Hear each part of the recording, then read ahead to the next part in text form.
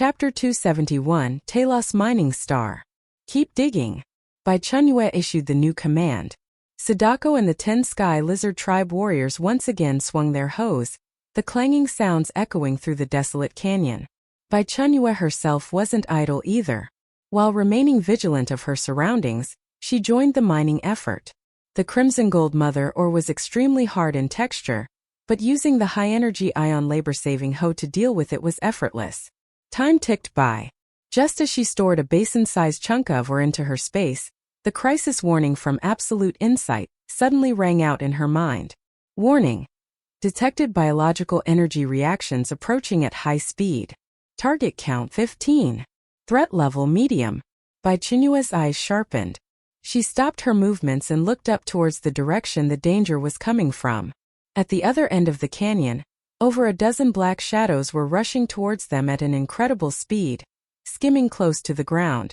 Those shadows were frighteningly fast, leaving trails of afterimages across the purplish-black rocky ground. Bai Chenyue immediately ordered Sadako and the Sky Lizard Tribe warriors to stop mining and form a combat formation. Soon the shadows closed the distance. Bai Chenyue finally got a clear look at their appearance. They were creatures resembling scorpions, but their bodies were over a dozen times larger than scorpions on Earth, each standing about half a person's height. Their carapaces were the same purplish-black color as the ground rock, shimmering with a metallic luster. 8 sharp, powerful jointed limbs supported their rapid movement across the rugged terrain. The most eye-catching feature was their high raised tails. At the end of the tail wasn't a stinger, but a constantly spinning drill bit-like crystal. Species: Crystal Rock Drill Scorpion. Introduction: a native creature of the Taos 7 mining zone, an underground predator. Possesses a hard carapace and sharp crystal drill bits. Excels at launching surprise attacks using its high-speed rotating tail drill. Attack Method 1. Death Spiral. Spins the tail's crystal drill at high speed to pierce the target, possessing extreme penetrating power. Attack Method 2. Acid Erosion Spray. Sprays highly corrosive acid from its mouthparts, range 5 meters. Note: watch your backside. Getting drilled by this thing's bit will guarantee you a lifelong unforgettable backdoor experience. The best proctology department in the Shu region couldn't save your rear end. The 15 Crystal Rock Drill Scorpions surrounded Bai Chenyue and her group, emitting threatening hisses and constantly swaying their tail drills. A tense, murderous aura filled the air. Lizard 1, Lizard 2, you two go test them. Bai Chenyue calmly gave the order. She wanted to see what level of combat power these mining zone creatures possessed. Roar! Lizard 1 and Lizard 2 let out low growls, taking large strides forward to actively meet the charge. Standing over 3 meters tall, their bodies covered in thick scales, they were like giants compared to the half-person-high Crystal Rock Drill Scorpions. Seeing the 2 behemoths charging at them, the Drill Scorpions didn't retreat. Instead, they grew more excited. 2 of the Drill Scorpions started spinning the drills on their tails at high speed, emitting a piercing buzzing noise. They shot forward like 2 black bolts of lightning, aiming for Lizard 1 and Lizard 2 respectively. Clang! 2 sharp sounds of metal clashing rang out. The Crystal Rock Drill Scorpion's drills, powerful enough to pierce steel plates, struck the scales of the Sky Lizard Tribe warriors. They only managed to create 2 showers of sparks, not even leaving a single white scratch mark. The Sky Lizard Tribe's physical defense was absurdly strong. Lizard 1 and Lizard 2 seemed angered by this level of attack. Lizard 1 opened its massive maw and chomped down on the drill scorpion that had ambushed it. Crunch! A crisp sound of bone cracking echoed. The hard carapace of that Crystal Rock Drill Scorpion was as fragile as a cracker in the face of the Sky Lizard Tribe's terrifying bite force. It didn't even have time to shriek before Lizard 1 chewed it up and swallowed it.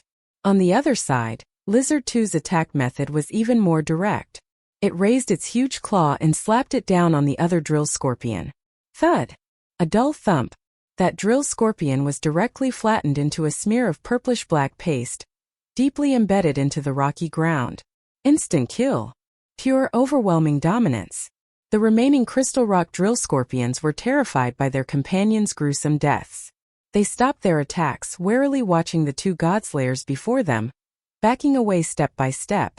But the Sky Lizard tribe warriors clearly had no intention of letting them go. Roar! The remaining 8 Sky Lizard tribe warriors joined the fray. The scene instantly turned into a one-sided slaughter. The Sky Lizard tribe warriors were like a group of burly men charging into a kindergarten, punching and kicking the drill scorpions. The scorpions' proud hard carapaces and sharp drills were utterly useless in the face of absolute power. Their acid spray also couldn't inflict any effective damage on the Sky Lizard tribe's scales, only leaving behind patches of sizzling white smoke. In less than 3 minutes, the battle was over. All 15 crystal rock drill scorpions had been reduced to scattered parts and meat paste on the ground.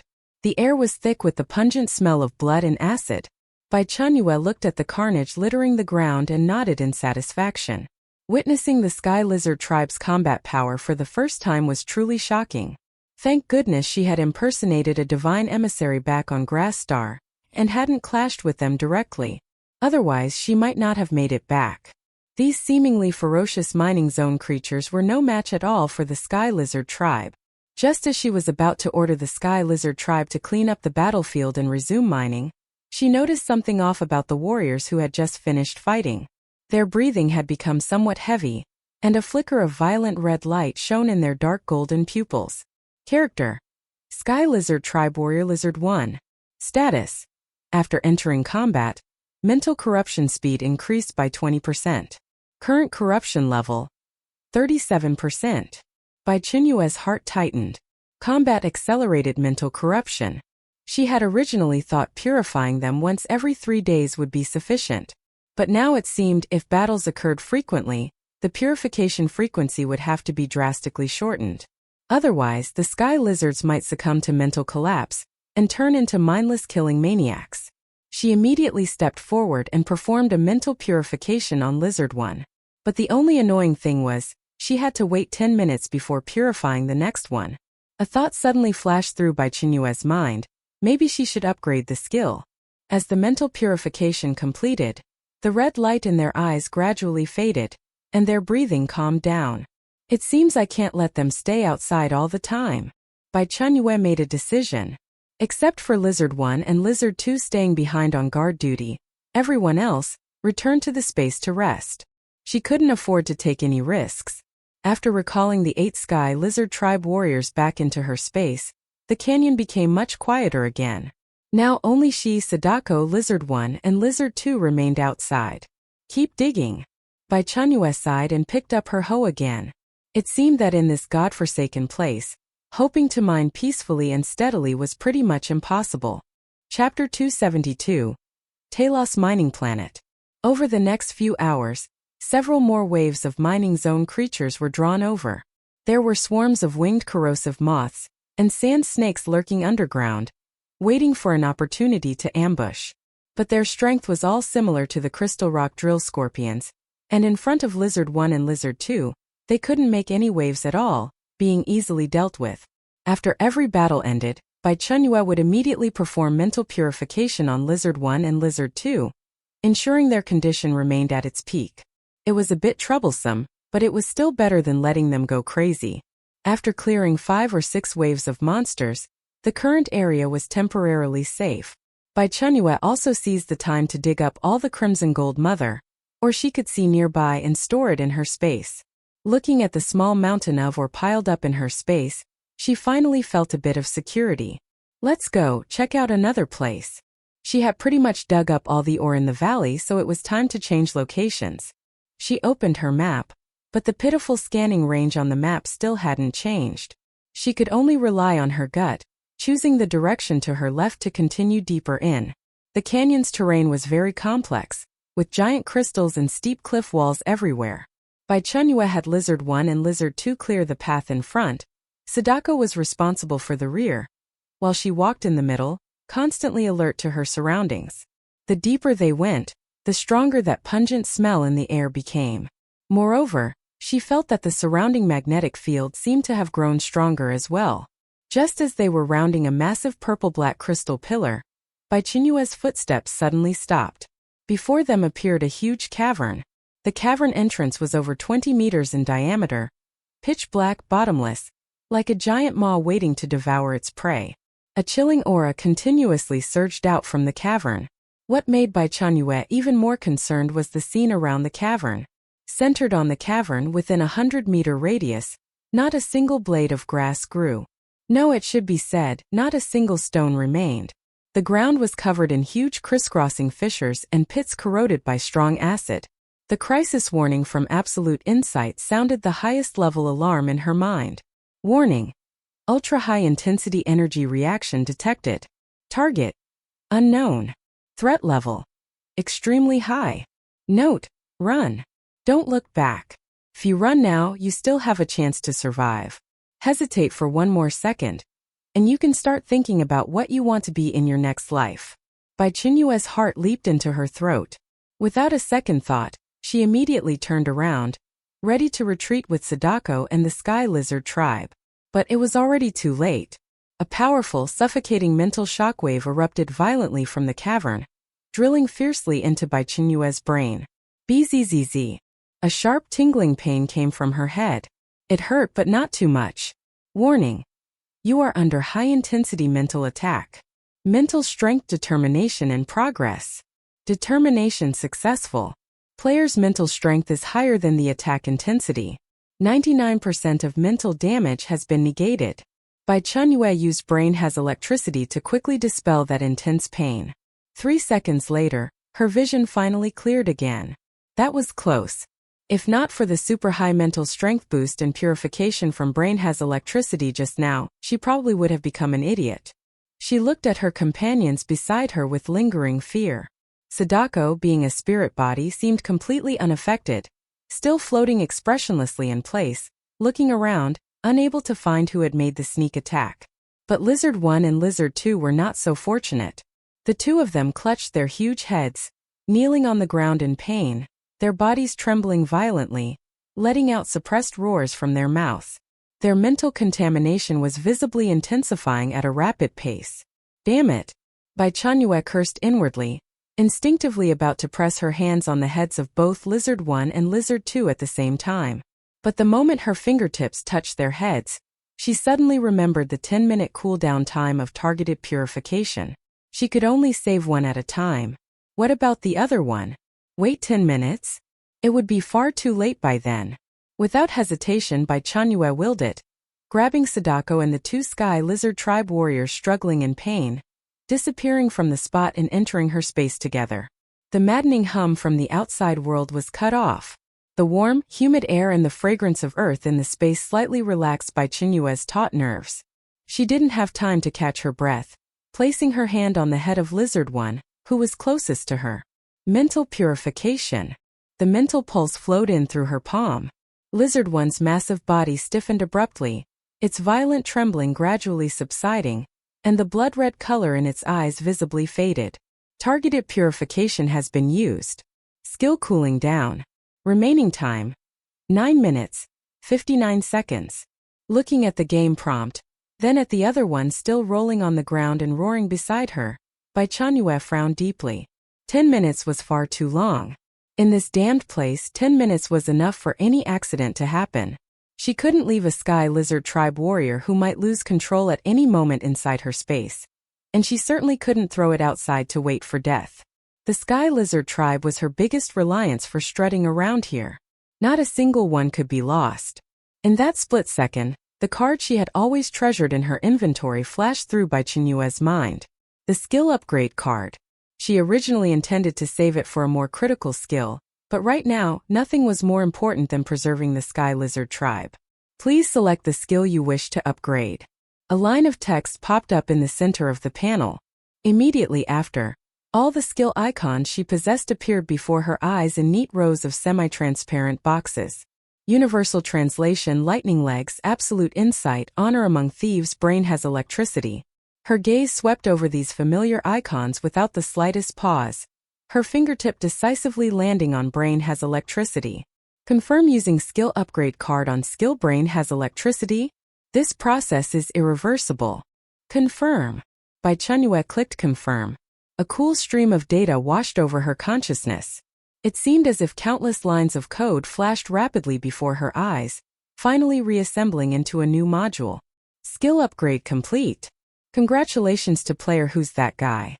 Brain has electricity has been upgraded. Traits. Mental amplification. Mental strength permanently increased by 2000% on top of current base. Mental fortress. Passive skill. Immune to 300% of mental type negative effects, and delivers a weak mental countershock to the source of mental attacks. Pulse purification. Active skill. Can release a circular mental pulse centered on oneself, cleansing mental threats both inside and outside the body. Targeted purification. Group active skill. Can simultaneously perform targeted purification on up to 5 allied units, dispelling their mental interference and negative statuses. Cooldown time, 5 minutes. Insectoid race nemesis. Mental pulse has devastating interference effects on insectoid race units. All insectoid race units within a 20-meter range will fall into a 5-minute mental disarray state. Mechanical bane. Mental pulse can penetrate the internal circuits of mechanical units within a 10-meter range, interfering with their cores, triggering chaotic commands, and issuing new instructions. Chapter 273, Taos Mining Planet. Bai Chenyue scanned the introduction of the new skill. Targeted purification. Group. Cooldown time 5 minutes. That's enough. Feeling greatly reassured, she walked over to Lizard 2 who was writhing in agony and placed her hand on them. Gentle energy surged forth once more. Lizard 2's roars abruptly ceased, their massive body relaxed, and the crimson red in their eyes rapidly faded away. After doing this, she finally looked up, her gaze fixed intensely on a specific point in space, as if her vision could pierce through the barrier and see the cavern outside. What the hell is that thing? After stabilizing the condition of the 2 Sky Lizard Tribe warriors, Bai Chenyue, along with Sadako, returned to that eerie canyon once more. The moment she appeared, 2 points of ghostly blue light silently lit up at the cavern's entrance. Those 2 points of light were particularly conspicuous in the darkness. Immediately after, a creature slowly flowed out from the cavern. It had no fixed form. It was a semi-transparent purple gelatinous mass. Within its body, one could see countless twisted, nerve-like blue light filaments constantly flickering. Those 2 points of ghostly blue light were its 2 cores at the frontmost part of its body. It had no mouth, no eyes, no limbs, but it radiated a pure malice that locked firmly onto her. Species: Shadow Phantom. Introduction: a special energy creature of the Taos 7 mining zone, formed from the convergence of pure mental energy and spatial energy. Has no physical body. Attack Method 1, Mental Scream. Releases a high-intensity mental shockwave, causing indiscriminate mental damage to all creatures within a 10-meter radius. Attack Method 2, Mind Cage. Locks onto a single target, invades their brain, creates an inescapable illusion, continuing until the target's mind collapses and dies. Note: congratulations, you hit the jackpot. This thing is a mobile psychosis emitter. Physical attacks are completely ineffective against it. Now you can start praying.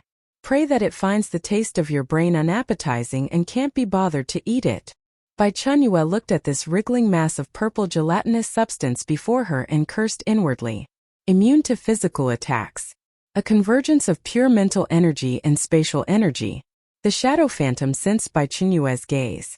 The flickering frequency of the blue nerve-like filaments within its body increased, and the glow from its 2 ghostly blue cores intensified. Here it comes again. An invisible mental shockwave swept towards Bai Chenyue and Sadako. Bzzz. The passive effect of mental barrier triggered, granting 300% immunity to mental negative effects, and then rebounded along the attack source. Zzz. The Shadow Phantom's body visibly shuddered, its blue light filaments dimming by half. It's effective, and the effect is quite good. Bai Chenyue's eyes lit up. Mental attacks were ineffective against Sadako, but the annoying noise infuriated her. She locked onto the source of the noise. Her white figure flashed, and claws imbued with soaring resentment slashed fiercely towards that mass of purple gelatinous substance. Shoo! The claws passed through the energy body without causing substantial damage, but they successfully enraged the Shadow Phantom. Its gelatinous body began to violently expand and contract. Screech! The surrounding air began to distort. Warning! Detection of large-scale biological energy reactions being awakened. Warning. Creatures deep within the cavern are awakening.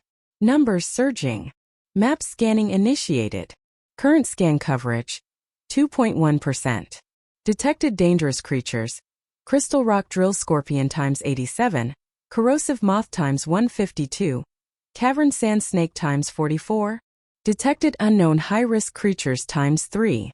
Bai Chenyue looked at the dense cluster of red dots that had appeared on the map, and her scalp prickled. You damn thing calling for backup when you can't win? No, this is summoning monsters. The entire cavern is its lair. Now it's awakened all its underlings. HSSSS. BZZZZ. Piercing insect cries and crawling sounds came from deep within the cavern, growing louder and closer at an extremely fast speed. The ground began to tremble slightly. Bai Chenyue's expression turned grim. She wasn't afraid of mental attacks, but if this many physical monsters charged out, relying solely on her and Sadako would mean being worn down to death. While the Sky Lizard tribe warriors could fight, battling here would drastically accelerate mental corruption. The cost would outweigh the gain. She had to find a way to deal with the root cause before the monster horde charged out. Physical attacks are ineffective. For mental attacks, she could only passively rebound them. She had too few means of active offense. What to do? Bai Chenyue's mind raced, searching for a countermeasure. A bold idea flashed through her mind like lightning. The shadow phantom is formed from the convergence of pure energy, belonging to energy creatures. Does that mean? Bai Chenyue's heart pounded wildly. She stared intently at that shadow phantom that was still summoning backup and pulled out that familiar black long pole from her spatial storage. The shadow phantom seemed to sense danger. The writhing of its body became more intense. Roar. Screech. In the distance, those mining zone creatures that had been wandering in their respective territories, as if receiving some command, simultaneously turned and charged madly towards the cavern. Enemies were coming from all directions. Bai Chenyue took a deep breath, her eyes turning resolute. Let's gamble. Without further hesitation, she twisted the setting of the void suction rod directly to maximum. Devouring gravity setting, 500 kg suction force. BZZZ. The micro black hole at the front end of the rod tip, which emitted a ghostly light, suddenly expanded. A ring-shaped nebula special effect swirled, and a terrifying suction force locked onto the shadow phantom ahead. The shadow phantom's body stiffened violently. Its gelatinous body, composed of energy, was pulled by the powerful gravitational force and began to deform. ZZ. It emitted a sharp, electrical-sounding cry. The blue light filaments within its body flickered frantically, trying to resist that irresistible suction force. But it was useless. In the face of pure physical laws, any energy body seemed pale and powerless. Its body was stretched bit by bit, like a piece of taffy about to be torn apart. Finally, with a shriek of unwillingness, it was completely sucked into that dark vortex. The surroundings fell silent. That irritating mental buzzing was gone. Bai Chenyue leaned on the void suction rod and chuckled. My rod really can suck. However, before she could even feel happy, intense ground tremors pulled her back to reality. She had dealt with the root cause, but the monsters it had summoned were already at the door. A dark tide of monsters surged from all directions, surrounding her and Sadako completely, leaving no gap. Crystal rock drill scorpions, corrosive moths, cavern sand snakes, all sorts of bizarrely shaped mining zone creatures stared at them with crimson-red eyes, emitting bloodthirsty roars. Bai Chenyue looked at the void suction rod in her hand, then looked up at the monster tide surging from all directions. Her mind raced. A head-on fight was a dead end, but just running away? That wasn't her style either. A crazy idea popped into her head. Chapter 274. Taos Mining Planet. Bai Chenyue looked at the tide of monsters surging from all directions, a dark, oppressive mass, their crimson eyes connecting into a sea of blood under the dim light. A head-on fight would be suicide. Running. That wasn't her style either. She looked at the void suction rod in her hand, then at the red dump button on its side. A crazy idea exploded in her mind. Since this rod could suck things in, naturally it could also pour things out. She had sucked in tens of thousands of 5 elements creatures during the garden defense battle. If the mining zone creatures were the planet's natives, Then the 5 elements creatures she released. Would they count as invasive species? Natives versus invasive species? Let's do it. Bai Chenyue recalled Sadako into her space to avoid getting caught up in the coming melee. Alright, time to spice things up. Bai Chenyue took out the void suction rod that had previously absorbed a large number of 5 elements creatures. She didn't aim it at the monsters. Instead, she inverted the rod, pointing the void devourer suction port downward at the most open area in front of the cavern entrance, and pressed the red button on the rod's side. V-room. The silver-white nebula light bands within the storage sphere of the void suction rod violently contracted. The void devourer suction port at the rod's tip, originally a black hole, now reversed, spewing forth a tsunami-like torrent. Boom! An uncountable number of creatures, like a bursting flood, plummeted from the sky, crashing violently onto the purplish-black rocky ground. The first to appear were tens of thousands of sharp-claw golden ladybugs. Their bright red carapaces in the dim canyon looked like a cloud of burning fire, instantly covering the ground. Immediately after came the rock swirl earth butterflies, their purple wings converging into a flowing storm, whipping up clouds of dust. Then came the flame speed fire squirrels, their emerald green figures flashing like lightning, leaping and darting through the insect swarm, the sparks on their tails igniting everything around them.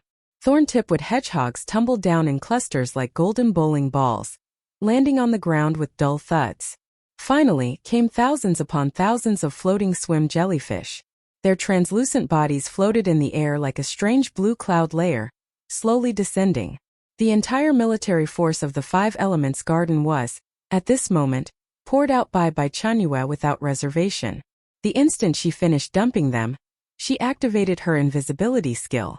Her figure rapidly faded into the air, disappearing completely, her aura vanishing along with it. The monster tide was already within reach, the front row of crystal rock drill scorpions mere hundreds of meters from the cavern entrance. The 5 elements creatures, just released from the dark space, were still in a state of confusion. But they quickly realized something was off about their surroundings. The sulfurous smell permeating the air, the hard rock of the ground, and that dark, oppressive mass of local natives radiating a bloodthirsty aura. Squeak, squeak, squeak. Hiss, hiss, hiss. The mining zone creatures also halted their advance, their crimson eyes filled with bewilderment and savage fury. 2 armies of monsters from different worlds stood facing each other. The air seemed to freeze. 1 second. 2 seconds. A crystal rock drill scorpion at the very front shook the drill on its tail and charged towards the nearest thorn-tip-wood hedgehog. Clang! The crystal drill struck the golden spikes of the wood hedgehog, sending a shower of sparks flying. A crisp sound like a war horn. Grr! The attacked thorn-tip-wood hedgehog was enraged. It curled into a ball and, with speed greater than the drill scorpion's, slammed right back into it. Thud! The crystal rock drill scorpion was sent flying, cracks appearing on its hard carapace. Roar! V-room! The red tide formed by sharp-claw golden ladybugs actively met the black line of crystal rock drill scorpions. The ladybugs were fearless, using their own bodies to wear down the scorpions' drills, then blasting them in the face with golden particle spray. The sky became the domain of the rock swirl earth butterflies and the corrosive moths. The purple butterflies could easily tear the fragile wings of the moths, while the acid spat by the corrosive moths was equally effective against the butterflies.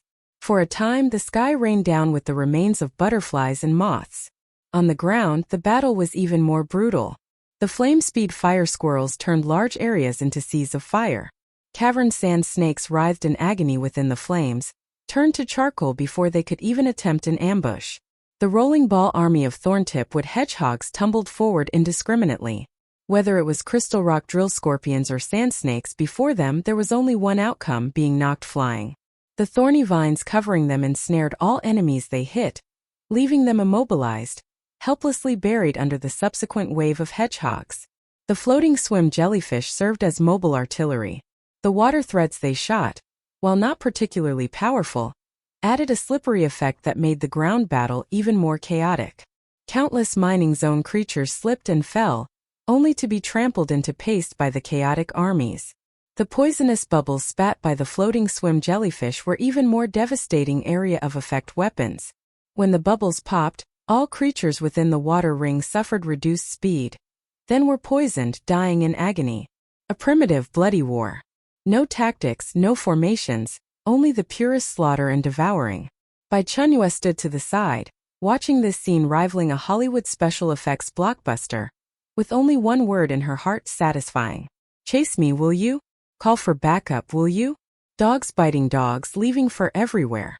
Although the mining zone creatures were numerous, the creatures from the 5 elements garden outnumbered them by tens, even hundreds of times. No matter how hard the crystal rock drill scorpions' carapaces were, they couldn't withstand the relentless ramming of hundreds, even thousands, of golden ladybugs charging forward wave after wave. No matter how sneaky the cavern sand snakes' ambushes were, they couldn't evade the covering attacks of the sky-filling rain of fire and the rolling ball army. From the very beginning, the battle showed a completely one-sided trend. The mining zone creatures' battle line was constantly compressed. Their roars, initially savage, gradually turned into terror and despair.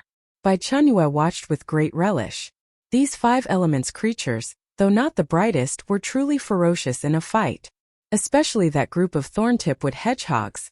They were absolute bugs on the battlefield, unstoppable once they started rolling.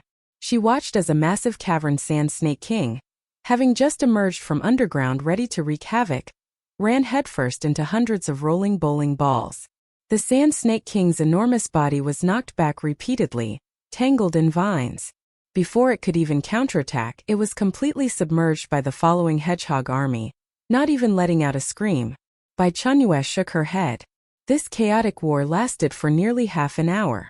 When the last crystal rock drill scorpion was burned alive by several flame-speed fire squirrels, the entire canyon fell silent once more.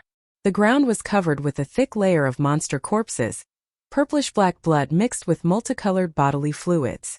The mining zone creatures were completely annihilated. The 5 elements creatures also suffered heavy losses, but the remaining numbers were still terrifyingly high. They grew restless on the spot. With no enemies left, they began turning their attention towards each other. Several sharp-claw golden ladybugs already showed signs of starting a fight with the nearby thorn-tipwood hedgehogs. Alright, that's enough. Bai Chenyue clapped her hands. It was time to clean up the battlefield. Chapter 275. Taos Mining Planet. 7. Bai Chenyue dispelled her invisibility and pulled out the void suction rod. The black hole at the rod's tip expanded, and a powerful suction force enveloped the entire battlefield. The surviving 5 elements creatures stirred, instinctively wanting to flee, but any struggle was futile before that irresistible gravitational pull. Whoosh! Whoosh! Whoosh! One by one, the 5 elements creatures flew uncontrollably towards the black hole like leaves caught in a whirlwind, disappearing into it. Bai Chenyue swung the suction pole like a diligent cleaner, tidying up the battlefield spotlessly. Even the corpses of the mining zone creatures were all sucked in using another void suction rod. A few minutes later, the entire canyon returned to a deathly silence, as if that brutal battle had never happened. Bai Chenyue nodded in satisfaction. Not only had she resolved the immediate crisis, but she had also cleared out some inventory, freeing up quite a bit of space. Perfect. She released the Sky Lizard personal guard and Sadako to continue the grand mining operation. After mining tirelessly for 5 days without distinguishing day from night, a game notification suddenly sounded. Global notice. Detection of a player maliciously violating planetary rules, attacking innocent residents, egregious behavior severely impacting game balance. Penalty mechanism activated. Effective immediately upon this announcement, Taos 7 Mining Planet will conduct strict screening of all unregistered individuals. Timed mission. All players must, within 3 days by any means necessary, obtain a star badge to acquire legal identity. Those without a star badge will, upon discovery, face indiscriminate attacks, indiscriminate capture, or even expulsion or elimination by the guard. Bai Chenyue. Attacking innocent residents? Since arriving here, she hadn't seen a single living person, only monsters. Which blind fool caused trouble right after arriving in a new area? Attacking residents? Are they stupid? It's not their first time in the game, yet they'd make such a foolish mistake. She carefully chewed over every word of the announcement. Star badge, legal identity. Planetary guard. Wanted. Bai Chenyue cursed under her breath. The mining plan would have to be temporarily shelved. She opened the map. Within its pitifully small scanning range, there was still only purplish-black rock, with no markers for any structures. Her current situation was like being airdropped into the center of the Sahara Desert and being told she had to find the nearest city within 3 days to get a temporary residence permit, or else be labeled a terrorist. The only difference was she didn't know which direction the city was in. Guess I'll just pick a direction and fly out to look. Bai Chenyue made her decision. She recalled Sadako and the Sky Lizard tribe warriors, who were still diligently mining, back into her space. A pair of white feathered wings extended from her back. With a gentle flap, her body slowly rose into the air. Powerful air currents swept up sand and stones from the ground as she sped off in a direction she herself couldn't be sure of. The desolate, purplish-black land sped by beneath her feet. After flying for about half an hour, just as Bai Chenyue began to suspect this planet might have no living people at all, something different finally appeared in her line of sight. In a hollow below, over a dozen figures were surrounding and attacking a cluster of mining zone creatures. Finally, living people. Bai Chenyue's spirits lifted. She reduced her altitude, circling in the air to observe the situation below. Species: corrosive giant beetle. Description: a gregarious creature of Taos 7 mining planet. Its carapace is extremely hard, capable of resisting most primary energy weapon fire. Its mouthparts can spray highly corrosive acid, which has devastating effects on both metal and organic matter. Note: a walking concentrated sulfuric acid sprayer. The nightmare of protective suits. Maintain distance, or your $1,000,000 outfit could become a pile of rags in the next second. Below, the battle was reaching its climax. Over a dozen warriors in silver-gray protective suits, with transparent spherical face shields, were continuously firing at 3 corrosive giant beetles, each the size of a small car. Dense blue energy beams shot onto the beetles' dark brown carapaces, splashing ripples of energy, but unable to inflict fatal damage. Squad leader, the energy shield on the left one is about to break. Focus fire, a team member shouted. The man called Kyle, his voice steady, came through the communicator. Team B, suppress the flank. Team A with me, focus fire on the left one.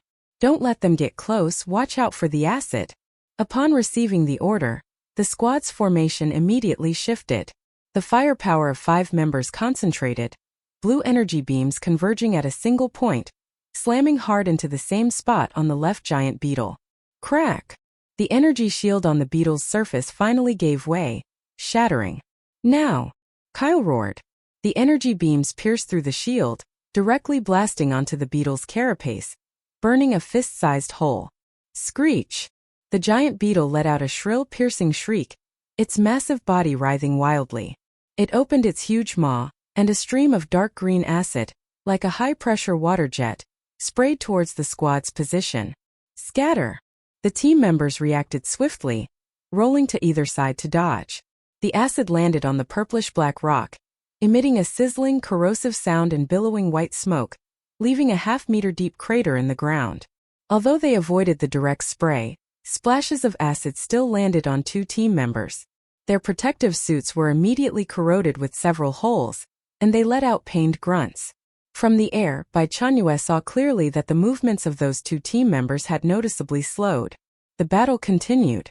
Although the squad was well trained, facing these thick-skinned, resilient giant beetles was exceptionally difficult.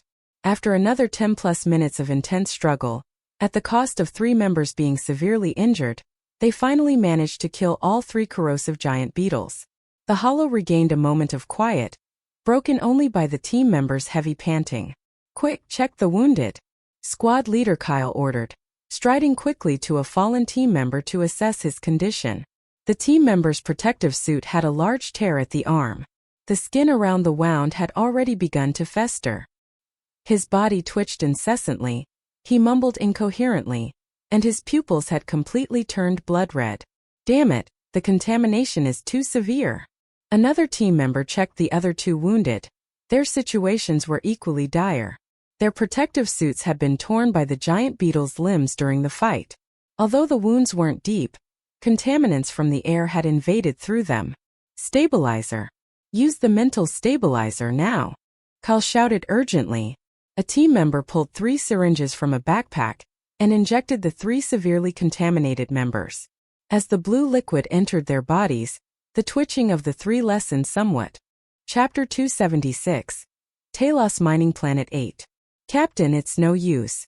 The contamination level is too high. The stabilizer can only delay it. We won't make it back to the city. Kyle's fist slammed into the ground, a sense of helplessness washing over him. At that moment, a team member on lookout duty suddenly raised his head and pointed at the sky in shock. Captain, look up at the sky. Everyone instinctively looked up. In the dim purplish-black sky, a figure was hovering there. Clad in a silver-white combat suit that perfectly outlined her streamlined physique, it emitted a soft glow under the faint light. Most eye-catching were the pair of pure white wings on her back, composed of pure light element. Each slight flutter left specks of light dust in the air. She hovered silently, wearing no protective equipment whatsoever, as if the planet's lethal radiation and mental pollution were nothing more than a gentle breeze to her. The entire squad was dumbfounded. What is that? A young team member muttered to himself. Kyle's body froze in place. Beneath his helmet, his eyes widened and his breath hitched. He stared fixedly at those pure white wings, a single word coming to mind. Royal. His voice was soft, trembling with awe. Royal. Kyle's words made every conscious team member in the mountain hollow gasp sharply. The supreme race of the star system, rarely seen by the world. To think they were actually witnessing a royal here with their own eyes. Bai Chenyue hovered mid-air. Due to the distance, she didn't hear their conversation and was inwardly puzzled. Why were these people looking at her as if they'd seen a ghost? She didn't descend immediately, maintaining her enigmatic posture as she hovered, quietly observing. Below, Kyle had snapped out of his shock. Looking at his 3 team members still writhing in agony on the ground, a flame of hope ignited in his eyes. Legend said the royal possessed the power to eliminate mental pollution. Kyle took a deep breath, straightened his damaged protective suit, took a step forward and looked up at Bai Chenyue. He raised his right hand, pressed it firmly over his left chest where his heart was, then deeply bowed his head. In an extremely reverent tone he shouted, Honored Royal Kyle, Captain of the Thousand Realms Exploration Team, offers you our highest respect. My team members were unfortunately subjected to severe mental pollution during a battle with the mining zone creatures, and are in critical danger. I humbly beseech you, Your Grace, to lend your aid and save them. The Thousand Realms Squad will forever remember your great kindness. Bai Chenyue raised an eyebrow. Royal, what kind of address was that? How did these people know she could purify mental pollution? Did the royal they spoke of possess this ability? Her mind was filled with doubts, but she showed none on her face. Since they had come to her seeking help and adopted such a humble posture, she had no reason to refuse. She needed to get information about Landseer and this planet from them anyway. With this thought, Bai Chenyue's light wings gave a gentle beat, and she slowly drifted down from the sky. The members of the Thousand Realms Squad unconsciously held their breath. Even the injured lying on the ground, who were barely conscious, seemed to sense something, their struggles diminishing slightly. Bai Chenyue's feet lightly touched the ground. She swept her gaze around, letting it linger on Kyle for a second before settling on the injured. Mental pollution? Her voice was flat, betraying no emotion. Yes, Your Grace, Kyle hurriedly replied. They were attacked and could lose control completely at any moment. Bai Chenyue understood the situation. She raised her hand, pointing it in the direction of the injured. Who are the injured suffering from mental pollution? The others cleared a path, revealing 3 heavily injured members who could no longer move, and one whose protective suit had been slightly torn during the fight. 4 people in total. Bai Chenyue walked up to them. Under the tense, expectant gazes of everyone, she raised her hand. Targeted purification. She chanted silently in her mind. An invisible mental pulse, centered on her palm, swept over the bodies of the 4. The moment the mental pulse washed over them, the 4 contaminated team members shuddered violently in unison.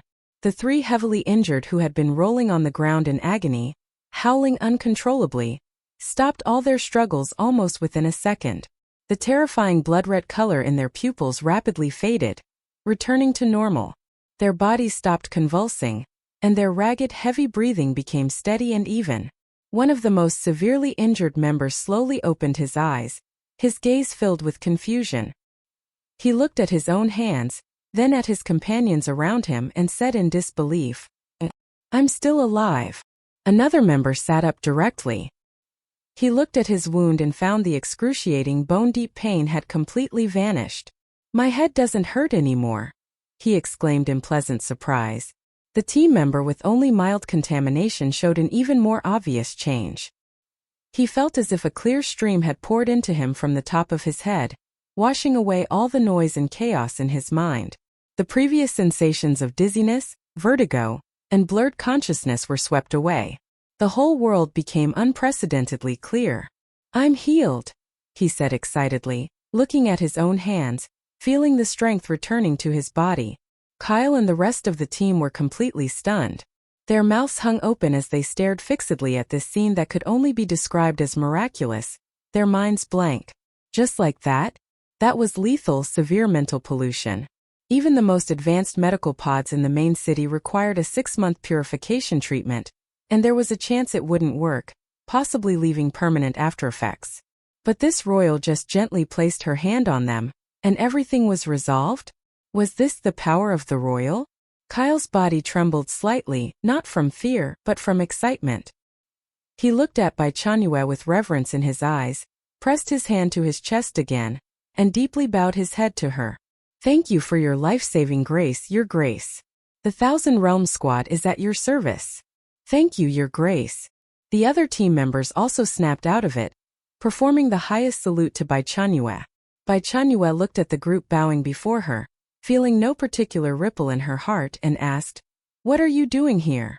Not daring to hide anything, Kyle immediately answered, "Reporting to you, Royal, we accepted a bounty mission to hunt down a shadow phantom." "Shadow phantom?" Bai Chenyue's heart stirred, but her expression remained unchanged. "Oh?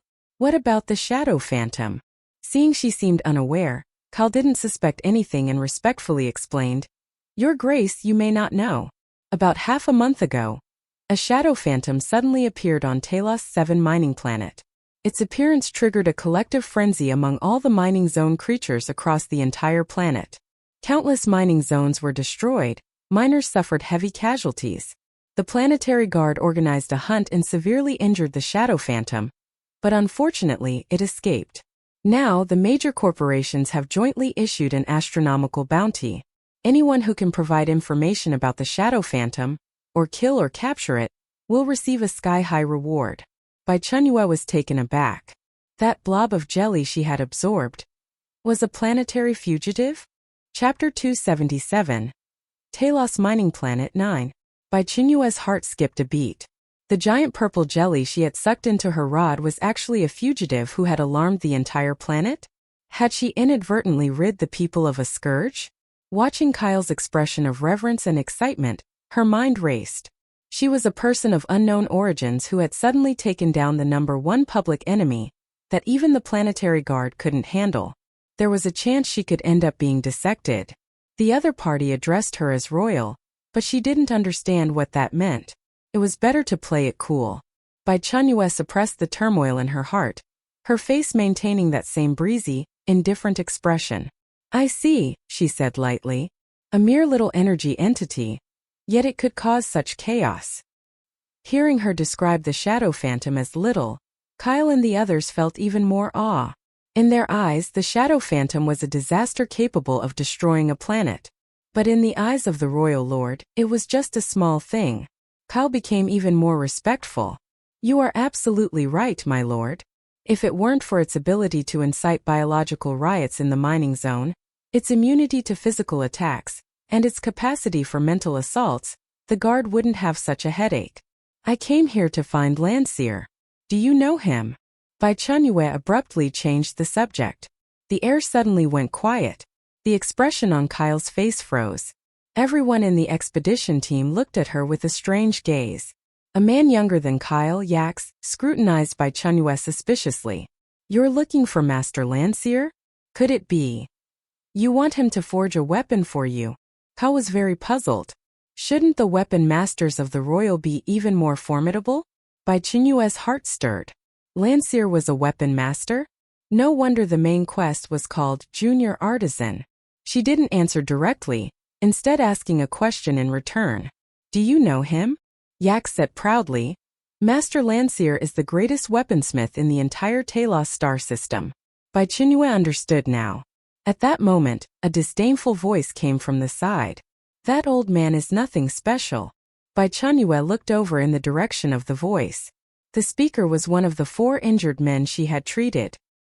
He looked to be in his early 20s, with short silver hair and handsome features, but his face currently wore a look of contempt. You really don't know how good you have it.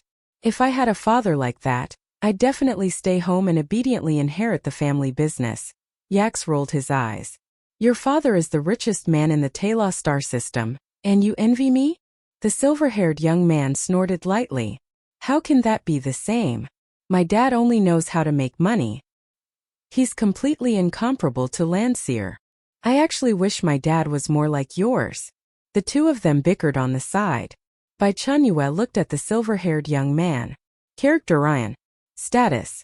Healthy, curious about your identity, and feeling somewhat awkward about his own situation. Note. A rebellious rich second-generation heir who doesn't want to inherit the forging skills and insists on running out to prove himself. His father's reputation is 10,000 times more famous than he is, which troubles him greatly. Bai Chenyue's eyebrows raised slightly. After searching high and low without success, here it was delivered without any effort. Originally looking for the father, and the son just delivered himself to her doorstep. All right, you two, stop arguing. It's like this every time.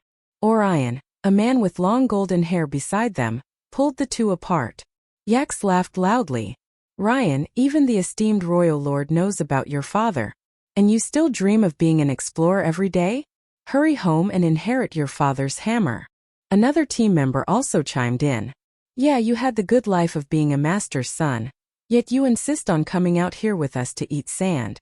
What's the point? Ryan's face flushed bright red. He shoved Yax away. Stop comparing me to my dad all the time. What's wrong with being an explorer? Hunting shadow phantoms, protecting the peace of the planet. Isn't that more meaningful than hammering iron in a workshop all day? He stuck his neck out, putting on an I fight for my ideals and I'm proud expression. Bai Chenyue looked at the two before her. One complaining his dad only knew how to make money, the other complaining his dad only knew how to forge iron. She found it rather amusing.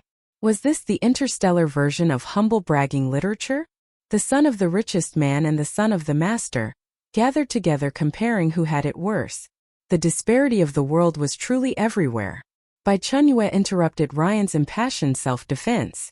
She wasn't interested in these rich kids' family dramas, but she was very interested in the shadow phantom. Are there many of these things? Of course there's only one, Yax rushed to answer. My lord, you have no idea.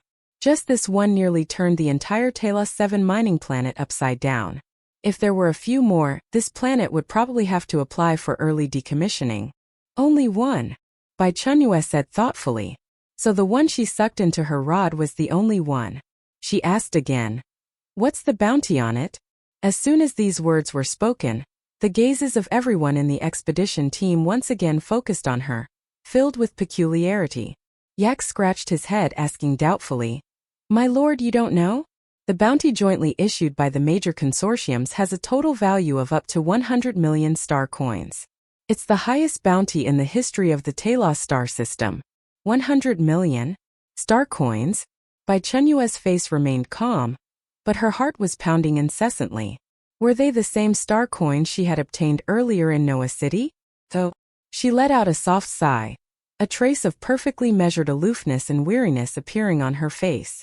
I've been in the high-danger mining zones for too long. I'm not very clear about things outside. High-danger mining zones? Kyle's voice changed pitch. You were in a high-danger mining zone before? Yax's eyes widened like copper bells. Oh my heavens! Orion's mouth hung open wide enough to fit an egg. Bai Chenyue nodded. Kyle pressed further. May I ask, my lord, how long were you inside? Bai Chenyue thought about the time since she had teleported here. Half a month. Approximately half a month, she said nonchalantly. Hiss! A collective sound of sharp intakes of breath echoed through the mountain hollow.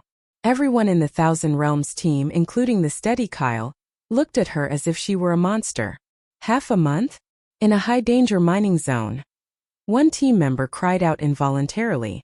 Heavens, the pollution and magnetic fields in that place. Even wearing the highest-grade protective suits, we dare not stay in the outer periphery for more than 3 days.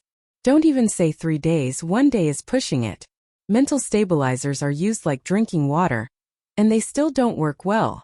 As expected of a royal lord, to be able to stay in such a death zone for half a month and remain unscathed. So powerful. Is this the royal? For a moment, a continuous stream of flattery and exclamations filled the air. What kind of place was a high-danger mining zone? It was the forbidden zone of the entire Taos 7 mining planet. The nightmare of all explorers and miners. Forget staying inside for half a month. Even just grazing the edge of the outer periphery could lead to death from intense magnetic field interference and mental pollution. Yet the royal lord before them had stayed inside for half a month, without wearing any protective suit.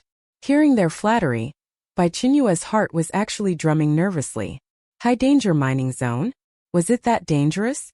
For her, it was just a place with lots of monsters and not very good signal. Chapter 278. Taos Mining Planet 10. Kyle's gaze toward Bai Chenyue had already shifted from reverence to piety. He was now 100% certain that she was the legendary royal. Only that supreme race could disregard mental contamination. Ryan was also completely awestruck. He had harbored a sliver of doubt about Bai Chenyue's royal identity before, but now it was utterly gone. He stammered. Then, Your Excellency, did you encounter the shadow phantom inside? Everyone's hearts leapt into their throats. The target of their mission was the shadow phantom. But in reality, they hadn't even seen its shadow. Just dealing with a few giant beetles had nearly wiped them out. They desperately wanted to know what scene would unfold if the royal lord, who could stroll leisurely through the high-risk mining zone, encountered that wanted criminal. Bai Chenyue glanced at the nervous crowd and said indifferently, "I did." Her tone was as casual as saying, "I had sour and spicy rice noodles for lunch today." Everyone's breath hitched. Then she slowly added the second half of the sentence. "And I caught it while I was at it." The entire mountain hollow fell into deathly silence. Everyone remained frozen in their original postures, motionless, their expressions petrified on their faces as if collectively hit with a paralysis spell. Time solidified at that moment. Caught it? While she was at it. Kyle's mouth hung open, completely petrified. He struggled to comprehend the meaning of those words, but his CPU seemed fried, leaving a complete blank. Yax's energy gun clattered to the ground, but he didn't even notice. He just stared fixedly at Bai Chenyue, his eyes vacant as if his soul had left his body. Ryan was even more dramatic. His body swayed, and he almost fell flat on his rear, saved only by Orion, who was standing beside him. "Why, Your Excellency?" What did you say?" Kyle's voice trembled. He suspected he was hallucinating. "You said you caught the shadow phantom?" That was the shadow phantom, the S-class disaster source that forced the Planetary Guard's main fleet to retreat in defeat. The terrifying creature immune to all physical attacks, capable of stirring up psychic storms and inciting riots among the monsters across the entire planet. And the royal lord said, "She caught it while she was at it." Emichim. Bai Chenyue nodded, thinking their reactions were a bit overblown. It was just a blob of purple jelly, wasn't it? Sure, the mental attacks were quite annoying, but it didn't seem that exaggerated. Her confirmation completely shattered the last shred of doubt in everyone's minds. "Oh my God!" Yax finally found his voice. He let out a strange cry, rushed up to Bai Chenyue, and spoke incoherently from sheer excitement. "Caught it? You really caught it? How did you catch it? Where is it? Can I see it?" He was like a little fan who had just seen their idol, practically wanting to cling on to Bai Chenyue. Orion yanked him back and scolded. "Yax, mind your manners. Do not be disrespectful to the Lord." Kyle turned to Bai Chenyue and bowed deeply. "Your Excellency, please forgive our loss of composure. This news is simply too astonishing." Bai Chenyue waved her hand and asked in return, "It's not impossible if you want to see it. But are you sure you want to look at it here? Everyone shook their heads. They didn't dare. They truly didn't dare. Kyle and the others automatically conjured up an image of an earth-shattering battle in their minds. In their imagination, the royal lord had engaged in an unimaginable confrontation, deep within the high-risk mining zone with the Shadow Phantom, a creature capable of driving countless mining zone organisms into a frenzy. In the end, relying on the supreme power of the royal race, she subdued the Shadow Phantom. Too strong. The power of the royal race was truly terrifying. Kyle took a deep breath and made a decision. He issued an order to all team members. Everyone listen up. We are returning to base immediately. Yes, Captain. The atmosphere on the return journey was completely different from the trip out. Before it was tense and oppressive. Now it was relaxed and filled with admiration. Everyone gathered around Bai Chenyue, not daring to get too close, but their scorching gazes were almost enough to burn her to ashes. After walking for an hour, some team members' footsteps began to drag. One member suddenly staggered, grabbed onto a nearby rock, breathing heavily. The eyes behind his visor began to lose focus. Damn it, the contamination concentration is rising again. Kyle halted his steps, his expression darkening. The team members immediately grew tense, lowering their heads to check the mental contamination monitors on their armbands. The red alert values were slowly climbing. Just as Kyle was about to order the use of stabilizers, Bai Chenyue continued walking without pause, her gaze casually sweeping over the team. A minor matter. As her words fell, an invisible pulse rippled out from her, precisely sweeping over the 5 team members in the worst condition. All 5 shuddered simultaneously. The incessant buzzing and irritability in their minds were washed away by a cool, refreshing force. The contamination, my mental contamination. It's all gone? One member looked down at his monitor. The dangerous 33% had directly dropped to 0. Mine's 0 too. Mine as well. I feel even better than in a medical pod. The team members, experiencing unprecedented mental clarity, looked at Bai Chenyue with eyes that now regarded her as a deity walking among mortals. Kyle expressed his gratitude. Thank you, Royal Lord, for extending your aid once more. With Bai Chenyue joining them, the group's return journey was extremely smooth. They even dealt with the mining zone creatures they encountered, no longer fearing mental contamination in the slightest. After all, they had the Royal Lord backing them up. After walking for over an hour, they reached the end of the canyon, and the view suddenly opened up. Revealing a massive steel behemoth sprawled across the horizon. Hexagonal platforms were stacked layer upon layer, forming the main body of the fortress. Countless thick steel pillars extended from the base of the platforms, deeply embedded into the purplish-black rock strata. Between the platforms, fully enclosed suspended walkways crisscrossed, with transport vehicles occasionally gliding silently through them. Dozens of towering searchlight towers cast stark white beams into the sky, dispelling the mining planet's eternal gloom. Beneath the light beams, on circular landing pads, rugged-looking cargo ships were engaged in loading and unloading operations. Mechanical arms of various shapes grabbed containers from the ship holds, placing them steadily onto automated transport tracks with heavy metallic clangs. Around the entire perimeter of the transit station, an automated defense turret stood every 100 meters. Their dark, gaping muzzles silently faced the wilderness, declaring the strict vigilance of this place. The massive gate at the fortress entrance slowly rose, revealing a broad passageway leading inside. On both sides of the passage, guards clad in exoskeleton armor held energy rifles, their eyes sharp, their helmets turned, scanning every entrant. Kyle's team walked ahead, with Bai Chenyue in the middle, her pace unhurried. She hadn't retracted the light wings on her back. The pure white feathers flowed with a sacred radiance under the metallic lights, starkly out of place amidst the austere surroundings. The moment they stepped through the gate, murmurs rose all around. What is that? The latest weapon model? It looks so realistic. Are you stupid? There's no such weapon in the galaxy. I'd say it's probably a child's toy. Doesn't look like equipment. Look at that halo, and the drifting specks of light. It looks real. A female merchant pushed up the data glasses on the bridge of her nose. A series of analysis data flashed rapidly across the lenses, finally displaying a red warning. Material unanalyzable. Among the crowd, an old man stared at those wings, his body beginning to tremble, his lips quivering. The young man beside him supported him. "Grandfather, what's wrong?" The old man uttered 2 words. "Royal race." The surrounding murmurs quieted down. All eyes focused on Bai Chenyue, filled with shock, awe, and even fear. Royal race. The supreme race of the star system. Chapter 279, Taos Mining Planet 11. The royal race? A race that circulated among the stars, representing the supreme, the mysterious and absolute power, had actually appeared at the remote mining planet transit station in the Taos star system. Bai Chenyue had long heard the discussions of the people around her, but she ignored their gazes, her steps neither hurried nor slow, while her mind was rapidly calculating. These people mistook her for a royal. Was it because of the nightlight wings? Kyle's squad walked ahead, unconsciously straightening their backs, their faces filled with a proud sense of honor. To be able to walk alongside a royal was an honor they wouldn't even dare to dream of.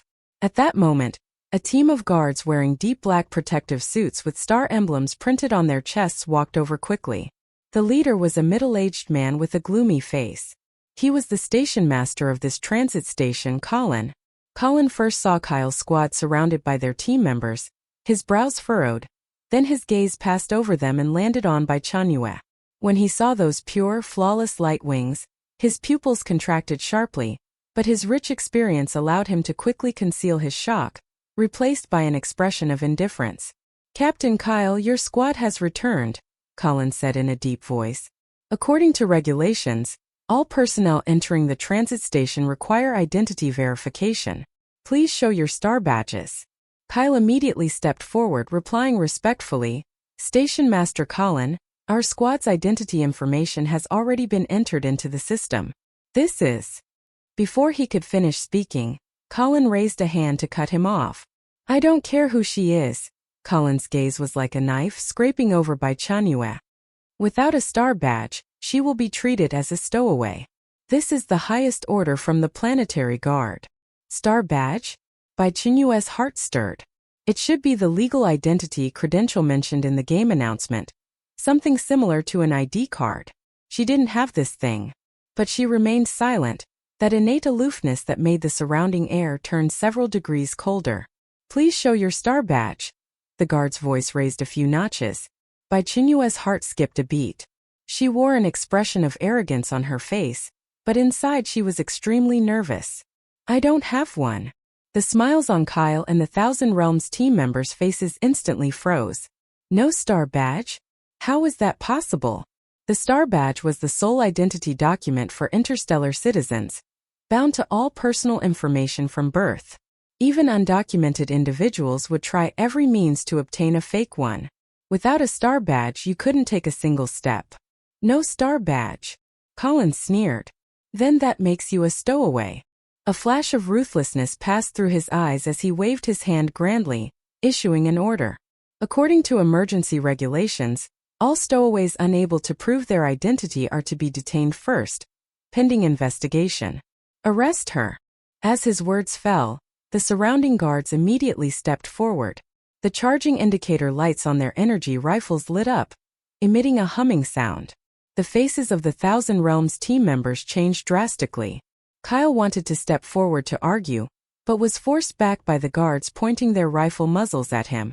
The atmosphere was tense like drawn swords and taut bows. Kyle grew anxious.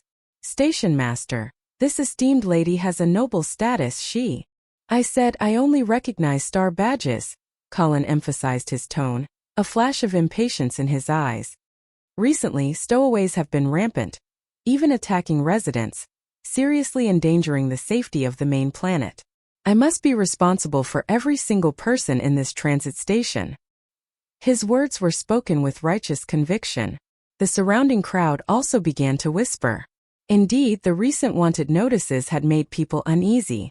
Being cautious was always right. Kyle grew desperate. "Esteemed sir, please listen to us.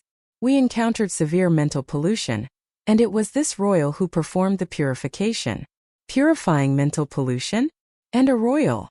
Colin scoffed, looking at Bai Chenyue as if she were a fraud. With her? Anyone dares to impersonate a royal these days. Are you Thousand Realms team members tired of living? The Thousand Realms team members were instantly enraged. What did you say? Over a dozen pairs of our eyes witnessed it personally. How could it be fake? That's right, our captain and 3 brothers almost died under the mental pollution. It was this esteemed lady who saved us. Just because you didn't see it doesn't mean it didn't happen. Impersonating a royal? Are you blind? Can't you see such huge wings? The squad members spoke up one after another, their emotions running high. Bai Chenyue's mind was spinning rapidly. Star badge, she didn't have one. But there was no panic on her face. She just quietly watched Colin. What are you looking at? He roared angrily. I'll say it one more time. No star badge means stowaway. Arrest her. Anyone who dares to obstruct will be treated as an accomplice. The guards raised their rifles, the dark, gaping muzzles aimed at Bai Chenyue, and the Thousand Realms team standing before her. The atmosphere was tense to the extreme. Kyle's face was ashen. He stood in front of Bai Chenyue, refusing to yield an inch. Seeing Kyle do this, several members of the Thousand Realms team also rushed forward, positioning themselves in front of Bai Chenyue. Kyle's face darkened as he said in a low voice, Station Master Colin, I guarantee on the honor of the Thousand Realms Exploration Team Captain that this esteemed lady is absolutely not a stowaway. If you insist on taking action, you will be making an enemy of our entire Thousand Realms team. Thousand Realms team? Colin sounded as if he had heard the biggest joke in the world. A third-rate exploration team dares to threaten me? Kyle, I think you're tired of living. He was just about to order the arrest when a lazy voice came from the side. If 1000 Realms team isn't enough, then what about adding me? Everyone followed the sound and saw Ryan walking out slowly with his hands in his pockets. He glanced at Colin, his face full of mockery. Station Master? Quite the official authority. Ryan sneered. Today I'll leave my words here. If you dare arrest my friend, I, Ryan Landseer, swear that starting tomorrow, all of my family's weapon shops will put you on a permanent blacklist. Not just you but also your family, friends, and your subordinates. None of you will be able to buy a single energy bullet from us. He stepped forward, standing beside Bai Chenyue, shoulder to shoulder with Kyle. Hiss! The sound of sharp intakes of breath echoed around. Master Landseer, the greatest weaponsmith in the Taos star system. Offending him was equivalent to losing an arm within the Taos star system. You could offend anyone, but you could not offend Master Landseer. Unless he wanted to retire on the spot and never participate in war again. Colin's face turned ugly. He was just a transit station master. Offending an exploration team was nothing but offending Master Landseer. He didn't have the guts for that. Young Master Ryan, are you threatening me? Colin's voice sounded somewhat dry. Threatening? Ryan raised an eyebrow. I'm just stating a fact. You weigh it yourself. Before Colin could speak, another voice rang out. That's right, weigh it yourself. If one Master Landseer isn't enough, what about adding our Orion family? Chapter 280. Taos Mining Planet 12. Orion, with his long golden hair, also walked over. A smile hung on his face, but one look at that smile made people's hair stand on end. I won't waste words with you either. If you dare lay a hand on my friend today, I, Orion Datwa, guarantee that every hotel, restaurant, and property owned by our family across the entire star system will permanently refuse service to you and your family. Wherever you go, you'll see signs saying Colin and dogs not allowed. The Orion family primarily operated hotels, restaurants, and real estate. Their influence permeated every aspect of daily life. The house the Colin family rented was also developed by the Orion family. He completely believed the other party could kick him and his family out of their home. Cold sweat was already beading on his forehead. He never imagined that standing beside this woman of unknown origin were 2 top-tier rich second-generation heirs, neither of whom he could afford to provoke. However, that wasn't all. Don't forget me. Yax puffed out his chest, strode over with long steps, shoved aside the blocking guard, and stood at the very front. He pointed right at Colin's nose and roared with imposing ferocity. Colin, open your eyes wide and see clearly. This young master is Yax. My father is the richest man on Taos. My fiancée is the only daughter of the Supreme Commander of all transit station bases in the Taos star system. Do you believe that with one stellar call from me, you'll be sent to the garbage planet picking through trash? Yax's voice was the loudest and the most arrogant. Hearing this, Colin swayed, nearly losing his balance. One was the son of Master Landseer. One was the heir of the Datwa family. One was the son of the richest man in the Taos star system, and the future son-in-law of the base Supreme Commander. He was finished. He must have forgotten to pray before leaving home today. He had kicked a plate harder than superalloy.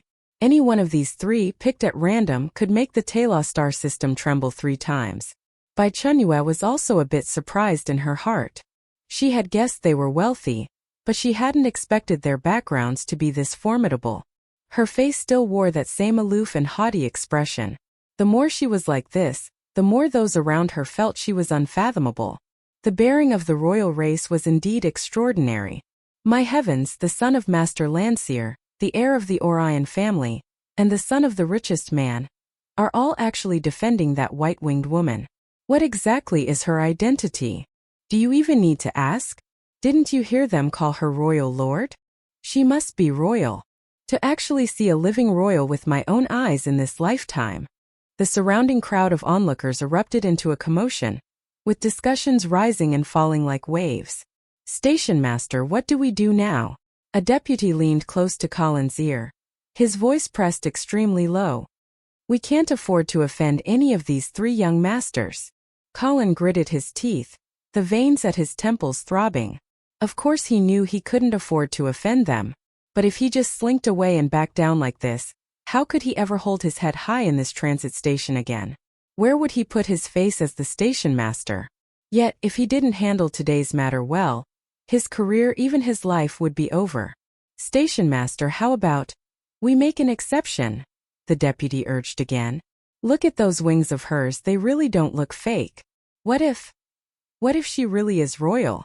Shut up, Colin hissed in a low voice. He forcibly suppressed the fear in his heart, endured the murderous gazes of the 3 young masters, and steeled himself. The rule of checking star badges was set by the top echelons of the Planetary Guard. He was just the enforcer. He took a deep breath, trying hard to make his voice sound less shaky. His gaze swept past the 3 young men blocking the way and fixed dead on Bai Chenyue. Young Master Ryan, Young Master Orion, Young Master Yax, I respect you. However, rules are rules. Colin raised his voice a few notches. Stowaways have been rampant recently, even attacking residents. The higher-ups have issued a strict order. Anyone without a star badge must be thoroughly investigated. He straightened his back, putting on an air of official business. As the station master of this transit station, I must be responsible for the safety of the entire station. This lady, since she cannot produce a star badge, I can only follow regulations and send her to the garbage planet for penal servitude. The garbage planet? Yax was the first to explode. He pointed at Colin's nose and cursed. Say that again?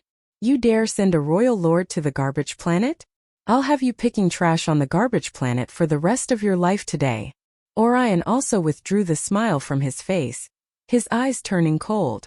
You can drink energy potions recklessly, but you can't speak recklessly. Send a royal to the garbage planet? Can you bear the weight of that crime?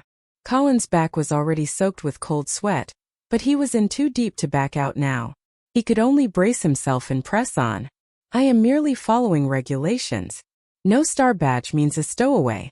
Attacking residents, endangering planetary security, deserves severe punishment. Attacking residents?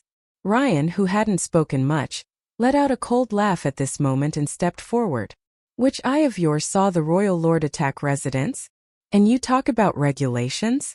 Royals can override any regulation, have you forgotten? Didn't your teacher teach you that in school? The words were spoken with extreme arrogance, yet no one in the surrounding crowd felt it was wrong. In the star system, privileged classes existed as a matter of course. But she has no star badge. I strongly suspect she is a fake royal, Colin said, sweat seeping from his forehead. Orion also sneered.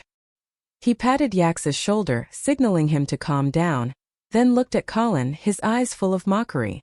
Has your brain been fried by radiation from the mining zone? How could a royal lord possibly be fake? Colin was taken aback. Orion rolled his eyes, looking at him as if he were an idiot. Carrying a star badge is equivalent to telling your family your whereabouts. When you ran away from home, would you carry a tracking device on you, waiting for bodyguards to catch you and drag you back at any moment? Colin's face turned ugly.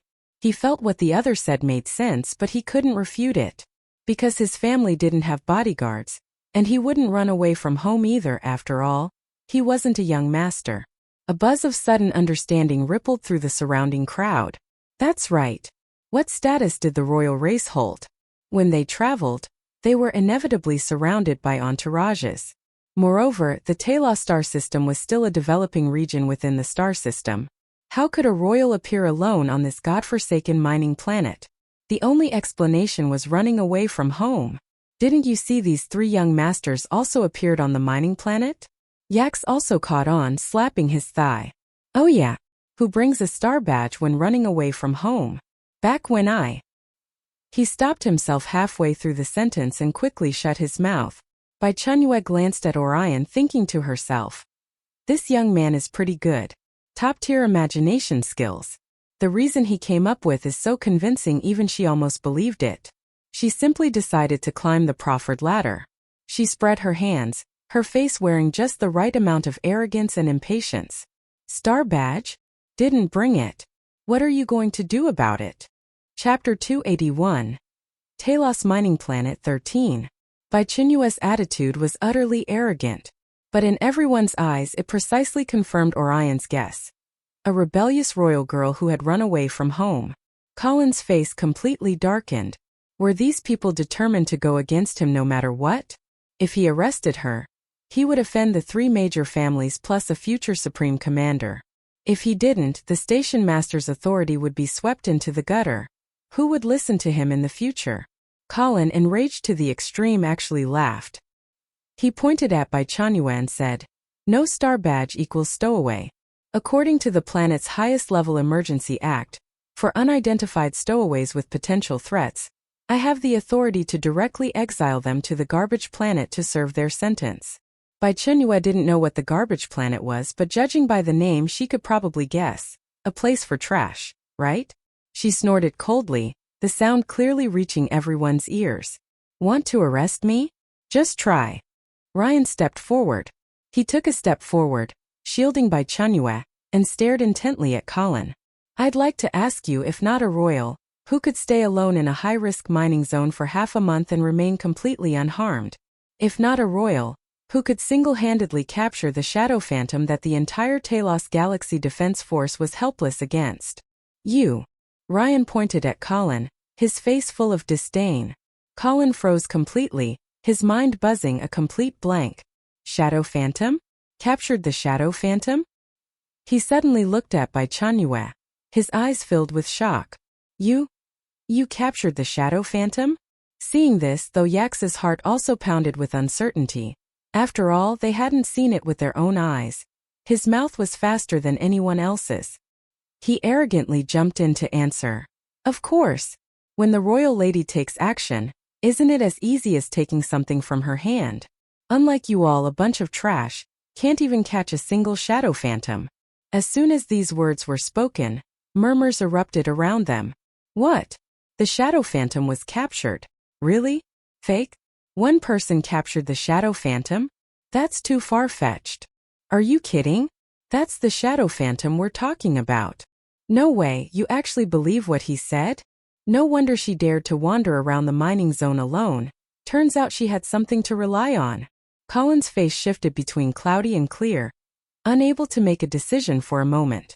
The deputy beside him, seeing the station master's expression turn sour, quickly leaned close to his ear and suggested in a low voice, Station master, don't be intimidated by them. Think about it, real royals, each one is incredibly precious. How could one possibly appear in a mining zone without even a guard detail? It makes no sense. I think it's 80% fake. The deputy's words cleared Colin's confused mind for a moment. Yes, how noble the royals are. How could one appear alone in a mining zone? Although Master Ryan and the others are buying into it, the deputy continued analyzing. If we forcefully arrest her now, we'll definitely have to break with the 3 major families. Not worth it. Didn't she brag about capturing the Shadow Phantom? Then let her bring it out for us to see. That's the Shadow Phantom. The Defense Force organized so many operations and never caught it. I think 9 times out of 10 she won't be able to produce it. When that time comes, if she can't produce it, the charge of impersonating a royal will be solid. We expose this fraud on the spot, then take her down. Even if Master Ryan and the others want to protect her, they won't be able to. Think about it. Not only are we arresting a stowaway according to regulations, we're also exposing a fraud, upholding the dignity of the royals. Report this merit up the chain. Won't the higher-ups reward you heavily? Colin's eyes flickered, his breathing quickening slightly. Greater risk, greater reward. Take a gamble. Fine. He took a deep breath as if making some major decision, then lifted his chin towards Bai Chenyue, his tone carrying a hint of an indisputable command. You say you captured the Shadow Phantom? Words alone are no proof. Want to prove your identity? Fine. Bring out the Shadow Phantom, let me see. He was forcing her hand, pushing Bai Chenyue into a corner where she had to prove herself. Kyle and the members of the Thousand Realms team looked nervously at Bai Chenyue, their palms sweaty. They believed Bai Chenyue was a royal, but that Shadow Phantom thing. Could it really be brought out? Ryan and Orion also frowned, though what they were thinking was that Colin was digging his own grave. The dignity of a royal was not something to be casually challenged. Just as everyone thought Bai Chenyue would fly into a rage, she merely glanced at Colin indifferently. Seeing it is possible. She uttered 3 words. Colin's heart leapt with joy. But, let's get the unpleasantness out of the way first. Bai Chenyue's voice remained flat. She raised one finger. First, clear all surveillance equipment. I don't want my appearance appearing in any records. She thought to herself, there are other players on the planet. After the instance ends, they'll be teleported back. If she gets recorded and the footage spreads, she might be recognized, and her identity would be exposed. But to the others, it sounded like a completely different meaning. Ryan, Orion, and Yax exchanged glances, seeing understanding in each other's eyes. She really did run away from home. Didn't want to be found by her family. That's why she didn't want to leave any image records. They had done such things themselves back in the day, they understood it all too well. Bai Chenyue raised a second finger. Second, bear the consequences yourself. She paused, her gaze sweeping over Colin and the crowd behind him who had heard the news and stretched their necks to watch the spectacle. Looking into Bai Chenyue's calm, unrippled eyes, Colin shivered involuntarily. But he had no way back now. Fine, we'll do as you say. He gritted his teeth and agreed. Someone, immediately activate the Class A isolation observation room, clear all internal surveillance and recording equipment. Notify everyone that no one is to use any form of recording device during the observation period. Violators will be treated as spies. Once the order was given, the guards immediately sprang into action. The transit station's Class A isolation observation room was the highest level facility used for researching and isolating the most dangerous mining zone creatures, located in the deepest part of the station. The entire observation room was constructed from 3 layers of ultra-high-strength transparent composite armor, set to withstand bombardment from a small starship's main cannon, while also blocking most mental contamination. A large group of people marched towards the observation room. The Thousand Realms team members clustered around Bai Chenyue, while Ryan, Orion, and Yax walked on the other side, conversing in low voices. This guy is really insane, daring to speak to the royal lady like that, Yax said with a curl of his lip, his face full of disdain. A fool, pure and simple, Orion said flatly. Ryan, however, looked at Bai Chenyue's back with a complex expression. He whispered, I'm just worried. Will the royal lady think we caused too much trouble? The royal lady had no guards with her, clearly wanting to keep a low profile. Yet they failed to protect her properly, let the situation blow up, forcing her to display her strength. Soon, the group arrived at the Class A isolation observation room. It was a circular hall. In the center of the hall was a transparent cylinder over 30 meters in diameter, reaching straight to the ceiling. That was the core observation area. Surrounding the cylinder was a ring-shaped observation corridor, already packed with many internal personnel from the transit station who had heard the news and come to watch the spectacle. Chapter 282 Taos Mining Planet 14. Really? That woman suspected of being royal actually captured a shadow phantom. Are you kidding?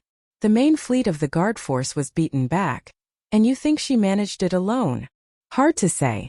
Look at those 3 young masters beside her. They're acting like bodyguards. That's Landseer, the Datwa family heir, and the richest man's son. They wouldn't be fooled by a fraud, would they? People in the crowd whispered and murmured to each other.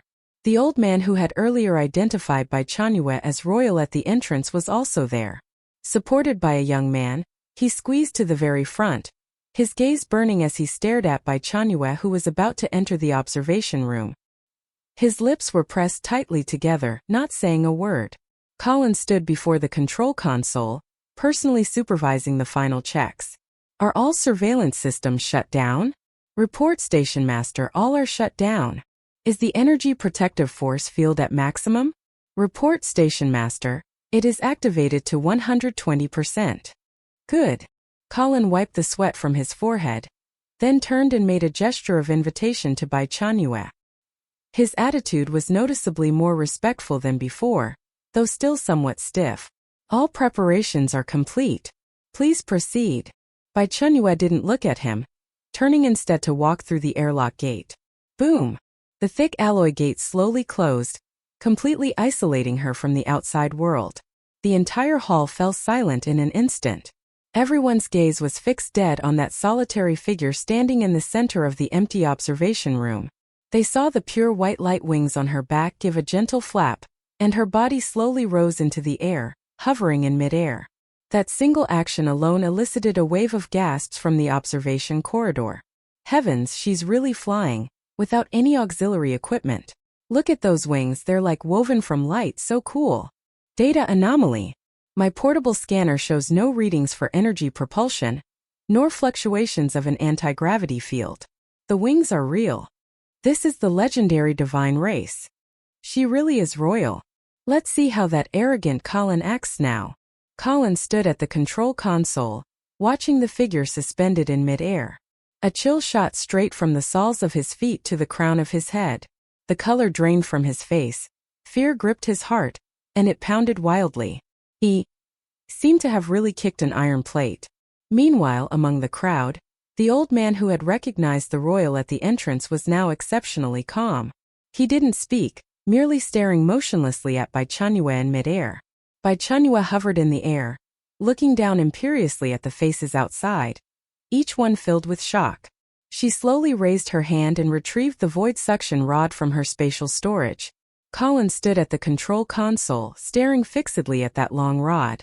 The sense of foreboding in his heart grew stronger and stronger. He couldn't see anything special about the rod, but he had a vague feeling the thing wasn't ordinary. Ignoring the clamor outside, Bai Chenyue gripped the rod's shaft, aimed it at the empty floor beneath her, and pressed the red button on the side with her thumb. Hum! The Void Devourer suction port at the rod's tip, originally a miniature black hole, now reversed its glow and violently spat out a mass of purple gelatinous substance. Boom! The mass struck the hard alloy floor with a dull thud, causing the entire observation room to tremble. It was the shadow phantom. The moment it appeared, it began writhing violently. Inside its semi-transparent body, countless blue neural pathways flashed frantically. 2 points of eerie blue core light locked dead onto Bai Chenyue hovering in midair. It's her. It's definitely her. This woman locked it away in that pitch-black, sunless hellhole. Boundless rage and malice transformed into the purest form of mental energy. Screech! A piercing shriek erupted from the shadow phantom's body, sweeping through the entire space with it as the center. Mental scream. Outside the observation room, in the circular corridor, the mockery and curiosity on the crowd's faces froze solid. The next second, hell descended. Ah! A guard standing closest was the first to suffer. He let out a blood-curdling scream, dropped the energy gun in his hands, clutched his head with both hands, his eyeballs bulging and bloodshot. He fell straight backward, his body convulsing violently, white foam bubbling from his mouth. Beep! Beep! Beep! Warning! Ultra-high-intensity mental contamination detected. Almost everyone's wristband monitors blared ear-piercing alarms simultaneously, flashing red lights. My head is going to explode. Help, I'm going to vomit. My eyes hurt so much. Screams of agony, wails, and cries for help rose one after another. The entire observation hall erupted into a chorus of miserable shrieks. Those who had just been watching the spectacle moments ago were now either fleeing in panic with their heads in their hands or writhing in agony on the floor. Some had bloodshot eyes, looking utterly insane, and began attacking the people around them indiscriminately. Some bled from all 7 orifices, falling unconscious on the spot. More simply clutched their heads, letting out beast-like roars, feeling as if steel needles were piercing their brains. But amidst the crowd, one person stood firm, not falling. Looking at the squad members, Yax, Orion, and Ryan all had faces drained of color. Damn it, quick! Fall back, activate protection. Kyle roared, enduring the intense pain as he tried to organize his team's retreat, but it was already too late. Several of his team members had already collapsed to their knees, the crimson hue in their pupils spreading rapidly. What's happening? Can't we even block the Shadow Phantom's mental contamination? Colin was the first to bear the brunt. He was closest and received the strongest impact.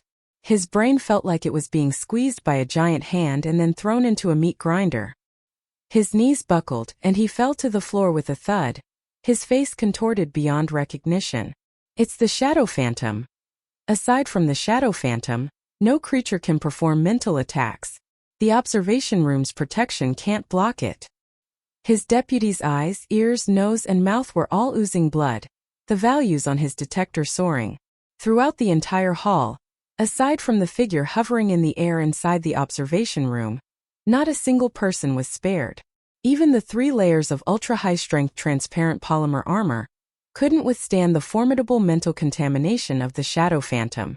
Seeing everyone outside fall from its first strike, the 2 points of eerie blue core light in the Shadow Phantom flickered with triumphant glee. But it didn't stop. Its greatest hatred was reserved for the woman who had imprisoned it. It turned its focus, gathering all its mental power into an even stronger shockwave, blasting it toward Bai Chenyue. Mind cage. Bai Chenyue only felt a surge of icy energy trying to bore into her brain. But before she could even react, the brain has electricity skills mental barrier triggered automatically. An invisible shield activated, directly granting 300% immunity to mental negative effects. Immediately after, half of the mental energy was rebounded back along the original path. The Shadow Phantom's massive gelatinous body shuddered violently. The blue neural pathways inside its body dimmed by more than half, and even its overall size shrank by a circle. It let out a pained, mournful cry, clearly severely wounded by the rebound. Chapter 283. Taos Mining Planet 15. Bai Chenyue looked at the Shadow Phantom. Species: Shadow Phantom. Status: mental backlash, severe. Critically injured. Currently in a state of extreme weakness and terror. Note: your iron cloth shirt is a bit tough, huh? It slammed its head into you and ended up giving itself a concussion. Friendly reminder: your void feathers are also a product of mental energy. Why don't you give it a shot? You might be able to send it straight to the afterlife, put it out of its misery. Void feathers? Bai Chenyue was stunned for a moment before she realized. A thought struck her. That's right. The abilities brought by brain has electricity are mental amplification and mental barrier. The evolution ability of the nightlight wings, void feathers, materializes and shoots out feathers, consuming mental energy. In other words, the feathers she shoots are essentially highly condensed mental energy attacks. And the effect of mental barrier is to rebound half of the mental energy attack back at the source. The base value for this mental energy refers to her own terrifying total mental energy after the 3000% amplification, not the attack strength of the opponent. Previously, when the Shadow Phantom attacked her, it was like hitting her with 100 points of force, but triggered a 1550-point counter damage from her, directly knocking itself senseless. But why didn't it die from this attack that far exceeded it by 15 times? She wasn't sure. Could it be that the Shadow Phantom has some special ability? Then what if she attacked with void feathers? Would it die? A crazy idea suddenly flashed through her mind. Looking at the shivering purple jelly below, she thought of another skill.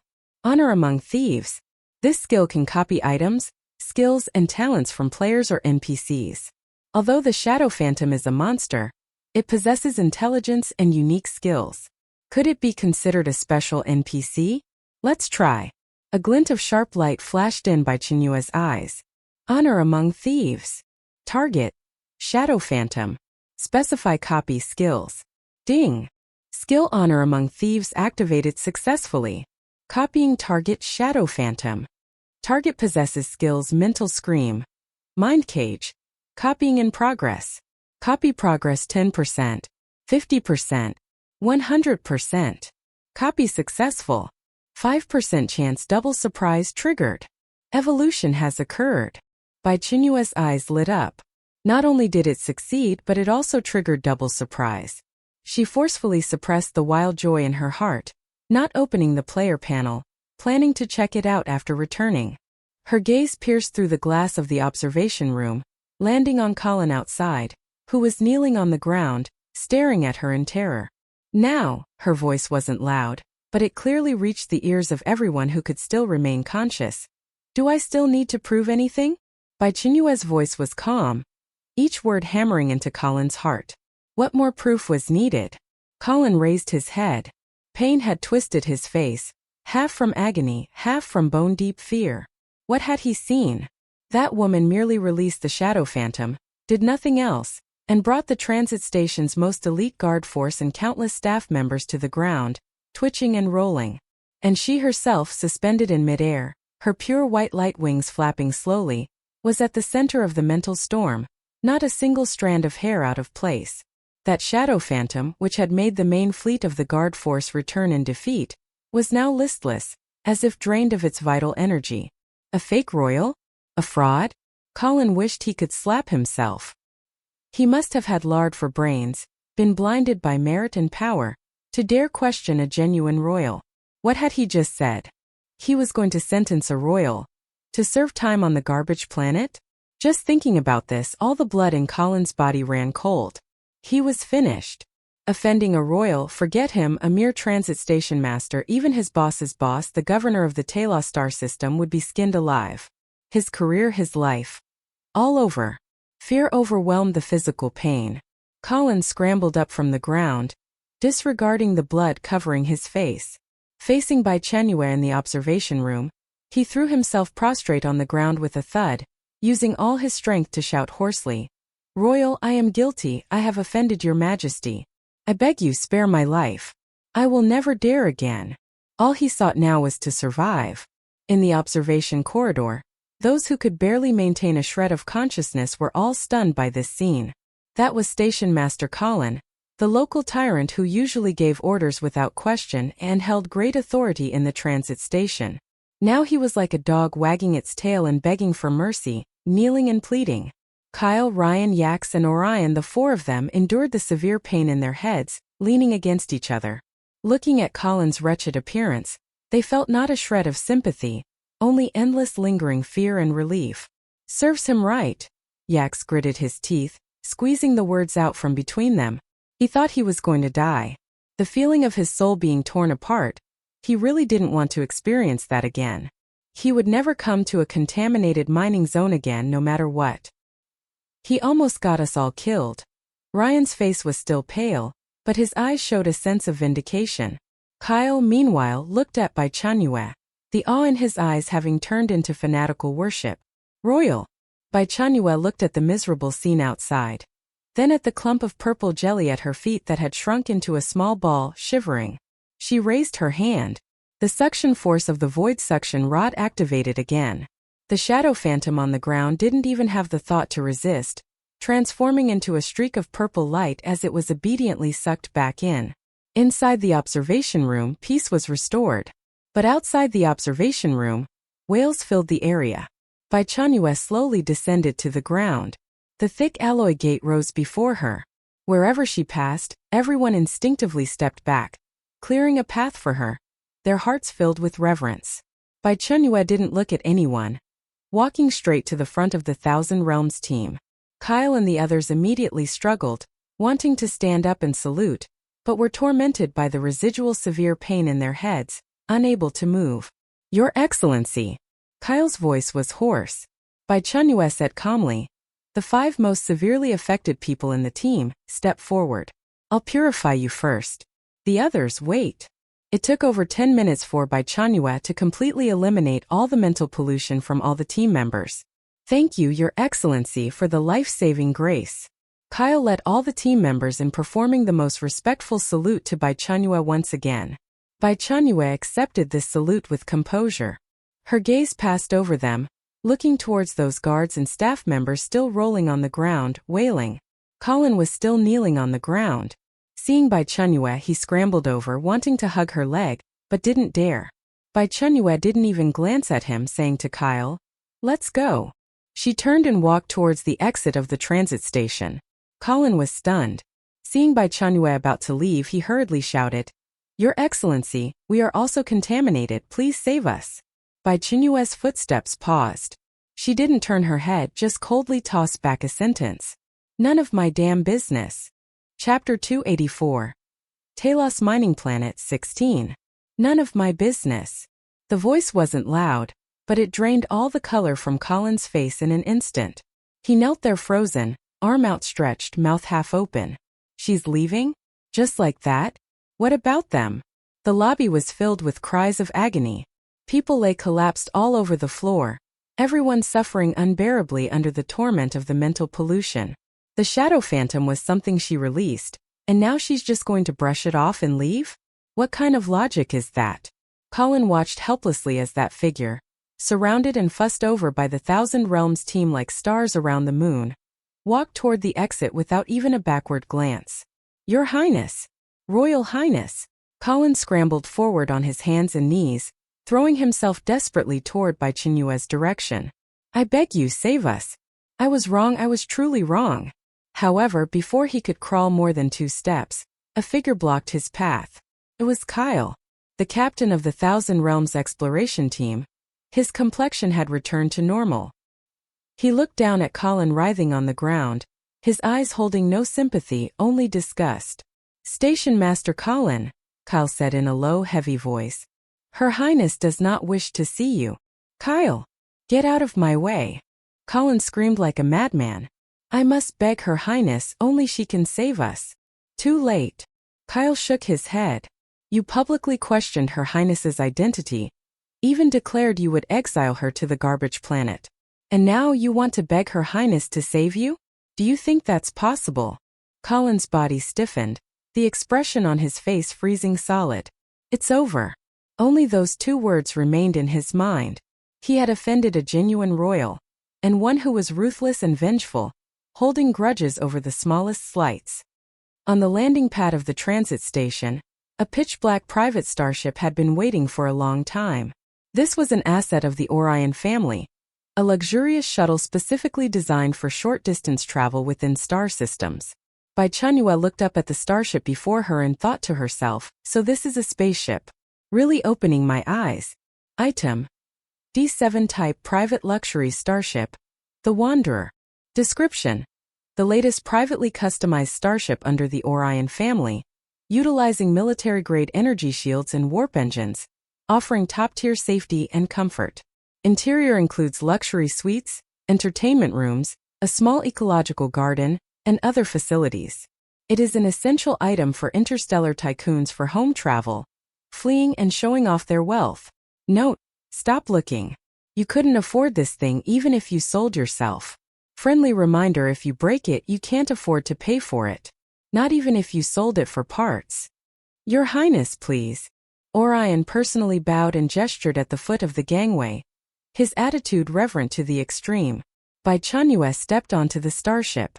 Kyle and the members of the Thousand Realms team followed closely behind, each standing ramrod straight, their faces filled with immense pride. Being able to ride on the same starship as a royal highness was a brag they could boast about for a lifetime. The interior of the starship was completely different from the rugged industrial style outside. Warm lighting, soft carpets, and a faint pleasant fragrance filled the air. Bai Chenyue maintained a haughty demeanor while subtly observing the starship's internal layout. A luxurious airborne lounge, comfortable sofas, a bar counter laden with delicacies, and even a small holographic entertainment area. "Your Highness, please have a seat." Yax acted like a lackey, eagerly pulling out the central master seat sofa. Bai Chenyue didn't stand on ceremony and sat down directly. The others sat down cautiously on either side, not even daring to breathe too loudly. The starship slowly ascended, soon breaking free from the atmosphere of the Taos, 7 mining planet, and entering the deep expanse of space. Through the viewport, the purplish-black planet could be seen gradually shrinking in the field of view. "Your Highness, we are currently heading for Taos Prime. The estimated journey time is 2 hours. Yax said respectfully. "We have already arranged the best hotel on the main planet for you. What do you think?" Orion also added with a smile. "Your Highness, I have already informed my family.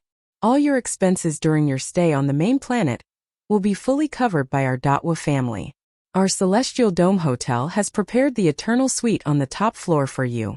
Orion now stood tall and proud.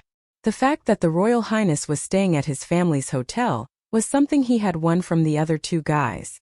Both Yax and Ryan had wanted to invite her to stay at their respective homes, but he had blocked them with a few words. When it came to living conditions, who could compare to the conditions at their family's hotel?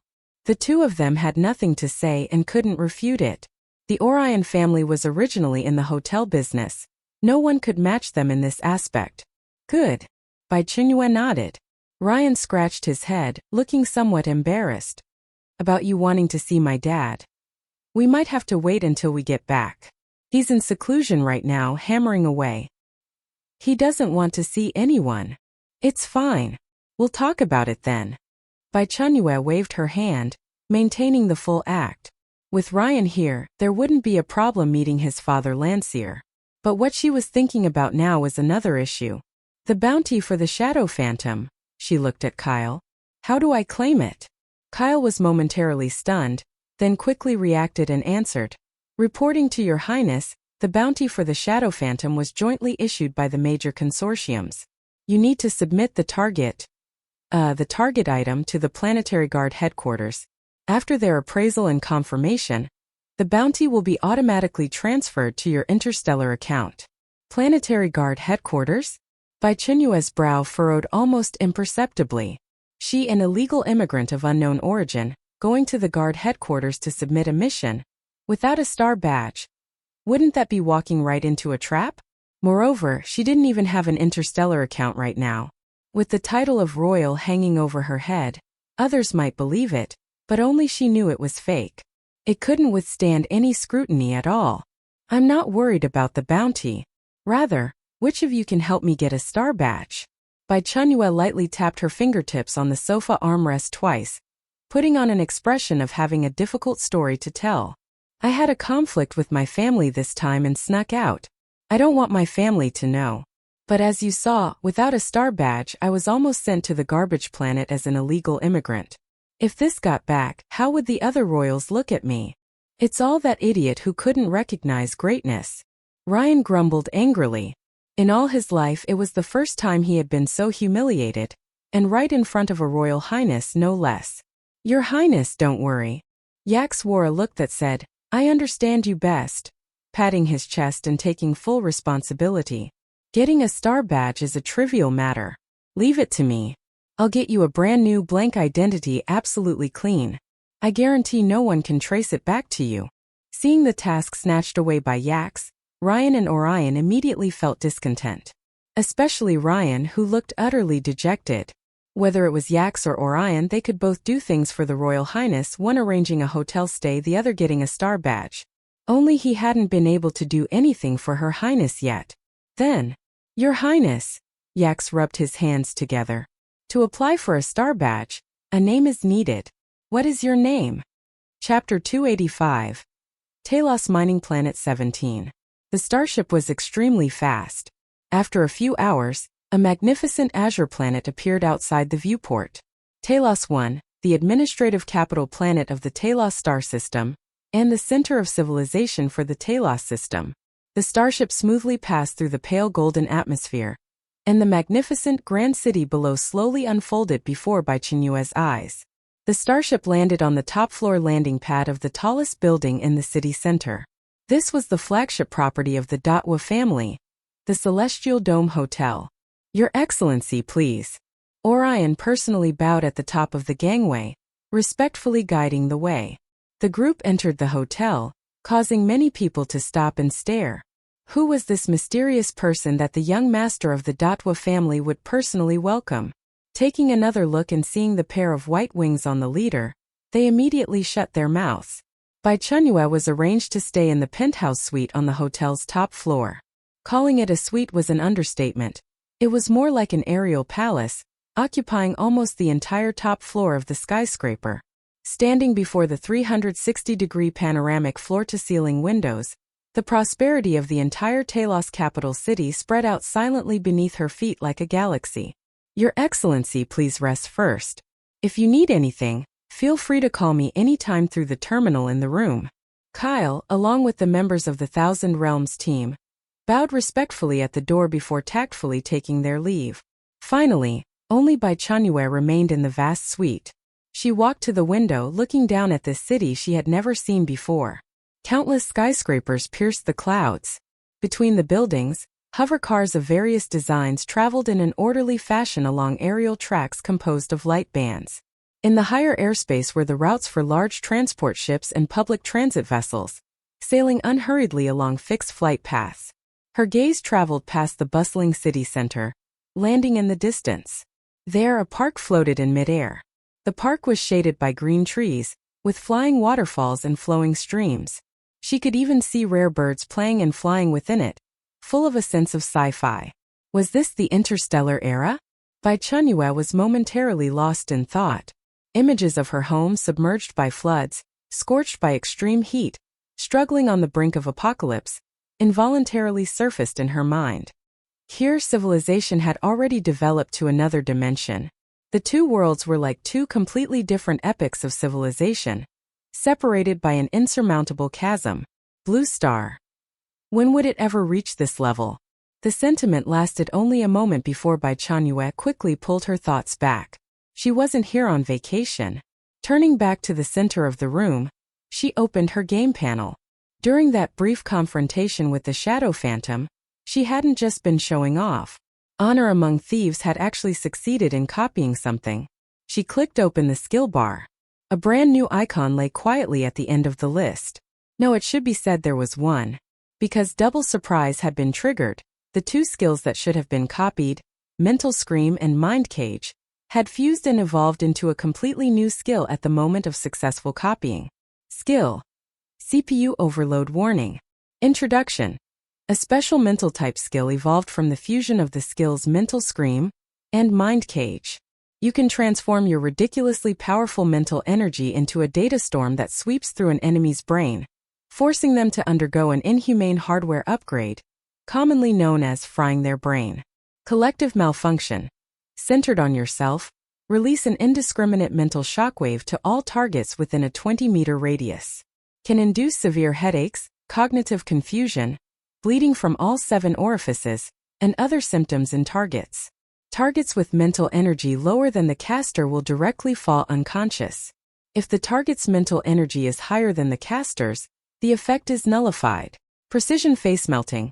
Lock onto up to 3 targets within a 6-meter range, focus all mental energy on the targets, ignore most of their mental defenses, and inflict irreversible mental damage, with a high probability of causing permanent mental destruction or brain death. If the target's mental energy is higher than the caster's, the effect is nullified. Note: congratulations, you now possess a weapon of mass destruction for verbal combat. Next time you argue with someone, no need to get physical. Just activate this skill, and you can guarantee the other party will go from quoting classics 1 second to clutching their head and rolling on the ground the next, screaming "My CPU is fried." As for that precision face melting, a friendly reminder. Before using it, you'd better confirm whether the target has bought high-value accident insurance.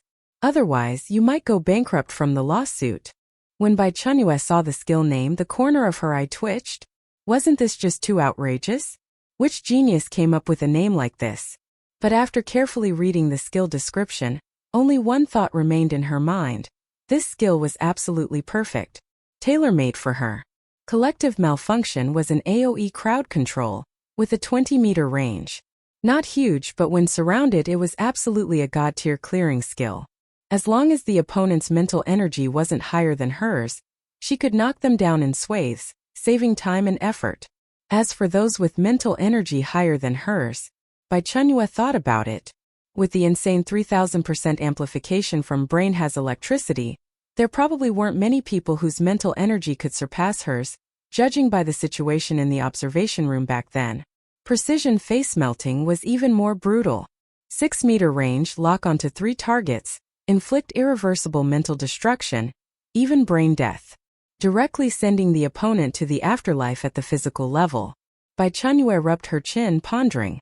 In the future, if anyone upset her, she wouldn't even need to lift a finger. A single glance and their CPU would be fried on the spot. The only drawback was the range couldn't exceed 6 meters. It was basically point-blank output. Good stuff. Bai Chenyue nodded in satisfaction. With these 2 skills, she had gained another powerful ace up her sleeve. The only regret was that, currently being in the bustling capital city, there was no place for her to test the brain-frying power of this skill. But on the other hand, if she could copy skills from a shadow phantom, did that mean she could copy skills from any monster in the future? Several ideas flashed through her mind and she chuckled. I'll definitely have to give that a try later.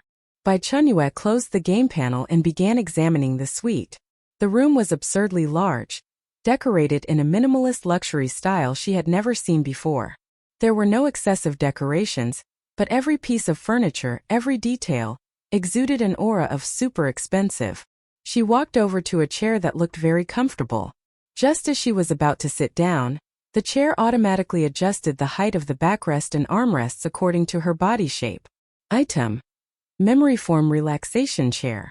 Introduction: Equipped with a micro anti-gravity module and bioelectric sensing system, can automatically adjust its form based on the user's body shape, sitting posture, and even mood, providing the most perfect support and sense of envelopment.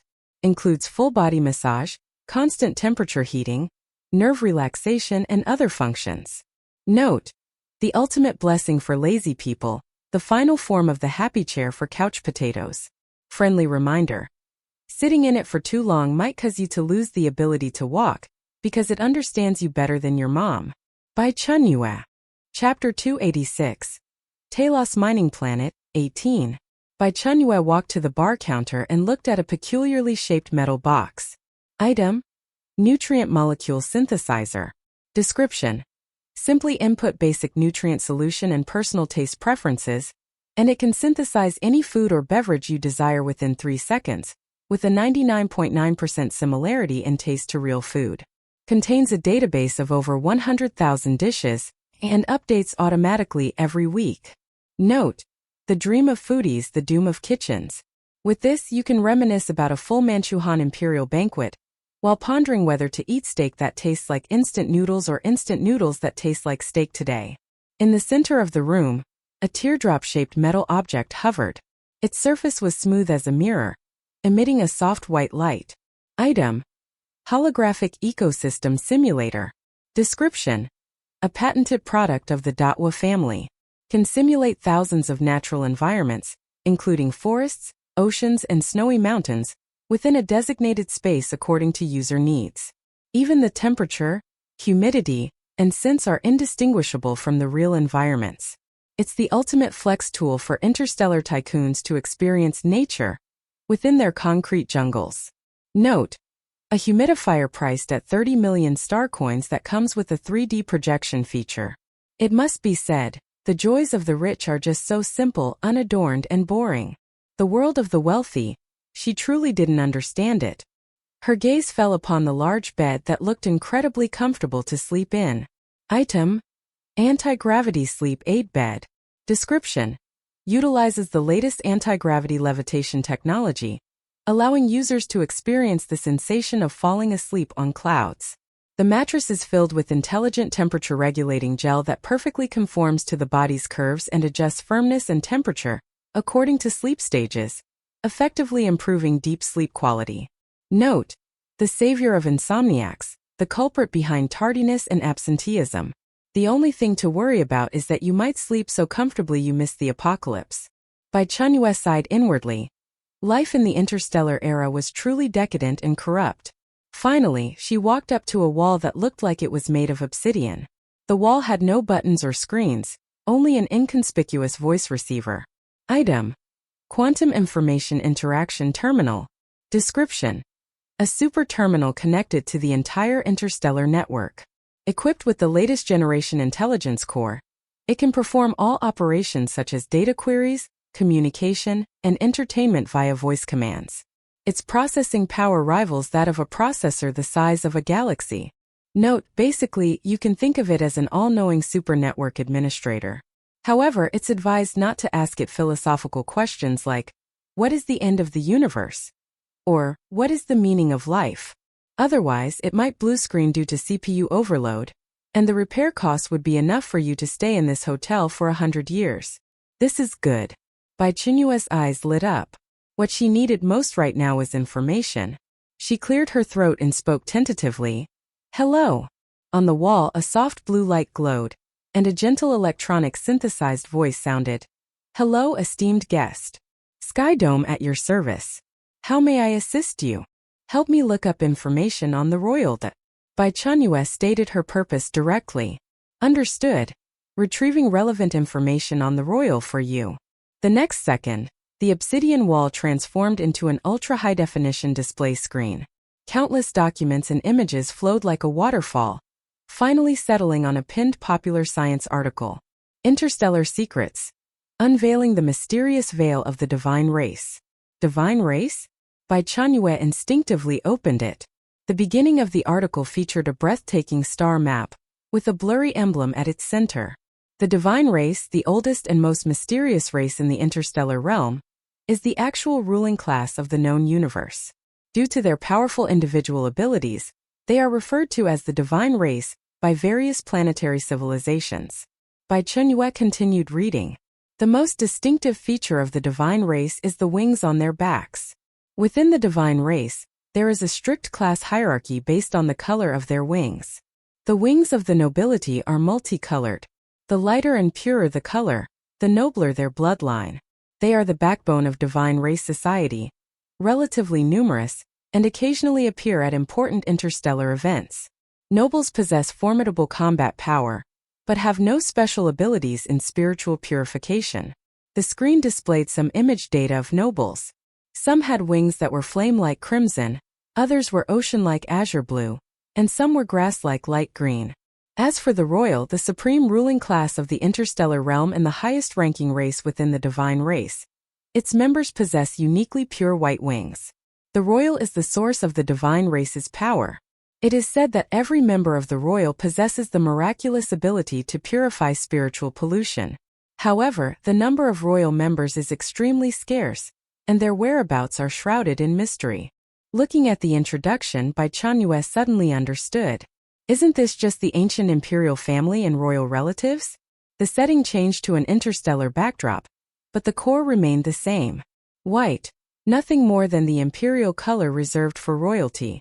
No wonder Kyle and the others were so respectful when they saw her nightlight wings, as if they had seen their revered ancestors, addressing her as Your Highness of the Royal over and over. She continued reading but found that information about the royal was pitifully scarce, filled throughout with ambiguous terms like it is said, possibly, and legend.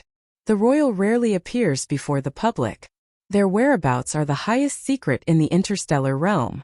Currently, the only publicly released image of a royal member comes from the interstellar grand ceremony 30 years ago. Sona Helan, the king of the divine race at the time, made a brief appearance. An image appeared on the screen. The subject of the photo was a man of breathtaking beauty, almost unreal. He wore intricate white formal attire, his expression cold and aloof. Long golden hair cascaded down to his waist, pointed ears faintly visible. Sapphire blue eyes gazed indifferently into the distance. Behind him, the sacred pure white wings, even in the blurry image quality, still radiated a brilliance that made one dare not look directly. So this is what the royal looks like. Pointed ears, golden hair, blue eyes. Aside from the wing color being the same, there's not a single similarity to her. A purebred human. Looking at the person in the photo, Bai Chenyue had only one thought. Damn, he's really good looking. Fortunately, the royal is too scarce and often doesn't appear in public. No one knows exactly who is within the royal or what they look like. Otherwise this imposter would probably be exposed on the very first day. The wings of the divine race can be retracted or expanded at will according to their own wishes. For them, wings are like human limbs, a part of their body. Can be retracted? Bai Chenyue breathed a sigh of relief. This was good news. She wouldn't have to keep flaunting these conspicuous wings everywhere from now on. She immediately retracted her nightlight wings. Chapter 287. Taos Mining Planet, 19. Bai Chenyue suddenly looked up, murmuring to herself, "That's not right." There was a detail she had overlooked. The article mentioned the white wings of the royal class, and also mentioned the colored wings of the nobility class. But from beginning to end, there was no mention of black wings. Her nightlight wings in their nighttime stealth mode were pure black. If white wings were her all-access pass here, allowing her to even impersonate a royal, then what about black wings? A color that didn't exist within the divine races system. Wouldn't that directly expose her true identity? Bai Chenyue's eyes sharpened. It seemed that, before figuring out more things, stealth mode absolutely could not be used in front of people. She couldn't even use the nightlight wings anymore. Better finish the task quickly and get out of here. The stars were dangerous. Oh. Taos 1, the main planet, Planetary Guard headquarters. In the top floor office, Barton Horn had just finished a military meeting that lasted 5 hours. Tiredly rubbing the space between his eyebrows, he slumped into the large commander's chair. He had just picked up the energy drink on the desk, not having taken a single sip, when an encrypted communication rang out. Looking at the name flashing on the communicator, Barton was puzzled. Percival Flindler, the richest man in the Taos star system, Yax's biological father, and also his future in-law. Barton answered the call. A figure appeared in the holographic projection. It was indeed Percival, the richest man on Taos. "Barton Horn, I need an explanation," Percival said, his face dark. Barton was completely confused, his heart sinking. He forced a smile and asked, "What explanation? It's so late, can't whatever it is wait until tomorrow? Did that son of yours, Yax, cause trouble again?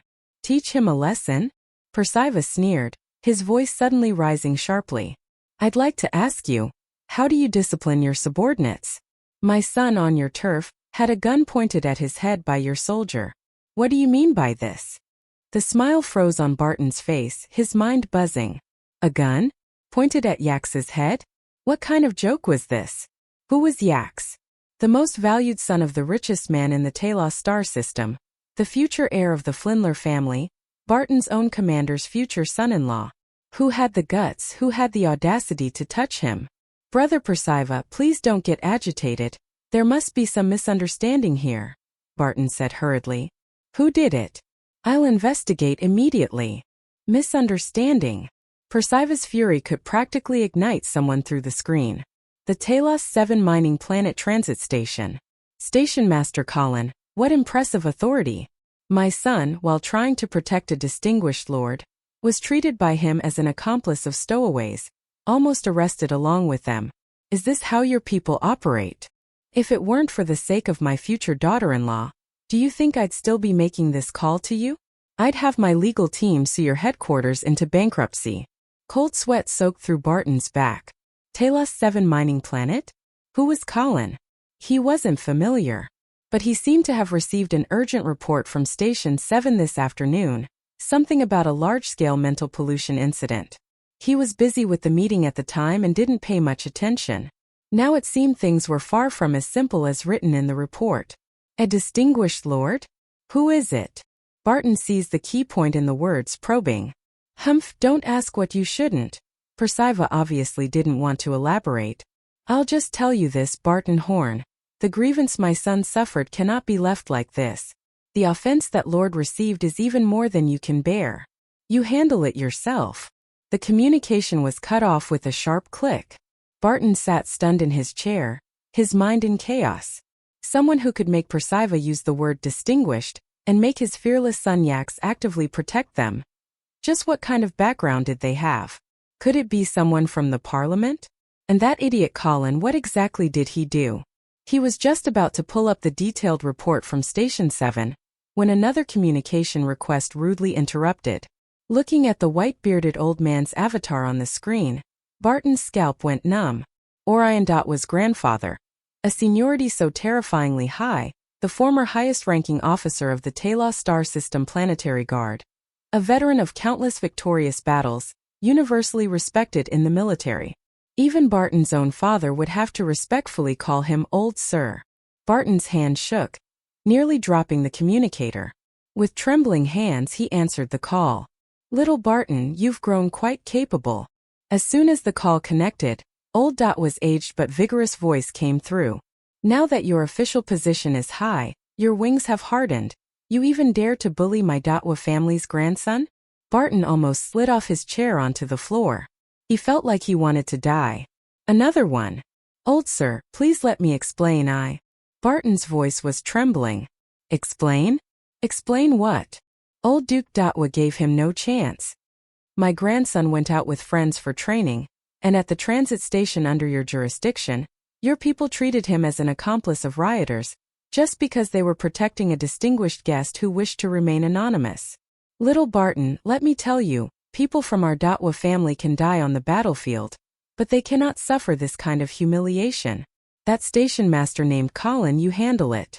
If I don't see a satisfactory result by dawn tomorrow, you consider the consequences yourself. Barton's face drained of all color in an instant. Old Sir, please calm your anger, please, Barton said, sweating profusely, standing up and bowing deeply to the holographic projection. This matter, I will investigate thoroughly to the end. I will give you and Orion an explanation. That Colin, I will absolutely not go easy on him. I'll be waiting. Old was snorted coldly and hung up. Barton's legs went weak. He collapsed into his chair, gasping for breath in big gulps, feeling like he was about to suffocate. He couldn't understand what kind of distinguished guest could alarm these two great figures simultaneously.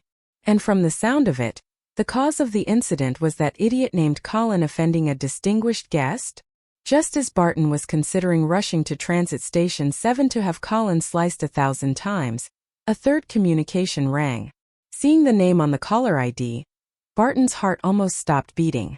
Counselor Green, a pivotal figure in the Star System Parliament, also the superior of his own superior, someone he had always wanted to curry favor with but could never get a connection with.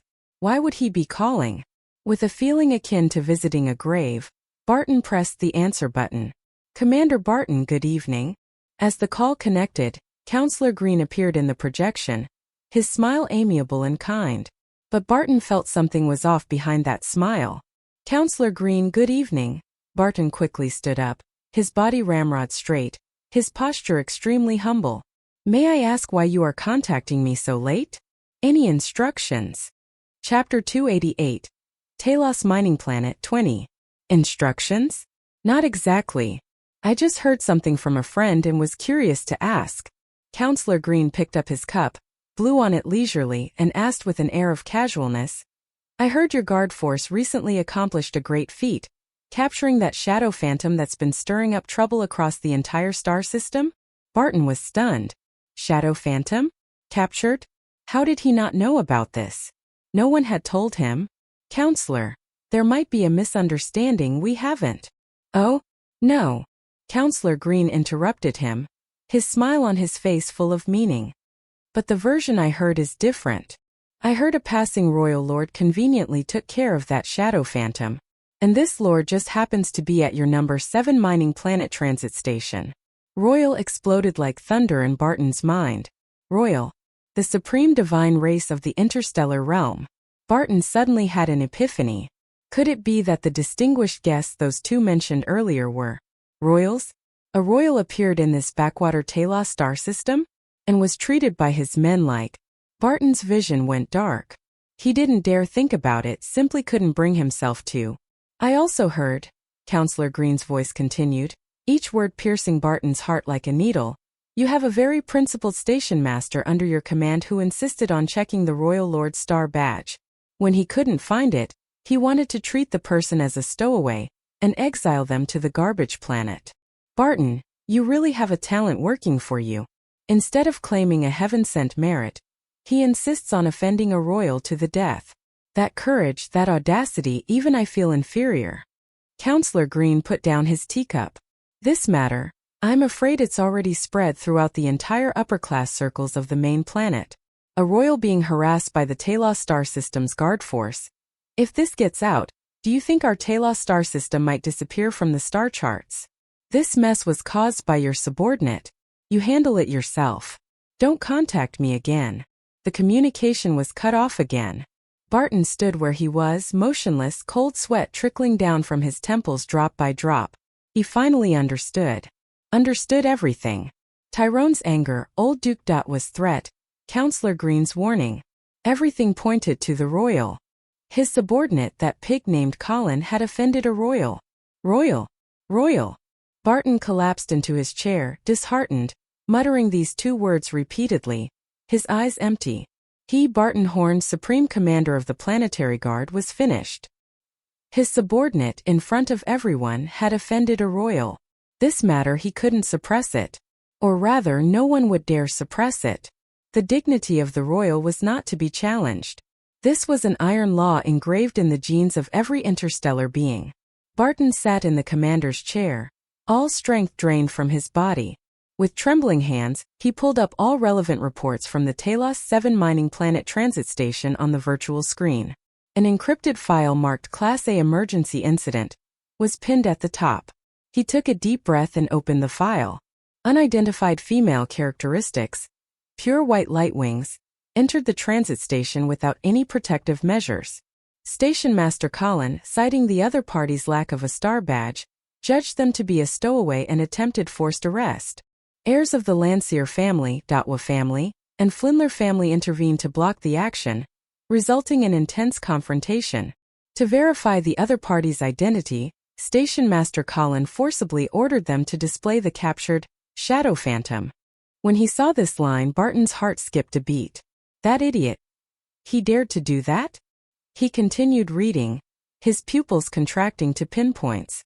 Target released the Shadow Phantom within the Class A isolation observation room.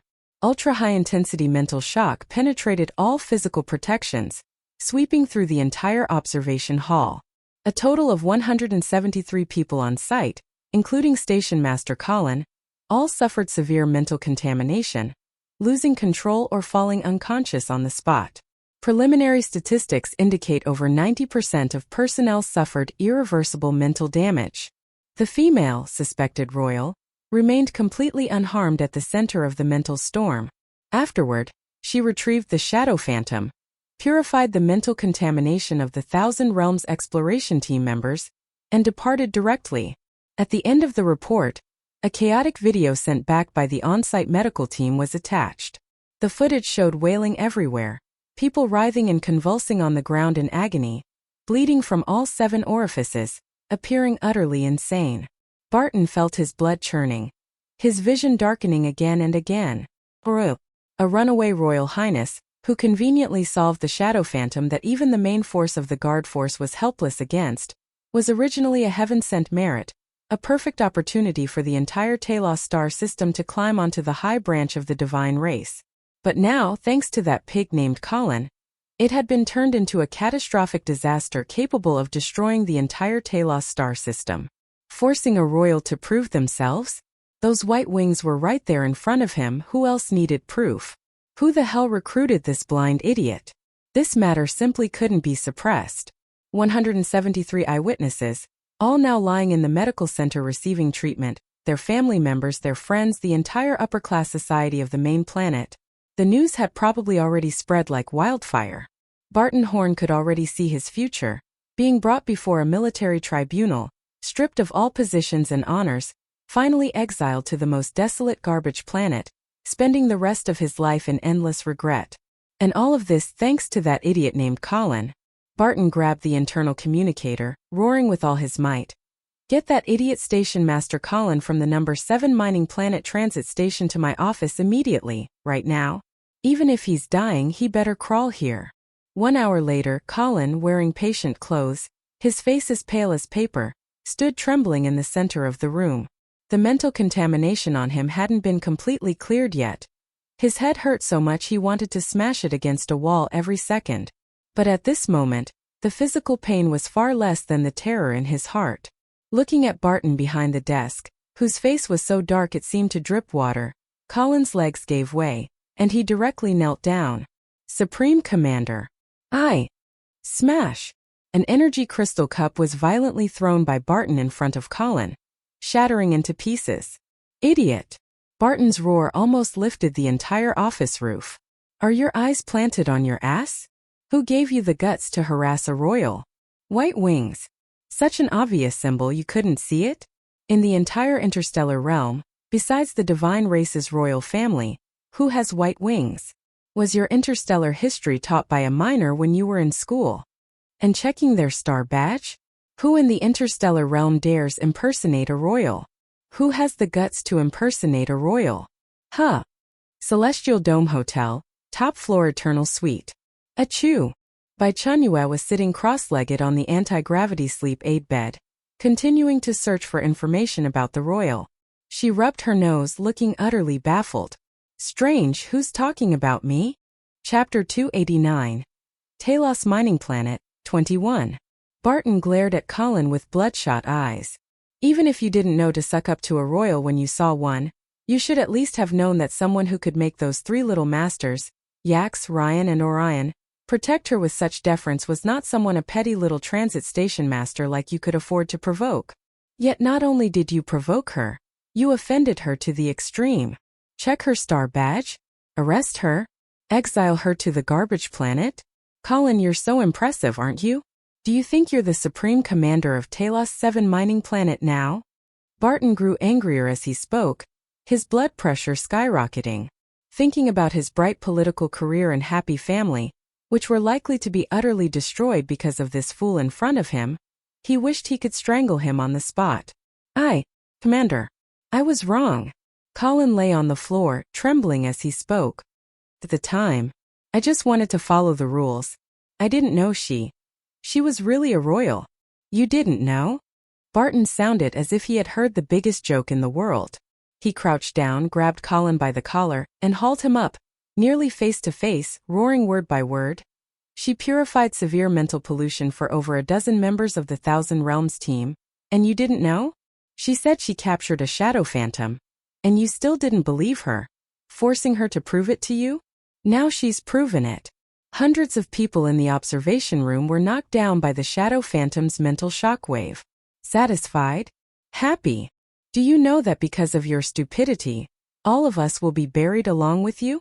Barton's eyes were bloodshot, looking as if he wanted to eat someone alive. Colin was so terrified his soul seemed to have left his body. A wave of warmth spread in his crotch. He had wet himself. Barton smelled the foul odor, let go in disgust, and allowed Colin to collapse limply on the floor. Trash. Idiot. He took 2 steps back, pointed at Colin on the floor, and was so angry he couldn't speak. How had he employed such a useless person who only caused trouble? Colin only knew he had committed a monumental blunder, offended a legendary royal, and implicated Commander Barton. He wanted to beg for mercy, to explain himself, but the intense headache prevented him from uttering a single complete sentence. He could only lie on the floor like a dead dog. Seeing him so utterly useless and beyond help made Barton's anger burn even hotter. But he also knew that no matter how much he beat or scolded Colin now, it wouldn't fix anything. The urgent task was to figure out a way to remedy the situation.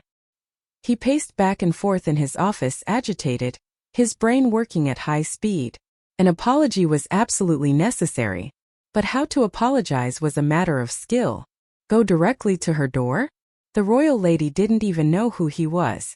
What if he was turned away at the door, or worse, incurred her direct wrath? Then it would be completely over. Send gifts? What a joke. She was a royal, the wealthiest race in the galaxy. What treasures hadn't she seen? Even if he bankrupted himself, it probably wouldn't even catch her eye. The more Barton thought about it, the more his head hurt. He felt his future was utterly bleak. He stopped pacing and looked out the window at the bustling city. For the first time, a look of despair appeared in his eyes. Could it be that the Horn family was really going to end here? The office door was gently pushed open. A clear, pleasant female voice, tinged with a trace of worry, came in. "Father, why are you so angry?" A young woman wearing a light blue gown, with long chestnut-colored curly hair, walked in. Her features were delicate, and her temperament gentle and graceful. Seeing the mess in the office and Colin kneeling on the floor looking half dead, a flicker of disgust passed through her eyes, but she quickly regained her composure. She was Barton's only daughter, Emily Horn, also Yax's fiancée. "Why have you come?" Seeing his daughter, Barton reined in some of his fury, but his tone was still irritable. "I heard about what happened at the transit station. I was worried, so I came to see." Emily walked to Barton's side, gently patted his back and softly comforted him. "Father, don't be so angry. It's not worth ruining your health." She spoke to the guard at the door. "First, take Station Master Colin back to the medical center." "Yes, Mississippi." Two guards immediately stepped forward and dragged the semi-conscious Colin out. Finally, the office quieted down. "Sit." Barton waved a tired hand and sat back down in his office chair. Emily poured her father a glass of warm water, handed it to him, and then sat down in the chair opposite. "Father, I've heard about everything." Emily's expression was very serious.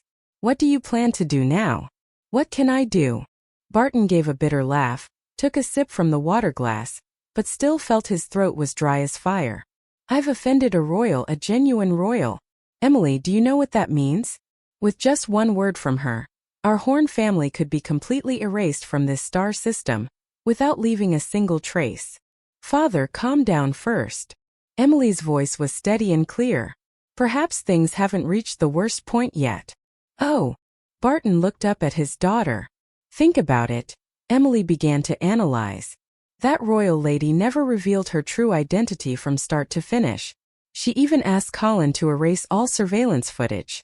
Yax and the others also said she seemed to have run away from home, and didn't want her family to find her. This means she wants to keep a low profile. But Colin pushed her into the spotlight, forcing her to reveal her strength. That must have made her very displeased. However, looking at it the other way, she didn't go on a killing spree out of anger. She only taught Colin and those spectators a lesson, and even saved Kyle and the others. It shows she is not someone who kills indiscriminately, or is unreasonable. Listening to his daughter's analysis, Barton's chaotic mind gradually cleared, and a glimmer of hope reignited in his eyes. "You mean?" "I mean we still have a chance." Emily's gaze was firm. The reasons for her anger are, first, that Station Master Colin offended her dignity, and second, that he ruined her plan to keep a low profile. As long as we can offer satisfactory compensation on these 2 points to appease her anger, there's still room for redemption. Compensation? Barton frowned. What can we possibly offer that would satisfy her? Money? Power? She's a royal. She lacks nothing. She doesn't lack anything, but we need to show our attitude, Emily said. An attitude that satisfies her. And the royal lady is currently staying at Orion's family's hotel. We can ask Yax to take us to see the royal lady. Emily looked at her father and spoke word by word. Yax. Yax.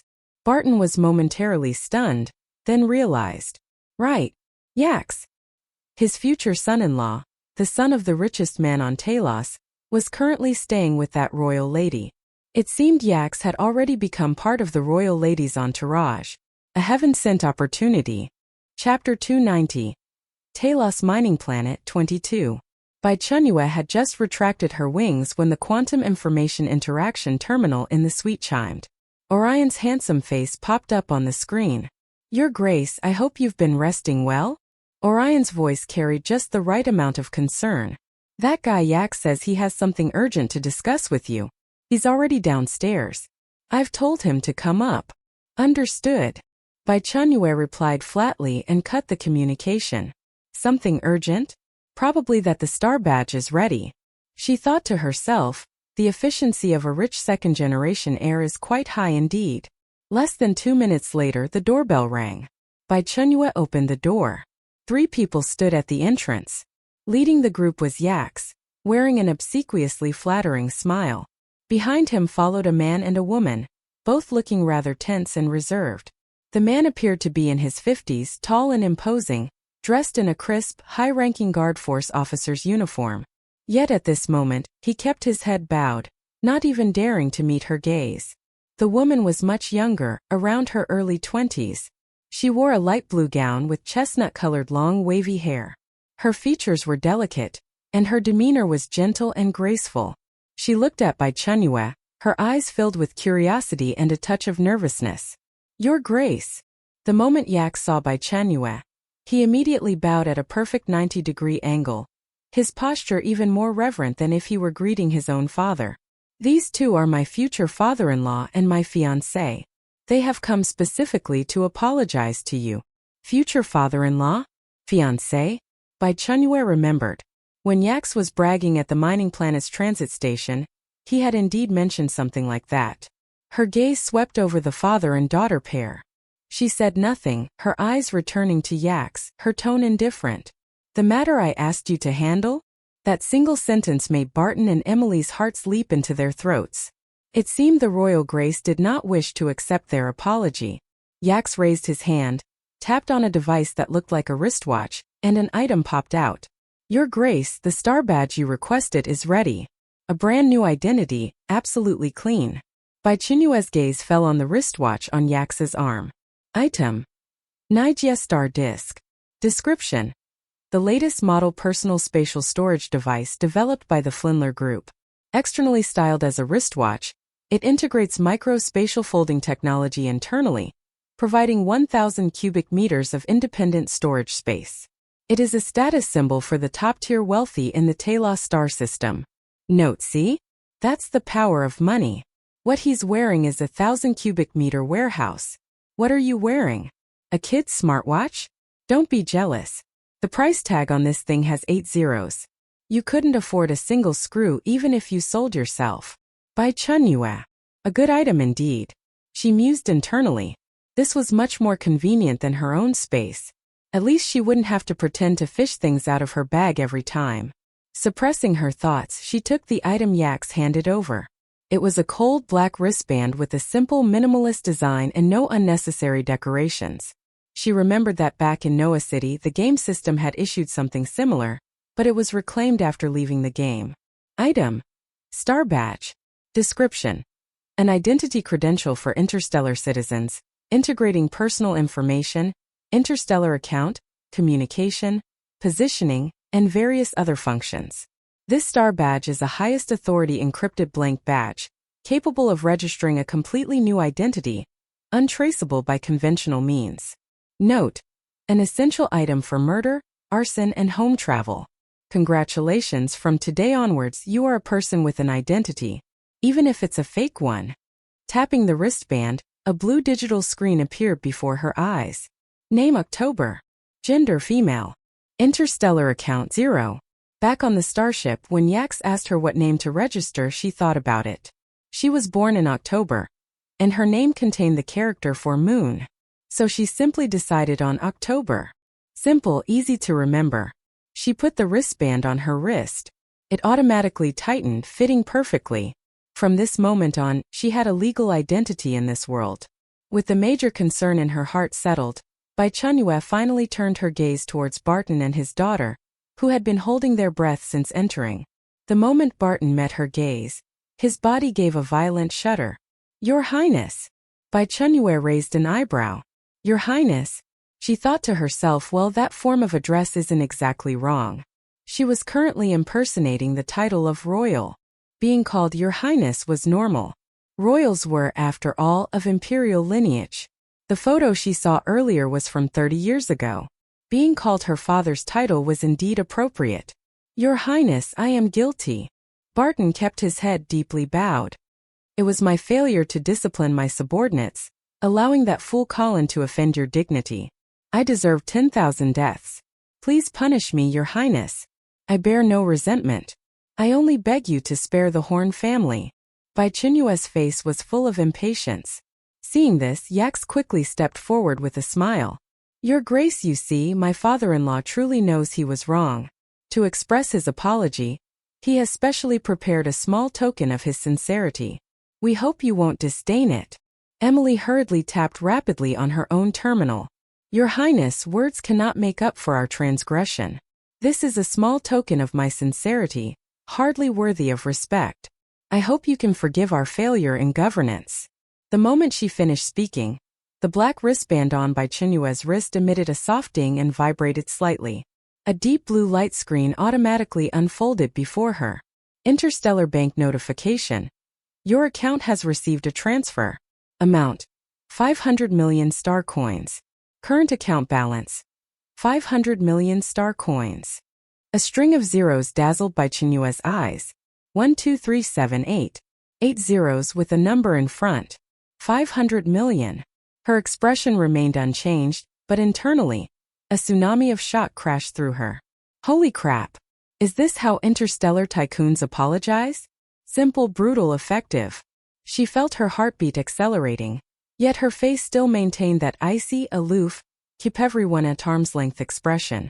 Seeing Bai Chenyue stare at the light screen without speaking, Barton thought she was still dissatisfied. His heart sank halfway. He hurriedly added, "Your Highness, I know this small sum is insufficient to express my apology. I have also transferred a manor under my name, located in the central district of the main planet, into your name as an apology." Bai Chenyue merely glanced at him coldly and snorted. "Yax is my friend. For his sake, I'll let it go this time."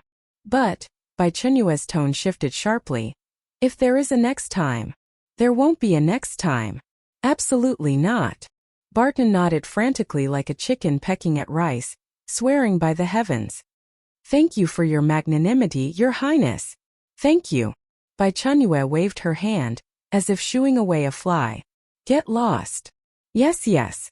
We'll get lost right away." As if granted a great pardon, Barton performed a fist-to-chest salute to Bai Chenyue and left the suite with his daughter. Chapter 291. Taos Mining Planet 23. In the vast suite, only Bai Chenyue and the 3 top-tier rich second-generation heirs remained. The atmosphere became somewhat awkward for a moment. Yak scratched his head and chuckled foolishly. "Your Excellency, then? What about us? You all should go do whatever you need to do as well." Bai Chenyue waved her hand, her gaze shifting to Ryan. "You stay." Yax and Orion exchanged a look, both seeing envy in each other's eyes. However, they didn't dare voice any complaint. They bowed respectfully and withdrew. "Your Excellency, you wanted to see me?" Ryan was somewhat flattered and surprised. He hadn't expected Bai Chenyue to single him out to stay. "Emichim." Bai Chenyue nodded, getting straight to the point. "Can I see your father now?" The main quest was still stuck after all. She didn't have time to play house with these rich kids. "Yes." Ryan immediately perked up upon hearing this. It was finally his turn to shine. "My dad just finished a round of forging. He should be resting in his workshop now. I'll take you there." Ryan seemed more excited than ever before. The two left the Celestial Dome Hotel. Ryan summoned a sleek, stylish hover sports car, got in with Bai Chenyue, and drove away from the bustling city center. The hover car navigated through layered aerial lanes, flying towards the city's outskirts. "Your Excellency, my dad's workshop is in the forging district in the suburbs," Ryan explained while driving. "That's the gathering place for all the top-tier forgers in the entire Taos star system. My dad's workshop is the largest one." Bai Chenyue nodded, looking at the scenery outside through the window. This was her first time in a sports car, and a hover sports car at that. It was truly something else. She had 500 million now, she should be able to buy one too, right? The further they got from the city center, the lower the buildings became. The architectural style shifted from sleek, shiny and high-tech to rough, rugged and industrial. Half an hour later, the hover car reached its destination. The air was filled with a mix of scorched metal and energy coolant smells. Unlike the sulfur odor on the mining planet, the scent here was purer, more industrial. Rows of factory-like buildings rose from the ground, white steam billowing from chimneys. On the ground, heavy-duty trucks transporting ore and metal materials were everywhere, emitting deep rumbles. The clanging sounds of hammering came from all directions. Ryan parked the car in front of the building with the largest footprint. A simple, unadorned sign hung at the entrance. "Landseer Workshop." "Your Excellency, we're here." Bai Chenyue followed Ryan into the workshop. A wave of heat hit her face. The interior space was astonishingly vast. Countless forging stations were distributed throughout. At some stations, burly forgers wielded energy hammers, striking red-hot metal blanks. Others featured fully automated mechanical arms at work, sparks flying everywhere.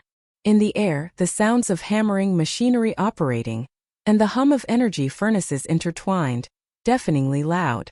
Ryan led Bai Chenyue, familiar with the route, through the noisy work area towards the deepest part of the workshop. There, a separate alloy gate stood. Ryan swiped his face at the scanner by the door. The gate slid open silently. The scene inside was completely different from outside. A quiet, tidy, independent studio. Various precision instruments, whose names Bai Chenyue couldn't recognize, were arranged in perfect order. In the center was a peculiarly shaped circular forging station. A tall, burly man stood with his back to them, tapping on a light screen while a mechanical arm swung a hammer, striking ore. He wore simple work clothes, his silver hair a messy mop, the muscles on his arms clearly defined. "Dad, I'm back," Ryan called out. The burly man slowly turned around at the sound. His face was covered in wrinkles. A long scar ran from the outer corner of his left eyebrow all the way down to the corner of his mouth, making him look very intimidating. He first glanced at his son, his brow furrowing. Then his gaze fell upon Bai Chenyue. Bai Chenyue was also sizing him up. Character: Johnson Landseer. Status: healthy, impatient with your arrival. He currently just wants a glass of ice-cold liquor, not to entertain his son's friend. Note: a grumpy old man with a temper harder than his hammer. In his eyes, people are divided into only two types: those who can forge good weapons and those who waste air. Status, position, wealth worthless in his book. Friendly tip: don't talk ideals with him. He'll think you're full of crap. Talk directly about metal ductility and energy conductivity. He might consider you a kindred spirit. Bai Chenyue understood. This was a tough nut to crack. The game system's notification sounded in her mind. Main quest. Congratulations to Who's That Guy for completing the quest, Fine Lancer. Bai Chenyue's heart leapt with joy. That's simple. Just meeting him counted as completion? New quest issued. Main quest. The Blacksmith's Self-Cultivation. Quest description. As an excellent player, just knowing how to fight isn't enough. You need to master a skill for securing your livelihood. Master Landseer is the top-tier weapon forger in the Taos star system. Please learn the basics of weapon forging from him, and successfully upgrade one of your own weapons. Bai Chenyue. Learn blacksmithing? This game's path was getting wilder and wilder. Making her a combat player. Switch careers to become a blacksmith? You're of the royal lineage? Landseer spoke up, his voice booming. His tone held not a shred of respect, instead brimming with scrutiny. Ryan's face changed color. He hurriedly said, "Dad, how are you speaking to His Excellency?" "I've always spoken this way." Landseer glared at his son, saying irritably, "Get lost. This doesn't concern you. What do you think?" Bai Chenyue asked back with a smile. Landseer turned his gaze to Bai Chenyue, his tone dripping with impatience. "I don't care if you're royal or whatever lineage. This is a forging workshop, not a sightseeing spot for you rich folks. If you want to commission a weapon, go find the foreman outside. He'll arrange it. If there's nothing else, please leave." "Dad, His Excellency saved me." Ryan was furious. His stubborn, blockhead father was utterly impossible to guide.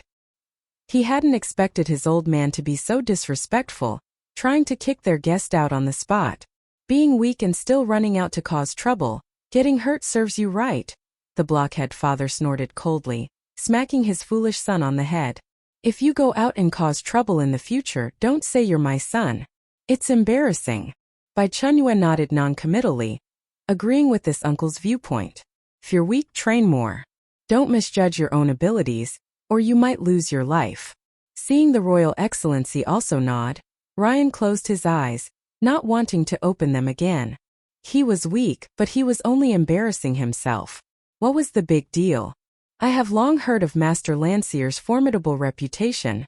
Bai Chenyue spoke up, her voice calm. "I came today hoping to learn weapon forging from you." Chapter 292. Taos Mining Planet 24. Ryan's mouth formed an O shape, his eyes practically bulging out of their sockets. What had he just heard? A royal? Wanted to learn blacksmithing? Was this some kind of interstellar joke? Landseer was also stunned, a look of astonishment appearing in his sharp eyes. He stared at Bai Chenyue for a good 10 seconds, as if trying to detect any trace of a joke on her face. But he was disappointed. Bai Chenyue's expression was very serious, not a hint of mockery. You want to learn forging? Landseer's voice held a strange note. You? A royal? Is there a problem? Bai Chenyue countered. A huge problem. Before Landseer could speak, Ryan couldn't help but cry out, My lady, what is your status? You are a royal. If you want any weapon, you just need to say the word. Every blacksmith in the entire star system would be scrambling to serve you. Why would you want to do it yourself? This is just too. He wanted to say beneath your dignity, but didn't dare, scratching his head and ears in agitation. Forging is dirty, tiring, and dangerous. It's only suitable for big dumb brutes to do. With your delicate skin and tender flesh, how could you possibly do this kind of work? Ryan earnestly tried to dissuade her. In his view, royals should stay in resplendent palaces, drinking afternoon tea, playing the piano, painting pictures. How could they come to a place full of grease and flying sparks to swing hammers? Only suitable for big dumb brutes to do, huh? A sinister voice came from the side. Ryan glanced sideways. It was his own dear father, rubbing his fists and getting ready to pummel him. I meant it's not suitable for Lady October, not you. Under his father's death glare, Ryan's words stumbled. It has nothing to do with status. Bai Chenyue smiled. Weapons you forge yourself are more interesting to use. Dad. Ryan looked at his father with puppy dog eyes. I'll give you a chance. Landseer really couldn't stand looking at his idiot son anymore. Take her to the database. Let her first see what forging materials are. When she's memorized everything inside, then come find me. With that, he turned and left, continuing to study his light screen, leaving the two of them standing there. Once outside the door, Ryan hurriedly explained, My lady, don't mind him. My dad just has this rotten temper. He's deliberately making things difficult for you. He doesn't want to teach you. Why do you say that? You'll know if you come with me. Ryan sighed and led Bai Chenyue towards another door in the workshop. Passing through a long metal corridor, they arrived at a domed hall. This place was less like a database and more like a massive materials museum. Countless transparent display cases were neatly arranged, stretching from the floor all the way up to the dome dozens of meters high. Inside were sealed various kinds of ores, metals, biological tissues, and unknown liquids and gases. This is the database my dad was talking about. Ryan pointed at this seemingly endless expanse of display cases.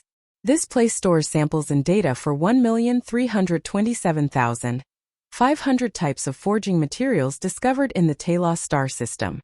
He said you have to memorize all of them. It's an utterly impossible task.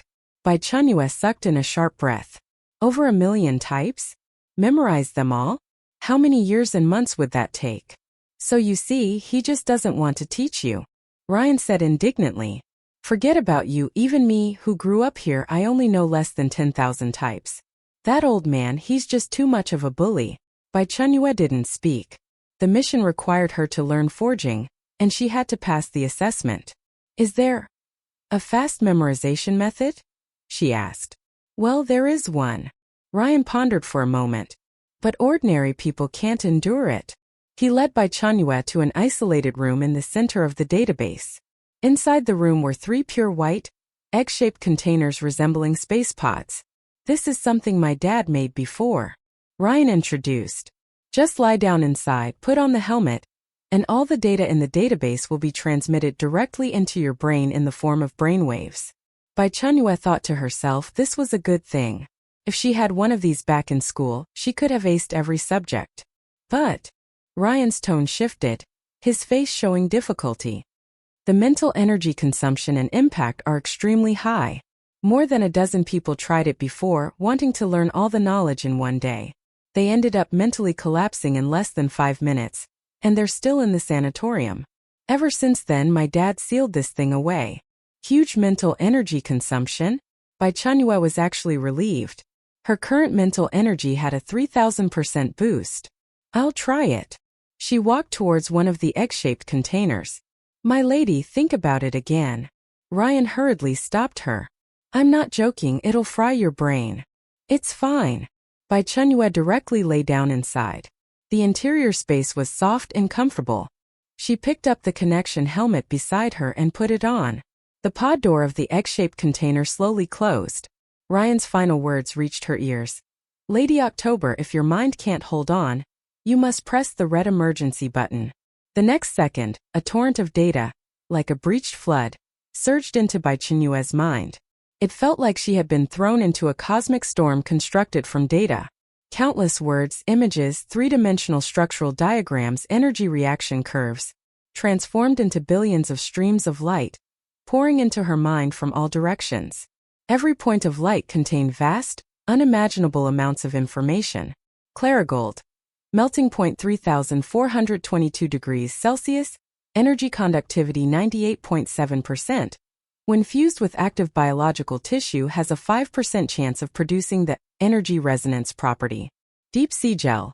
Solid at room temperature, liquefies under mental energy stimulation, one of the core materials for making mental energy amplification equipment, extremely high collection difficulty. Sap of void vine. Possesses spatial attributes, can be used for weapon coatings that fold space, but extremely unstable. Improper handling can cause small-scale spatial collapse. 1,327,500 types of materials. Every single material contained complete information, from physical properties to energy attributes, to historical discovery and application cases. This torrent of information was enough to overwhelm the mind of any ordinary person. But not Bai Chenyue's. She only felt a slight dizziness at the very beginning and then nothing. With her mental energy boosted 3,000% by brain has electricity, this data storm, enough to make an ordinary person's mind collapse, flowed into her brain without even causing a ripple. It was rapidly received, categorized, stored, and filed away. Her brain at this moment was like a multi-threaded processor. While frantically downloading the massive database, it was simultaneously conducting various dangerous product conceptualizations. If Ryan knew what she was thinking right now, he'd probably faint on the spot. People come here to learn knowledge, but you're here to stock up on goods, and it's the kind geared towards weapons R&D. Chapter 293 Taos Mining Planet 25. Taos 151 Garbage Planet. As the name suggests, this is the final destination for all scrap starships and industrial waste in the Taos star system. Under a gray, gloomy sky lay an endless stretch of rolling trash mountains, scraps of metal reflecting a cold, hopeless sheen in the thin light. Immortals, this'll take forever to finish. A loud female voice shattered the dead silence of the garbage piles. Tian kicked the head of a scrapped robot that was blocking the path. The metal skull arced through the air and thudded into a distant heap of trash with a muffled clang. She stood on top of a garbage mound with her hands on her hips, 200 G of weight keeping her planted like a mountain, radiating the air of someone who just claimed a hill as her own. Keep your voice down, if the supervisors hear you will get beaten. A young man in a prison uniform beside her warned, his handsome face creased with worry. Screw that. Tian spat to the side, full of swagger. You should really watch what you say, sighed another young woman, athletic and resigned, as she swept a palm-sized square metal box over a pile of discarded circuit boards. The metal box projected a faint blue light screen, clearly displaying detailed information on the scanned object. Item: T3 energy conversion chip. Damaged. Material: high-density silicon crystal, trace krypton gold. Function: converts various forms of energy such as heat and light into standard energy blocks. Damage rate 78%. Core module missing, not reparable. TCH, another broken one. Lu Qian curled her lips in disgust and tossed the chip back into the trash heap. That palm-sized metal box was handed out to each prisoner by the managers who oversaw this garbage planet when they first arrived. Its purpose was to identify and classify waste, detecting every item's name, material, and function. Sigh. Zhu Yunyang flopped down onto an abandoned tire and stared up at the gray sky. I wonder how boss is doing now. Has he already found that Landseer and started the mission? The moment Tian heard boss, her mood for cursing vanished. She copied Zhu Yunyang, plopping down so hard the trash mound beneath her trembled. She followed his gaze skyward. Yeah, boss was so powerful. He was probably finishing the mission and getting ready to leave by now. Seeing the two of them go emo, Lu Qian joined them. The three sat side by side and sighed at the sky together. To understand how things ended up this way, you have to go back more than 10 days. When the new round of the game started, the Sharp Sword team had decent luck and were collectively teleported to Taos for Mining Planet, a relatively safe resource world. But when they saw the task on the panel, Find Lancier, all of them were confused. This godforsaken place was totally unfamiliar. Where were they supposed to look? They could only take it one step at a time. Just when they were at a loss, they ran into a group of miners under attack by native mining creatures. The Sharp Sword team intervened and in short order defeated the sightless monsters. The leader of the miners barely escaped with his life, was so grateful he babbled incoherently and grabbed Lu Ming's hand, showering him with thanks. When Lu Ming asked the miners about the name Lancier, the leader's eyes lit up. He told them Lancier was the most formidable weaponsmith in the entire Talos star system, living on the primary planet, but eccentric and not someone ordinary people could meet. Armed with that key clue, Lu Ming wanted to politely refuse the miner's reward, but the miner leader was stubborn, insisted that a life saved could not go unrewarded. Before they knew it, he pressed a palm-sized square metal box into Lu Ming's hand, saying it was a mineral composition analyzer. The crew had rigged up themselves and that it might be useful. They tried it on a whim and unexpectedly it scanned every piece of ore and rock. Lu Ming saw the data, materials perfect for building a player base, and immediately ordered everyone to mine. At that time their Chengdu base token had activated, but to upgrade it the requirements were extremely high. One requirement was to construct more than 50 blueprint buildings within the player base. They could figure out the game coin somehow, but the construction materials could only be obtained in-game. Lu Ming made the call. Everyone mines. So the entire national team turned into miners, becoming proud interstellar or workers. They mined for more than 10 days, sold some ore for star coins, and used the money to pay high prices for starship tickets to the primary planet, planning to find Lancier. Just as they were about to reach the primary planet, the starship suddenly broadcast a global notice. All players must obtain a star badge within 3 days, or they will be treated as illegal immigrants. After disembarking, to be safe, Lu Ming dispatched Tian, Zhu Yunyang, and Lu Qian as a vanguard to scout Lancier's workshop. But when the three reached the workshop door and were about to enter, because they lacked star badges, the guards immediately restrained them. And that was that. They were treated as undocumented illegals and the guard force escorted them to the garbage planet, sentencing them to forced labor. Each person had to sort and process 1,000 tons of trash to regain freedom. Lu Ming and the others, because they hadn't approached the workshop, escaped that fate. Do you think it's fair? Tian's anger built the more she thought about it. We were one step away, and we could have met Lancier. Instead, we fell at the doorstep. No kidding. Lu Qian sighed. If we'd known this would happen, we should have spent the money to buy fake star badges from a black market dealer. Too late to say that now. Zhu Yunyang sounded listless. We should just think about how to finish this 1,000 tons of trash quickly. I feel like I'm gonna rot if we stay here any longer. He glanced down at the prisoner cuff on his wrist, which displayed their task progress. Reform task: waste sorting. Objective: sort 1,000 tons of A7 recyclable metal. Current progress: 3.71 tons/1,000 tons.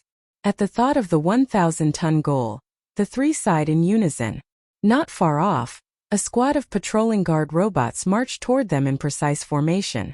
The lead robot's electronic eye flashed red as it announced, "Prisoners B-3307, B-3308, B-3309, detected lingering in this area for more than 10 minutes, classified as passive shirking of duty. According to Garbage Planet Management Regulation Article 17, an additional 100 tons of sorting work is imposed on you." Tian, Zhu Yunyang, Lu Qian. They watched the target on their wristbands jump from 1,000 tons to 1,100 tons. The world went black at the edges of their vision. They nearly fainted together. Chapter 294. Talos Mining Planet 26. 5 days later, Bai Chenyue returned to Lancier's workshop once more. Unlike the quiet and tidy state from 2 days ago, the studio was now a scene of blazing intensity. On the central circular forging platform, a metal blank the size of a human head, glowing with a dark red light, was being repeatedly folded and hammered under the precise operation of several mechanical arms. Lancier's operation was near perfect, each hammer strike incredibly precise. But Bai Chenyue frowned. In her eyes, that seamless flowing operation was broken down into countless data streams. Among them, one red data line representing energy injection timing was abruptly 0.03 seconds early. Stop! Her clear, cold voice cut sharply through the roar. Lancier whipped his head around, furious. I told you when I'm working. If you don't want to be blasted sky high, stop the energy injection immediately and force cool it to 1,200 degrees within 3 seconds. Bai Chenyue interrupted him directly. Nonsense. Lancier's beard quivered with anger. Force cooling will turn it into scrap iron. Do you even understand forging? Bai Chenyue crossed her arms, her tone as flat as if she were stating the weather. In another 10 seconds it's going to blow. Believe it or not, it's up to you. That absolute certainty made Lancier's heart skip a beat. He snapped his head back to look at the data. Everything seemed normal. Asterisk beep. Beep. Beep. Warning. Energy index spiking abnormally. Asterisk a piercing alarm blared. The data curve on the control console went crazy, leaping and turning a glaring crimson red. Lancier's pupils constricted sharply. His mind went blank, but his body lunged for the control console, his hands becoming blurs. Boom! A dull explosion sounded. The surface of the metal blank cracked with spiderweb-like fissures, and its glow rapidly dimmed. Failure. Lancier stared blankly at the ruined material, then looked at Bai Chenyue, who had remained utterly calm from start to finish. How did she know? Bai Chenyue spoke. Your third coolant injection procedure was 0.03 seconds earlier than the theoretical model, causing the energy flow countercurrent to collapse. Lancier tapped a few times on the light screen, and a brand new three-dimensional energy cycle diagram appeared. Swap the order of the third and fourth coolant injections, reduce the hammering frequency by 3.7%, and the success rate can exceed 90%. A deathly silence fell over the workshop. Ryan's jaw hung open wide enough to fit an egg. As for Lancier, he stared fixedly at that perfect model on the light screen, his face showing nothing but utter disbelief. That problem that had plagued him for 3 whole months, consuming countless precious materials and his heart's blood, had actually been given an optimal solution by a young woman barely over 20 years old, in just a few minutes, using a method he had never even considered. How was this possible? He abruptly stood up, rushed in front of Bai Chenyue, his voice distorted with excitement. This energy conduction model. How did you think of it? No, wait, this double helix reverse countercurrent structure. Where did you learn it from? Read it in a book, Bai Chenyue replied, utterly nonchalant. Which book? Lancier pressed. Volume 7 of Theoretical Conjectures on High-Energy Material Forging in the Database, page 362. Bai Chenyue even provided the page number. Lancier lowered his head in contemplation. That book, of course he knew it. The most cutting-edge theoretical work in the interstellar forging academic world, filled with all sorts of wildly imaginative conjectures, most of which were considered utterly impossible fantasies. He had read it too, but only as if reading fiction, never imagining someone could actually apply the theories within to practice. You really memorized all the data on those over 1 million types of materials? Lancier's voice carried a tremor and a note of disbelief. Bai Chenyue nodded. Receiving that affirmative answer, Lancier fell completely silent. Dad, I told you long ago Lady October is a genius. Ryan finally recovered from his petrified state. He puffed out his chest, his face written all over with the pride of sharing in the glory, as if he were the one who had solved the problem. Lancier ignored his foolish son. He took a deep breath, trying hard to calm his surging emotions, and began asking questions. He asked, Bai Chenyue answered. One asked faster and faster, the other answered more and more effortlessly. Lancier went from the most basic materials science to the most cutting-edge forging theories. The questions grew more obscure, more difficult. Bai Chenyue answered fluently the entire time, without the slightest pause. She even, after answering, could extrapolate, proposing several different solutions and clearly listing the pros and cons of each. Ryan stood to the side, having gone from his initial pride to being utterly dumbfounded. He realized he could no longer understand a single word of the conversation between his old man and Lady October. Landseer finished his last question. The look in his eyes when he gazed at Bai Chenyue had shifted from initial disdain to current appreciation. Tell me, how did you manage to memorize so much in just 2 days? This was what concerned him the most. Those 1,327,500 types of materials were a vast knowledge base he had spent his entire life's effort collecting and organizing. Even he hadn't managed to memorize them all. No matter how gifted, it shouldn't be possible to remember everything. Before Bai Chenyue could speak, Ryan beside her puffed out his chest again, his face screaming "Praise me now" with pride, and rushed to answer. Dad, we used your memory chamber. What? Landseer's breath hitched violently. He took a huge step forward, his rough, large hand grabbing Bai Chenyue's shoulders, looking her up and down as if performing a full-body scan. You're all right? The shock in his tone far surpassed any moment before. He knew that memory chamber of his better than anyone. Without exception, everyone who participated in the experiments suffered permanent mental damage. The best outcome was spending the rest of their lives drooling in a sanatorium. But this girl before him was calm and composed, her eyes clear, her logic sharp. There wasn't the slightest sign of a fried brain. What are you talking about? Seeing his father so flustered, Ryan became even more animated. Lady October is royal. The most famous thing about the royal is their spiritual power. What's a mere data stream to them? Landseer fell silent. Right. In interstellar rumors, the royal were born with the ability to purify all mental pollution and possess spiritual power beyond ordinary mortals. He had never seen a true royal, so naturally, he couldn't imagine the extent of that power. Landseer slowly lowered his hand, looking at Bai Chenyue with a smile, his face full of gratification. It was quite like an old monster living in seclusion deep in the mountains suddenly discovering a once-in-10,000 years peerless genius. Is Lady October amazing? Ryan chuckled and asked.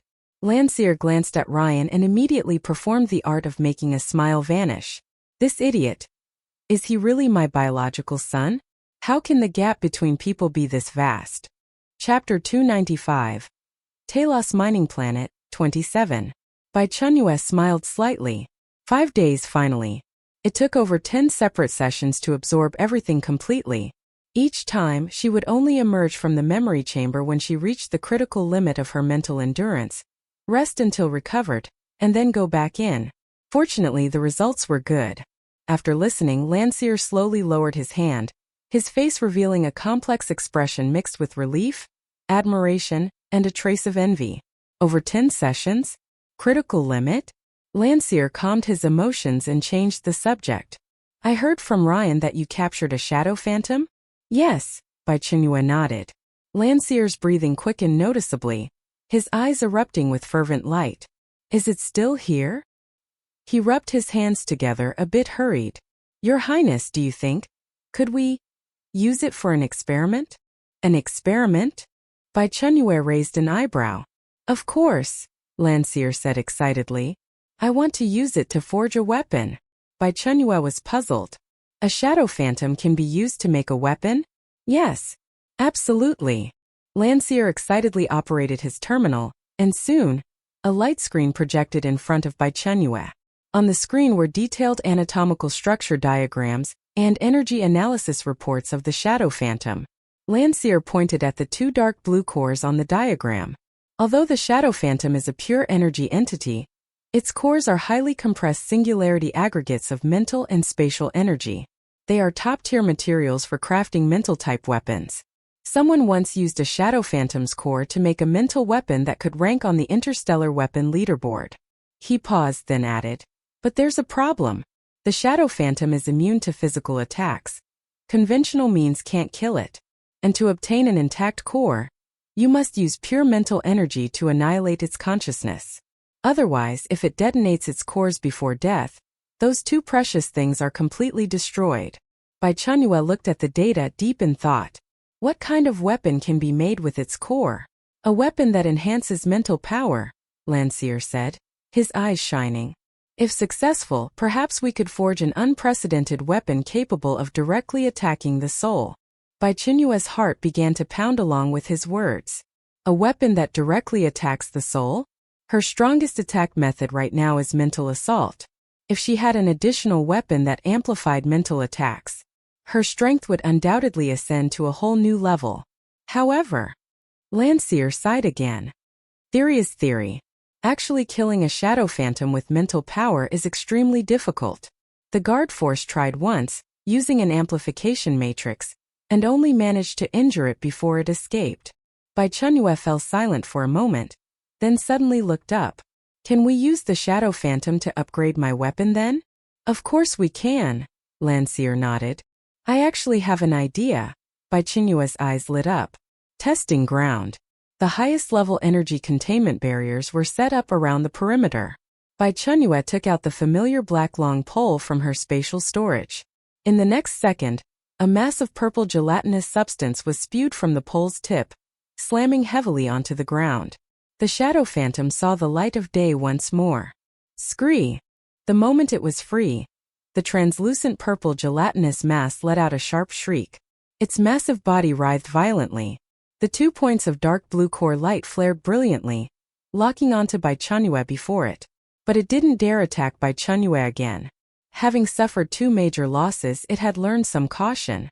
Bai Chenyue watched it calmly. She raised her hand, aiming at the purple gelatinous mass. CPU overload warning. Precision face melting. There were no earth-shattering light and sound effects.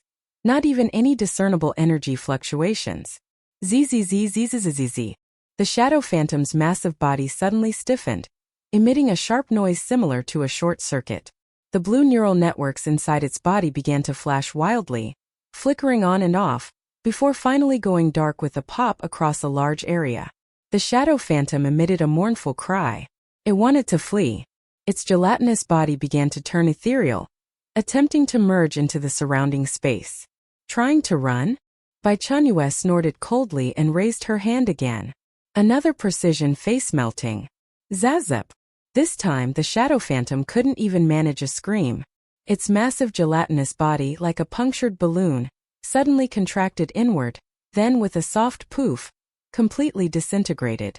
Countless purple light points scattered like fireflies, only to vanish into the air. On the ground, only 2 fist-sized crystals remained, emitting a profound dark blue glow as they lay there quietly.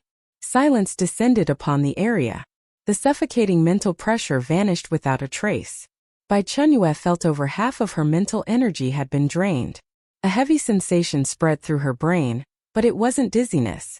It felt more like the deep exhaustion of having pulled several all-nighters in a row. But it had to be said, CPU overload warning was really effective. The results were very nice. She gestured to Landseer and his son in the distance, signaling they could approach. When they came close and clearly saw the 2 dark blue cores hovering in the air, both of them were stunned. Is it over just like that? Ryan's mouth hung open wide enough to fit an egg, his voice trembling. She didn't even move. The shadow phantom, which even the main guard force fleet couldn't handle, was eliminated so easily. So strong, truly worthy of being a royal. No wonder she could stay alone in the high-danger mining zone for half a month.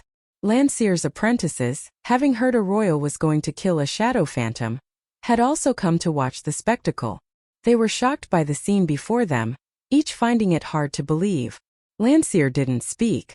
He stared fixedly at the 2 flawless shadow cores, then looked at Bai Chenyue's calm expression. His Adam's apple bobbed up and down. Previously, he only had a vague concept of the royal's power, but today he had witnessed it firsthand. It was a kind of power that completely defied logic, a force that transcended all rules. He took a deep breath, took out a specially designed energy containment box, collected the 2 shadow cores, and handed it to Bai Chenyue. Now that we have the cores, when can we start? I need a few days to prepare, Landseer said. That's fine, I can wait. Bai Chenyue nodded. After making arrangements with Landseer, Bai Chenyue left the forging district. She opened her star badge terminal and pulled up the information about the manor Barton had given her. Central district of the main star, Horn Manor. Looking at the address and 3D model on the light screen, she began to make plans. Something given for free, might as well take it. First, go see what it's actually like.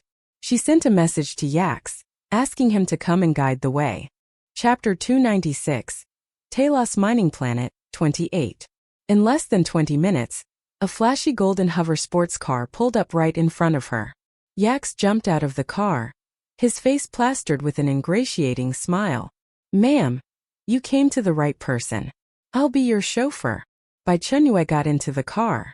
The sports car started up silently and merged into the aerial traffic flow.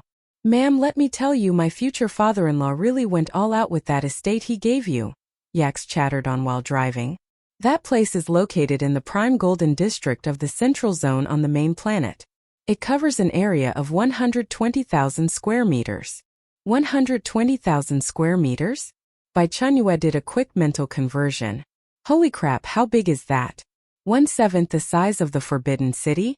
The estate has its own independent ecological cycle system, fully intelligent environmental control, a private landing pad. It's considered a top-tier luxury mansion across the entire main planet. Though it still doesn't compare to my family's place. Yax continued his introduction. Bai Chenyue, however, was thinking about something else entirely. Such a great house, but she couldn't stay here permanently. Once the game ended, she'd have to go back. Wasn't that just a pure waste? Her heart ached a little. She wanted to sell it, but that didn't seem quite appropriate either. As they spoke, the sports car had already flown over the estate. Looking down from above, Bai Chenyue finally got a direct, visceral sense of what 120,000 square meters actually meant. That wasn't an estate. It was a small aerial castle. The main structure was a palace blending classical and sci-fi architectural styles, surrounded by vast stretches of forest, lakes, and even a small waterfall.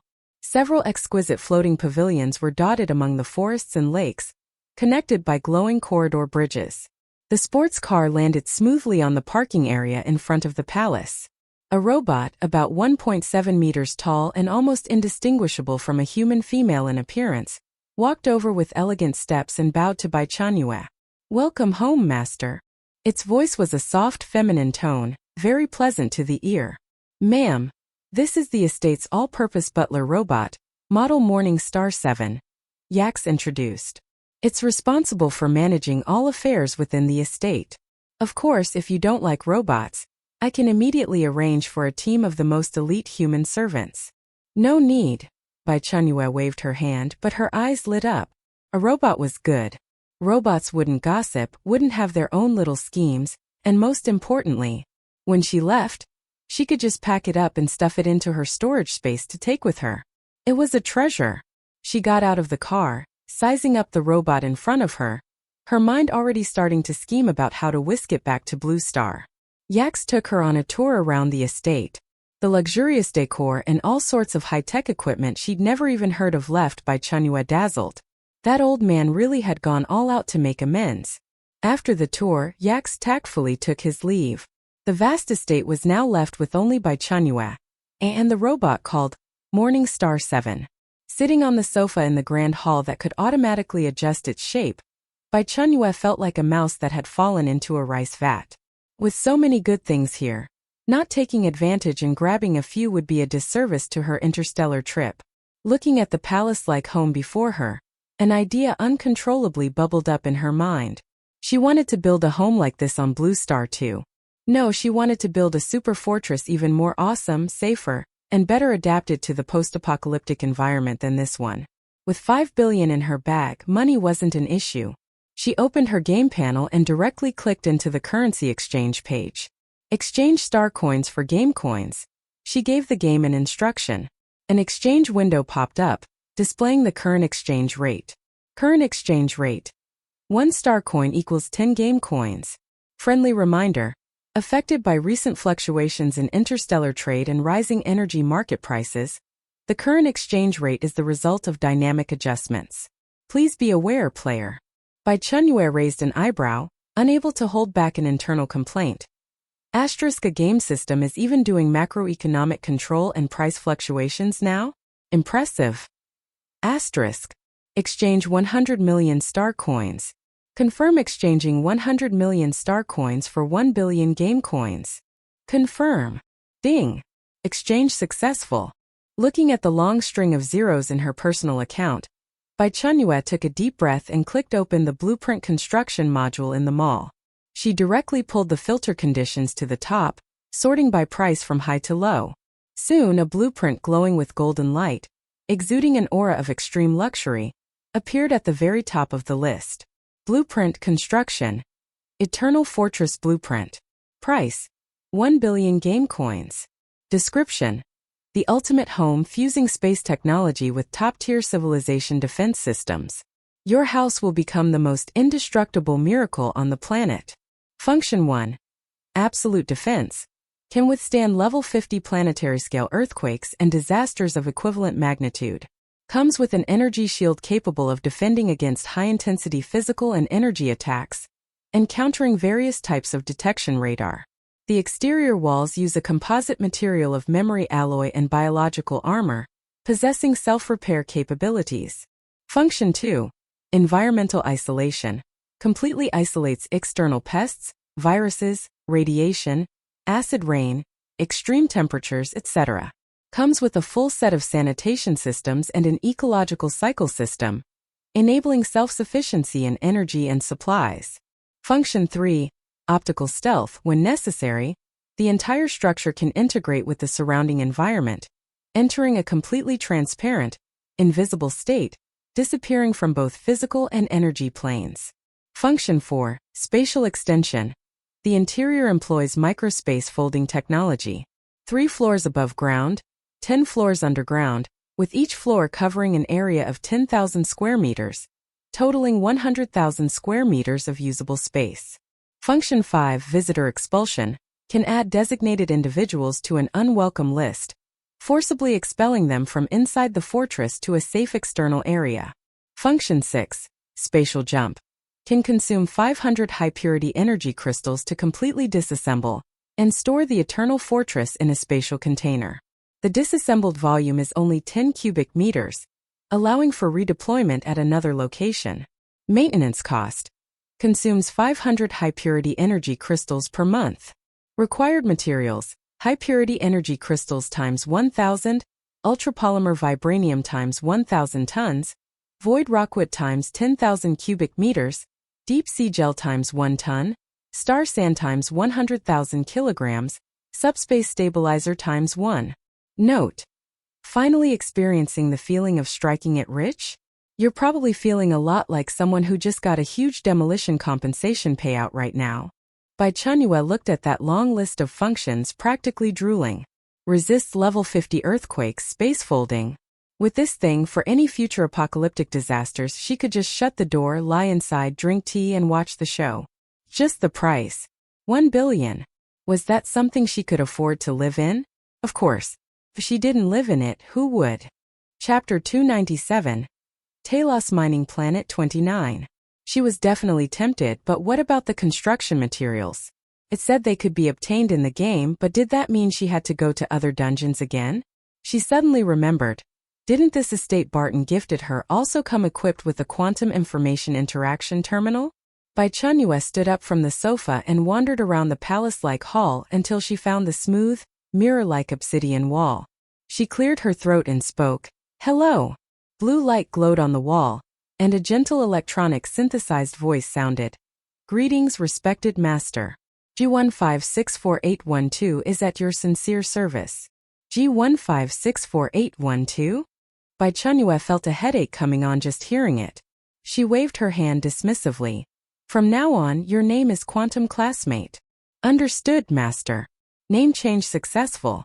Quantum Classmate is at your sincere service. The electronic voice accepted the new name without a hint of fluctuation. Quantum Classmate, help me check where I can buy these materials.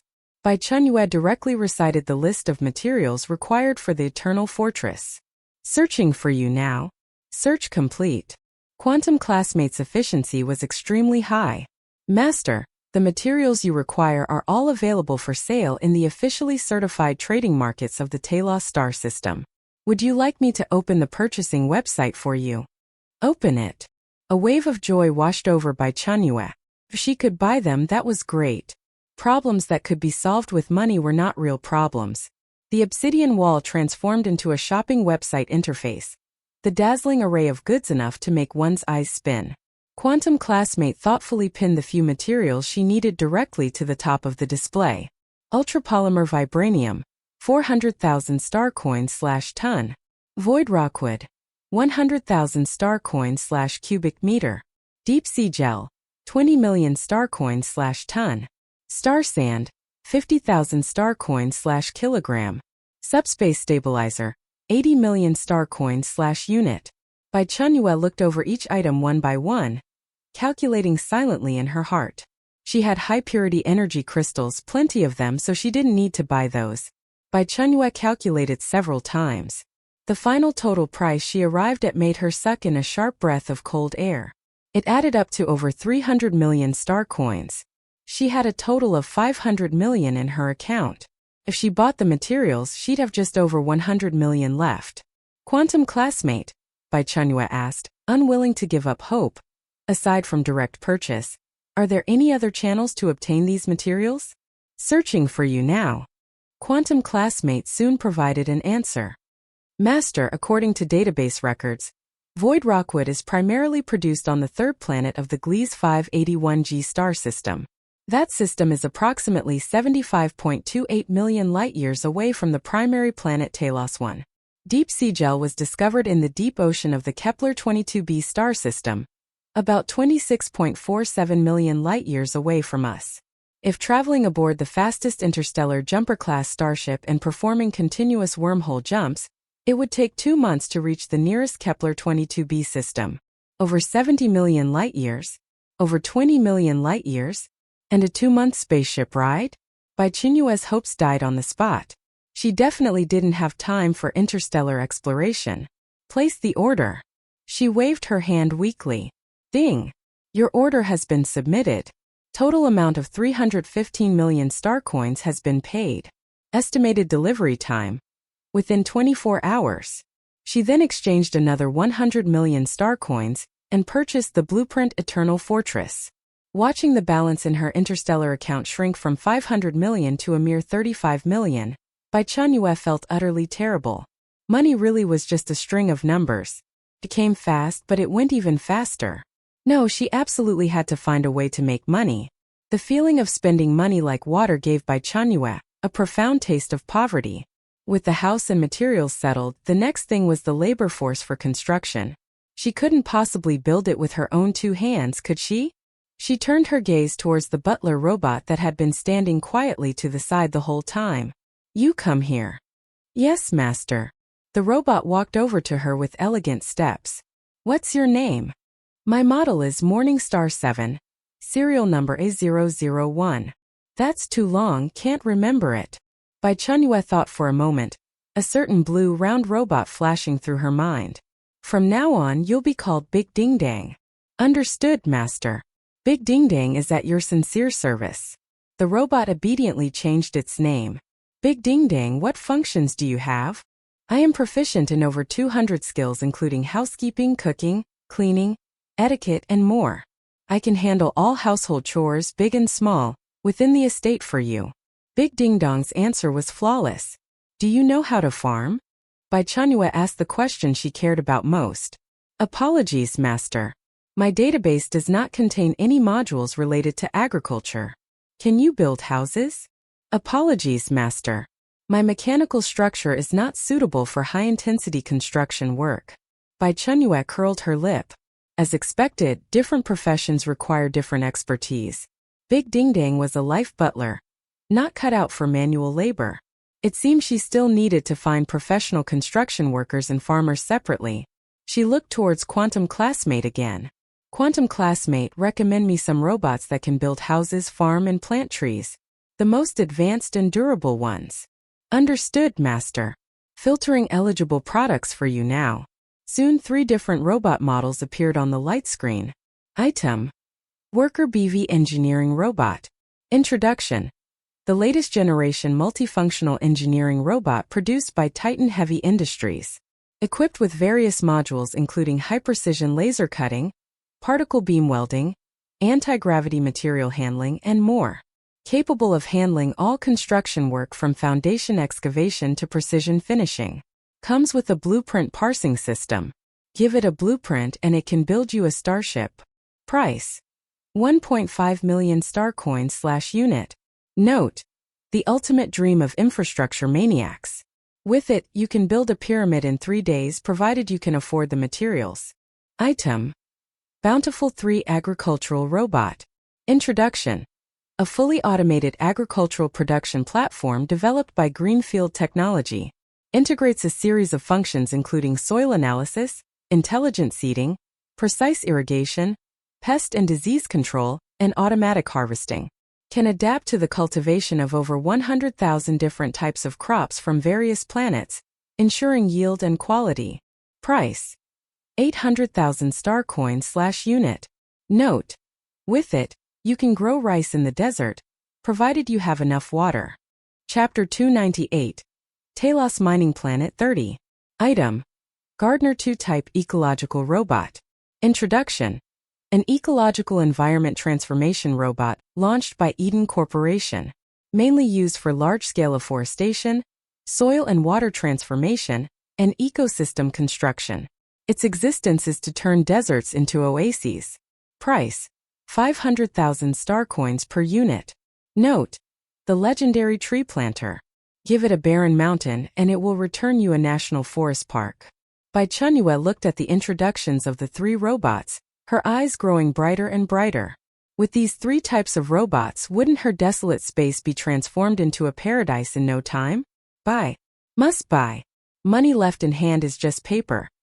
Only by converting it into resources that can improve her quality of life and survival ability is it truly substantial. Quantum classmate, get me 10 of each of these 3 types of robots, she declared with a grand wave of her hand.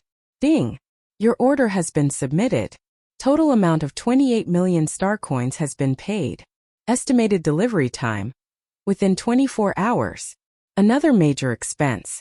Bai Chenyue looked at her continuously dwindling account balance, her heart aching so much she could barely breathe. However, when she thought about the wonderful life in the future, this little pain was nothing. She calculated in her heart that once the robots arrived, she would directly pack them along with Big Ding Dang and stuff them into her space. After dealing with the robot matter, Bai Chenyue sat on the sofa, scrolling through the interstellar network projected by Quantum Classmate. She saw all sorts of novel products: energy weapons, gene serums, hover sports cars, personal mechas. Each one made her heart flutter, but the price of each one made her hesitate and back off. At that moment, she suddenly remembered the spatial storage device on Yax's wrist that looked like a watch. That thing was a real treasure. Quantum Classmate, help me look up the Nijia star disk. As soon as Bai Chenyue finished speaking, detailed product information popped up on the light screen. It was a black wristwatch with a simple design yet exuding an ultimate sense of luxury. Item: Nijia star disk. Introduction. The latest model personal spatial storage device developed by the Flindler Group. The exterior is a wristwatch, internally integrated with microspatial folding technology, providing 1,000 cubic meters of independent storage space. It is a status symbol for the top wealthy in the Taos star system. Price: 50 million star coins.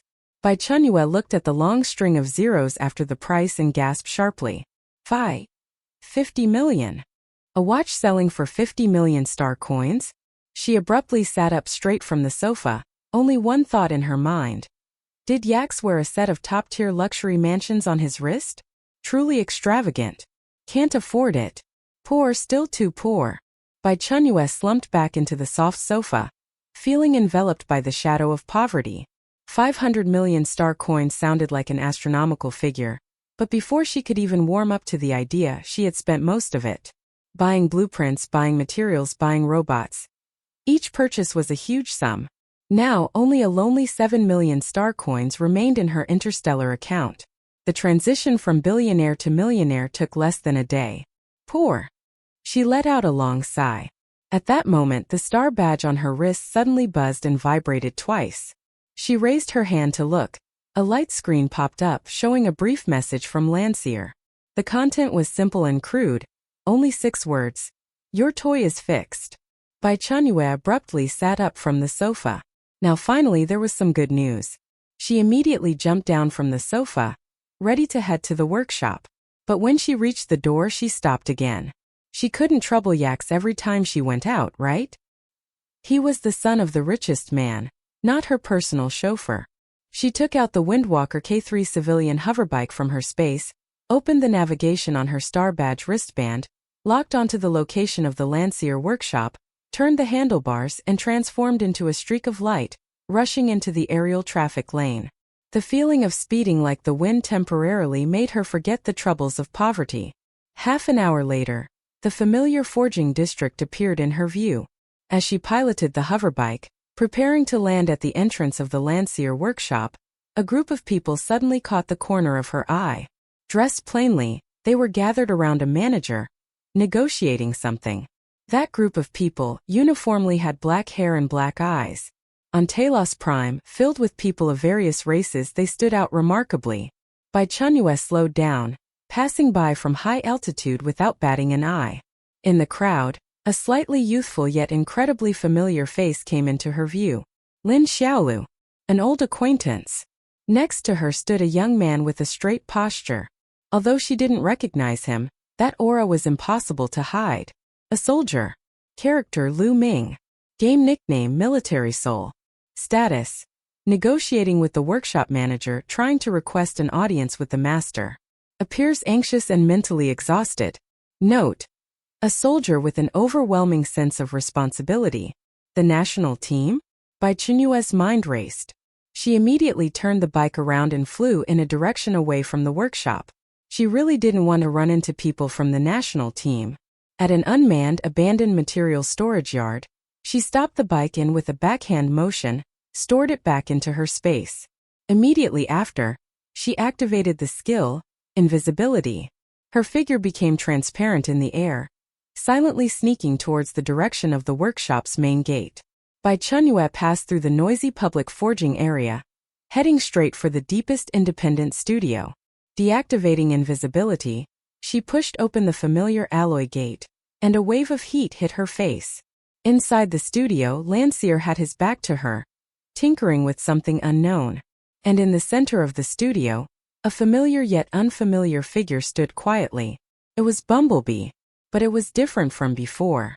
Its body was nearly a size larger than before. The originally somewhat thin yellow armor had become more robust. On its shoulders were 2 devices resembling energy cannons. The outer sides of its arms and calves were also fitted with streamlined auxiliary thrusters. Overall, it looked like it had been upgraded from a civilian version to a military heavy-duty version. The yellow giant saw her, and the headlights on its chest swished on, 2 beams of light precisely landing on her. Immediately after, a voice that made Bai Chenyue's scalp tingle resonated throughout the entire studio via a loudspeaker. "Darling, I missed you so much." The pronunciation was perfect, but it carried a cheeky, mischievous flavor. Bai Chenyue. Was this still her taciturn Bumblebee, who only expressed loyalty through actions? She closed her eyes, took a deep breath, feeling like her own CPU was about to burn out too. Great, the vocal cords were fixed. But this style. Wasn't it a bit too unrestrained? Item: Imagination Creature Bumblebee. Enhanced version. Introduction. A combat robot personally repaired and enhanced by Forging Master Landseer. All damaged modules have been repaired, and it has been equipped with Titan-class shoulder-mounted particle cannons, Meteor-style leg thrusters, and a Heavenly Horse brand emotion simulation and multi-channel vocalization module. Note: congratulations, your silent tough guy is now a little chatterbox. Master Landseer might have some misunderstanding about the word friend, and installed a full set of social butterfly syndrome plugins for you. Friendly reminder: if you find him too noisy, you can try physically silencing him, such as dismantling his vocalization module. Chapter 299. Taos Mining Planet 31. Landseer turned around and saw Bai Chenyue. A smile appeared on his face as he pointed at Bumblebee. "How is it?" The restoration turned out well, right? I added all the requirements you mentioned, and even gave it a little upgrade while I was at it. Bai Chenyue walked up to Landseer and said, Master, thank you.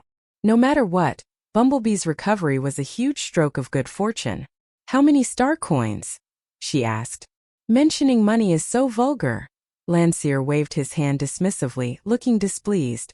This thing is outdated technology anyway, and I use mostly scrap materials. It didn't cost much, and it was just a small effort.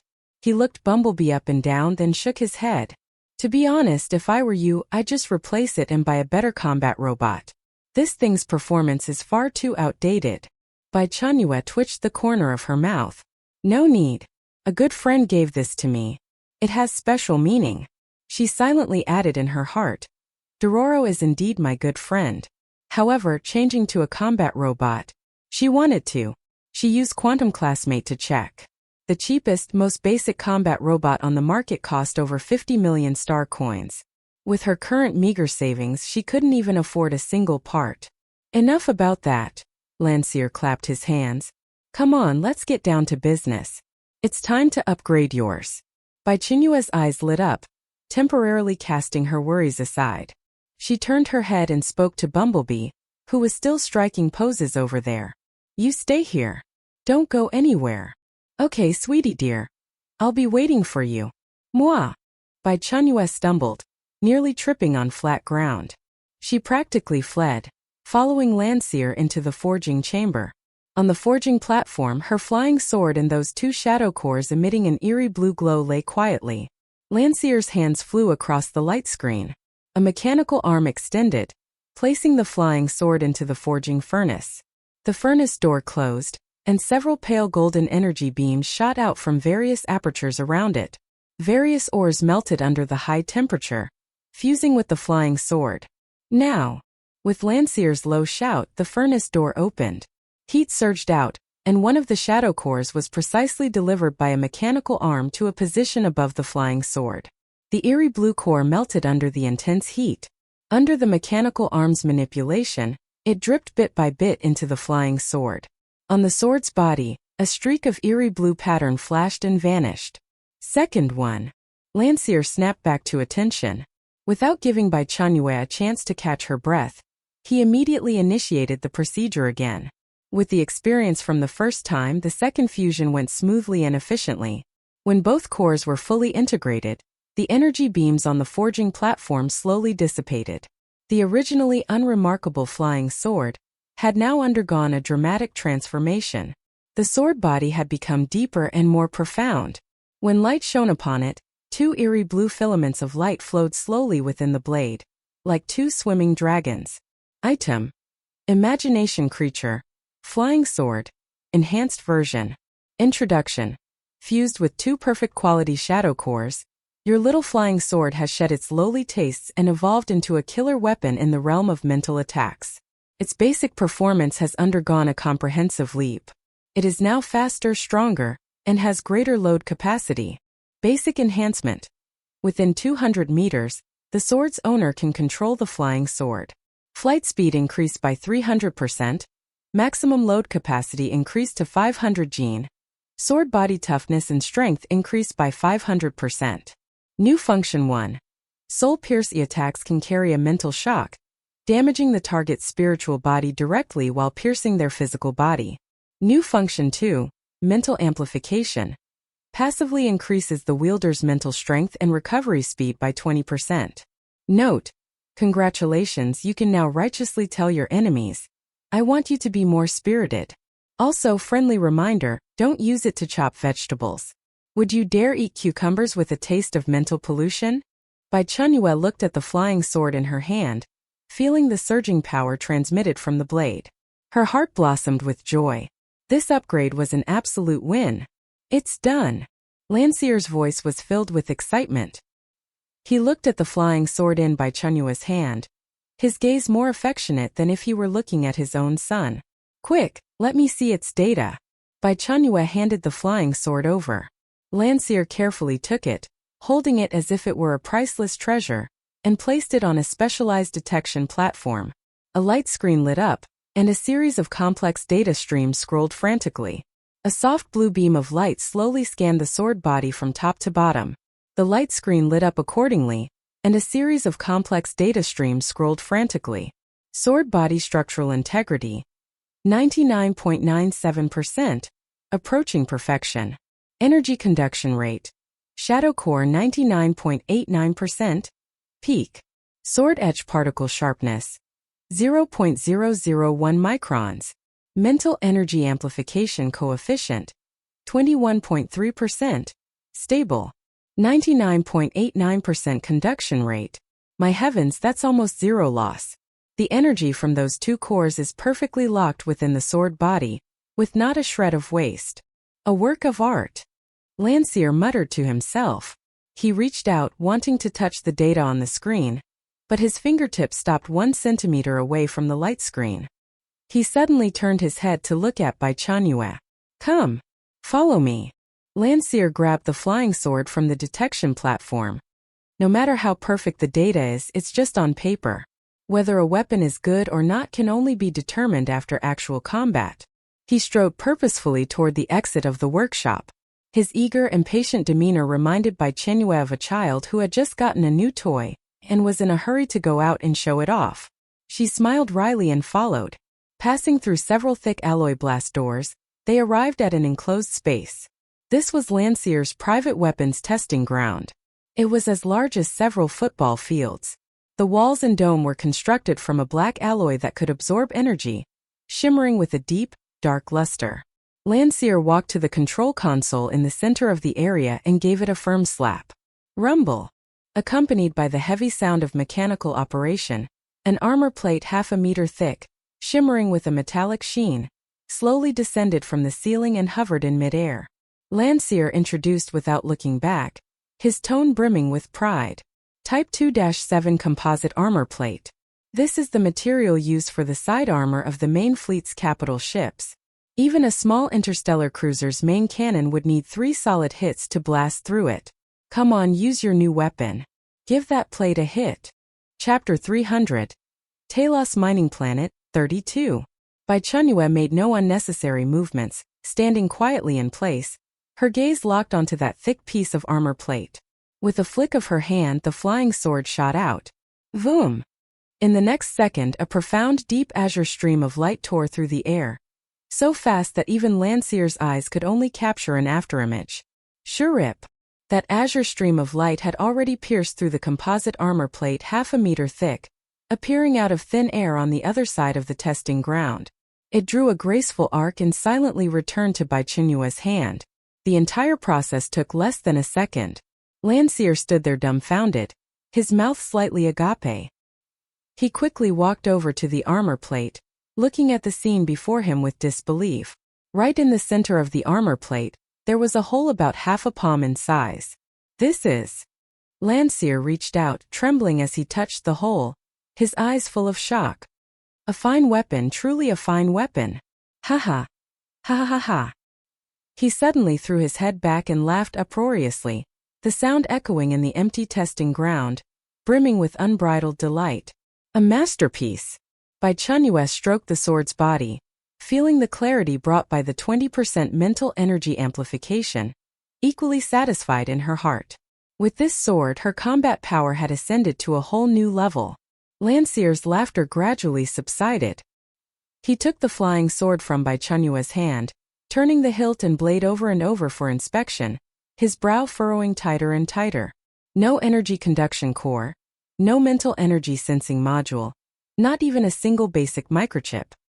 He lifted his head, his gaze burning as he stared at Bai Chenyue, asking, "How was this achieved? Without a conduction medium. How are you driving it with your will?" Bai Chenyue's heart skipped a beat. She couldn't very well tell him this originated from an ancient Eastern nation's imagined system called Xianxia, where flying swords were controlled solely by the mind's will, right? Well, actually, it was imagined by the Think Bubble tribe. Gotta say, Think Bubble is awesome. Her expression remained unchanged on the surface as she tossed out the prepared explanation. A gift from an elder. I'm not clear on the specifics of how it was done. Hearing this, Landseer was taken aback, then suddenly understood. He knew that those capable of forging weapons for the royal class were the top-tier forge masters in the star system. There were plenty whose skills surpassed his. He shook his head self-deprecatingly, no longer pressing the matter, his reverence for the flying sword deepening another layer. By the way, Landseer finally calmed down from his ecstasy. He slapped his thigh hard, his gaze burning as he looked at Bai Chenyue. That foolish son of mine, Ryan, said you came out of the high-pollution zone of mining planet number 7 and brought back some ores? Bai Chenyue's heart thumped. Here it comes. When she came out of mining planet number 7, she had indeed casually dug up quite a bit. Her space was almost piled into mountains. But at the time, she maintained a high level of vigilance towards these rich second-generation heirs, so naturally, she couldn't reveal she had a spatial storage. Brought a bit. Bai Chenyue nodded, her facial expression unchanged while her mind rapidly calculated. What did you bring? Hurry up and show me. Landseer was even more excited than during the weapon test, rubbing his hands together as he leaned in. Bai Chenyue pretended to rummage through her backpack, actually retrieving over a dozen ores from her space. She deliberately picked ones that looked less eye-catching and handed the ores over. Landseer snatched them over, not caring in the slightest that they were still covered in dust. He picked up the first piece and his eyes lit up. Molten heart, my heavens, such a large chunk. This thing only forms at the core of magma. Its energy stability and conductivity are top tier. He picked up the second piece, his breathing becoming rapid. And this star marrow iron. After refinement, it can greatly increase an alloy's toughness. High-density true silver ore, produced in the most severely polluted areas. All machinery is unable to enter, and humans can't last more than an hour inside. Landseer exclaimed with each piece he picked up. He turned those dozen-plus pieces over and over, unable to put them down any more. He lifted his head, looking at Bai Chenyue with eyes full of expectation. None left. Bai Chenyue spread her hands, wearing an I'm helpless too expression. I didn't bring the Nigia star disk when I came out, just a backpack. Couldn't carry much at all. Her words were half-truth, half-lie. Not bringing the Nigia star disk was true. Couldn't carry much was false. A pity, such a pity. Landseer beat his chest and stamped his feet, looking utterly heartbroken. That place is a treasure trove. To only bring out this little, what a shame. Bai Chenyue chuckled inwardly. Old man, if you knew I still have several mountains worth in my space, you'd probably go crazy on the spot. Wait a moment. Landseer seemed to suddenly remember something. He rushed back to his workshop in a whirlwind. Not long after, he came running back, holding a black wristwatch in his hand. Without a word, he shoved it into Bai Chenyue's hand. Wear this. Bai Chenyue looked down, her heart stirring. Wasn't this the same model Nigia star disk as the one on Yax's wrist? This.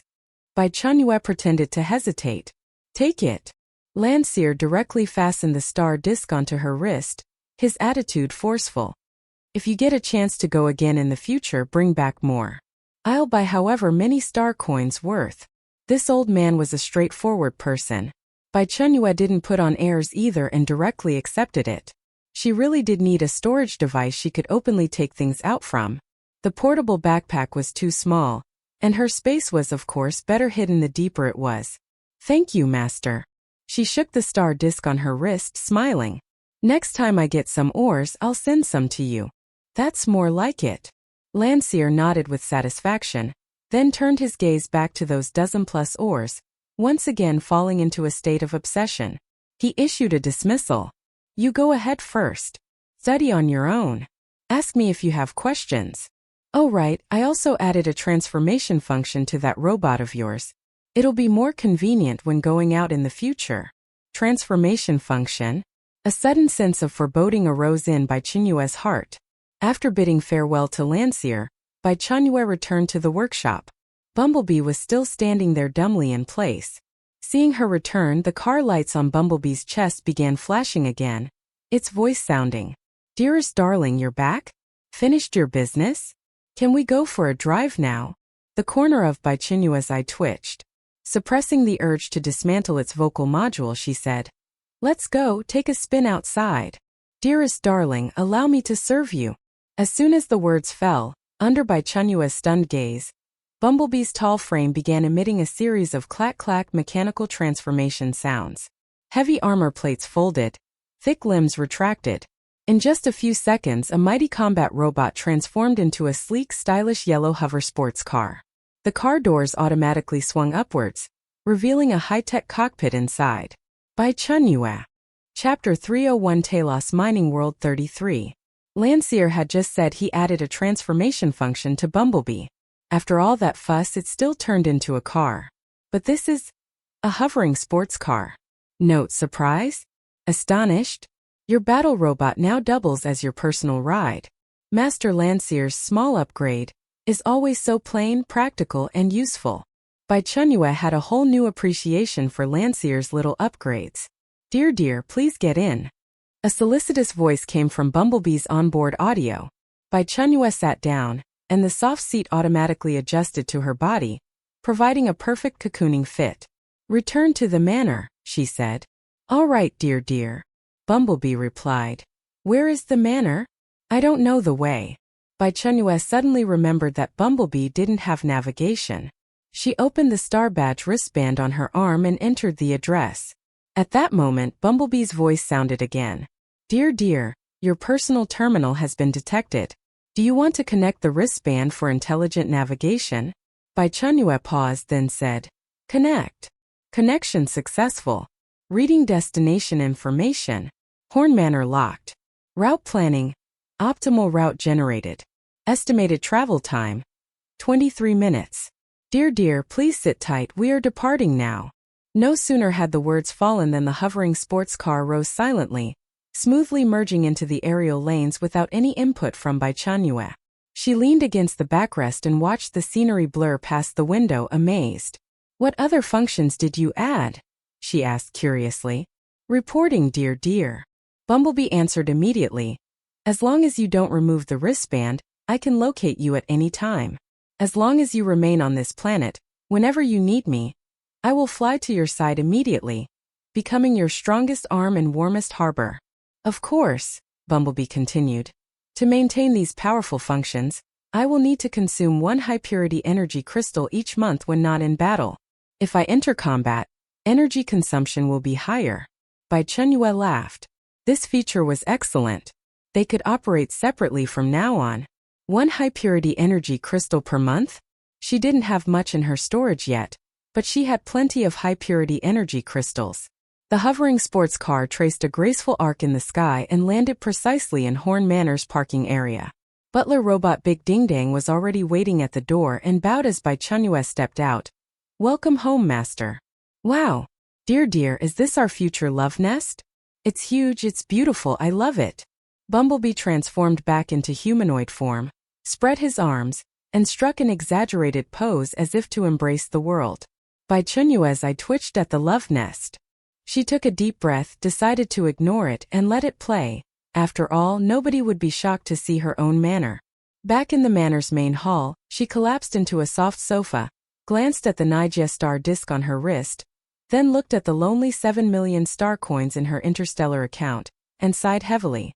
The 500 million she just received had bought a superfortress blueprint and materials, plus a pile of high-tech robots, but seeing that remaining balance still made someone used to being poor feel anxious. You only regret it when you need money. She opened Quantum Classmate and started browsing the interstellar marketplace. Energy shield generators, spatial jump engines, antimatter annihilation cannons, all sorts of gadgets that only appeared in sci-fi movies were listed for sale here with fixed prices. But the prices were just as sci-fi.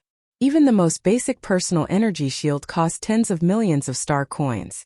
With her funds, she couldn't even afford an entry-level model. Bai Chenyue also noticed another issue. Many items in the game mall, like those various blueprints, couldn't be found on the interstellar marketplace.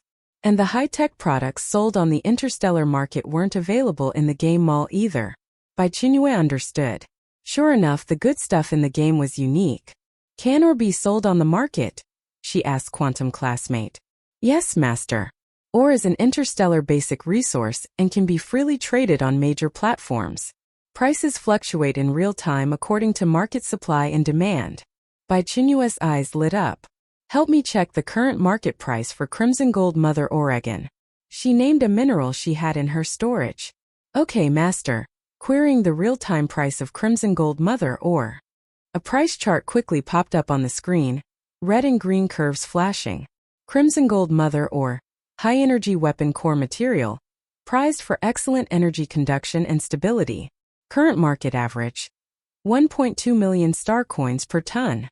1.2 million star coins per ton. Bai Chenyue gasped.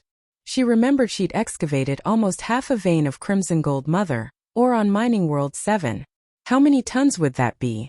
She didn't dare calculate for fear of her heart failing. After the initial ecstasy, Bai Chenyue calmed down. A problem loomed. She had told Landseer she only carried a small backpack to conceal her storage, so it couldn't hold much. If she suddenly sold hundreds or thousands of tons of ore, how could she explain that? Landseer was short-tempered, but his character was beyond reproach. She had just taken a Nigestar disk worth 50 million from him. It wouldn't be right to deceive him now. While she worried about how to legitimately monetize the ore, Big Ding Dang approached with an elegant stride. Master, your ordered goods have arrived and are parked at the temporary unloading area outside the manor. Do you require a signature? Bai Chenyue paused, then realized. It was the robots and construction materials she had purchased yesterday. The efficiency was impressive. I'll go take a look. She stood and followed Big Ding Dang outside the manor. On the open ground, a dozen heavy hovering transport vehicles were parked, each loaded with containers of various sizes. A group of uniformed movers was directing unloading robots, carefully offloading container after container. The scene was spectacular. Bai Chenyue stepped forward and confirmed her identity on the person in charge's electronic sign-off pad. Ding!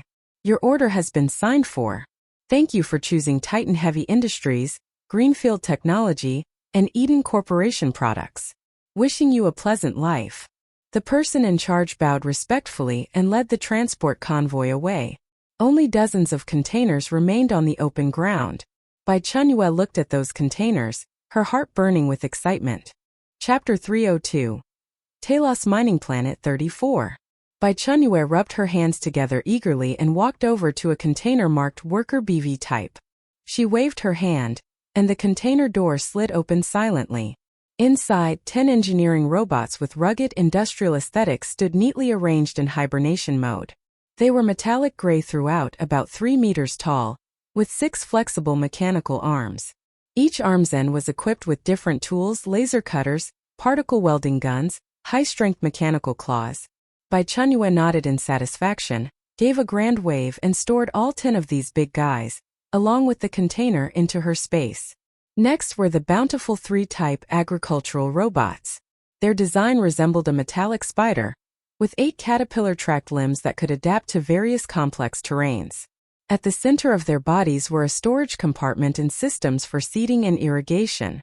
Into the space they went. Finally, the Gardner 2-type ecological robots. They were the smallest in size, looking like round, plump metal spheres.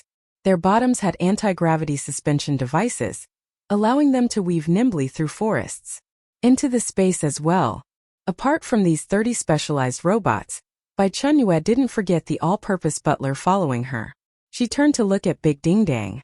You go in too? Yes, master. Big Ding Dang asked no questions and stepped towards Bai Chenyue. A flash of white light and Big Ding Dang also vanished from the spot. Finally, she gathered up all the containers filled with precious materials like ultrapolymer vibranium, void rockwood and deep-sea gel, storing them wholesale into her space. After finishing all this, she entered the space herself. Bai Chenyue activated all 30 robots. The 30 engineering, agricultural and ecological robots powered up simultaneously, their electronic eyes glowing with blue light. Worker bees awaiting master's command. Bountiful ready. Gardener awaiting task. Uniform electronic synthesized voices echoed within the space. Only Big Ding Dong's voice was different, still so gentle and pleasant. Master, Big Ding Dang is at your service. Bai Chenyue looked at the robot army before her, a mix of emotions swirling in her heart. The workforce had expanded again. Her gaze swept over the 10 worker BV type engineering robots. These robots were of the same model, with completely identical performance. She wasted no extra words. extending a finger and casually pointing at the one at the very front. From now on, you are the squad leader of the Worker B team, Worker 01. Your primary task is to reasonably plan this space, construct various types of buildings, and of course build a luxurious villa as well. Also, give names to your squad members, numbering down from Worker 02. Yes, Master. Worker 01's electronic eye flashed once, immediately accepting the command and beginning to assign preliminary surveying tasks to the other 9 members. Next, she turned to the Bountiful team, whose shape resembled metallic spiders. You Bountiful Squad Leader, Bountiful 01. Bai Chenyue ordered. The land is entrusted to you. Same as the Worker B team. Give names to your squad members, starting from Bountiful 02 and going down. Yes, Master. The newly appointed Bountiful Squad Leader, Bountiful 01, made a slight movement with its limbs and began scanning and analyzing the land beneath it. Finally, the same for the Gardener team, Squad Leader Gardener 01. Big ding dang. Bai Chenyue finally looked at the all-purpose butler. You are responsible for overall coordination, supervising the progress of all projects. Report any problems to me immediately. As you command, my master. Big Ding Dang replied respectfully. With the commands issued, the entire space came to life. The Worker B team began surveying the terrain, conducting foundation measurements and planning. The Bountiful team started leveling the land and analyzing soil composition. The Gardener team transformed into nimble metal spheres, flying to various corners of the space to begin preliminary ecological environment modifications. Bai Chenyue watched all this with satisfaction. But there still weren't enough robots. She needed to buy more. Sadako appeared silently beside Bai Chenyue, holding a hoe in her hand, looking a bit confused. She didn't understand where these guys had come from. Bai Chenyue looked at Sadako with a beaming smile. Sadako, your work will be much more leisurely from now on. Sadako tilted her head, not understanding. Bai Chenyue pointed at the robot teams working in the distance. They'll all be your subordinates from now on. Sadako lifted her head, the corner of her mouth tilting up by 10 degrees. She understood. Bai Chenyue exited the space in an excellent mood. At that moment, a message came through the Game Friend panel. Cow's leather anus, boss, are you still there? Help! Bai Chenyue raised an eyebrow. Someone from the national team? What's wrong? Didn't we just meet? She thought for a moment and replied. Who's that guy? What's up? The message had just been sent when the other side replied almost instantly. Cow's leather anus. Boss, is there a guide for this game instance? A guide? Bai Chenyue thought about it. This time's tasks were find Landseer and the blacksmith self-cultivation. For her, there really wasn't any difficulty. Who's that guy? No. This game is very simple. She told the truth. However, after sending this message, the other side fell silent. A full minute passed before Lucian's message came through again. Cow's leather anus. A string of ellipses expressed the other party's current state of mind. Bai Chenyue didn't understand. It really was simple. Finding someone? You can ask. After meeting them, learn and do the tasks. Where's the difficulty? Bai Chenyue seemed to have caught it from Sadako, tilting her head. Taos 151 Garbage Planet. Lucian looked at the phrase "this game is very simple" on the light screen, feeling her vision go dark, almost unable to catch her breath. Simple? Where was it simple? She turned her head to look around. Endless mountains of garbage stretched before her. Under the gray, murky sky, patrol robots moved back and forth, their electronic eyes flashing with red light. She looked down at the glaring numbers on her wrist. Current progress. 503.71 tons/1900 tons. During this period, they had been caught by robots many times, always penalized for various reasons, and their task quota had been increased bit by bit. This was called simple? The world of a boss was beyond her comprehension. How is it? What did the boss say? Zhu Yunyang next to her leaned over, asking expectantly. Lucian turned the light screen towards him, saying weakly, "See for yourself." Zhu Yunyang saw the phrase "this game is very simple," and the expression on his face collapsed. The disparity of worlds. He sighed to the heavens, feeling like he had taken tons of critical damage. The boss must have already found Landseer, maybe even finished the tasks. And us? We're still on the garbage planet picking up trash, worrying ourselves gray over a 1900-ton KPI. Not necessarily. There would be a notification if the task was completed. Lucian shook her head. Don't say any more. I want to be alone. Zhu Yunyang covered his chest, feeling his heart ache. Chapter 303. Taos Mining Planet 35. Zhu Yunyang couldn't understand it. How could the gap between people be so vast? They had hidden and dodged around to avoid being labeled as stowaways, yet they still got caught and were exiled to this godforsaken garbage planet where birds don't even shit. They woke up earlier than roosters, slept later than dogs, and worked harder than oxen, all for a distant, uncertain freedom. Then look at the boss. She dismissed it with a casual offhand, it's simple. How do you think the boss managed to get the star badge? Zhu Yunyang began to exercise his imagination. The team leader had sent back a message. They had basically spent 90% of their star coins just to get everyone's star badges processed. When they returned, they'd have to find another way to get star badges. No idea. Lucian nodded in deep agreement. Same people, different fates. Zhu Yunyang sighed again. Lucian shook her head. Better to just honestly pick up garbage. The sooner we finish the task, the sooner we'll be free. The two exchanged a look, both seeing the bleakness in each other's eyes. Resigned to their fate, they picked up their trash analyzers, ready to continue working. A commotion came from not far away. A squad of patrol robots was seen escorting 7 or 8 new prisoners, walking towards their area. There were some with black hair and dark eyes, and others with blonde hair and blue eyes. They were clearly fellow Blue Star compatriots. Zhu Yunyang and Lu Qian exchanged another glance. Which unlucky players were these?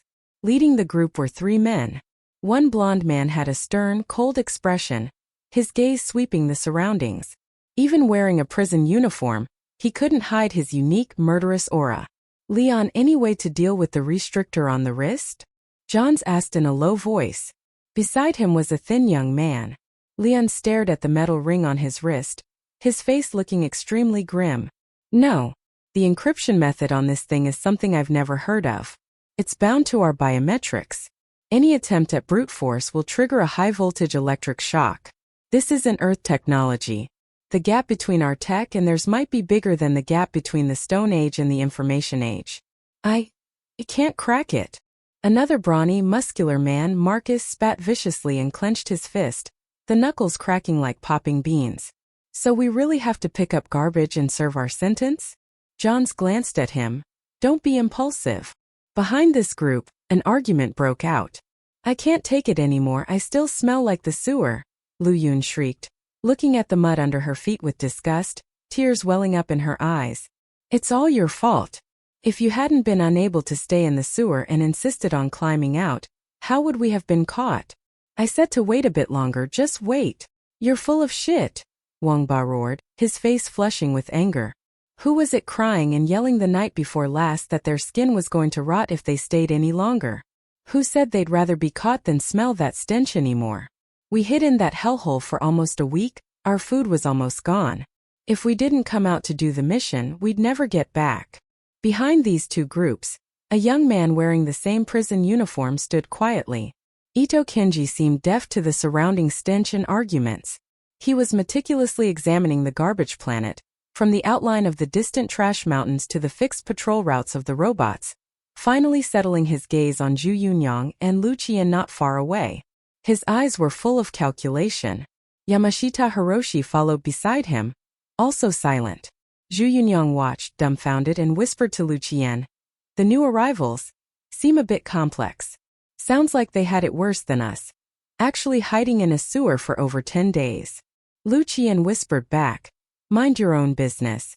Hurry up and work. Don't get our quota increased again." Oh. For the next half-month, Bai Chenyue was almost completely immersed in Lancier's workshop. Lancier poured all his knowledge into her. His royal student. He discovered that Bai Chenyue possessed a nearly monstrous talent for forging. Not only did she absorb knowledge worth millions, but her practical progress was also astonishingly fast. Bai Chenyue voraciously absorbed this knowledge. Under Lancier's guidance, she began attempting to upgrade some of her small gadgets. The first target was the Don't Run Bugs high-voltage electric bug zapper. After more than 10 failures and adjustments, a brand new Don't Run Bugs Pro Max Plus edition was born. The original USB charging port was removed and replaced with an energy slot that could embed a high-purity energy crystal. Now the bug zapper only needed one high-purity energy crystal to shoot 1,000 times. Although the coverage area of the electric net didn't increase, its lethality was upgraded by several levels. Now, it possessed devastating lethality against creatures under 10 gene, and it could function normally even in a downpour. The second upgrade target was the Root by Root squad. Bai Chenyue bound their control chips to her own Star Badge wristband. She also installed voice operating systems and cameras on them. Now, within a 200-meter range, Bai Chenyue could remotely monitor and, via the voice function of her Star Badge wristband, remotely control the squad for precise picking and harvesting. Convenient and fast. The third was the flame pistol. She also modified it to be powered by energy crystals. One crystal could fire 100 shots. She also ingeniously installed a very small dial under the barrel. Turning the dial allowed selection between 3 different firing modes. The first was the basic flame bullet, with high single-point damage and fast firing speed.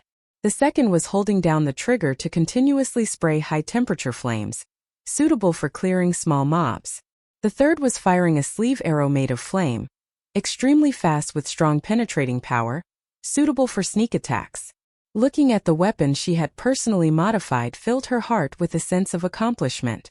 Although it felt great, not all upgrades went smoothly. When she tried to upgrade the Rippersonic resonance device, she encountered her Waterloo. She tried over a dozen different approaches, either short-circuiting the instrument or blowing up an expensive experiment table. She decisively gave up. Of course, after upgrading the Don't Run Bugs high-voltage electric bug zapper, the task was completed. System prompt. Detected that player who's that guy has successfully upgraded a weapon belonging to herself. Main quest. The blacksmith self-cultivation completed. Congratulations to player who's that guy. Game countdown officially begins. 59 days, 23 hours, 59 minutes, 59 seconds. Global notice. After the countdown ends, all players who have completed their tasks will be teleported back to their original world. Players who have not completed their tasks will remain in this instance until their tasks are completed before teleportation. 60 days.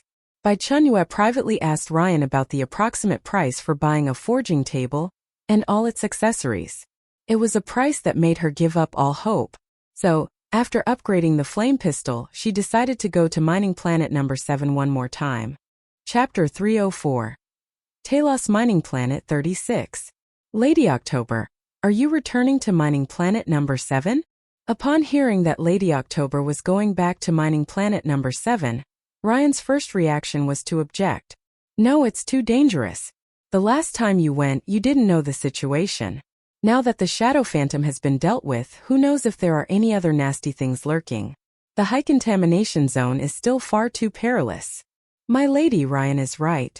Orion and Yax also rushed over upon hearing the news and tried to dissuade her. Your status is now noble and distinguished. There's no need to take such risks again. Whatever ores you need, just say the word. The 3 of our families will join forces and turn the entire star system upside down to get them for you. Bai Chenyue looked at the 3 sincere second-generation heirs before her, feeling a warm glow in her heart. But moved as she was, business still had to be done. It's fine. She waved her hand dismissively and smiled. Don't worry. The high contamination zone has no effect on me whatsoever. Then I'll go with you. Ryan's eyes darted around, immediately revealing his true intention as he thumped his chest in assurance. I'll wear the latest model of protective suit. It'll definitely hold up. Bai Chenyue shot him a glance, shattering his fantasy. Your protective suit wouldn't last 3 minutes in that place. If you go, I'd have to split my attention to look after you. You'd just be dead weight. Ryan. His heart shattered into a QR code, one that couldn't even be scanned. His entire being turned ashen as he silently squatted in a corner and began drawing circles on the ground with his finger. Yax and Orion exchanged a look, silently swallowing the words that had reached their lips. Orion tactfully handed over the prepared Nigestar disc, saying respectfully, Lady October, you must be careful.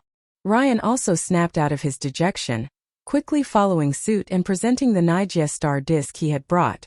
Bai Chenyue had proactively asked to borrow them. The moment the three heard Lady October wanted to borrow Nigeria star discs to store ores, they came without a second thought. Yax glanced at the two guys who had only brought one star disc each, the corner of his mouth twitching almost imperceptibly. Then, with a wave of his hand, a silver briefcase-sized combination lock case appeared before him. He calmly introduced, Lady October, see if one case is enough. If not, I can have more delivered. Bai Chenyue? ? Under the astonished gazes of the others, Yax opened the case. Inside was a layer of soft black down, upon which 10 independently packaged, elongated gift boxes were neatly arranged. He casually opened one. Lying quietly inside was a brand new Nigeria star disc. Bai Chenyue was shocked and hurriedly declined. No, one is enough. Lady October, is one box enough? Perhaps you should take a few more. Yax, however, directly pulled out an entire box and unceremoniously shoved it into Bai Chenyue's hands. Bai Chenyue. She had clearly said one. Lending me one is sufficient. Bai Chenyue tried to just take one out from the box, but Yax firmly pressed her hand down. Yax wore a sincere expression that screamed, you're being too polite, saying, Lady October, you've been here for so long, studying in the workshop every day, and I haven't even fulfilled my duties as a host. And you say borrow? These things aren't worth a few star coins. Saying that is truly treating me as an outsider. If my father found out, he'd definitely break my legs. Bai Chenyue internally complained, damn capitalists. What a perfect aren't worth a few star coins. Ryan and Orion exchanged another glance. Damn it, he's showing off again. Look, Lady October is moved. In the end, unable to refuse, Bai Chenyue accepted Yax's entire box of Nigeria star discs and boarded the private starship bound for mining planet number 7. On the starship, Bai Chenyue was the only passenger. Watching the stars speeding past the viewport, she calculated her next steps. After returning from mining planet number 7, the ores in her spatial storage could see the light of day. Of course, she had also considered secretly selling the ores. But ores from the high contamination zone were too rare. Selling them would inevitably attract attention. And with the Taos star system being so developed, information spreads incredibly fast. It would be hard for Lancier not to find out. The optimal solution was to make another trip to mining planet number 7. Several hours later, the familiar purplish-black planet once again appeared in view. The starship landed on the landing pad of the transit station. The newly appointed station master was already waiting there with a large entourage, full of respect and deference. Seeing the royal with the white wings on her back descend the gangway, the station master rushed forward in a flash. Leading his subordinates, he performed a fist-to-chest salute, proclaiming loudly, "We respectfully welcome the royal." Bai Chenyue walked straight through the crowd. With the precedent set by Colin last time, no one dared to step forward this time to question her about her star badge. Everyone watching her back revealed looks of awe and reverence. That was a royal after all. A ruthless individual who single-handedly took down the nightmare of the entire planet. Bai Chenyue flapped her wings and took flight, vanishing into the purplish-black sky in the blink of an eye. Truly worthy of a royal so cool. That aura. I felt like I forgot to breathe when she walked past me. Did you see the wings on her back? Pure white and flawless, just like the angels from Legends. Shoo! Keep your voices down. The newly appointed station master wiped the cold sweat from his forehead, sternly silencing his subordinates' chatter. The affairs of a royal are something we can casually discuss? All of you, pull yourselves together. Naturally, Bai Chenyue couldn't hear these words. She had long since penetrated deep into the high contamination zone. The air was filled with a pungent mix of sulfur and ozone. The purplish-black ground was littered with jagged rocks. Not a single blade of grass in sight. Roar! A furious roar shattered the silence. Lizard 1 to Lizard 5, 5 Sky Lizard tribe warriors over 3 meters tall, were swinging the high-energy ion labor-saving hose Bai Chenyue had issued to them, diligently excavating ores.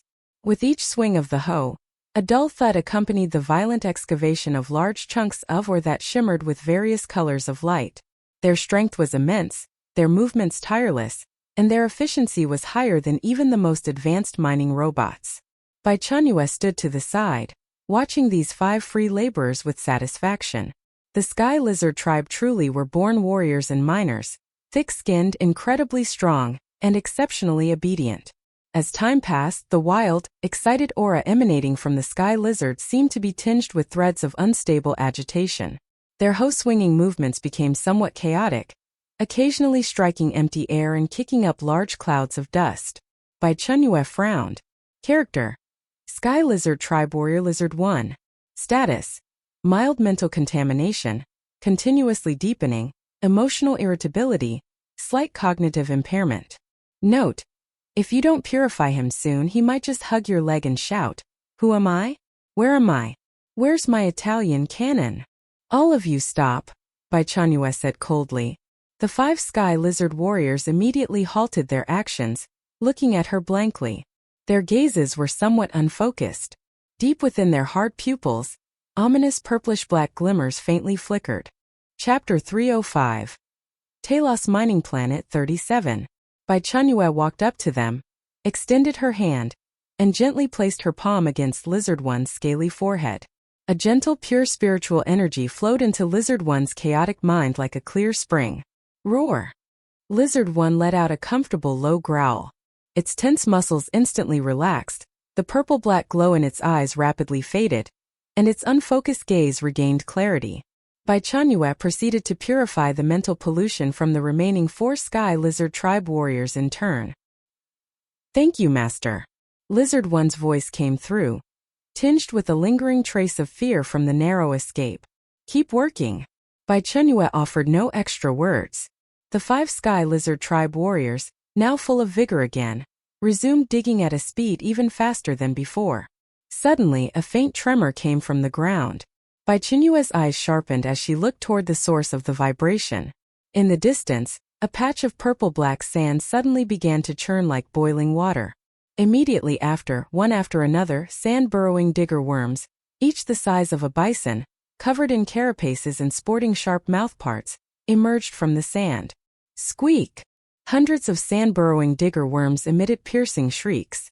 Moving their densely packed legs, they charged toward Bai Chenyue and the Sky Lizard tribe warriors, kicking up a cloud of sand and dust. The Sky Lizard tribe warriors immediately stopped digging, turned around to shield Bai Chenyue, and entered combat stance. Perfect timing. "Let's test the new skill on you."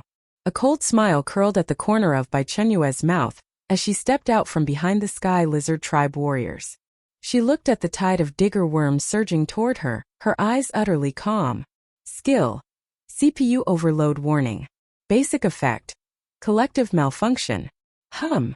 An invisible mental shockwave centered on Bai Chenyue instantly swept across a 20-meter radius.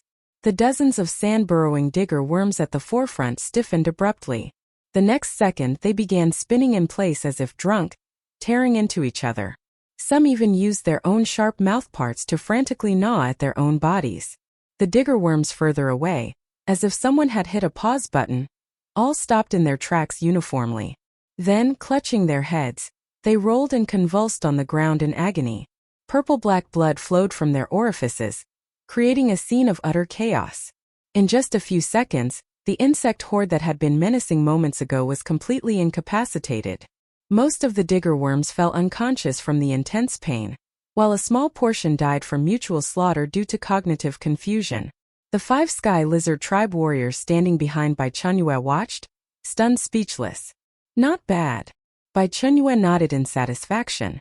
The crowd-clearing effect of collective malfunction was even better than she had imagined. However, there were still a few that slipped through the net. At the very back of the insect swarm, 3 individuals, noticeably larger than the other digger worms, were also affected by the mental shockwave. But they only shook their heads a few times, not collapsing directly like their kin. They were the leaders of this digger worm pack. The 3 leaders, seeing their kind rolling all over the ground, let out furious hisses, their crimson eyes locking firmly onto Bai Chenyue. They opened their fang-filled mouthparts and 3 streams of highly corrosive acid, like high-pressure water jets, shot toward Bai Chenyue. Bai Chenyue stood her ground, not moving a muscle. Sizzle. The acid was blocked by an invisible barrier half a meter away from her, dissipating into wisps of green smoke. Perfect timing to test the second effect. Bai Chenyue's figure flashed, disappearing from her spot in an instant. The next second, she had appeared before the three leaders, less than 6 meters away from them. Skill. CPU overload warning. Special effect, precision face melting. 3 strands of spiritual energy refined to their utmost condensed into 3 invisible spikes. Ignoring the digger worm leader's thick carapaces and feeble mental defenses, they ruthlessly pierced into their brains. Squeak! The hisses of the 3 digger worm leaders were cut short. Their massive bodies crashed to the ground, convulsed twice, and then fell completely still. Their heads had exploded from the inside out, red and white matter spilling all over the ground. Bai Chenyue withdrew her gaze, extremely satisfied with the result. The power of precision face melting was even more terrifying than she had anticipated, literally frying the opponent's CPU at the physical level. The only downside was the significant consumption. After using it twice, her spiritual energy was nearly depleted. "Keep working," she said to the still-dazed Sky Lizard tribe warriors. "Yes, master." The Sky Lizard snapped back to reality and worked even more diligently. For the next half-month, Bai Chenyue stayed on mining planet number 7. During the day, she led the Sky Lizard tribe warriors in a frenzied mining operation, loading precious or after precious ore into the 10 Nigeria star disks, sponsored by Yax. The mineral resources in the high pollution zone were extremely abundant. Crimson gold mother ore, star marrow iron, high-density true silver ore. All kinds of rare ores that were worth a fortune and hard to find on the main planet's market were as common as roadside stones here. Occasionally, when some clueless local creatures from the mining zone came to cause trouble, Bai Chenyue couldn't be bothered to deal with them herself, and simply let the Sky Lizard tribe warriors handle it. The combat prowess of Lizard 1 through Lizard 5 was practically overwhelming in this mining zone. Their scales were nearly indestructible, their strength terrifying. They could bite a crystal rock drill scorpion in half with a single chomp. After every battle, Bai Chenyue would immediately perform a mental purification on them, ensuring they remained in peak condition. After half a month, Bai Chenyue's haul was substantial. 12 Nigeria star discs, plus the one Landseer had given her, made a total of 13, all stuffed to the brim. There was still quite a stockpile in her personal space. Thinking of all that ore, Bai Chenyue felt deeply satisfied. It was time to go back. She recalled all the Sky Lizard tribe warriors into her space, spread her pure white wings behind her, and transformed into a streak of light, flying toward the transit station. Returning to the main planet Taos 1, the game countdown showed 15 days remaining. Bai Chenyue did not return to her own estate but went directly to Landseer's workshop. In the public forging area, it was still bustling and lively, full of noise and activity. In one corner of the workshop, Lu Ming was leading several members of the Sharp Sword team, clumsily operating equipment at a forging station. They had been here for almost a month. Ever since they were nearly arrested as undocumented individuals at the workshop entrance and then spent almost all their savings to obtain star badges, they had been stuck here, slowly progressing through the blacksmith self-cultivation quest. Bang! Another dull, heavy thud sounded as the energy hammer on the mechanical arm slammed down, sparks flying everywhere. On the detection instrument, red warnings flashed again, and a piercing alarm blared throughout the small corner. Failure. Energy injection point offset by 0.1 millimeters. Fine cracks detected in the structure. Gao Jianjun looked at the data on the light screen and sighed helplessly. This piece of shadow iron is completely ruined. The third one scrapped. Forging was just too difficult. Chapter 306. Taos Mining Planet, 38. Lu Ming wiped the sweat from his forehead, staring at the lump of dull, completely ruined metal on the forging platform, his eyes bloodshot. Gao Jianjun let out a deep sigh, feeling utterly exhausted. They had been stuck here for almost a month. To get star badges for the entire team, they had spent almost all the star coins they had risked their lives to earn on mining planet number 7. Even so, the trio stuck on the garbage planet remained undocumented fugitives living day to day.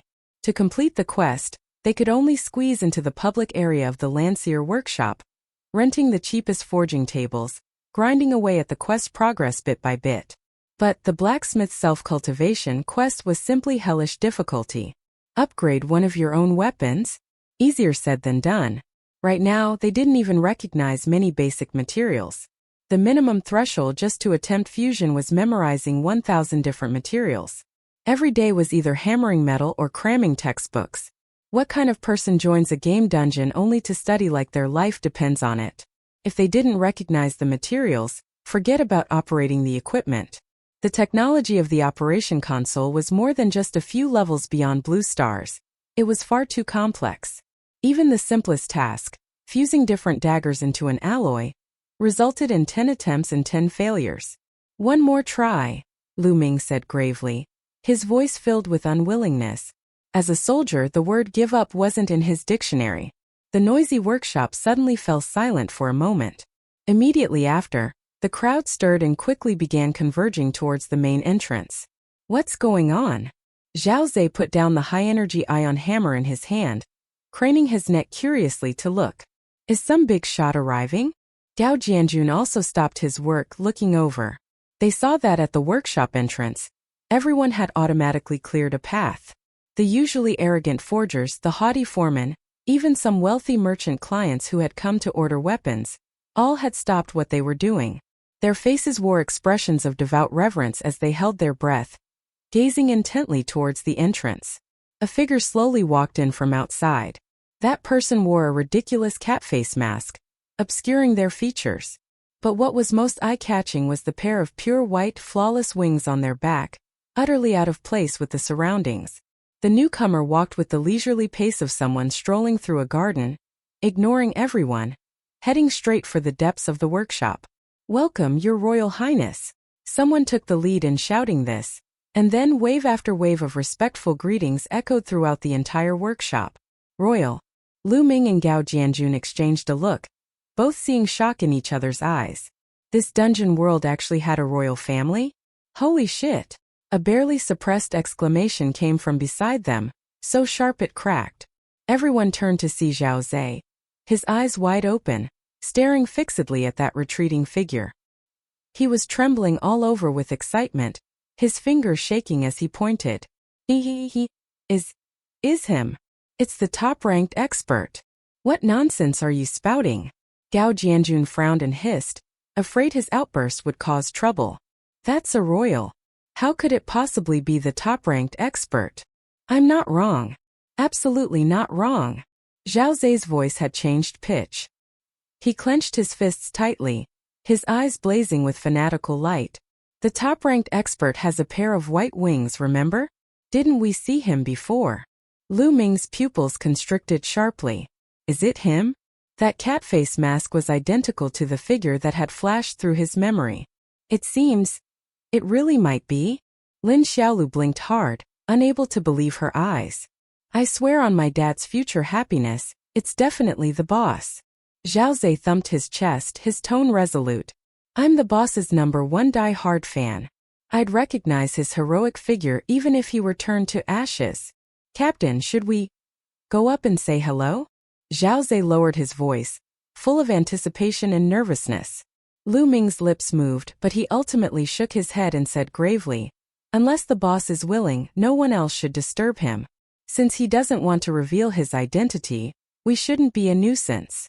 Since the other party had always presented a mysterious image, them barging over would only cause unnecessary trouble. We owe him too much, Lu Ming said, his voice low and hoarse as he watched the figure disappear behind the door deep within the workshop. The team members around him also fell silent. Yes, what they owed the top-ranked expert was far more than just a single life. It was the blood debt of an entire shelter, of 200,000 compatriots. Let's get back to work. Lu Ming took a deep breath, suppressing the surging emotions in his heart, and refocused his attention on the energy control console. Bai Chenyue naturally had no idea that a fanatical fan behind her had almost completely exposed her secrets. Wearing her mask, she paid no heed to the surrounding gazes and walked straight towards Lancier's private studio. All the players and natives in the workshop watched as that door slowly closed, cutting off their view. Only after the door was completely shut did the deathly silent workshop erupt into a frenzy. Heavens! It really was Her Royal Highness. I heard before that she was learning forging from Master Landseer, but I didn't expect it to be true. Nonsense, why would a royal learn forging? They can have anything they want. Those wings are so beautiful. I feel like my heart is about to melt. Shut up or you'll get yourself killed. Meanwhile, the players' chat channel was even more lively. Grassroots hero, holy shit, did you guys see that? Just now at the entrance to the Landseer workshop, an NPC with white wings appeared. The entourage was freaking huge. Data Emperor. That's a royal, the top-tier existence in this interstellar civilization. No different from ancient royalty. I saw with my own eyes everyone in the workshop bowing to him. So damn cool. Social me, brother pig. What's going on? What royal? Have I been stuck on the garbage planet so long? I can't understand what you're saying. Bear country, 1 bear per person. I saw it just now. That person had black hair. I strongly suspect that was the top-ranked expert. Who's that guy? Young master, a bit weak at bear country. 1 bear per person, are you dreaming? How could that possibly be the top-ranked expert? The top-ranked expert is from Earth. When did he become an interstellar royal? Pure nonsense. Noob doesn't eat chicken. Why do I feel like it looks like a friend of mine?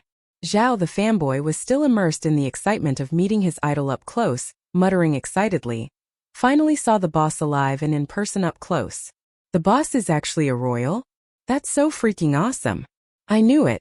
Someone who can be number 1 on the leaderboards is definitely no ordinary person. Lin Xiaolu glanced at Zhao Zhe, her mind filled with heavy doubts.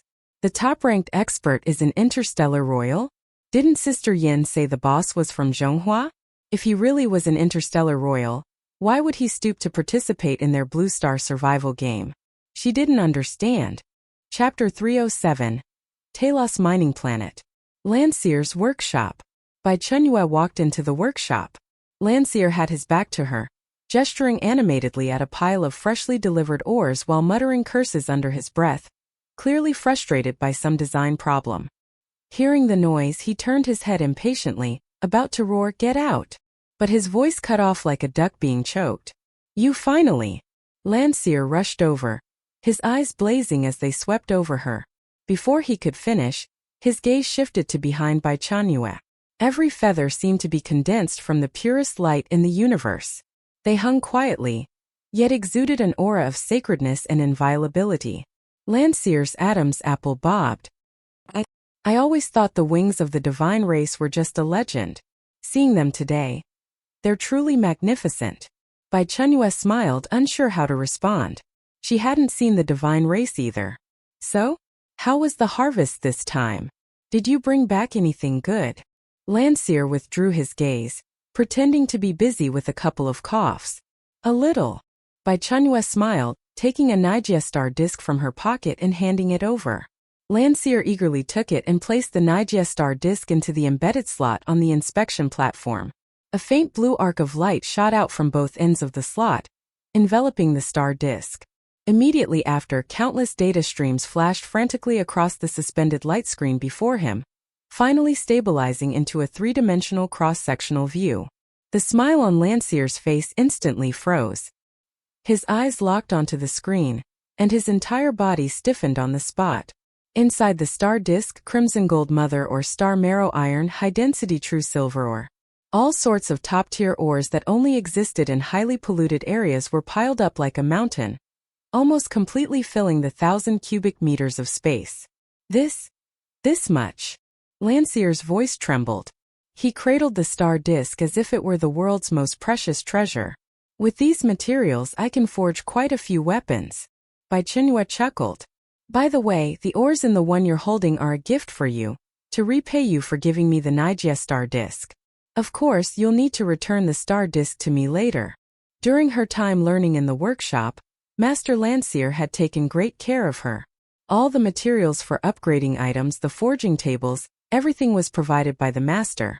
Others had to pay star coins to use them, yet despite her wasting so much material, the master hadn't asked for a single star coin from her. Not to mention the master had previously repaired Bumblebee for free, and even gifted her a Nigia star disk. Gifting the master a star disk's worth of ores was no loss for her.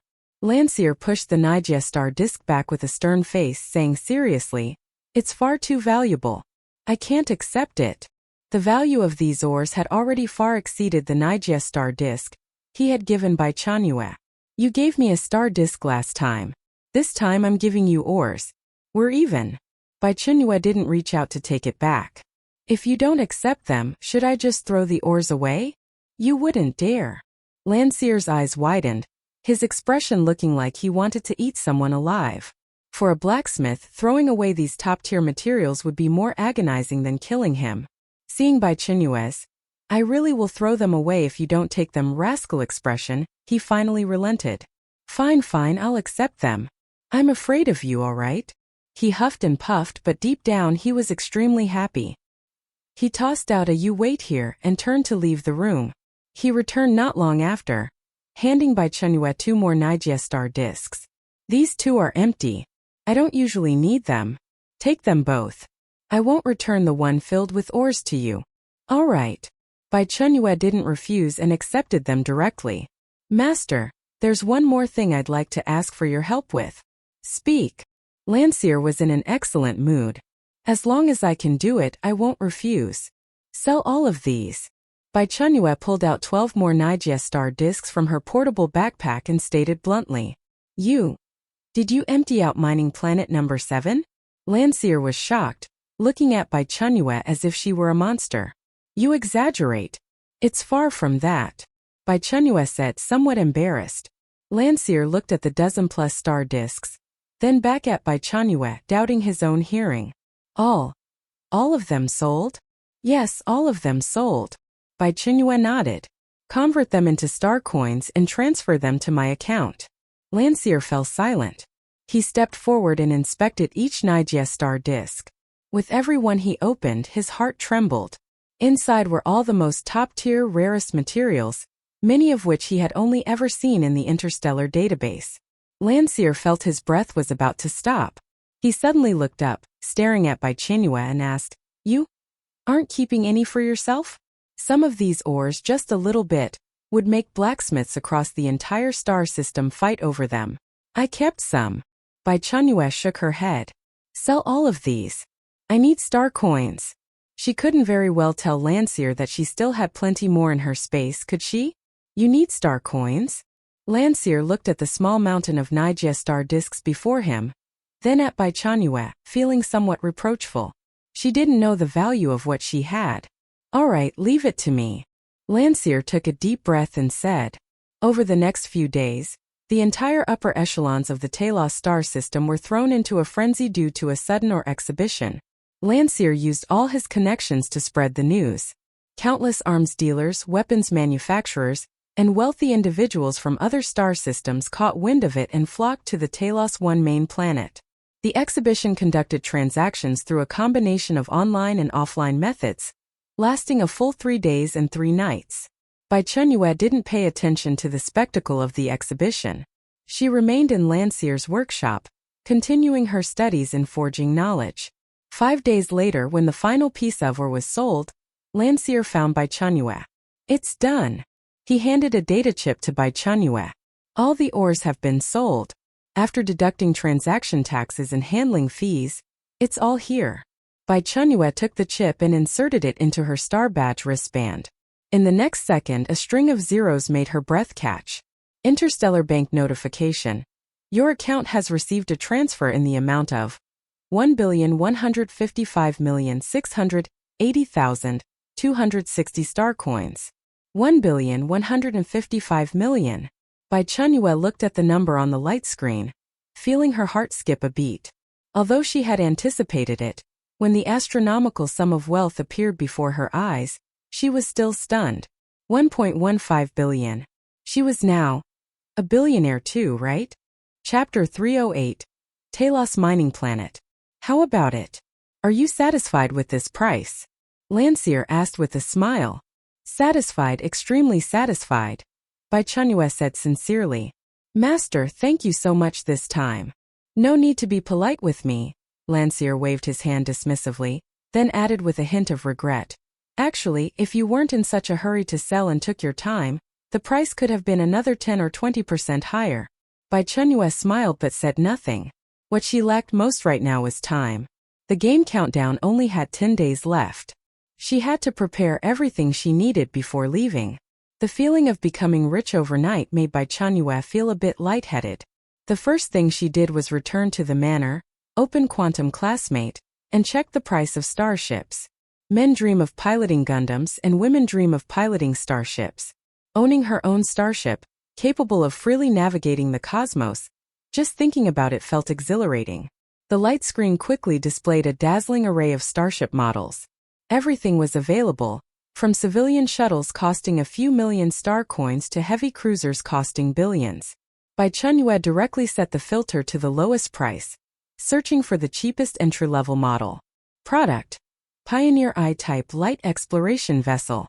Introduction: a basic model starship produced by Star Ring Dynamics, suitable for short-range interstellar travel and planetary exploration. Basic configuration: standard energy shield, conventional sublight speed engine, basic life support system. Price: 600 million star coins. Note: the first choice for beginners. The advantage is it's cheap, the disadvantage is that besides being cheap, it's worthless. Friendly reminder: if you encounter space pirates while piloting this thing, it's recommended to surrender immediately, otherwise you won't even have time to send a distress signal. 600 million? Just the bare hull costs 600 million? Bai Chenyue looked at the optional equipment list next to it. Upgrading to a warp drive? At 300 million. Swapping to a heavy energy shield? At 200 million. Installing a weapon system? Starting at 500 million. A space jump module? Sorry, that's not a problem money can solve. It requires special military approval. Crunching the numbers to modify this Pioneer into a starship that could actually be taken out and capable of fighting, you couldn't get away with spending less than 1 billion. Bai Chenyue.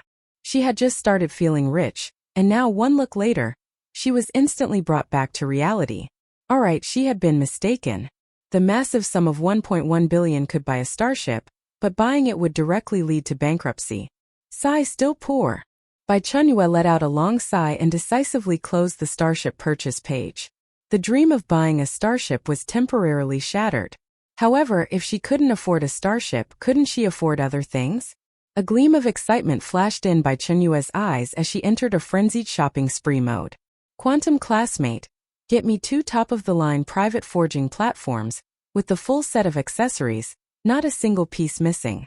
When she returned to Blue Star, she would still need to forge, to upgrade all the items she currently possessed. One for her own use, one as a backup. Ding! Order submitted. Master Smith 9 type, all-function forging platform ×2. Total amount 120 million star coins paid. Staring at Quantum Classmate, a thought flashed through Bai Chenyue's mind. Quantum Classmate was just too useful an all-knowing encyclopedia. She absolutely had to get one for her base back on Blue Star. Pry the Quantum Classmate out of the manor? She rubbed her chin but quickly dismissed the idea. This Quantum Classmate was standard equipment for the manor, deeply integrated with the entire estate's intelligence system. If she forcibly pried it out, what if she couldn't reinstall it properly? That would be a real mess. Quantum Classmate, check for me if there's a standalone version of the Quantum Information Interaction Terminal, the kind that can be taken away. She commanded the obsidian wall. Understood, Master. Searching for you now. The light screen flickered, and a large list of product information popped up. Bai Chenyue directly sorted by price from high to low. At the top of the list was an incredibly sci-fi-looking object, a silver metal sphere resembling a floating water droplet. Product: Oracle Omega Terminal AI. Introduction: a flagship-level personal AI developed by Oracle Tech equipped with the most advanced quantum entanglement communication module and self-evolution algorithms. It possesses computational power rivaling a galactic-scale mainframe. It is your strongest companion for exploration, learning, and combat in the universe. Price: 980 million star coins. Note: you can't afford it. Don't look. Next one. Bai Chenyue. With a dark expression, she scrolled down, skipping over those sky-high items costing hundreds of millions or billions. Finally, after more than a dozen pages, she found one with a suitable price, identical to the one in the manor. Item: Quantum Information Interaction Terminal. Introduction: a super terminal connecting to the entire interstellar network. Built in with the latest generation Wisdom Core, it can perform all operations such as data queries, communication, and entertainment via voice command. Its computational power is comparable to the central processor of a small planet. Note, basically, you can think of it as an all-knowing super network administrator. However, it is recommended that you don't ask it philosophical questions like, what is the end of the universe? Or, what is the meaning of life? Otherwise it might blue screen due to CPU overload. The repair cost then would be enough for you to stay in this hotel for 100 years. Price: 100 million star coins. 100 million star coins. The price wasn't cheap, but it was still within her means. Having used it for this period, she now knew Quantum Classmate was truly excellent. This one. Place the order, Bai Chenyue said decisively. Ding. Order submitted. Quantum Information Interaction Terminal ×1. Total amount 80 million star coins paid. With the super brain sorted, the next step was solving personal living arrangements. The blueprint for Eternal Fortress had 10 underground floors and 3 above ground, with a total area of over 100,000 square meters. With a place that big, she couldn't sleep on the floor every day, could she? Her previous Simmons mattress was passable for getting by in the apocalypse, but now that she had money, it was time for a serious upgrade. Quantum Classmate recommend a bed for me. The most comfortable one with the most functions. Understood, Master. Filtering products that meet the conditions for you now. The light screen refreshed, revealing a bed that looked rather ordinary but had a decidedly unordinary price tag. Item: Anti-Gravity Sleep Aid Bed. Introduction: utilizes the latest anti-gravity suspension technology, allowing the user to experience the sensation of sleeping on a cloud. The mattress interior is filled with intelligent temperature control gel, perfectly conforming to the body's curves and adjusting firmness and temperature according to sleep stages, effectively enhancing deep sleep quality. Note: the savior of insomniacs, the prime culprit behind tardiness and absenteeism. The only thing to worry about is you might miss the apocalypse because you're sleeping too comfortably. Price: 5 million star coins. 5 million for a bed? Bai Chenyue clicked her tongue. Bought it. Star coins were meant to be spent. Chapter 309. Taos Mining Planet 41. Bai Chenyue looked at her account balance, which had shrunk by another large chunk, her heart bleeding, but a satisfied smile appeared on her face. The bed was settled. Next were the other furniture for the home. Sofa, tables and chairs, kitchenware. Filling up her super fortress spanning over 100,000 square meters was no small project. Quantum Classmate. Open the home furnishings interface. I'm about to start a massive shopping spree. Bai Chenyue leaned back on the sofa, crossed her legs, looking every bit like a wealthy tycoon ready to ransack the mall. Understood, Master. On the light screen, it switched to the home furnishings interface. The dazzling array of high-tech furniture made Bai Chenyue's eyes spin. The first area she clicked into was the kitchenware section. Product: Purification Ingredient Processing Center. Description: utilizes high-energy particle beams and ultrasonic oscillation technology to decompose 99.99% of harmful substances, bacteria, viruses, and parasite eggs in ingredients. Price: 500,000 star coins. Note: essential for apocalypse survival. With it, you can even process mushrooms grown in radiation zones into top-tier delicacies. Of course, the taste might be a bit stimulating. Buy. Ding. Order submitted. Purification Ingredient Processing Center ×1. Total amount of 500,000 star coins paid. I also need a robot to cook for me, preferably one that knows all cuisines. Understood, Master. The light screen refreshed, and a round robot with multifunctional mechanical arms appeared in the center of the screen. Product: all-round gourmet X-type, cooking robot. Description: built-in with cooking data from tens of millions of interstellar chefs, proficient in the cuisines of 3,800 civilizations. Comes with a molecular gastronomy module capable of analyzing the composition of any ingredient for optimal cooking.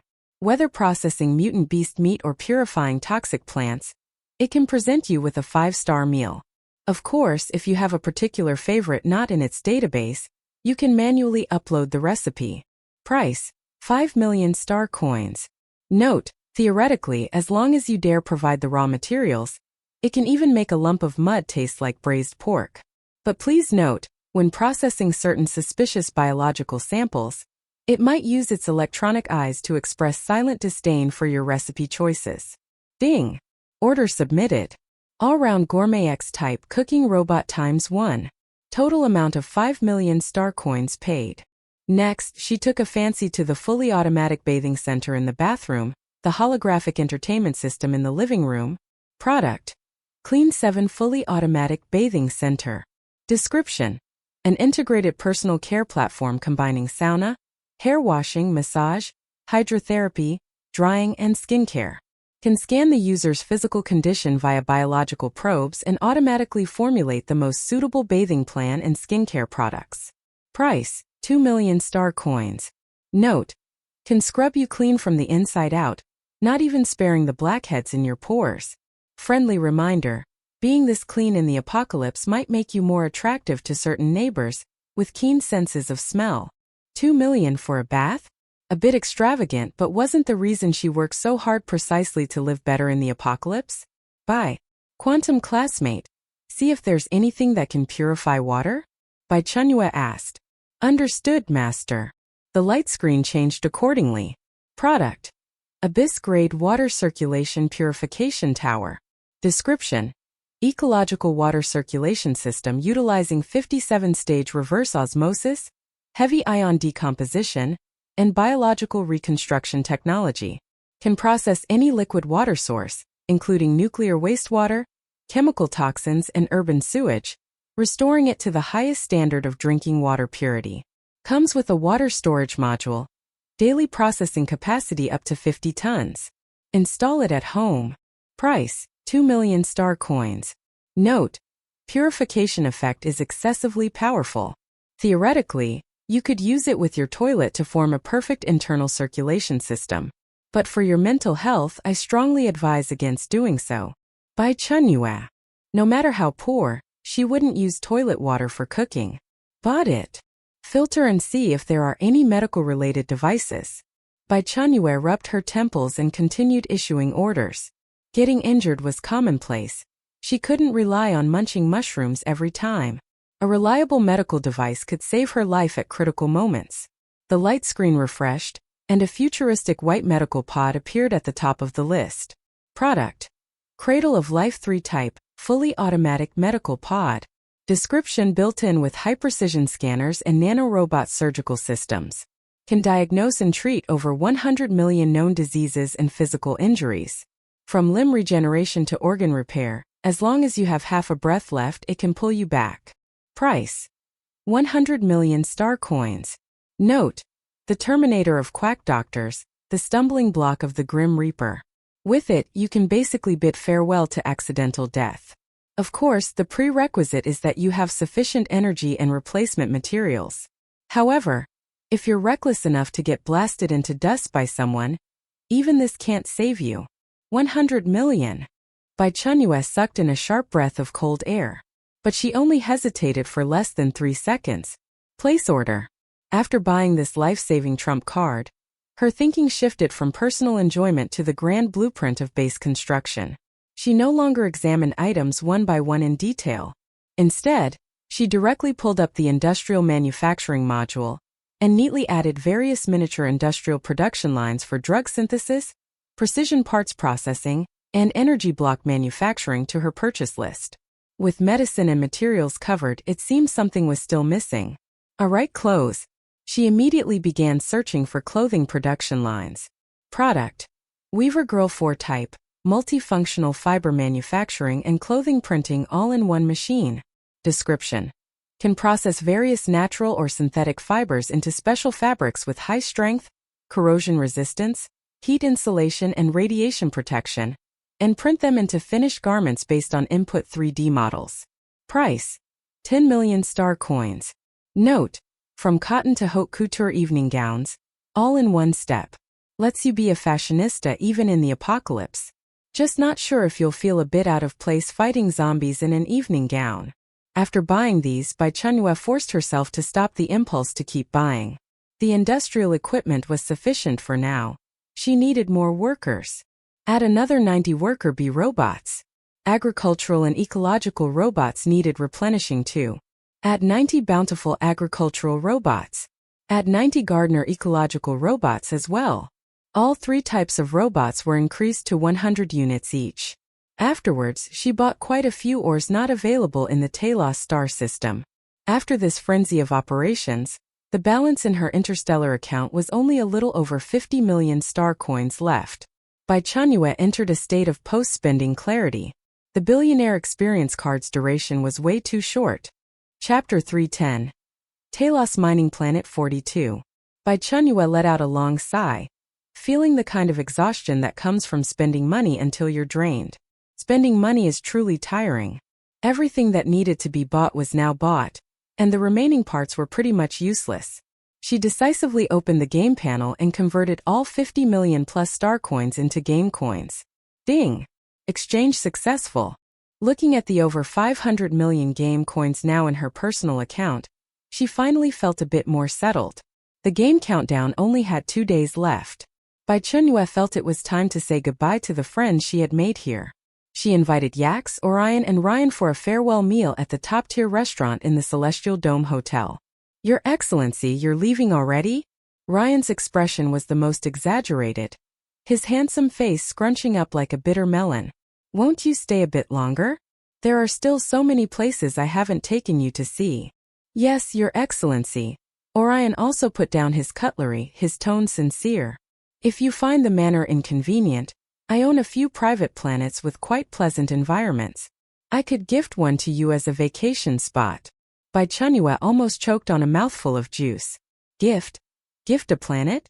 Are you rich second-generation heirs really this competitive? My father said if you're willing, you could come stay at our home. He would very much like to thank you in person. Yax followed up immediately with his invitation. The corner of Bai Chenyue's mouth twitched. I wouldn't dare go, she thought. Her wings couldn't withstand close scrutiny. All feasts must come to an end. Bai Chenyue set down her glass, her voice calm. I enjoy traveling around.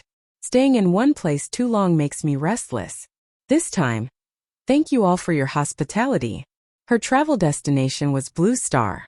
Then will we be able to see you again in the future? Ryan looked at her with pleading eyes, exactly like a big golden retriever abandoned by its owner. If fate wills it, we will meet again. Bai Chenyue gave a versatile, non-committal answer. The meal proceeded in a somewhat heavy atmosphere, the 3 young masters all seeming listless. After the meal, the 3 insisted on escorting Bai Chenyue back to the workshop. The hovercar stopped at the entrance of the Landseer workshop. Bai Chenyue and Ryan got out, looking at the 2 rich second-generation heirs inside the car with their differing expressions, and waved. Head back. Orion seemed to want to say something but held back. Only Yax maintained his perfect social grace as usual. Bai Chenyue turned and entered the workshop, Ryan following silently behind her. She avoided the player's line of sight and went to Landseer's workroom. The old man was staring blankly at a half-finished mechanical arm. Hearing movement, he roared without turning his head. Didn't I say not to bother me? Master, I've come to say goodbye. Landseer's body stiffened. He spun around sharply.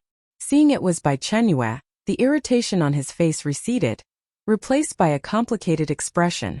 Leaving. The starship leaves early tomorrow morning. Landseer fell silent for a moment, pacing back and forth in the workshop. Finally, he stopped in front of Bai Chenyue, looking her up and down. You've pretty much learned the techniques. I've taught you everything I should. You girl are the most talented I've ever seen. A pity you can't stay to inherit my legacy. His tone was full of regret. You're leaving and I don't have anything good to give you, Landseer said, tapping open his star badge wristband and operating it a few times. The next second, the star badge on Bai Chenyue's wrist vibrated. A light screen popped up. Interstellar bank notification. Your account has received a transfer. Amount: 500 million star coins. 500 million. Bai Chenyue's mind buzzed. She looked at Landseer, a warm current rising in her heart. This old man, not saying it out loud but in his heart, he still saw her as one of his own. This sentiment was too heavy. She was just about to open her mouth to refuse, to say she couldn't accept this money. But then she heard Landseer continue. This is the bounty for killing the shadow phantom. The procedures above move slowly. I pushed for it several times and it finally got approved before you left. I thought it wouldn't make it in time. Take it. He waved his hand, as if instructing a junior going on a long journey. Traveling alone in the outer star systems. There are many places you'll need money. The words at the tip of Bai Chenyue's tongue were forcefully swallowed back, retracting that moment of being moved. So this was the shadow phantom bounty money. She had thought the master was gifting it out of his own pocket. Being moved was indeed a bit excessive. Free money, might as well take it if it's offered. Then, thank you, master. Bai Chenyue smoothly accepted. But inwardly she couldn't help complaining. Master, you misled me. If you had given me this money earlier, I could have gone on another shopping spree. Now the game is almost over, where am I supposed to spend it? What a pity. After bidding farewell to Landseer and Ryan, Bai Chenyue once again possessed a huge sum of 5 billion. She returned to the manor, looked at that long string of zeros in her account, thought about it, and still converted it all into game coins. Ding! Exchange successful. 5.5 billion game coins. Looking at the balance in her game account, Bai Chenyue finally revealed a satisfied smile. For the remaining time, Bai Chenyue didn't go anywhere. She stayed in her own manor receiving deliveries.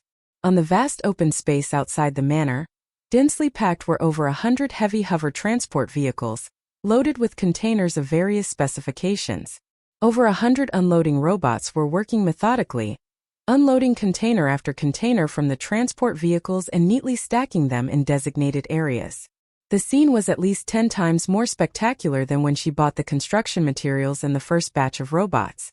A person in charge wearing an interstellar logistics company uniform jogged up to meet her, a respectful yet slightly fearful smile on his face, handing over an electronic signing pad. Honored guest, all your goods have been delivered. A total of 427 standard containers. Please verify and sign for receipt. Bai Chenyue scanned the list: forging platforms, quantum AI brains, medical pods, various production lines, and 270 professional robots. The densely packed list made her eyes swim. Confirmed. She pressed her fingerprint on the signing pad. Thank you for your patronage. We wish you a pleasant life.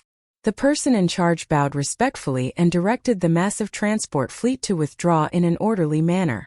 Soon, only Bai Chenyue and the mountain-like pile of containers remained on the empty ground.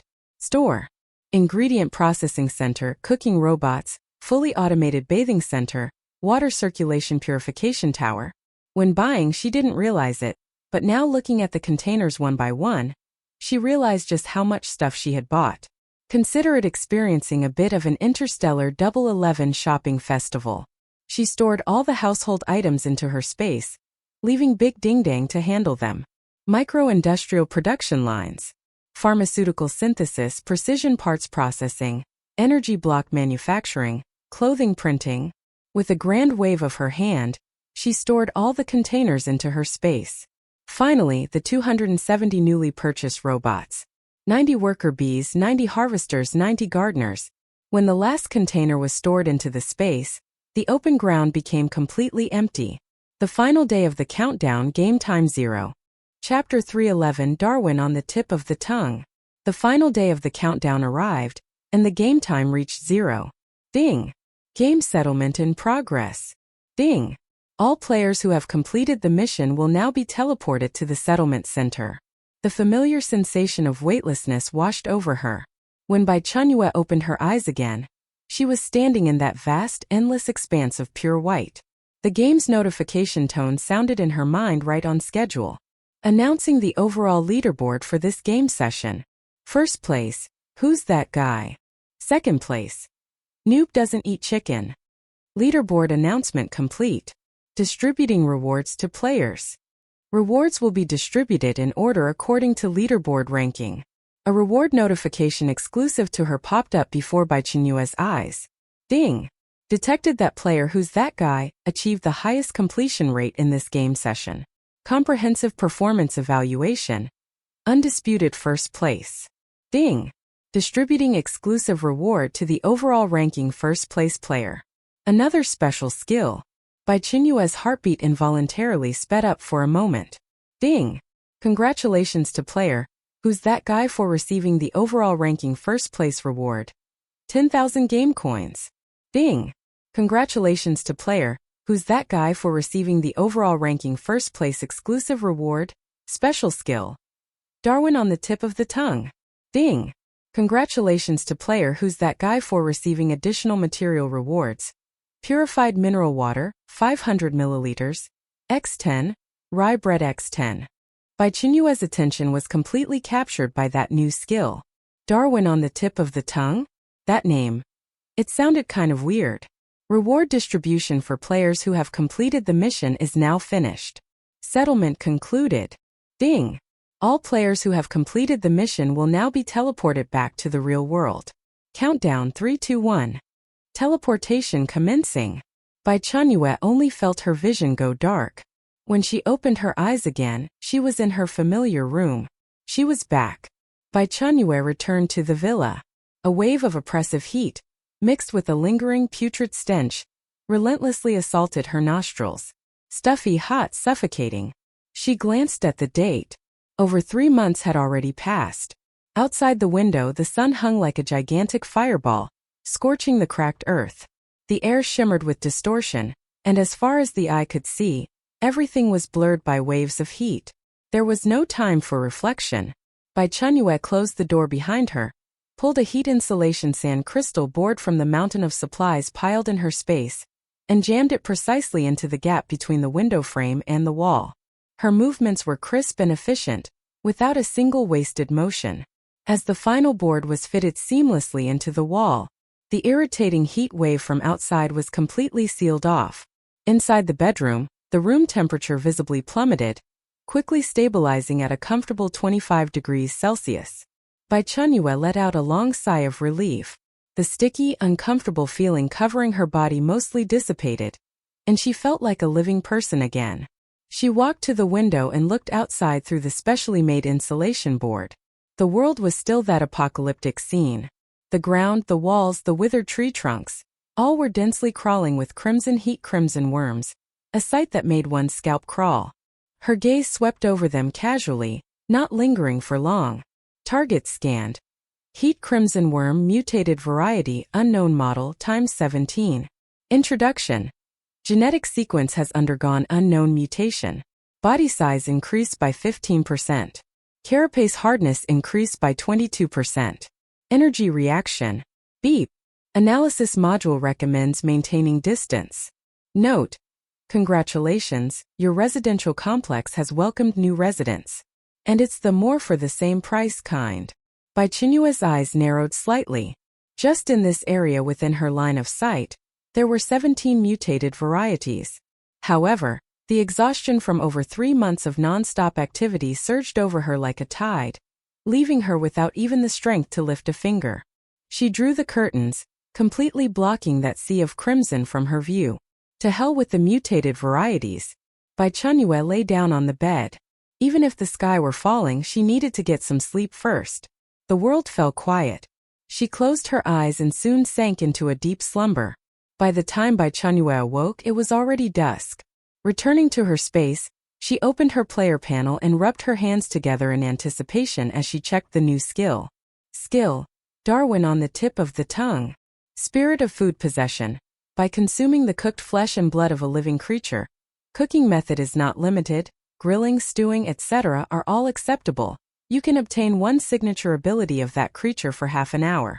If consuming a mixture, only the ability of the first creature consumed is granted. Curse of instinct. While gaining the ability, the host will also be plagued by the instincts of that creature. The duration is the same as the ability duration. This side effect cannot be resisted by willpower. Note, this is a double-edged sword, allowing you to gain power while also inheriting the original owner's wisdom. Next time before challenging a powerful enemy, be sure to confirm that its diet doesn't include a species that would make you perform a moth flying into the flame, or dancing at the crow of a rooster on the spot. Otherwise, you might become the first powerful being in history to cause a team wipe because you were chasing a carrot. Bai Chenyue looked at the skill description, her expression turning a bit odd. You become what you eat. It sounded interesting, but the curse of instinct and the sarcastic note gave her an ominous premonition. Never mind, let's test it first. She took out a piece of pre-processed chicken from her space and used the newly purchased all-purpose gourmet cooking robot to make a pan-fried chicken dish. When she took a bite of the chicken and looked at the remaining piece on her plate, a prompt actually appeared. Ability obtained. Golden Rooster heralds the dawn, Rooster Edition. Ability description. Insight and explosive power are maximally enhanced. Can instantly perceive the subtle weaknesses in an enemy's defense, and can concentrate the full force of the body into a single point to launch a lightning-fast, unstoppable piercing attack. Additional curse. Curse of the Herald of Dawn. Curse description. Whenever your concentration reaches its peak, your fighting spirit surges to its zenith, and you prepare to launch a critical attack, you will be unable to suppress the urge to stand on one leg, lift your head and chest high, and let out a resounding sky-piercing crow. Crowing. She didn't believe it. Feeling the power surging within her body with a mix of skepticism and curiosity, an unprecedented sense of lightness and explosive force filled her limbs and bones. Bai Chenyue decided to start testing from the basics. She casually picked up a fruit knife. A large tree she had brought back from the Five Elements garden became her ready-made target. She gripped the knife handle tightly, took a deep breath, and focused her mind on the tree trunk before her. In her field of vision, the grain of the wood became incredibly clear, as if magnified several times over. She could even see the direction of the wood fibers and sense a particular node that was exceptionally brittle due to dryness. Bai Chenyue didn't hesitate. With a flick of her wrist, she thrust the fruit knife forward. Thud! A dull sound echoed. That thin blade had actually sunk nearly halfway into the withered wood. One had to remember, the hardness of this tree trunk would require an ordinary person wielding an axe to expend considerable effort. Interesting, Bai Chenyue murmured, pulling out the fruit knife and looking at the perfectly intact blade, a glint of light flashing in her eyes. Chapter 312. Side effects of Darwin on the tip of the tongue. Bai Chenyue put down the knife and took out the high-voltage electric baton that she hadn't used for a long time. This thing was a blunt weapon, used to test the versatility of piercing attacks. She faced the large tree again. This time she imagined this tree as an enemy that must be killed with a single strike. Her mind was highly focused, and that feeling of perceiving weaknesses emerged once more, stronger than before. Holding the baton with both hands as if gripping a long spear, she aimed at the perceived fragile node and thrust with all her might. Crack! A crisp sound rang out. The front end of the baton was like a battering ram, forcefully smashing a hole the size of a bowl into the tree trunk, sending wood chips flying everywhere. The power was even greater than expected. Bai Chenyue narrowed her eyes. With a thought, the flying sword that had fused with the Shadow Phantom's core responded, unsheathing and hovering before her. The blade hummed, emitting a faint chill. Her entire mind immersed itself, her eyes focusing only on that withered tree. Her entire aura suddenly changed, becoming as sharp as an unsheathed blade. Now, she was going to unleash her strongest strike. However, in the thousandth of a second before she was about to issue the command, an irresistible bizarre impulse instantly took over her body. Her right leg uncontrollably lifted, standing like a golden rooster. Her chest thrust forward abruptly, her neck tilted back, and her mouth involuntarily opened. Cock-a-doodle-doo! A loud piercing rooster's crow resounded throughout the entire space. Amid the crowing, Bai Chenyue's mind went blank, but her attack instinct remained. Swish! A flash of cold light streaked by. The flying sword, carrying her pent-up shame and fury that had nowhere to vent, transformed into a blurry afterimage, piercing through the hard tree trunk as easily as tofu before it collapsed to the ground with a crash. Bai Chenyue with a face full of shock. What had she just crowed? Not far away, Sadako, who was swinging a hoe, froze mid-action, slowly tilting her head. Her pitch-black eyes were filled with question marks. Bumblebee, who was polishing and waxing itself, also stopped moving, transmitting its cheeky voice. Darling, are you planning to change careers and replace the rooster for crowing duty? Bai Chenyue's face instantly flushed bright red. She wanted to shut her mouth, but that impulse from the depths of her soul was utterly impossible to suppress. The next second, under the gaze of all her employees, she stood on one foot, her hands involuntarily spreading out to the sides. She raised her head towards the sky and let out a loud, "Grr, roosters. Crow. Cock-a-doodle-doo." Bumblebee happily selected a song called The Chicken March from its music library, and the music started playing. Cluck cluck cluck, cluck cluck, cluck cluck cluck cluck cluck. Cock-a-doodle-doo. Cluck cluck cluck cluck, cluck cluck cluck cluck, cluck cluck cluck cluck cluck cluck. The Chicken March, accompanied by Bai Chenyue's Cock-a-doodle-doo, created a strange duet echoing in the space. Bumblebee swayed its body happily, dancing upon hearing the cock's crow. Bai Chenyue said through gritted teeth, "Blee, turn that music off right now." Bumblebee pretended not to hear, instead turning the music volume even louder. Bai Chenyue was so furious she felt her blood rushing to her head. Only one thought remained in her mind. Dismantle it. Mute this guy physically. She charged towards the swaying yellow tin can. However, her body's reaction completely exceeded her expectations. An instinctual impulse made her unable to resist flapping her arms. That movement didn't resemble a human swing. It was more like a clumsy chicken flapping its wings. A bizarre buoyancy sensation came, and her body actually lifted off the ground briefly, gliding forward a short distance. This absurd low-altitude flight made her brain crash. As soon as she landed, before she could recover from this ridiculous experience, the damn curse acted up again. Her throat tightened and several crisp, loud crows uncontrollably burst forth. Cock-a-doodle-doo, cock-a-doodle-doo, cock-a-doodle-doo. Bai Chenyue. She wanted to die right then and there. And the culprit, Bumblebee, upon seeing her in this state, immediately turned around. While rapidly fleeing the crime scene, it didn't forget to use its raspy voice to emit cluck-cluck-cluck sounds. Half an hour later, the skill effect finally disappeared. Atu's family poked out a few furry little heads, looking at her with eyes that said, "What a weirdo." The 10 figures of the Sky Lizard personal guard stood in a row, their eyes filled with awe and confusion towards their master's new ritual. Bai Chenyue, with a dark face, rushed back to her room without saying a word, plunged into her bed, and covered her head with the blanket. Social death. Complete social death. This skill. She would avoid using it in the future if at all possible. It was way too damn embarrassing, tossing and turning all night like a pancake on a griddle. The next day, Bai Chenyue emerged from the shadow of social death, sporting 2 dark circles under her eyes. The top priority now was to build her new home, the Eternal Fortress. After breakfast, she draped the heat-absorbing grass clothing over herself and stepped onto the upgraded flying sword. The current flying sword could easily carry her, and even half another person with room to spare. Speed was astonishingly fast. She didn't choose the direction of the Chengdu base. Instead, she flew towards the opposite, even more desolate and uninhabited direction. She needed a place sufficiently hidden and secure to house her super fortress from the interstellar era. She definitely didn't want her new home to be gawked at by people every day. The flying sword sliced through the scorching air, the scenery below rapidly receding. The earth was a burnt yellow. The once green mountains and clear waters were now only dried-up riverbeds and dead forests. The apocalypse had only just begun.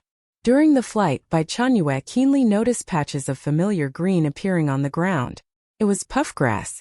Strange, why is there so much puffgrass on Blue Star? She lowered her altitude to observe carefully. This puffgrass was exactly the same as what she had seen in the grass star instance. It seemed completely unaffected by the extreme high temperatures, stubbornly growing on this scorched earth. A thread of doubt rose in Bai Chenyue's heart. Could it be that species from the game instances had already begun infiltrating the real world? No, surely a player must have brought it out. But puffgrass doesn't seem to have much use besides raising rabbits and padding nests, right? Forget it, finding a place to settle down was the most important thing right now. After searching for most of the day, she finally found a perfect location amidst a range of continuous mountains. After the map skill scanned the area, it found no people, no heat crimson worm nests. It was very safe. It was a vast basin surrounded by mountains on 3 sides, with only one narrow exit on one side. The terrain was hidden, easy to defend and hard to attack. This was the place. Bai Chenyue landed in the center of the basin and took out that golden, shimmering blueprint from her game backpack. Blueprint building. Eternal Fortress Blueprint. Select to use. Immediately, a huge semi-transparent blue light projection spread out from her as the center, enveloping the surroundings. That was precisely the virtual projection of the Eternal Fortress. Bai Chenyue adjusted the orientation of the fortress slightly based on the terrain, then clicked Confirm. Chapter 313 Eternal Fortress. Building location confirmed. Please place required materials. Bai Chenyue took a deep breath and opened her space. Crash. Countless supplies poured out from the void in front of her. High-purity energy crystals, ultrapolymer vibranium, void rockwood, deep-sea gel, star sand. When the final subspace stabilizer was placed in the designated spot, the prompt sounded again. All materials confirmed.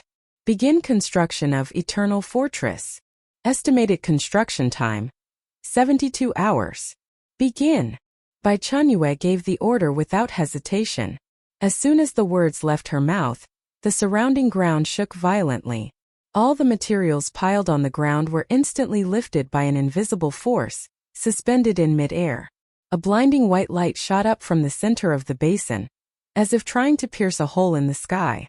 The Eternal Fortress had begun construction. The construction process completely exceeded Bai Chenyue's imagination. There was no flying dust, no roaring machinery. The entire scene was quiet and sci-fi. The materials suspended in the air, under the illumination of the white light, rapidly decomposed into hundreds of millions of tiny light particles. As if coming to life, they began to rearrange and recombine according to some profound and mysterious pattern. The ground sank downward silently, and a bottomless giant pit took shape within just a few minutes. That was the fortress's 10 underground levels. Immediately after, the foundation began to be laid at a visible speed, layer upon layer, indestructible. Then came the main above-ground structure. The outer walls, fused with memory alloy and bioarmor, rose from the ground as if growing. Mysterious flowing patterns adorned the smooth surface of the walls, reflecting a strange metallic sheen under the sunlight. Bai Chenyue wasn't idle during the 72-hour construction period. She had to stay and guard the site until the Eternal Fortress was complete. She took out a tent. She'd be camping here for the next few days. Next, she released her sky lizard personal guard to stand watch at the basin's only exit. Although this place was desolate and uninhabited, it was better to be safe than sorry. Time passed in the blink of an eye. Occasionally, a few scattered heat crimson worms would fly over to cause trouble, but Bai Chenyue used the collective malfunction skill of CPU overload warning to knock them all out. Those insects with only low-level instincts simply couldn't withstand such terrifying mental shock. The moment after the shockwave hit, they all dropped to the ground. Some with more tenacious life force used their mouthparts to tear at their companions, even gnawing on their own bodies. Purple-black bodily fluids splattered everywhere, creating a chaotic and bloody scene. Bai Chenyue ordered the sky lizard personal guard to clean up the surroundings. Since she was going to make this her home, she needed to maintain good hygiene, at least to keep the area around the entrance clean. At the very least, it would be more pleasant for her to look at.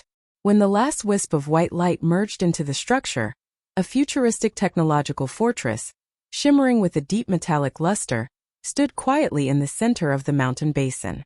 It was only 3 stories tall, with a simple and rugged exterior, devoid of any superfluous decoration, yet it exuded an indestructible, oppressive aura.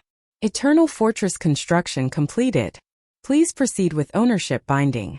Bai Chenyue walked up to the alloy gate, smooth as a mirror and lacking any handle.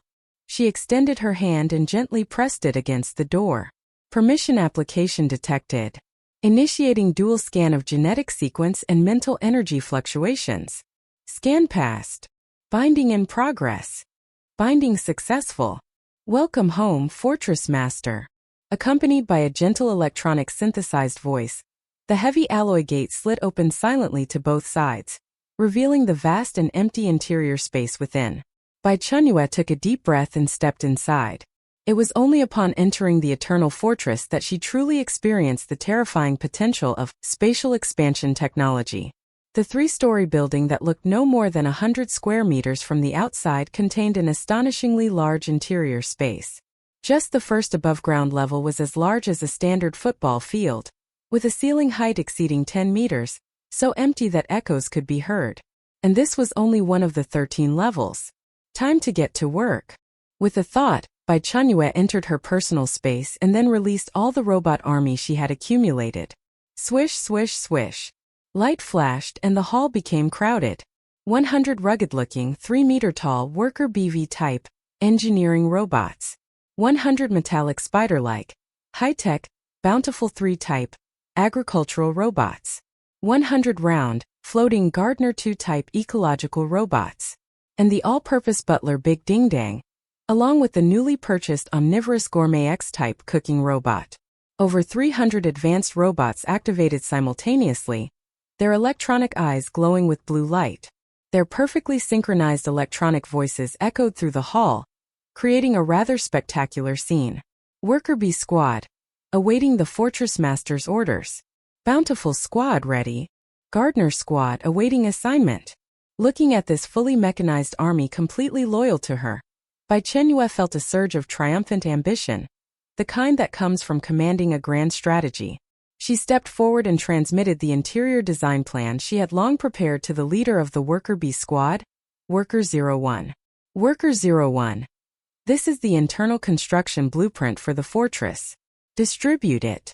Bai Chenyue directly transmitted a detailed 3D blueprint, specifying every single socket location, to the leader of the Worker Bee robots via her star badge.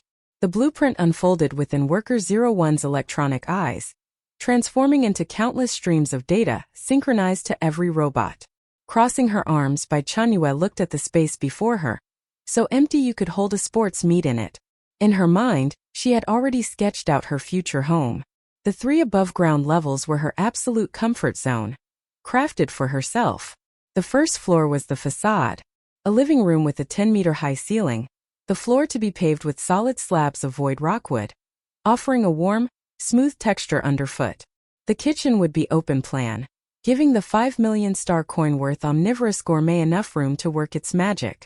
One side of the living room would have a disguised entrance/exit connecting to the underground garage, for parking vehicles and housing Bumblebee. The second floor was her private domain. The entire level would be a single master suite. The bedroom had to be large enough to turn the meme of waking up on an 800 square meter bed into reality. The walk-in closet would be even larger than the bedroom, left for the Weaver 4-type printer to gradually fill. As for the bathroom, she would fit the entire Cleanliness 7 fully automated bathing center inside to handle her daily personal care needs. The third floor was for leisure and a greenhouse. A panoramic glass greenhouse would be built using a dome structure. This greenhouse would be divided into 2 sections. The left half would be split again. One part for a sunroom and tea room, planting some flowers and plants from Blue Star. The other part for cultivating some peculiar plants brought out from the game. The right section would serve as an observatory, with a swing set up beside it and a barbecue table placed nearby. Occasionally gazing at the stars while having a barbecue sounded like a pretty sweet life. Chapter 314. Each of my employees is more outrageous than the last. Underground is the true core of the fortress. The first underground level is a giant garage and modification workshop. Besides parking ordinary cars and electric scooters, there are also mobile props bought from the game and Bumblebee. Bumblebee doesn't count. That guy has its own legs. Expecting it to stay obediently in a parking spot is unrealistic. The second underground level is the central storage area. The third underground level is the training and weapons testing ground. A gym and a constant temperature swimming pool are just basic facilities. There's also a weapons testing range over 500 meters long, equipped with various targets and energy-absorbing walls. The fourth underground level is the staff dormitory. The 5th to 7th underground levels will be merged into the industrial and agricultural heart of the fortress. The Abyss-class water circulation purification tower will be stationed here, along with some small-scale industrial production lines. Less important ones will be placed here, while the core ones will be kept in the spatial inventory. The 8th underground level is the energy center and command center, the heart of the fortress, where all the high-purity energy crystals are stored, guarded by combat robots. Simultaneously, this is also the fortress's master control room, where she can monitor every single movement inside and out. The 9th underground level is her forging workshop. As for the deepest, the 10th underground level. Begin! Bai Chenyue issued the final command. As you command, Fortress Master. Over 300 robots sprang into action, and the vast, empty interior of the fortress immediately became a hive of activity. Watching this thriving scene before her, Bai Chenyue casually pulled out a stool and sat down, a slow smile curling at the corner of her mouth. From today onward, this place was her kingdom. 100 worker bee robots had clear divisions of labor.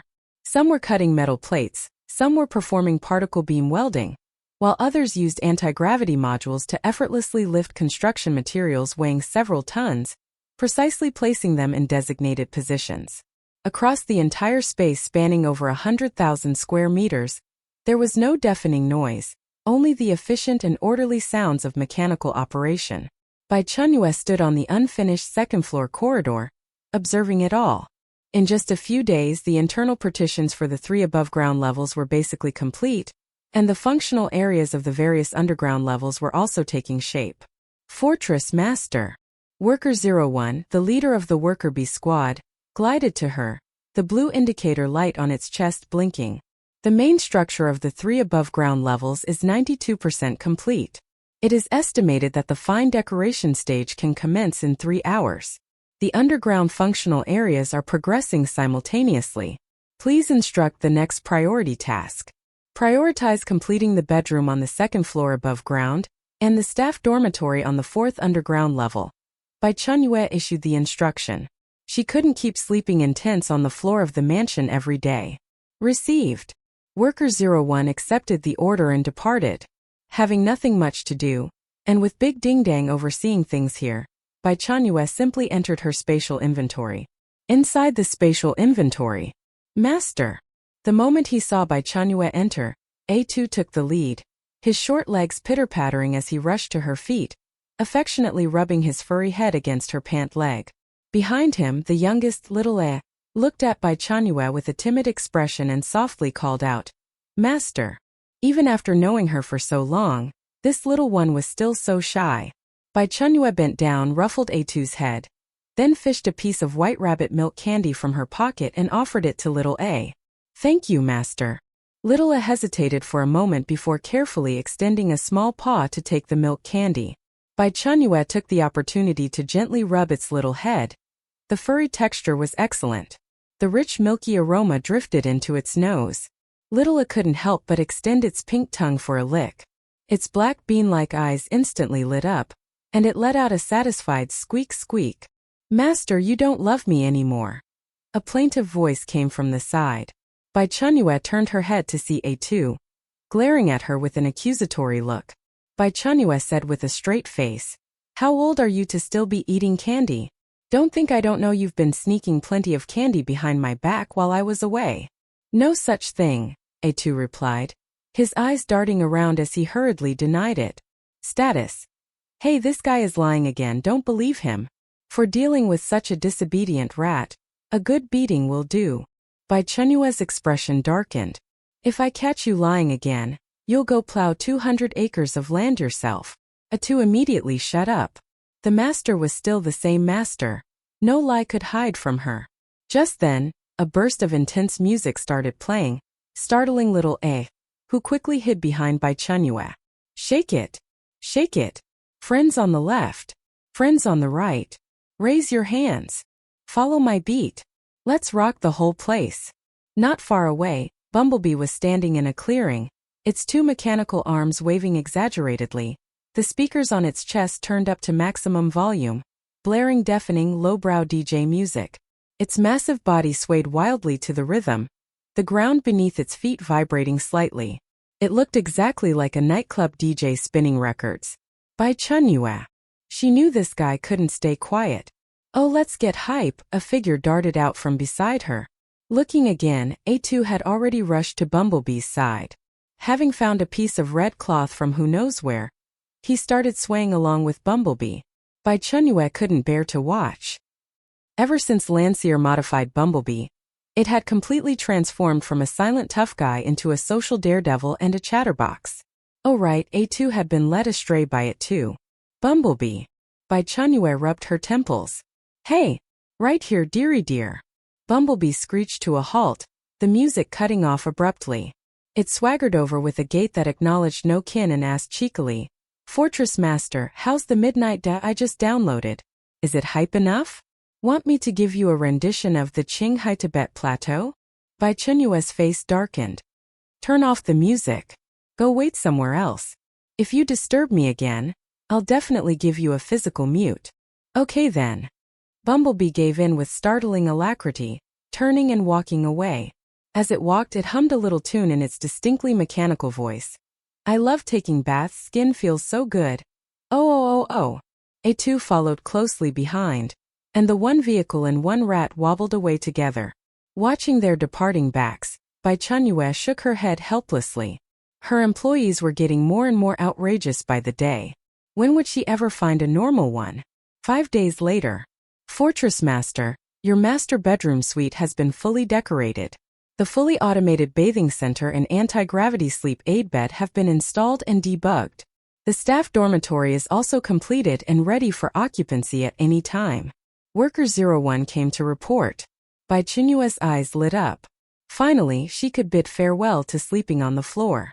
She went to the second floor and pushed open the main bedroom door. The bedroom covered an area of over 500 square meters.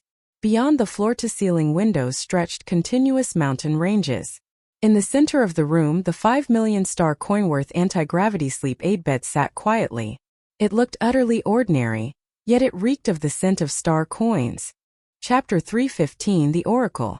Bai Chenyue couldn't wait to lie down on the anti-gravity sleep aid bed. The mattress adjusted to the most perfect fit for her body shape. A weightless comfort enveloping her entire being. As if she was floating lightly on a cloud. So good. She let out a long, comfortable sigh, feeling the exhaustion from supervising the fortress construction these past few days being swept away. 5 million star coins were definitely worth it. She had previously considered getting an 800 square meter bed, but after thinking about it, she decided against it. A bed that big was just too outrageous. It would take forever just to get off it.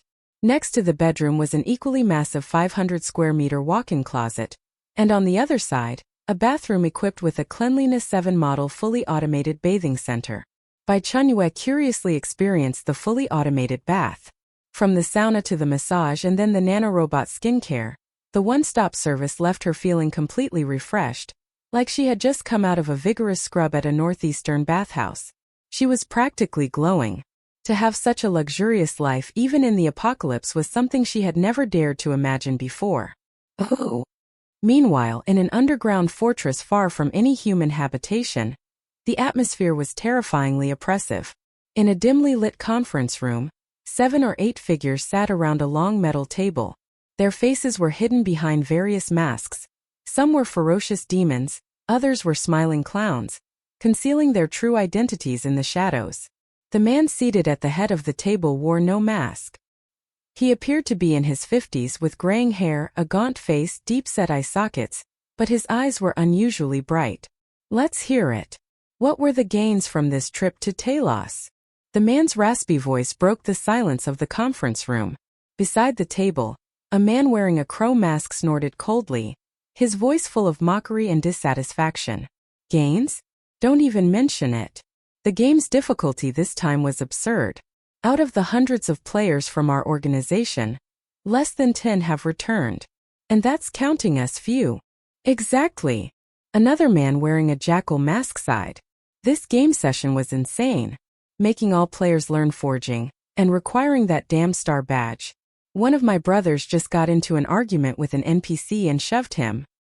He was immediately pinned down, judged as a stowaway, and sentenced to serve time on the garbage planet. He has to serve a full 200 years before release. 200 years. The jackal-masked man's voice carried a lingering fear. You wouldn't even last 50 years on the garbage planet before dying. How could anyone come back? If we hadn't run fast enough back then, We'd be picking trash on the garbage planet just like that poor sod. Even Her Majesty was captured and hasn't returned yet.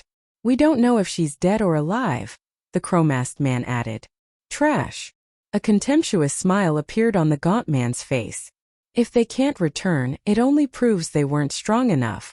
Survival of the fittest is the law of the universe and the creed of our oracle. His gaze swept over everyone present as he continued. This game session did have some unexpected variables, but what we brought back is quite good. It will allow us to create many excellent works. However, he paused, changing the subject. It's been a while since Wang Yizha died, hasn't it? At the mention of Wang Yizha, looks of disdain appeared on the faces of those present. Humph, that lunatic. He just created some heat crimson worms and actually thought he was a god. The Crow-masked man sneered. He was too flashy, ended up getting noticed by who's that guy and got himself killed. A true champion among fools, completely wasting the support you gave him, boss. A pity about those heat crimson worms. A woman who had been silent until now, wearing a silver serpent mask, finally spoke. Her voice was incredibly seductive. If we had controlled them, the world would have long been kneeling at our feet. Control. The man at the head of the table laughed, a hoarse and unpleasant sound. His fingers, hidden beneath the table, moved imperceptibly. For an instant he could sense the movements of billions of heat crimson worms. Wang Yizha's thinking was correct, but his vision was too small, the man said indifferently, a playful smile on his lips. He only thought about cleansing the world but forgot that true power comes from evolution. The heat crimson worms are merely an imperfect tool. A blunt knife. A fanatical light flashed in the man's eyes. What we have always wanted is not a tool, but perfect genes. His voice suddenly rose, echoing in the empty conference room. The emergence of the heat crimson worms proves that biological genes from the game can be perfectly replicated, even optimized, in the real world. For us, this is an unprecedented opportunity. The goal of our oracle has always been one and the same, to gather all powerful genes, fuse them, and create the most perfect life form, that is, a god. The atmosphere in the conference room grew fervent. Except for the woman with the silver serpent mask, the breathing of the other players became heavy. To become a god. What an enticing goal. Your next task is to go and collect genes for me. At any cost. The man's voice turned icy again. All powerful mutated creatures, all players with special abilities. I want their genes, all of them. His gaze finally settled on the Crow-masked man. Especially who's that guy? Find a way to locate them, capture them alive. If you can't capture them alive. A cruel smile appeared on the man's gaunt face. Then bring them back. Even if it's just a drop of blood, a piece of flesh, I must obtain their genes. Yes, boss. The Crow-masked man lowered his head, answering respectfully, but a barely perceptible gleam flashed deep in his eyes. The top-ranked expert? Humph, if we can really get their genes, then who exactly will become the god is still up for debate. And at this moment Bai Chenyue was in her new home, directing her robot army in a bustling renovation. Achoo! Bai Chenyue sneezed violently. Who's talking about me? Couldn't figure it out, so she decisively gave up. She was installing the various pieces of furniture and equipment bought from the Taos star system into every corner of the fortress, sorting them by category. The empty fortress under renovation was visibly transforming, becoming more and more like a home at a rapid pace. Under the night sky of the capital, the command center was brightly lit. The atmosphere around the conference table was grave. The meeting was being conducted via the highest level encrypted lines, using holographic projection. Let's start with the situation at the base. Chun Yan's voice was steady, breaking the silence. Chapter 316. Insectoid Evolution, Player Disconnected. On the large screen the image split into two halves. On the left was the Hope base located in Chengdu. On the right was the Dragon Shield base built on the outskirts of the capital. The basic construction of the two bases is largely complete. The residential areas for ordinary survivors can already accommodate over 100,000 people, reported an official in charge of infrastructure. But his tone held no joy, instead conveying a heavy weight. However, progress on the player-exclusive residential zones is extremely slow. The Sharp Sword team and other elite players who were chosen and entered the game instance have been gone for over 3 months now, with no news whatsoever. Guochang-fan adjusted his glasses on the bridge of his nose, the lenses reflecting the cold light of the holographic screen. He added, according to the game's rules, the core construction materials for the player residential zones must be brought out by players from the game instances. Currently, the number of players who have returned is pitifully few. The materials we have on hand are stretched thin. In the vast planned area, only a handful of buildings have been sporadically constructed. The Hope and Dragon Shield bases are the 2 trump cards we've prepared for the future, the embers of our civilization. No matter what, the construction progress cannot stop. Chun Yan's fingers tapped lightly on the table, delivering the final verdict. The holographic projection at the center of the conference table switched, and a dynamic global map slowly unfolded. It was densely covered with red dots of light, each representing a heat crimson worm nest currently devouring life. The deployment of the sterilizing worms has been ongoing for 4 months. Li Zhenghua pulled up another set of data. From the monitoring, the effect is significant. Globally, the natural growth rate of heat crimson worms in over 60% of regions has plummeted to 0. Some regions are even showing negative growth. Yet, no one present showed any sign of joy. However, Li Zhenghua's tone shifted. The screen displayed a worm nearly twice the size of an ordinary heat crimson worm, its carapace showing a dark purple metallic sheen. The image was chilling. A new problem has also arrived. The variant discovered in the Siberian wilderness, we've named it the frost species. It no longer fears low temperatures and can even maintain high activity in environments of -50 degrees Celsius. The image changed again, showing a pitch-black worm with a sharp bone spur on its tail. The shadow species, discovered in the Amazon rainforest, possesses extremely strong stealth capabilities and neurotoxin, with toxicity over 3 times that of ordinary heat crimson worms. Li Zhenghua continuously displayed 7 or 8 new variant species discovered across the globe, each more dangerous and adaptable than the original heat crimson worm. A white-haired general slammed his fist on the table in fury. These damn worms are endless, constantly evolving. They truly are biological weapons. What's worse doesn't end there. Li Zhenghua's expression was grave as he pulled up another set of materials. The screen showed clusters of seemingly harmless green plants, precisely the puffgrass Bai Chenyue had seen in the wild. Puffgrass, first discovered in the Grass Star game. According to the information the Sharp Sword team brought back last time, this plant is scarce and inconspicuous in the low temperatures of Grass Star. But after returning to Blue Star, we discovered it is reproducing wildly on our planet. Research indicates that puffgrass is extremely well adapted to hot environments. The higher the temperature, the faster its reproduction rate. Li Zhenghua played a video clip. In the footage, a heat crimson worm was greedily devouring puffgrass. Our research team discovered that after consuming puffgrass, the growth cycle of heat crimson worms shortens by 30%. Moreover, their offspring have a higher chance of mutation. The entire conference room fell deathly silent. Puffgrass. Heat crimson worms. One reproducing like crazy, the other using it as food to accelerate evolution. Has the source of the grass been traced? Which player brought it back? A cold glint flashed in Chun Yan's eyes. We're still investigating.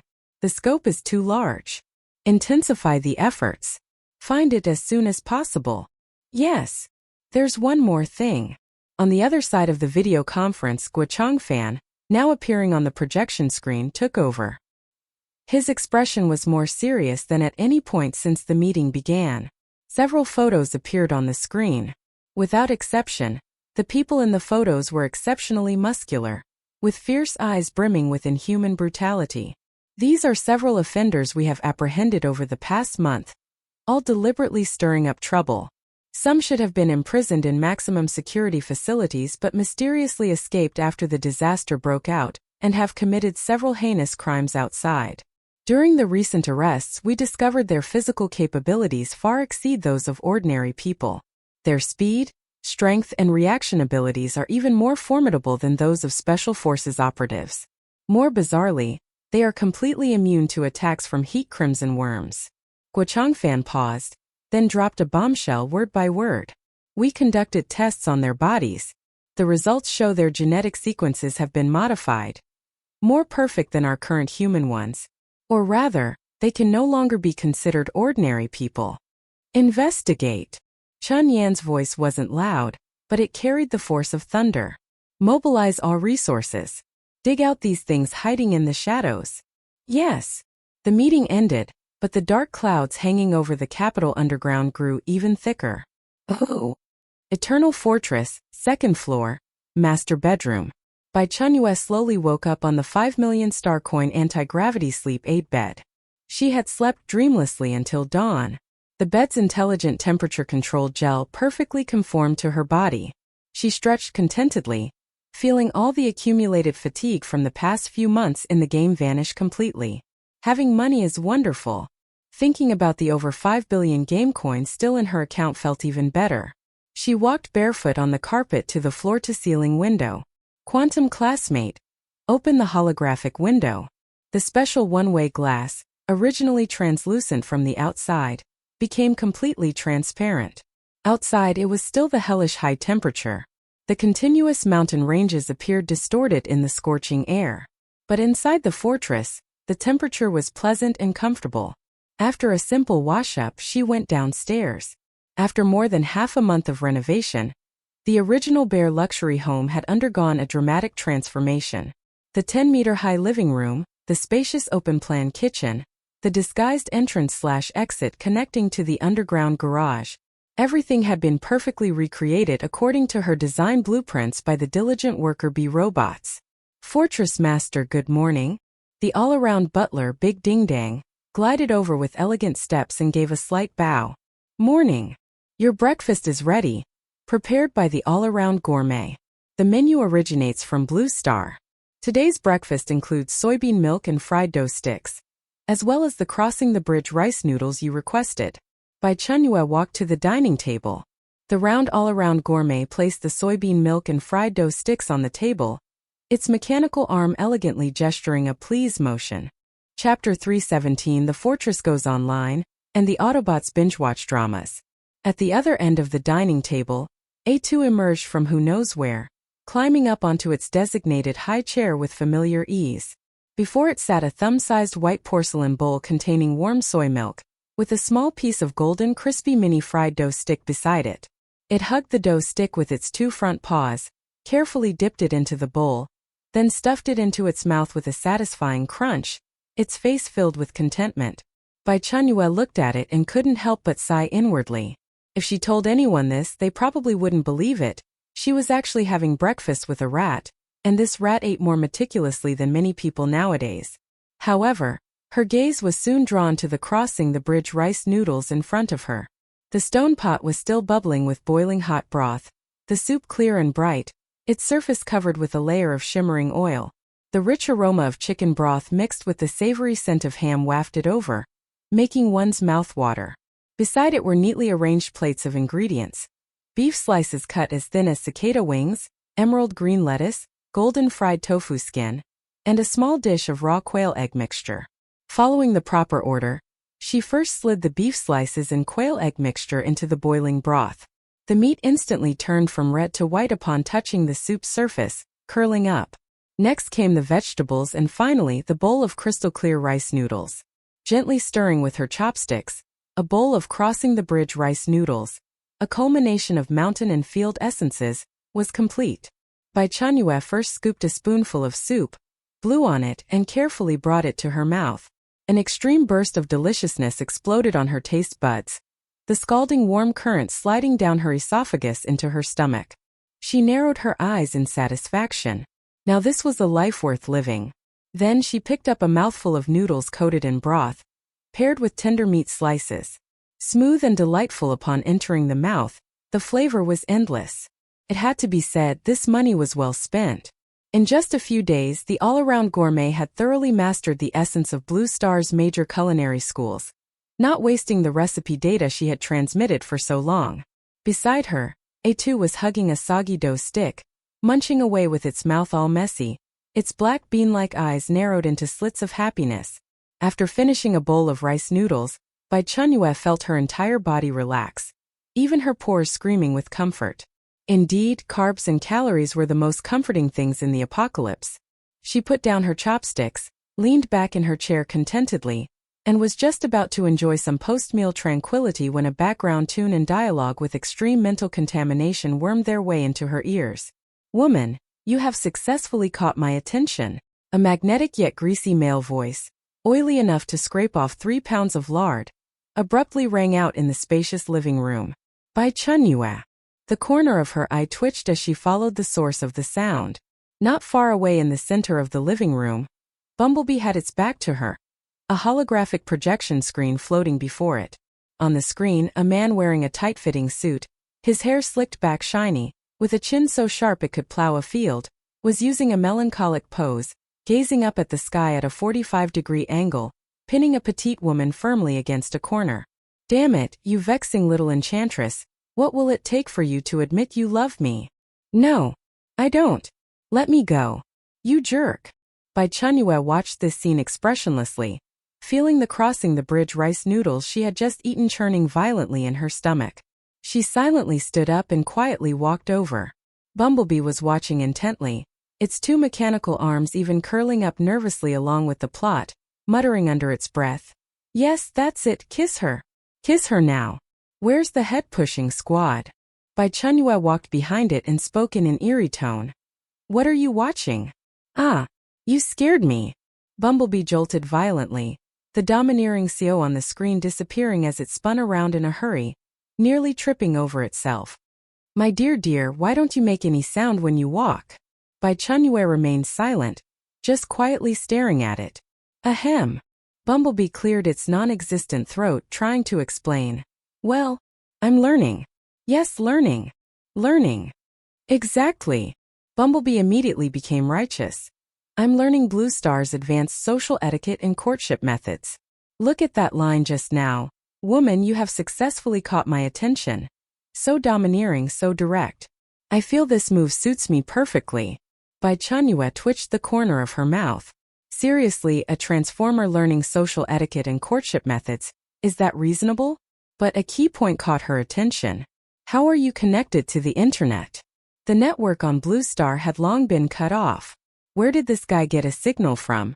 "Well, about that." Bumblebee's electronic eyes flickered, clearly organizing a lie. An elegant figure glided over. It was the all-around butler Big Ding Dang. "Fortress Master, allow me to report to you." Big Ding Dang bowed slightly.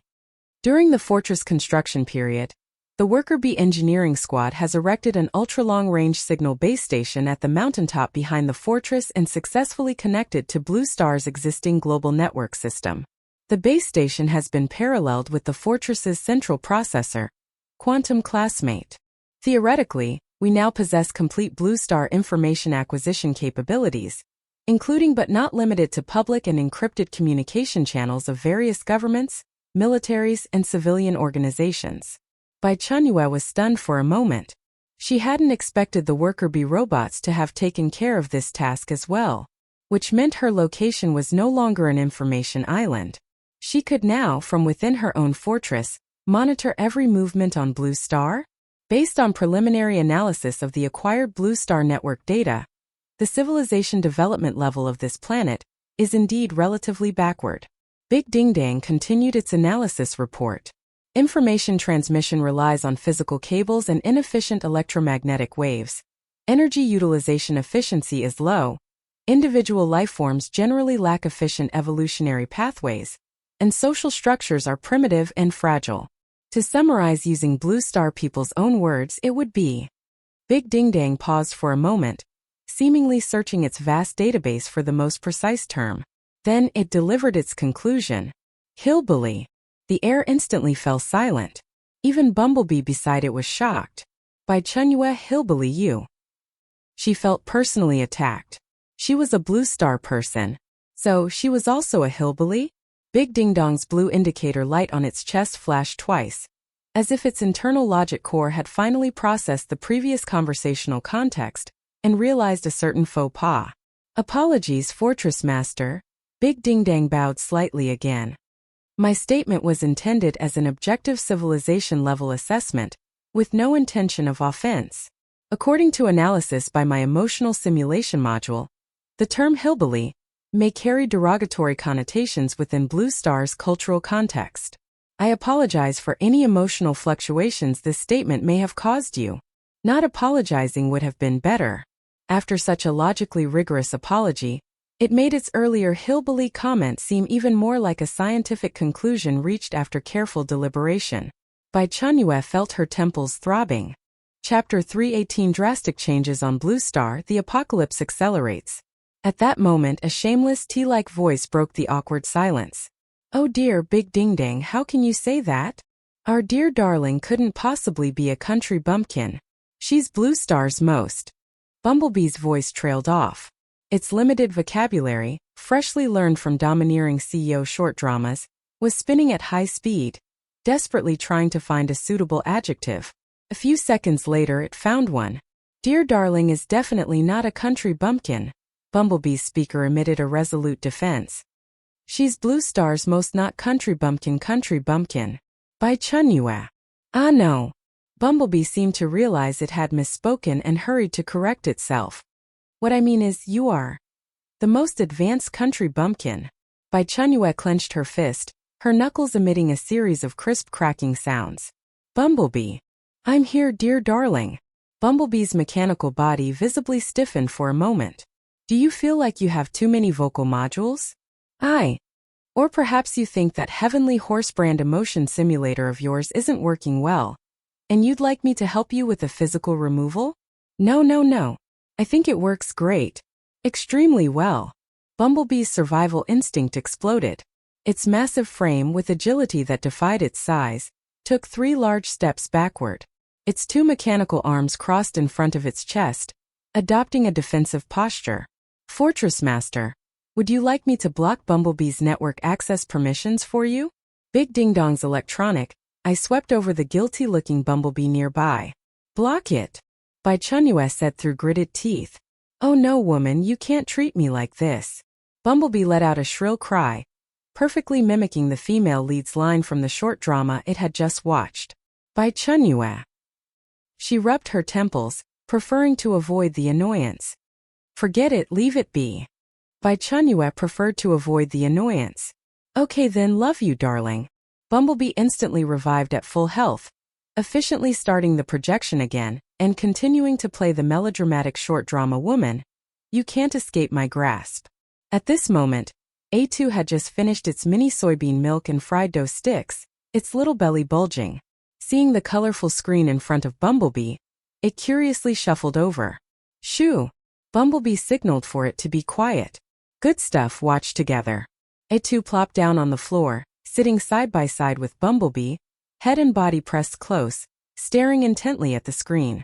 Not long after, the space was filled with the sound of a rat's amazed exclamations. Wow, so you can do it like this. I also want to be pinned against the wall by a pretty rat. Listening to the conversation between the rat and the vehicle, Bai Chenyue took a deep breath and accelerated her departure. Quantum classmate. Here, Fortress Master. A gentle female voice sounded throughout the living room. Connect me to Blue Star's ordinary civilian network. I want to see the news from outside. Understood.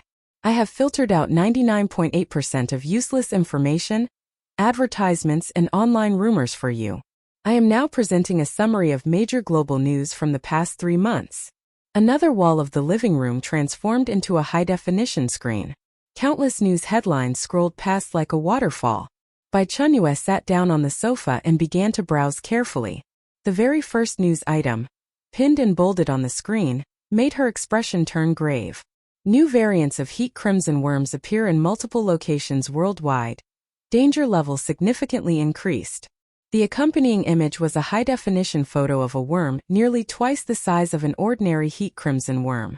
Its carapace was no longer crimson red but showed a bizarre dark purple hue, shimmering with a metallic luster. Its mouthparts were ferocious, and its compound eyes were cold. Frost species. First discovered in the uninhabited areas of Siberia. It has fully adapted to low-temperature environments of -50 degrees Celsius. The strength of its carapace has increased by 200% compared to the original species. Conventional rifle bullets can no longer effectively penetrate it. The screen switched, showing another variant. It was pitch black all over, like an assassin blending into the shadows. A sharp bone spur on its tail gleamed with a faint light. Shadow species, discovered in the Amazon rainforest, possesses optical camouflage capabilities and can perform short-term stealth. The neurotoxin carried by the tail bone spur is over 3 times more potent than that of the original species. There is currently no specific serum available. In the news, experts with heavy expressions showcased 7 or 8 new variants. Each one was more cunning, more lethal, and more adaptable to various extreme environments than the original heat crimson worm. Bai Chenyue's fingers unconsciously tapped lightly on the sofa armrest. This is troublesome. Although releasing the sterilizing worms could solve the problem at its root, the cycle was too long. And the evolution speed of the heat crimson worms had clearly far exceeded everyone's expectations. She continued scrolling down. The second piece of news reminded her of the patch of puffgrass she had seen in the wilderness not long ago. Ecological disaster. Suspected invasive species puffgrass experiences explosive growth worldwide, possibly linked to intentional release by players, accelerating heat crimson worm mutation. The news footage showed exactly that seemingly harmless green plant. They covered the wilderness, occupied city ruins, and proliferated wildly under the scorching high temperatures, as if the entire planet had been carpeted in green. A surveillance video shot by a drone was played. In the footage, tens of thousands of heat crimson worms were lying on the puffgrass, greedily devouring it. According to the latest research, after consuming puffgrass, the growth cycle of heat crimson worms shortens by 30%. Furthermore, over 15% of their offspring have a chance of undergoing directional mutation. The source of the puffgrass is still under investigation. Bai Chenyue frowned slightly. Something's not right. On Grasstar, the velveteer rabbit had said that puffgrass had stringent environmental requirements and was scarce, far from reaching the level of being called a disaster. How come it had become a rampant disaster on Blue Star? And it could even cause the heat crimson worms to evolve? Her gaze shifted from the news screen and landed on A2, who wasn't far away. A2. Bai Chenyue spoke calmly. Squeak. A2, immersed in the woman you can't escape plotline, was startled and turned its head back in confusion. Puffgrass, Bai Chenyue was concise. Is it difficult to grow? A2 tilted its head, seemingly recalling. Puffgrass is indeed quite hard to grow. Only the velveteer rabbit tribe can cultivate it successfully. They need a very warm environment to grow. If it's too cold, they won't sprout. A warm environment. Bai Chenyue suddenly turned her head. Her gaze pierced through the glass, looking out at the barren, heat-distorted mountain range baking under the high temperature outside. That's it. Grasstar had perennial low temperatures, which was why the velveteer rabbits needed to cultivate it artificially in their warm nests. But what about Blue Star now? The global average temperature exceeded 60 degrees Celsius. The land was like a giant oven. This place was the true paradise for puffgrass. Her heart sank a little further. She continued swiping the screen. The final piece of news made her hand stop. Chapter 319 Gene modifiers appear. Fortress invaded. Top priority alert. Mysterious organization conducts illegal human experiments. Multiple gene modifiers appear. Several photos appeared on the screen. The people in the photos were, without exception, exceptionally robust in physique, their eyes filled with nothing but violence. These are several gene modifiers we have captured over the past month, the news anchor said gravely. Interrogations revealed they were originally felons from prisons across various countries. After the apocalypse outbreak, they were taken away by a mysterious organization and injected with an unknown gene modification serum. After modification, their physical attributes far surpassed those of ordinary people. Their speed, strength, and reaction times all reached the human limit. Even more bizarrely, they seem to possess an extremely high resistance to the neurotoxin of the heat crimson worms. At the end of the report, a blurry video clip of an arrest scene was played. In the footage, a bare-chested man was surrounded by dozens of fully armed Special Forces operatives. He took down over a dozen of them in succession before finally being gunned down. Bai Chenyue quietly watched the blood-stained ruins on the screen. In her previous life, There were indeed rumors of a modification serum that could greatly enhance an ordinary person's physical attributes, but its effects were merely making one slightly stronger than the average person. Bai Chenyue murmured, "Gene modifiers." She suddenly remembered an organization, Oracle. In her previous life, around the end of the second year of the apocalypse, the shelter would frequently have cases of missing persons, both ordinary people and players. The trail always pointed back to this organization. They weren't after survival or power, only for their belief to create a god. They hunted down all-powerful beings with madness, whether they were game creatures or players with special skills. Once targeted, none could escape misfortune. Bai Chenyue had never dealt with them personally, only heard about this organization from others. Utterly wicked with extremely vile methods. Oracle. Bai Chenyue softly repeated the name. Information about Oracle from her past life was now gradually being recalled in her mind. Hunting players, collecting genes, creating a god. Quantum classmate. Look up all related entries about gene modification and player disappearances. Bai Chenyue ordered. Understood, Fortress Master. Quantum classmate replied. Fortress Master, I have accessed the Sky system for you and am simultaneously filtering the databases of various national intelligence agencies. Quantum classmate added.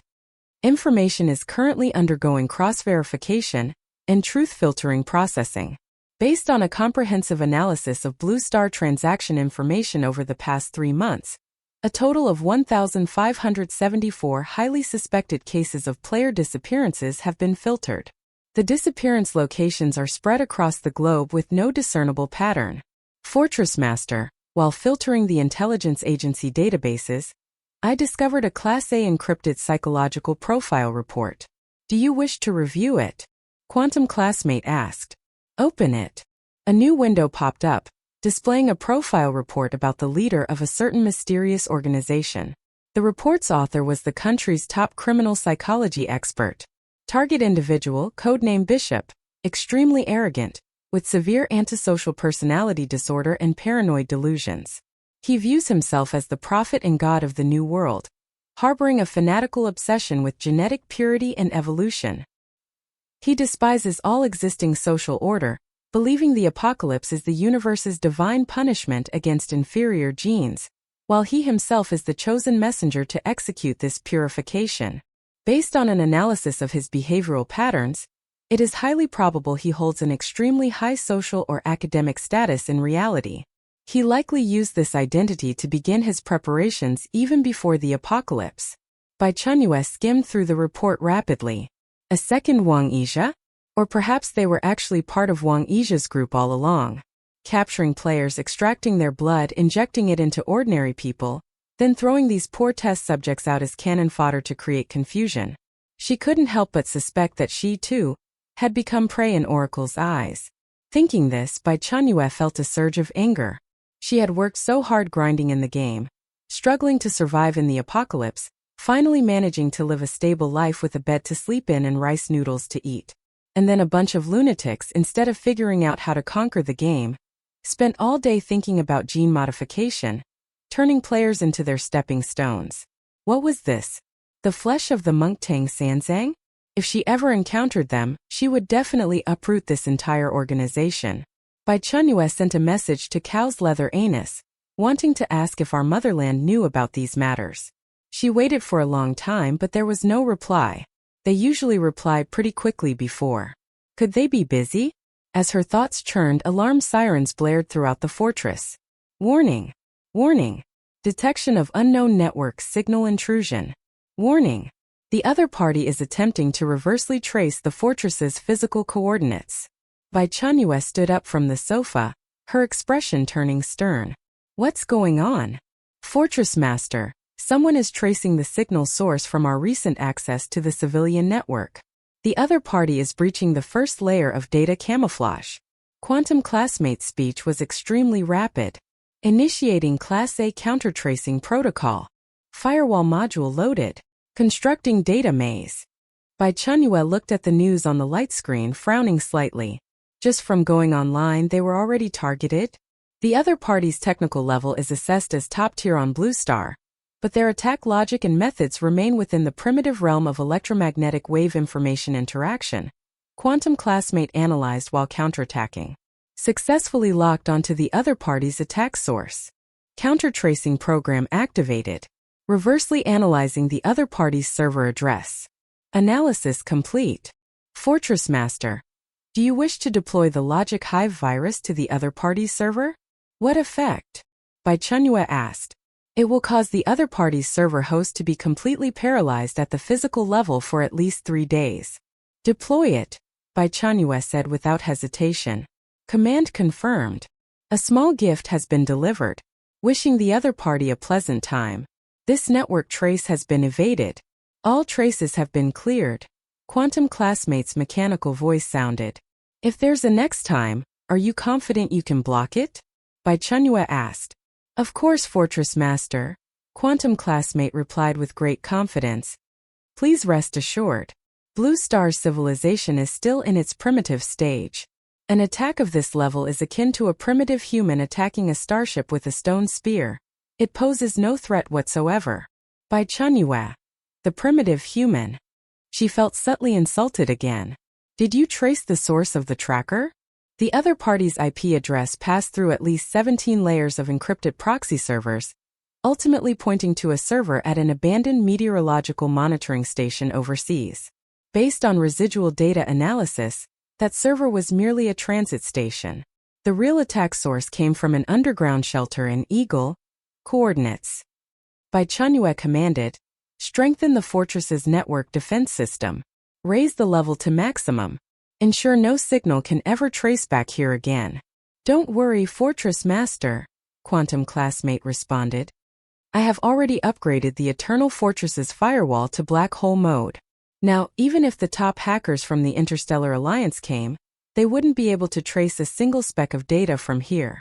Also, send the coordinates you found to the Chengdu base. Remember, don't expose us. Bai Chenyue thought for a moment and instructed. Understood, Fortress Master. Chapter 320 The Top-Ranked Experts Sci-Fi Fortress. Outside Chengdu. In the forest, 5 figures struggled forward through the rising heat haze.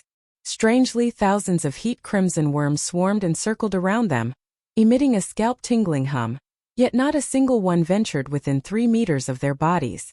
Damn it, when will this godforsaken weather stop?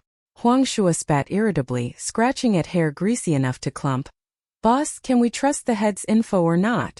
We've been wandering for 3 days and haven't even seen a villa. No sooner had he finished speaking than Qian Liang shot back beside him. How could the head's info be wrong? Who's that guy? Lives in the suburbs nearby. The house is huge. The head is holed up in the player's base. His info is more reliable than anyone's.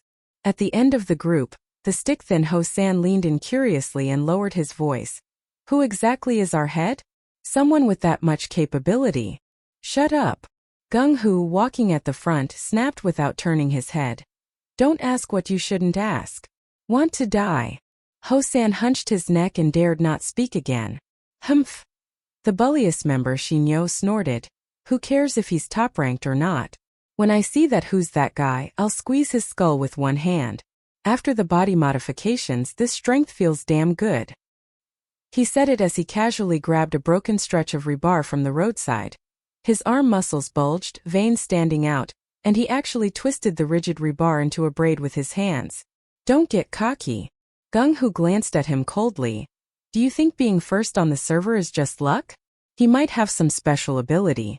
Our job is only to find who's that guy's exact location and report back to the head, not to throw our lives away. Stay sharp. Xinyo sneered but didn't argue further, though the discontent remained written all over his face. Boss, I need to pee. Ho-san clutched his belly, his expression awkward. Gung Hu waved his hand impatiently like shooing flies. Ho-san acted like he'd been pardoned and hurried behind a nearby tree. Time ticked by. Gung Hu frowned and stopped. Ho-san, did you fall into a cesspit?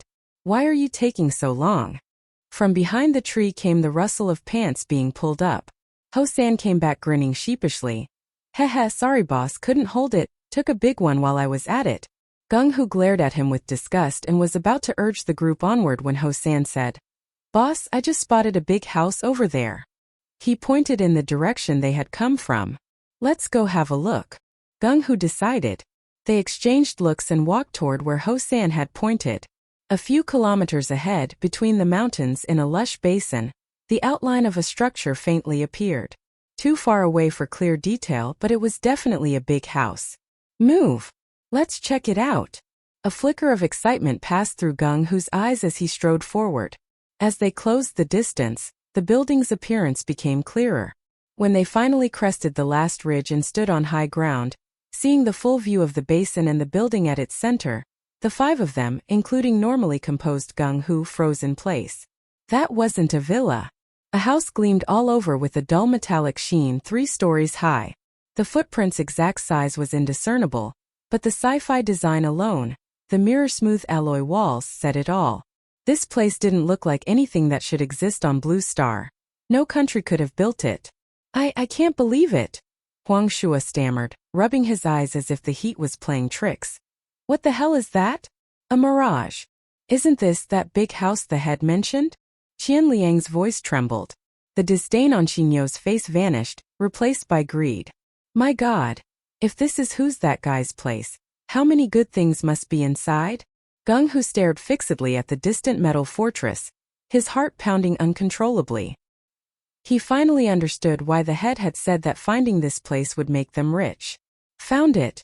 Gung-ho murmured, his voice hoarse with excitement. Finally found it!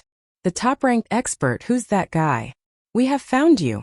Xinyo's eyes gleamed with avarice. He licked his dry lips and gruffly said, a place this big must hide a ton of valuables. Boss, what if we don't report it? We take it for ourselves, live here. With a place like this, who cares about the apocalypse? Huang Shua and Qian Liang were tempted by the suggestion. They were ragged survivors in the apocalypse. A fortress that guaranteed absolute safety was their deepest fantasy.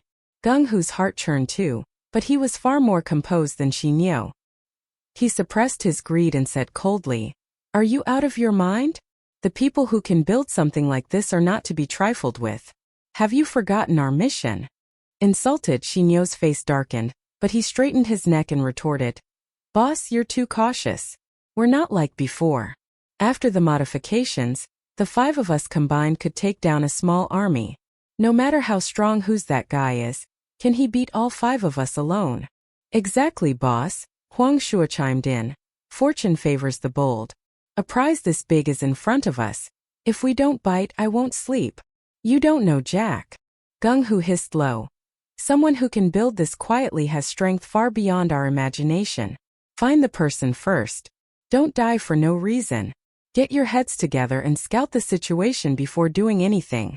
The 5 formed a makeshift combat formation and inched cautiously toward the sci-fi fortress at the basin's center.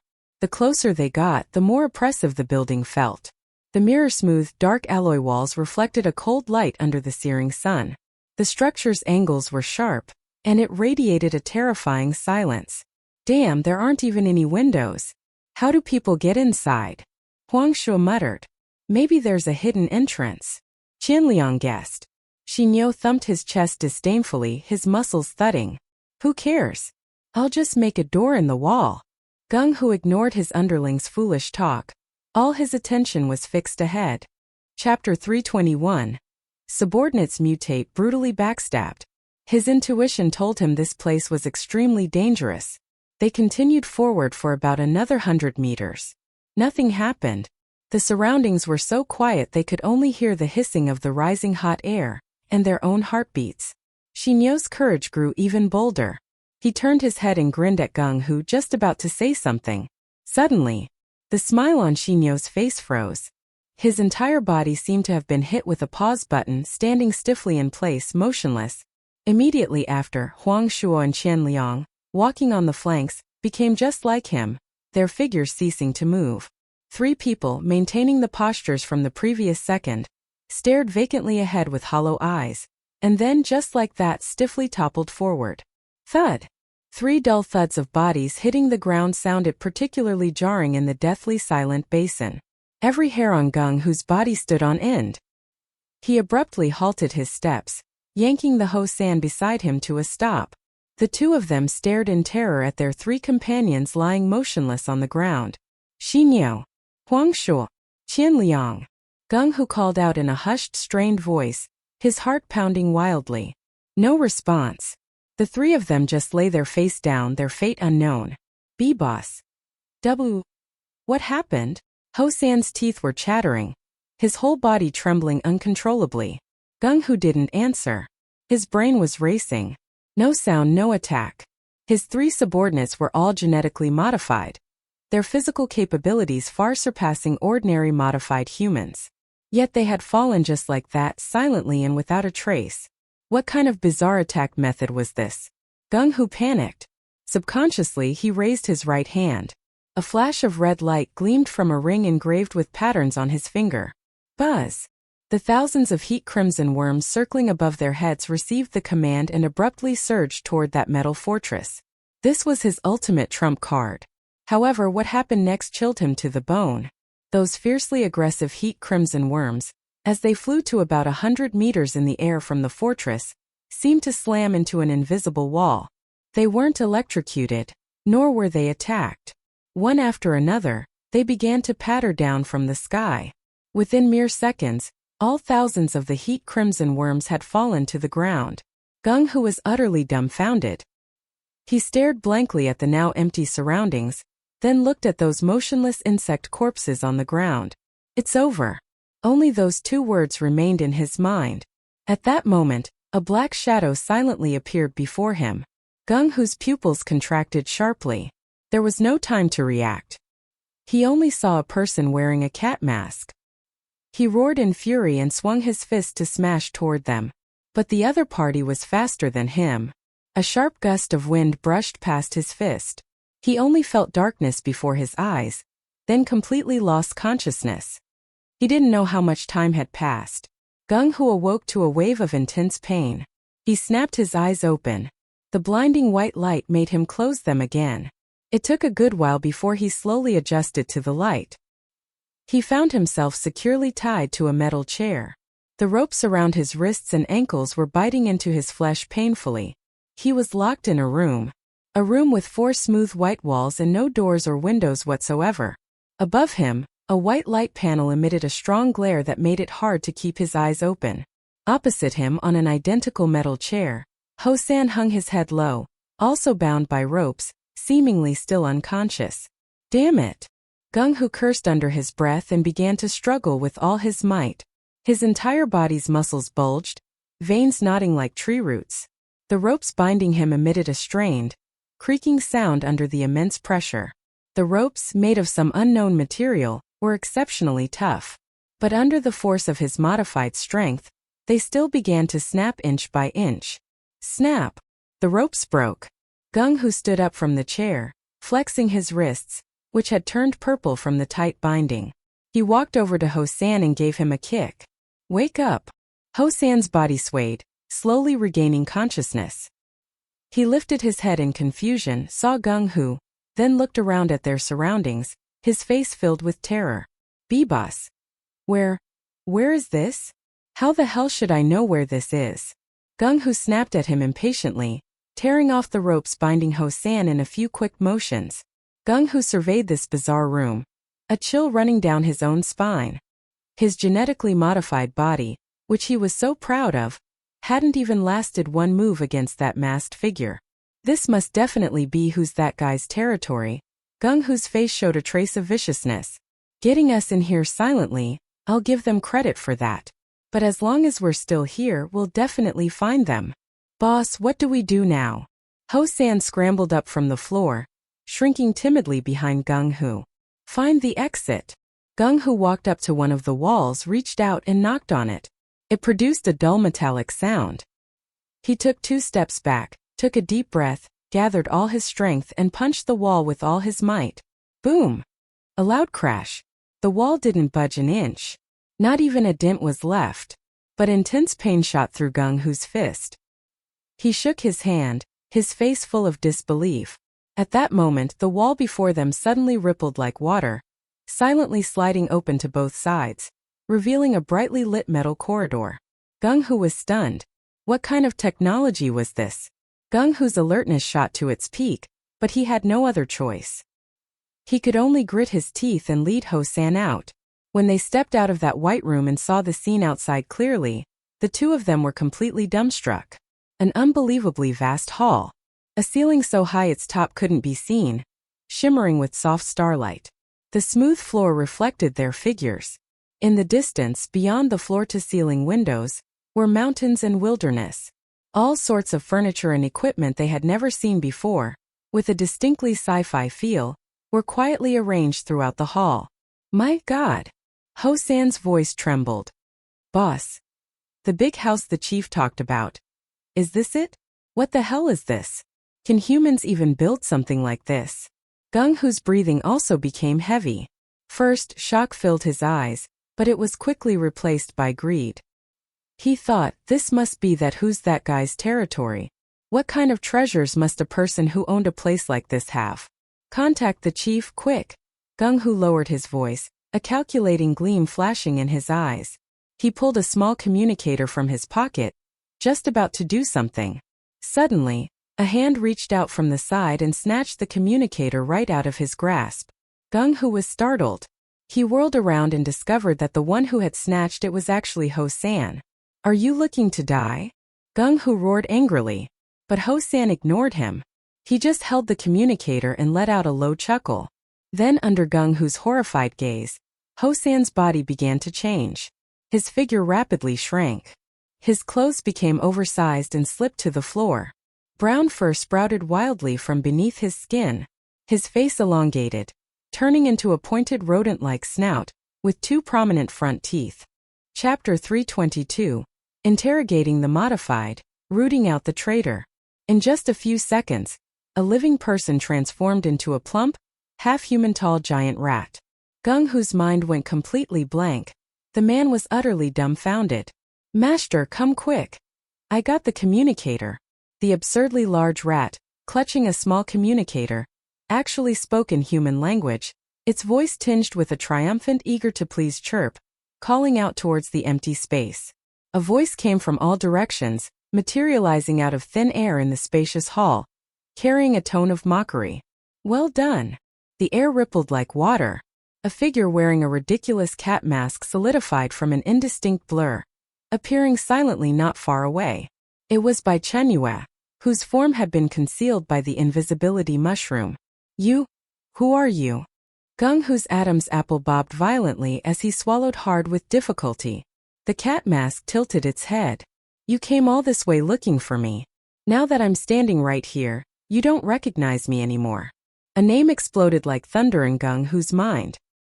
He blurted it out involuntarily, his voice cracking. Who's that guy? He finally understood now. Those bizarre attacks, those silent collapses, they were all the handiwork of the person before him. The humiliation of being played and the wave of fear shattered Gung Hu's reason. He let out a beast-like roar, and his gene-modified body, brimming with explosive power, lunged forward. The alloy floor beneath his feet emitted a dull, heavy thud, leaving a shallow footprint imprint. In the next instant, Gung Hu's body became a fired cannonball, shooting out. A fist the size of a sand pot tore through the air, aiming straight for Bai Chenyue's face. Looking for death. Before his fist could even get close to Bai Chenyue, a bone-chilling cold surged from the side, making it feel as if all the blood in his body was about to freeze solid. Gung Hu's movement abruptly stalled. He stiffly turned his head. A woman's face, deathly pale without a hint of color, long hair obscuring most of it, was right in front of him. The next second, a palm, cold as if not belonging to a living person, lightly slapped his face. Smack! A crisp sound of a slap echoed. Gung Hu's body, weighing over 180 pounds, was directly sent flying by this slap, tumbling awkwardly several times in the air before crashing heavily into the alloy wall over 10 meters away with a loud bang. He slid to the floor, completely knocked out. The hall fell silent. A2 trotted over to Bai Chenyue on his short legs and handed her the confiscated communicator. Bai Chenyue took the communicator, reached out and ruffled A2's furry head, praising, "Well done." When this group had entered within 50 kilometers of the Eternal Fortress, Quantum Classmate had already detected them. Tens of thousands of nanoscale surveillance robots were already spread throughout this mountainous area. Any movement was immediately relayed to Quantum Classmate. As for the real Ho-san, He had been ambushed and dealt with by A2 while taking care of personal business behind a tree. Afterwards, A2 transformed into his appearance and seamlessly infiltrated the team. Those 3 unlucky fellows who collapsed on the spot were taken down by Bai Chenyue using the precision face-melting aspect of the CPU overload warning. And those thousands of heat crimson worms above Gung Hu's head were even simpler. One brain has electricity blast, and not a single one was left. The insect and human corpses at the entrance were handled by the thoughtful all-around butler, Big Ding Dang. As soon as Gung Hu was brought in, he had robots burn the bodies, scatter the ashes, clean the area with disinfectant, leaving not a trace of blood scent. Bai Chenyue walked over to the unconscious Gung Hu, her gaze falling on him. Character Gung Hu. Status: Gene modifier primary, enhanced physical functions, mild nervous system disorder, severe fear, multiple fractures, deep coma. Note: an unlucky fool used as cannon fodder without even realizing it. He thinks he's become stronger, but he's just a lab rat. Suggests studying his blood sample, might extract some useful antibodies. Consider it making use of waste. Bai Chenyue gave a slight nod to Sadako. Sadako floated over, grabbed Gung Hu by the collar with one hand as if picking up a chick, dragged him, and threw him back into the pure white interrogation room. A basin of icy salt water was dumped over his head. Gung Hu woke up in excruciating pain, finding himself tied back to the chair. This time the bindings were even tighter, using some kind of metal restraint he had never seen before. No matter how much force he exerted, it didn't budge an inch. Bai Chenyue sat opposite him with A2 crouched on her shoulder. Sadako stood quietly behind Bai Chenyue. Beneath the thick long hair, a pair of venomous eyes stared fixedly at him, as if looking at a corpse. Talk. Who sent you? Bai Chenyue got straight to the point. Gung Hu looked at her, then at Sadako behind her. His face was full of fear, but his mouth remained defiant. I don't know what you're talking about. If you have the guts, just kill me. Bai Chenyue didn't speak, just tilted her head slightly toward Sadako. Sadako drew a dagger and plunged it into Gung Hu's shoulder. Ah! A piercing scream echoed in the sealed room. What's the deal with the gene modification? Bai Chenyue continued asking. Gung Hu was sweating profusely from the pain, veins bulging from his neck to his temples. He gritted his teeth, eyes bloodshot, refusing to speak. The dagger in Sadako's hand dug in a few more millimeters. One could even hear the faint sound of bone being scraped. After several rounds back and forth, Gung Hu finally broke. I'll talk. Please stop. Don't do it anymore. He screamed, tears and snot streaming down his face. Sadako stopped her actions. We don't know the specifics either. Gung Hu gasped for breath, his voice intermittent. We were all taken out of prison by the chief, brought to a secret place. Everyone got an injection. Woke up like this. That's all we know. Who is the chief? I don't know his real name. We all call him the chief. He never shows himself, only contacts us through encrypted communicators. How did you find this place? This was Bai Chenyue's most pressing question. Gung Hu hesitated for a moment, but feeling the intense pain in his shoulder, he didn't dare hide anything further. The chief gave us a general area. Said the top-ranked expert lived in a very large villa. Told us to search thoroughly in the Chengdu suburbs. Who provided the intel? I don't know, I really don't. Gung Hu was almost crying. It was all from the chief. We're just small fry, we can't access that level. Bai Chenyue's gaze flickered, landing on the glove on Gung Hu's right hand. With a thought, an invisible force peeled the glove off, revealing a ring. A ring identical to the insect-repelling ring she had previously obtained from Zhang Hao. Her heart sank heavily. Oracle. What exactly is the relationship between these two crazy organizations? And within Chengdu's Hope Base there is a mole. Chapter 323. Game Emergency Broadcast. Bai Chenyue toyed with the confiscated communicator, then glanced once more at Gung Hu, who was securely fastened to the chair with metal restraints. She could disregard the madness of Oracle, but she could not tolerate them planting spies to backstab our motherland. Bai Chenyue shifted her gaze from Gung Hu and let it fall upon A2. Shape-shifting. An idea popped into her mind. Why hadn't she thought of it before? A2. Here, master. If I asked you to shapeshift into a human form, how long could you maintain it? Bai Chenyue asked. A2 tilted its plump head, seemingly calculating seriously, its two little whiskers twitching.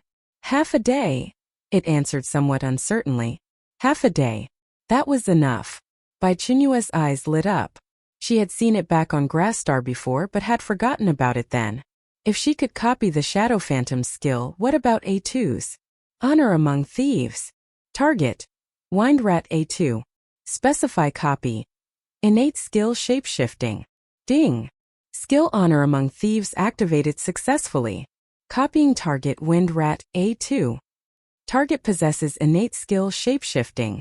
Copying in progress. Copy progress 10%, 50%, 100%. Copy successful. You have obtained a new skill. Shapeshifting. Bai Chenyue opened her personal panel. A new shapeshifting entry had appeared in the skills section. Skill shapeshifting. Description. You can perfectly simulate and shapeshift into the form of any biological entity you have personally witnessed, including but not limited to appearance, physique, and voice. During the shapeshift, you will gain some of the target entity's basic physical characteristics. Duration: 6 hours. Cooldown time: 12 hours. Note: while you can take on another's appearance, remember, you do not gain their memories. Before impersonating someone you are unfamiliar with, it is advised to do your homework. Otherwise, you risk exposure by asking philosophical questions like, who am I, where am I, what am I doing? Additionally, this skill cannot simulate energy signatures. Use with caution in the presence of powerful beings. Bai Chenyue looked at the new icon. A bold plan rapidly took shape in her mind. Under the cover of night, at a villa in the Chengdu suburbs. This was Bai Chenyue's former temporary residence, abandoned after the construction of the Eternal Fortress. By the window, two figures stood quietly waiting, illuminated by the pale moonlight outside. One was Bai Chenyue, shapeshifted into Gung Hu. The other was A2, shapeshifted into Ho San. Master, will they come? Tu whispered. Bai Chenyue didn't answer. She wasn't sure either. At that moment, the communicator vibrated faintly. Bai Chenyue pressed the answer button. A processed, androgynous synthetic voice sounded. What's the situation? Bai Chenyue imitated Gung Hu's rough, husky voice. Who's that guy, hasn't returned yet? Oh. The other party seemed somewhat surprised. The person isn't here, Bai Chenyue said gravely. But I'm certain this place is absolutely who's that guy's lair. Ho San and I discovered a massive amount of supplies inside, hidden in the basement. To increase credibility, she continued spinning her tale. Those three idiots, Xinyo, Huang Shuo and Qian Liang, lost their heads when they saw the supplies. They charged down without waiting for my orders, triggered the traps inside, and were all wiped out. Silence hung on the other end of the communicator for a few seconds. Dead is dead. They weren't important anyway, came the utterly cold-blooded reply. Keep watch. I'll be there shortly. The call ended. About half an hour later, several piercing beams of headlights sliced through the night. A modified heavy-duty off-road vehicle came to a stop at the gate.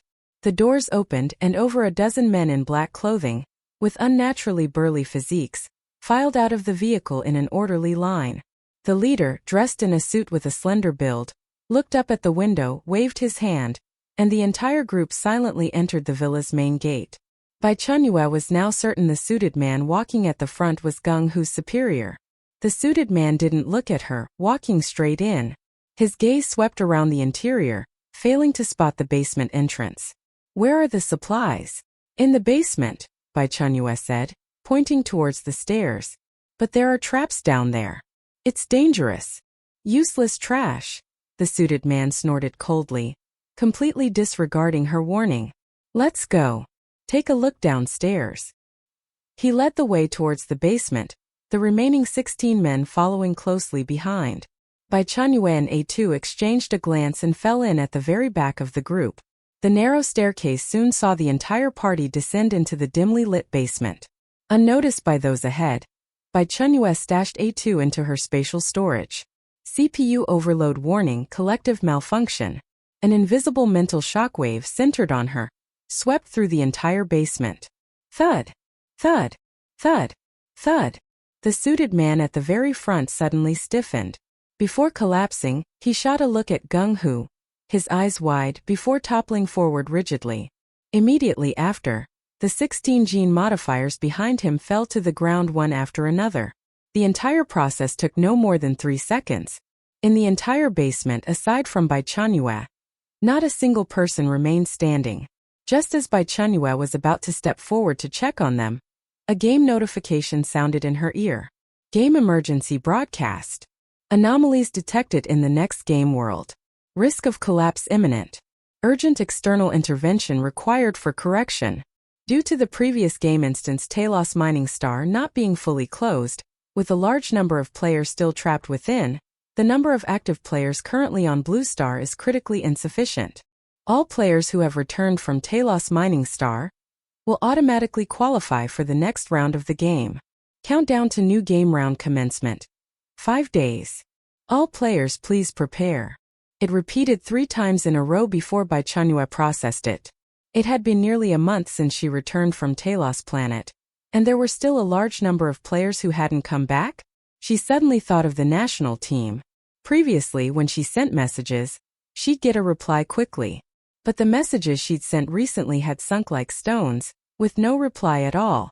Had the national team not returned yet? That was highly possible. However, now wasn't the time to think about that. She had to deal with the group in front of her first. Bai Chenyue checked them one by one. All 17 men had blood trickling from their 7 orifices and were unconscious on the ground. The suited man was no exception. She walked over to the suited man and began searching him. Soon she retrieved a communicator, several vials of unidentified purpose potions, and a black ring engraved with a crow totem from his person. This person was undoubtedly from Oracle. But whether he was the mole within the Chengdu base still required further confirmation. Chapter 324. Sadako takes action. The traitor revealed. Eternal Fortress, Interrogation Room. This was an interrogation room specifically created by Bai Chenyue. Its 4 walls were constructed from the latest sound-absorbing alloy, ensuring that no sound, even if someone screamed their throat raw, could be heard from outside. A basin of cold water mixed with ice cubes was splashed over him.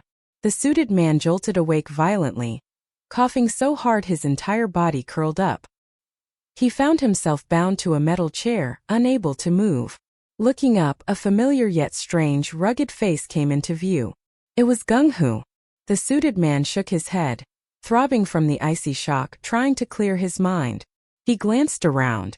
The pure white room gave him the creeps, but seeing his subordinate sitting opposite him, he instinctively roared in anger. Gung-Hu, have you lost your mind? How dare you tie me up? Untie me now.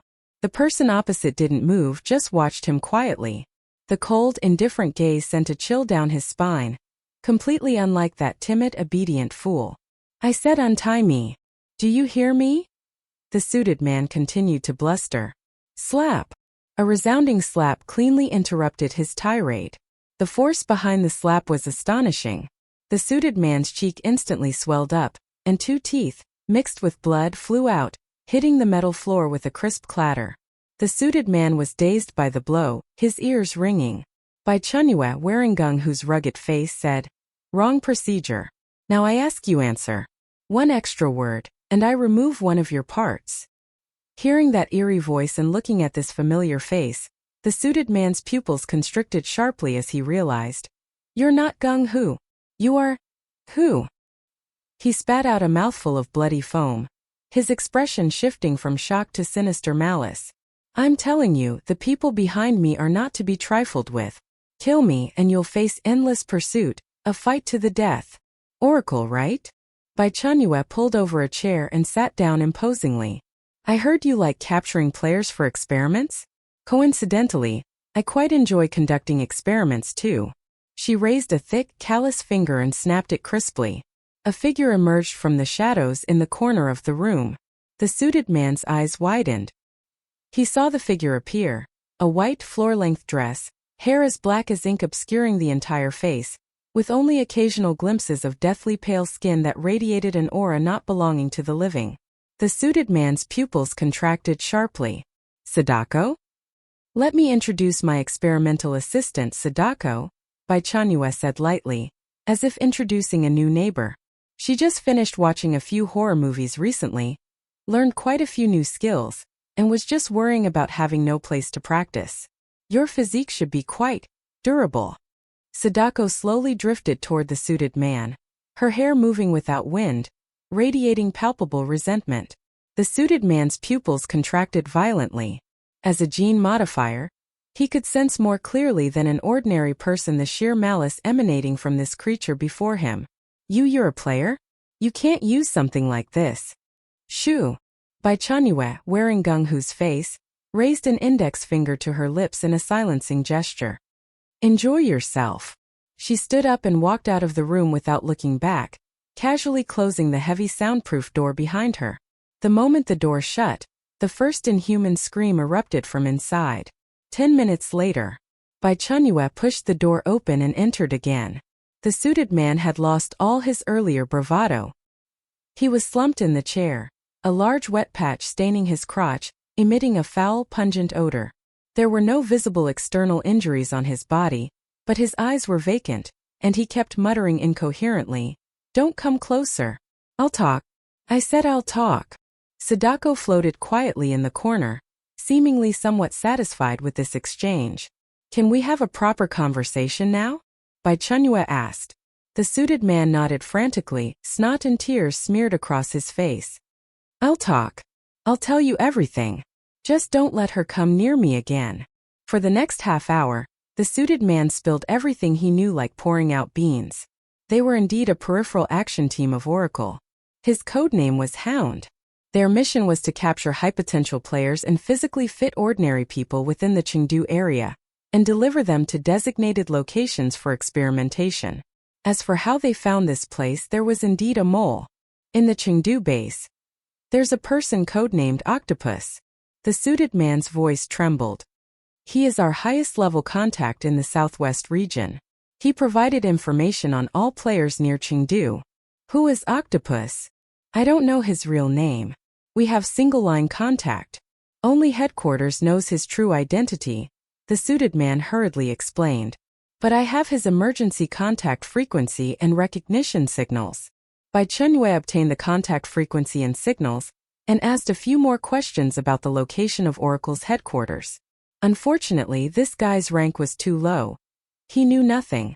Finished utilizing this waste. Bai Chenyue stood up and waved a hand at Sadako. Let him sleep for a while. Don't kill him. He's still useful. Sadako drifted down, placing a pale hand gently on the suited man's forehead. The suited man's eyes rolled back, and he fell completely unconscious. Walking out of the soundproof room, Bai Chenyue removed her mask and took a deep breath. Chengdu base. Octopus. To be the highest level contact within the base, Octopus's position was definitely not low. Who would have thought?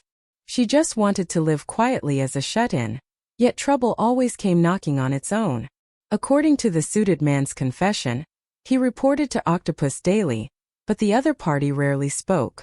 Bai Chenyue opened the communicator and had quantum classmates simulate the suited man to contact Octopus. The communicator had just connected.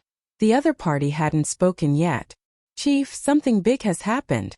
The voice simulated by quantum classmate was perfectly timed. "We found them." The other side was clearly taken aback. After 2 seconds of silence, a hoarse voice sounded. "Who?" "The top-ranked expert." "Who's that guy?" Quantum classmate added. "We were originally tracking a few high-potential targets, but stumbled into a suburban villa area by accident. Chief, you absolutely won't believe what we saw. The exterior looked like ordinary villas, but the interior is a genuine steel fortress. It's right in the Chengdu suburbs." Bai Chenyue stared at the progress bar frantically parsing on the screen. Target is conducting reverse tracking. Firewall intercepted. Initiating reverse infiltration. Progress 98%. Keep people watching closely. Don't alert them, Octopus instructed. The communicator was then cut off. Almost in the same second, the wildly fluctuating data stream on the large screen solidified, converging into a bright red positioning point. Fortress Master got them. Quantum classmate resumed its signature mechanical tone. Bai Chenyue looked at the red dot flashing on the map within the area of Chengdu's Hope Base, a cold glint flashing in her eyes. Well done. Fortress Master, preliminary screening of all global server nodes has been completed. Quantum Classmate's voice remained calm and steady. We have infiltrated and screened 3,475 hidden servers located in different countries, disguised as various legitimate institutions. We have obtained lists of thousands of Oracle peripheral members and some core members, as well as partial experimental records. Chapter 325. The top-ranked expert sends a big gift. Minister Octopus reveals his true form. As Quantum Classmate finished speaking, data jumped on the screen, and lines of shocking text flashed. Test subject number. P112, player Swift Wind Swordsman, female, 19 years old. Blood nest parasitic wasp transplant successful. Result. Hatched within test subject. Parasitic wasp broke out of the body. Host deceased. Test subject number. G003, ordinary person number. Male 40 years old. Haha tribe member blood sample injected. Result. Pheromone rejection reaction occurred. Test subject's body mutated. Mental breakdown. Quantum Classmate compile all information regarding Oracle's member list, experimental records, details related to Hound and Octopus, as well as all our existing speculations, and copy it to a USB drive. Bai Chenyue thought for a moment before ordering. Night had fallen and Hope Base in Chengdu was quiet, with only a few searchlights tirelessly scanning the surroundings. On the third floor of the base's command center building, the lights were still on in one office. Fan rubbed his throbbing temples, slightly distracted by the report on the mutated heat crimson worms. Suddenly, 3 light taps came from the window. Tap tap tap. Fan's movements paused. This was the third floor. Outside was the heavily guarded core area. Who could have silently crept up to his window and knocked? Who's there? No one answered. Fan stood up and yanked the curtains open. Outside the window there was no one, only the howling night wind. Just as he thought he had misheard, he turned around and froze completely.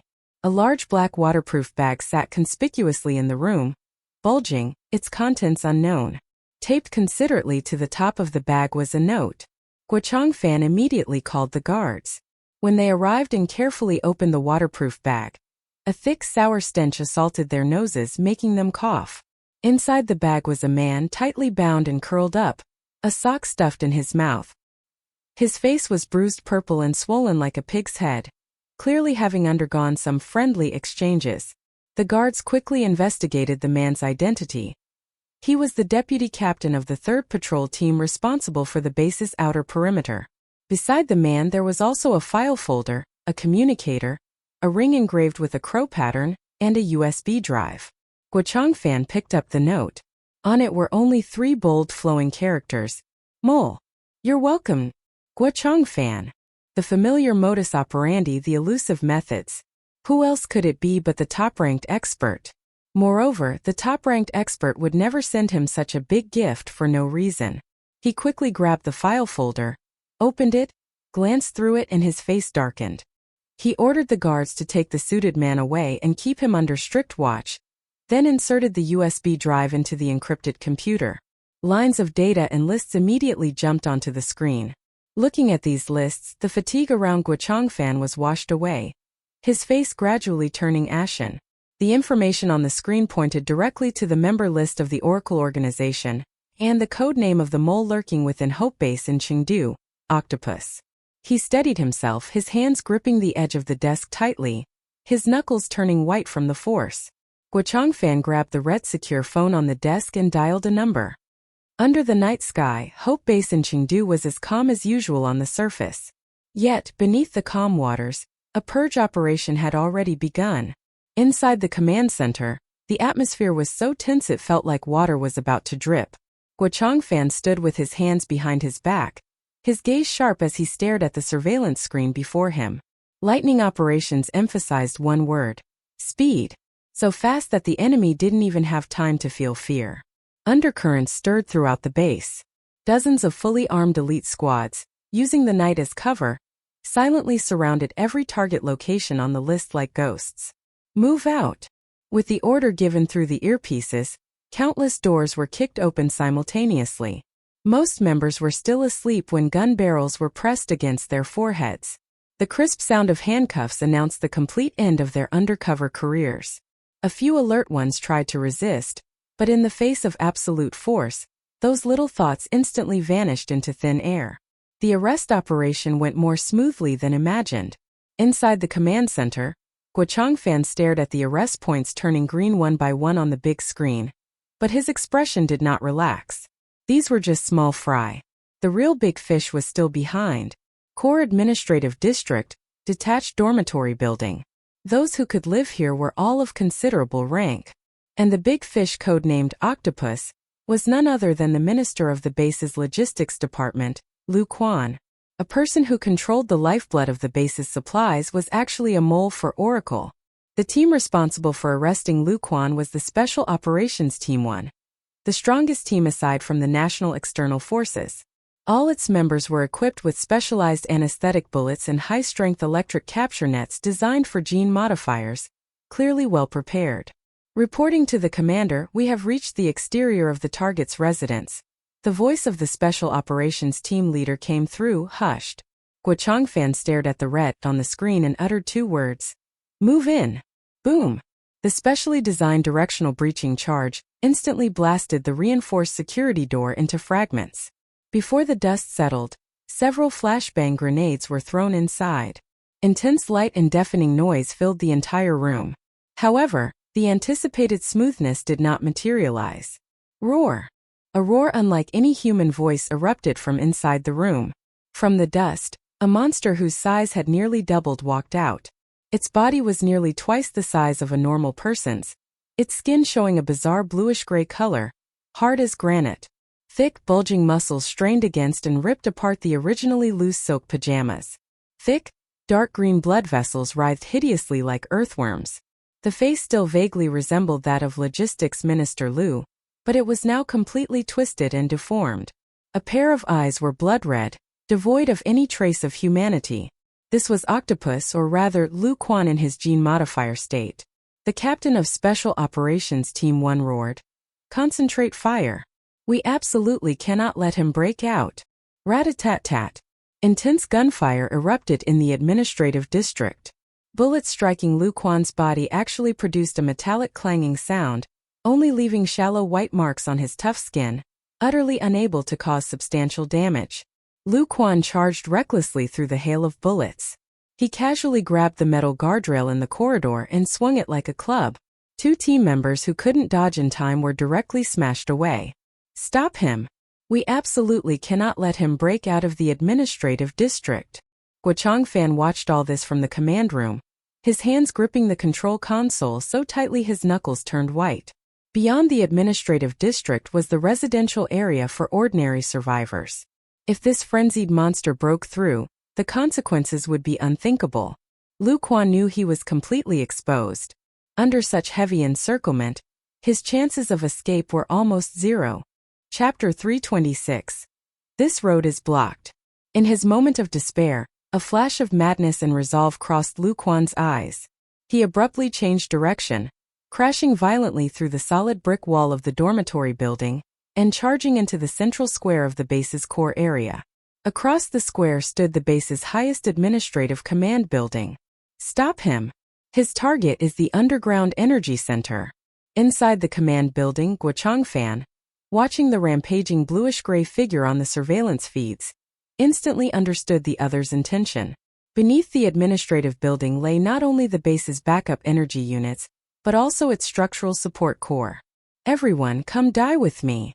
Lu Quan let out a hoarse, piercing shriek, charging forward under a dense hail of bullets. Large-caliber machine gun bullets struck his back, sending up a series of dazzling sparks. His movement speed was extremely fast. In the blink of an eye, he smashed through the protective gates of the administrative building. The shrill sound of alarms pierced the night sky. Inside the command center, all technical personnel stood up in terror. On the large screen, the red dot representing Lu Quan was approaching the core area on the 3rd underground level, at an astonishing speed. Only Guo-Chang-Fan remained as steady as Mount Tai, standing before the main control console. The cold light reflected off his glasses, making it impossible to see the emotion in his eyes. He issued a calm command. Activate Plan B. Eliminate the target at all costs. Third underground level, backup energy center. The heavy isolation door was violently torn open, twisted metal panels falling to the ground and stirring up a cloud of dust. Lu Quan's massive body squeezed inside. His dark red eyeballs swiveled under the dim emergency lights, locking onto the central control console. There, connected to the high explosive charges he had earlier planted beneath the energy core, taking advantage of his position. Die. All of you die. He laughed maniacally, his large hand covered in bluish-gray scales slamming heavily toward the red activation button. In that instant, he seemed to already see the soaring flames and the tragic scene of the base's destruction. However, 1 second, 2 seconds, 3 seconds passed. A deathly silence. The earth-shattering explosion he anticipated did not arrive. Not even the system activation beep sounded. The operational green lights that were originally flashing on the control console suddenly all went out. In their place, a bright red cross mark popped up on the screen, along with a line of scrolling text dripping with sarcasm. This road is blocked. Suggest trying a different pose next time. _. The cute emoticon seemed somewhat out of place at this moment. A momentary look of stunned confusion appeared on Lu Quan's inhuman face. He slapped the control console frantically in disbelief, trying to reboot the system. But no matter how he operated it, the screen only ever showed that line of mocking text scrolling happily in a loop. No. This is impossible. How could it fail? Lu Quan roared in despair. Far away, 1,000 miles distant, the eternal fortress, Bai Chenyue, comfortably nestled in a sofa, watching Lu Quan's foolish, life-questioning appearance in the holographic projection, couldn't help but laugh out loud. She grabbed a handful of caramel popcorn and stuffed it into her mouth, her cheeks bulging as she chewed, praising. That emoticon addition was very inspired, Quantum Classmate. It is my honor to serve you, Fortress Master. Quantum Classmate's mechanical voice seemed to carry a hint of small pride. This type of detonation program based on ancient code only requires 0.01 seconds to crack.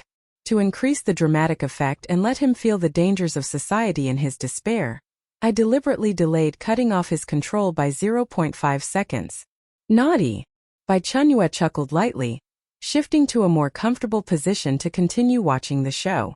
The scene shifted back to the underground of Chengdu base. With his final trump card failing, Lu Quan completely descended into madness. He turned around, brandishing his sharp claws, preparing to use pure physical force to destroy those precise energy devices. If he couldn't blow it up, then he'd smash it. At that moment, an extreme ice blue light sliced through the dim space. The Special Forces captain who had arrived on the scene crushed a blue crystal, emitting a terrifying chill in his hand, and threw it into the room. An extreme cold wave erupted. Centered on the point where the crystal shattered, white frost spread like a living thing, frantically covering the floor, walls, and ceiling. In the blink of an eye, everything was covered by a thick layer of solid ice. Lu Quan, who was just about to go berserk, suddenly froze mid-action. That layer of skin he was so proud of was rapidly covered in white frost. He struggled in terror, but this cold wasn't just freezing the surface. It penetrated straight to the bone marrow. The blood inside his body rapidly solidified under the absolute low temperature. Crack, crack, crack. Amidst the teeth-grating sounds of freezing, Lu Quan, maintaining a claws-out threatening posture, transformed into a lifelike ice sculpture. The complex expression of terror, despair, and anger intertwined on his face was forever frozen in that moment. Crisis resolved. Inside the command center, the atmosphere, which had been stretched to its limit, finally eased. Many technical personnel slumped into their chairs, their backs long soaked through with cold sweat. Guochangfan adjusted his glasses and said, "Notify the cleanup team. Cut it into pieces, package them separately for freezing, and send them to the research institute." Yes.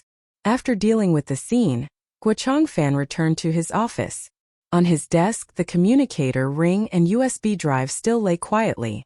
He picked up the ring engraved with the eerie crow pattern, gently rubbing it between his fingers. Oracle. Guochangfan plugged the USB drive back into the computer. Looking at the screen displaying the information detailed to an insane degree, A sharp glint flashed in his eyes.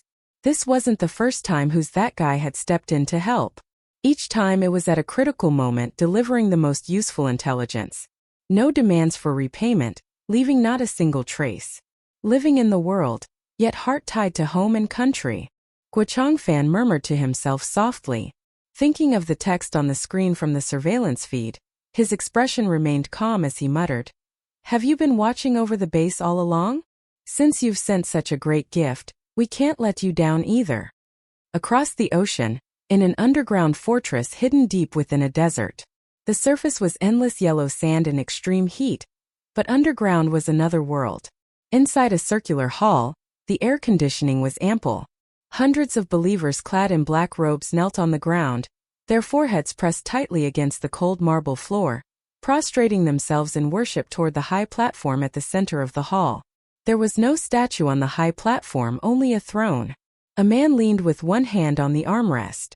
He wore a perfectly tailored pure white suit, spotlessly clean, standing out starkly against the surrounding black tones. A black-robed figure wearing a crow mask knelt and crawled to the foot of the high platform, his body trembling uncontrollably with minute shivers. "Your Holiness!" Sweat beaded on Crow Mask's forehead. "Chengdu has failed." The Pope did not respond. His fingers, clad in white gloves, lightly tapped the armrest of the throne. Tap, tap, tap. The rhythm was slow, yet each tap felt like it struck directly at Crow Mask's heart. After a long while, a voice came from the throne. "Octopus is dead?" "Why, yes." Crow Mask buried his head even lower, sweat dripping from his temples. After his exposure, he attempted to activate the contingency plan, but he failed. The entire Chengdu branch, along with the peripheral members, has been completely wiped out. Chapter 327, Furry's Tears. The Pope slowly stood up, descended from the high platform, and stopped in front of Crow. "That fool might be a bit stupid, but that self-destruct program came from my own hands." He leaned forward slightly, lifting Crow's chin with his white-gloved hand, forcing him to meet his gaze. "Someone actually managed to deactivate it?" Crow's pupils contracted sharply. Under the gaze of those utterly emotionless eyes, he felt as if he had plunged into an icy abyss. Your subordinate is investigating." "Investigating?" The Pope released his hand, pulling a handkerchief from his trouser pocket to wipe his fingers, as if he had touched something filthy.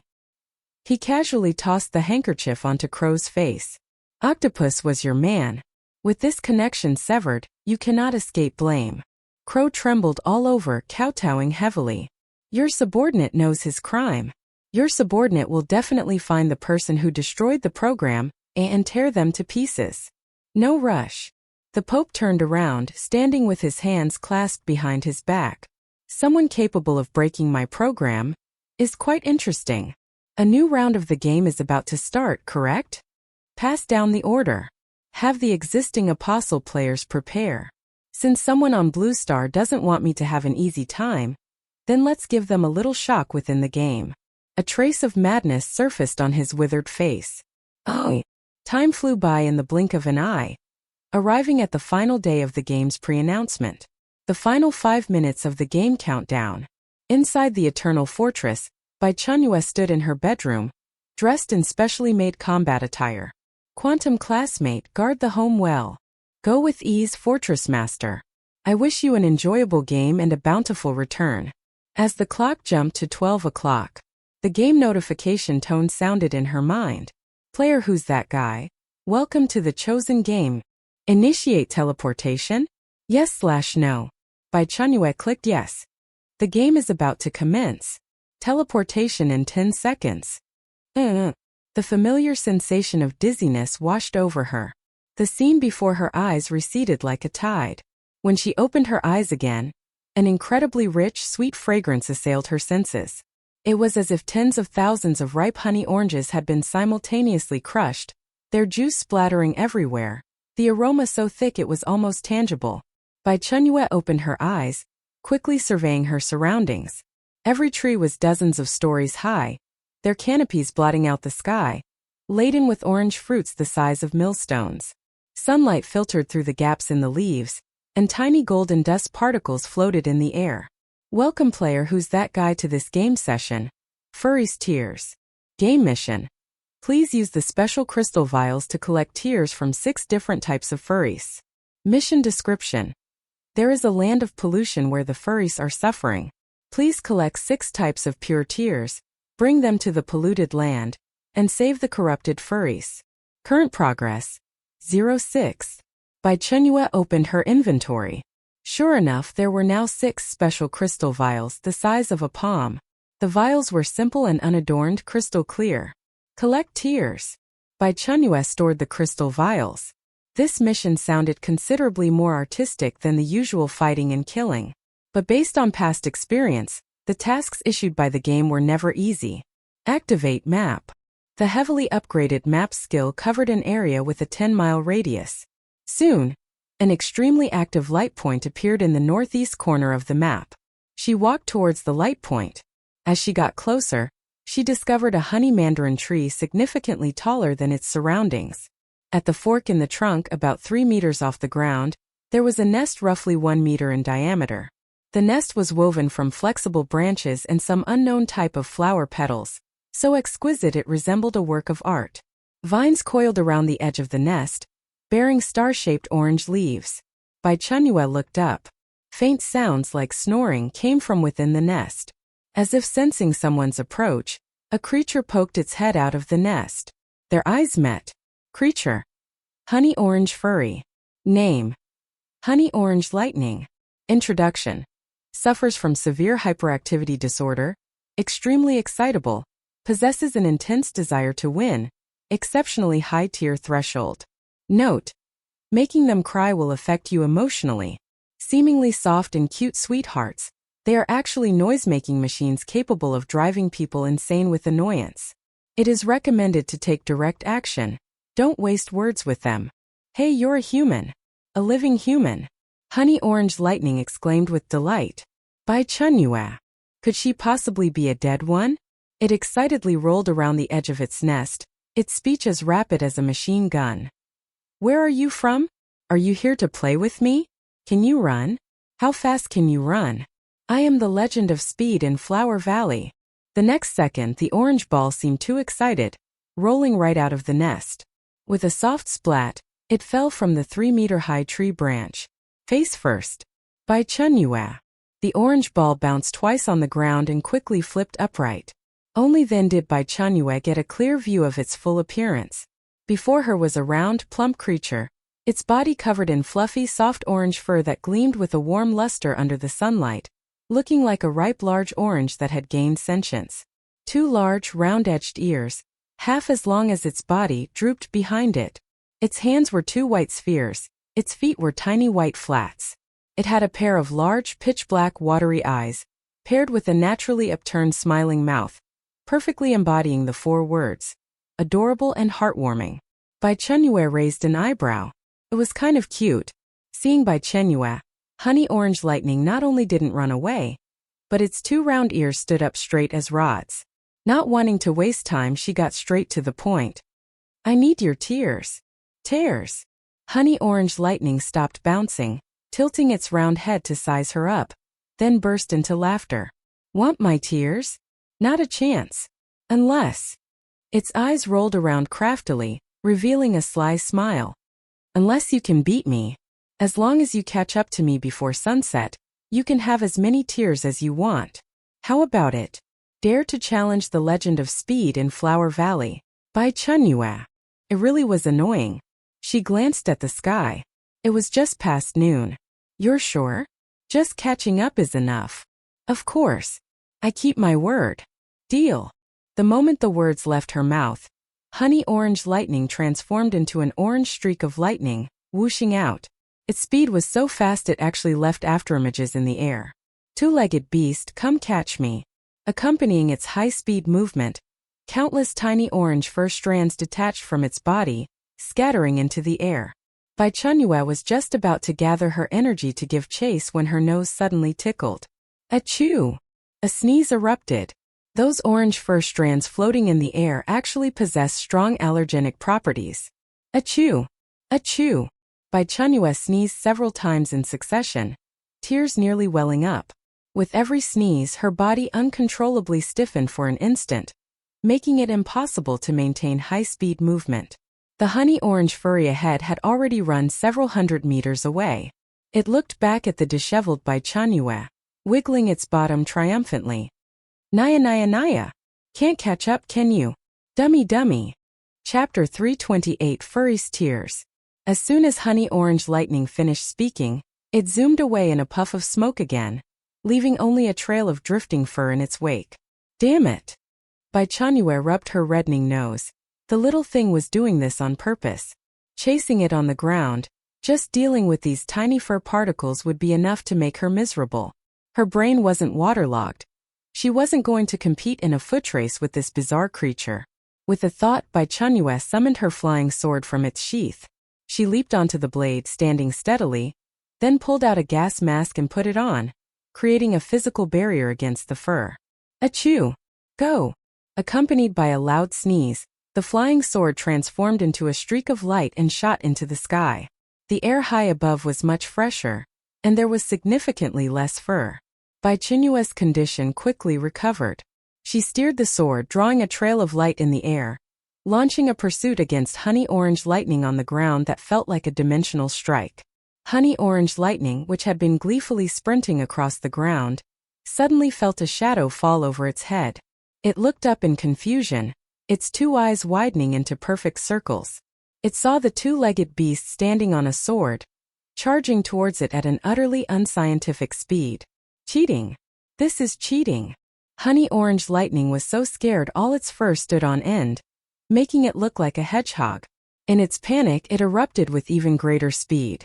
Its two little short legs churned so fast they seemed about to smoke as it fled madly through the forest, trying to use the complex terrain of trees to shake off the pursuer in the sky. However, it was completely useless.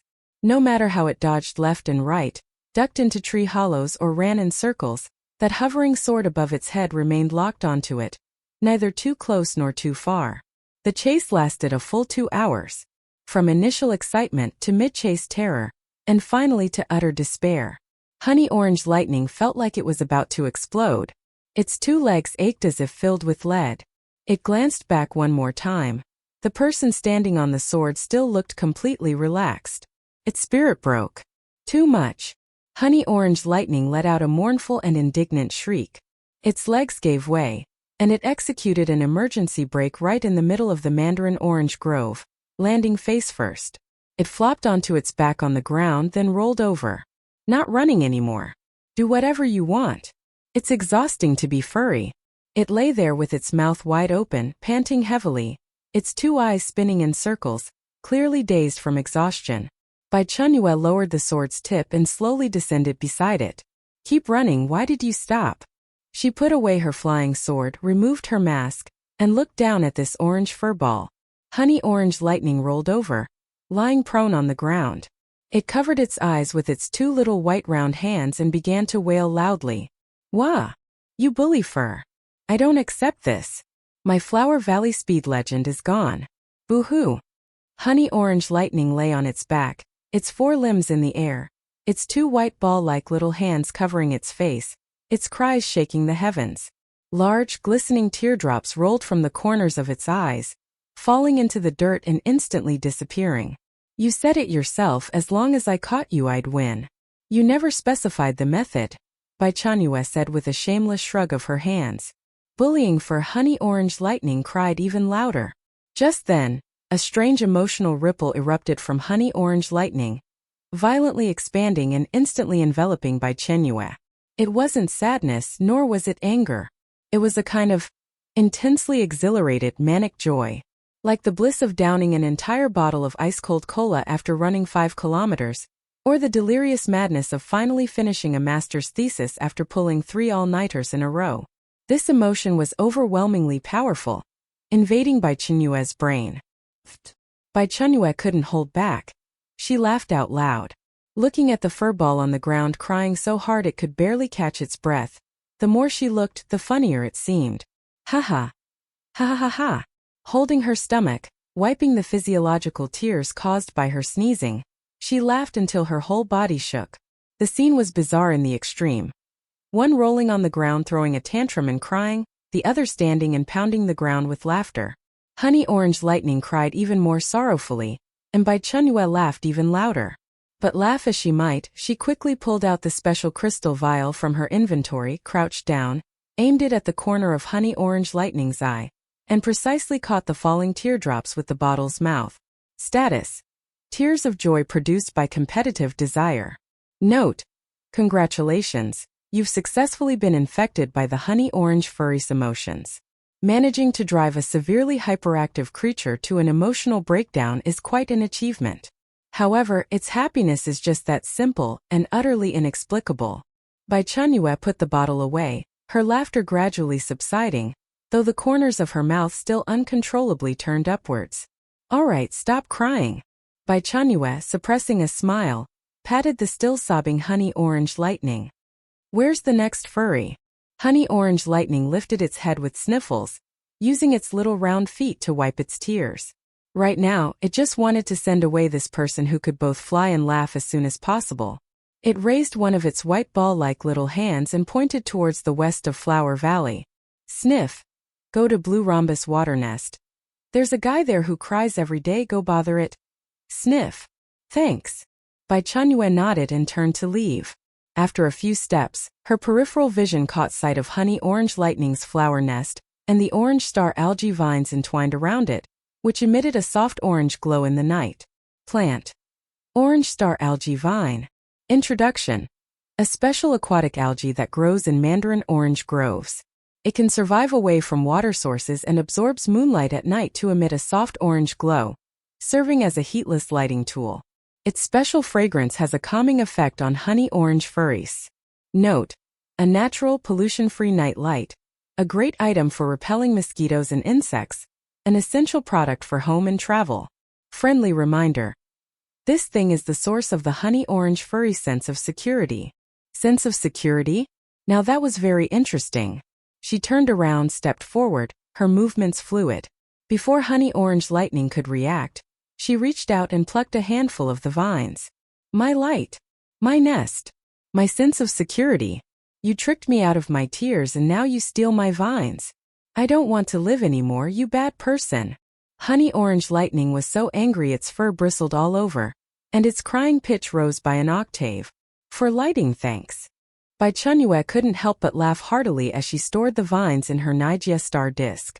Without looking back, she soared into the sky on her sword, transforming into a streak of light that vanished into the horizon. She left behind only a more miserably weeping Honey Orange Lightning, left on the ground to question its furry existence. Oh! Following the directions, Bai Chenyue headed west. Half a day later, a vast expanse of wetlands appeared before her eyes. Was this the Blue Rhombus wetland that Honey Orange Lightning mentioned? The air was thick with water mist, visibility was extremely low, less than 5 meters. Ahead was a lake, its surface as calm as a mirror, dotted with countless palm-sized blue rhombus-shaped leaves floating, faintly visible through the mist. Honey Orange Lightning said the next target, Blue Rhombus Water Nest, was somewhere in this lake. She looked at the soft mud underfoot and the deep bottomless lake water. Flying on her sword would make her too big a target, and the underwater situation was unknown. Flying over recklessly would make her an easy living target. She retrieved the lotus leaf boat from her spatial storage, placed it on the lake, and leaped onto it with a light, nimble motion. Chapter 329: Furry's Tears. The lotus leaf boat sank slightly, floating steadily on the water's surface, after which Bai Chenyue pulled out a sailboat oar and began to row.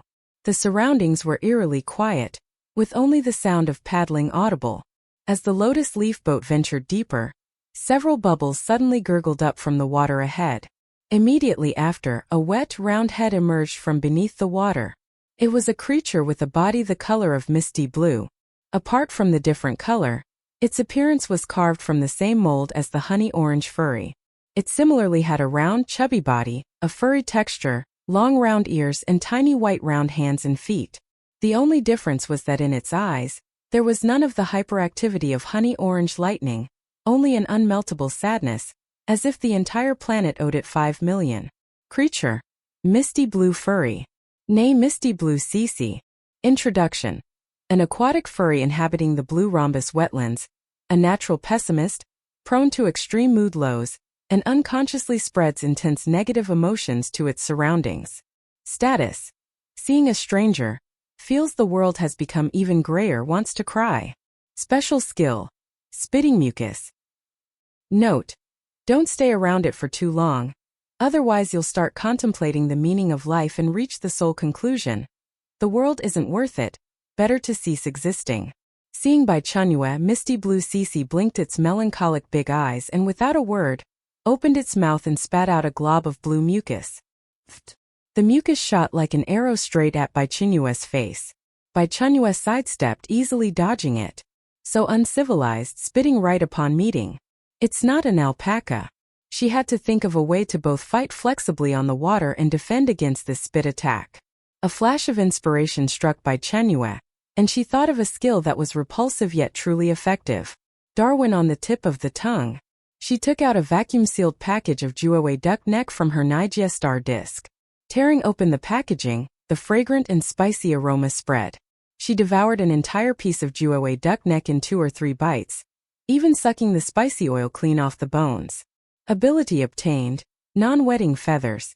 An invisible hydrophobic layer will form on your body surface, providing complete immunity to liquid-soaking and most liquid-based attacks.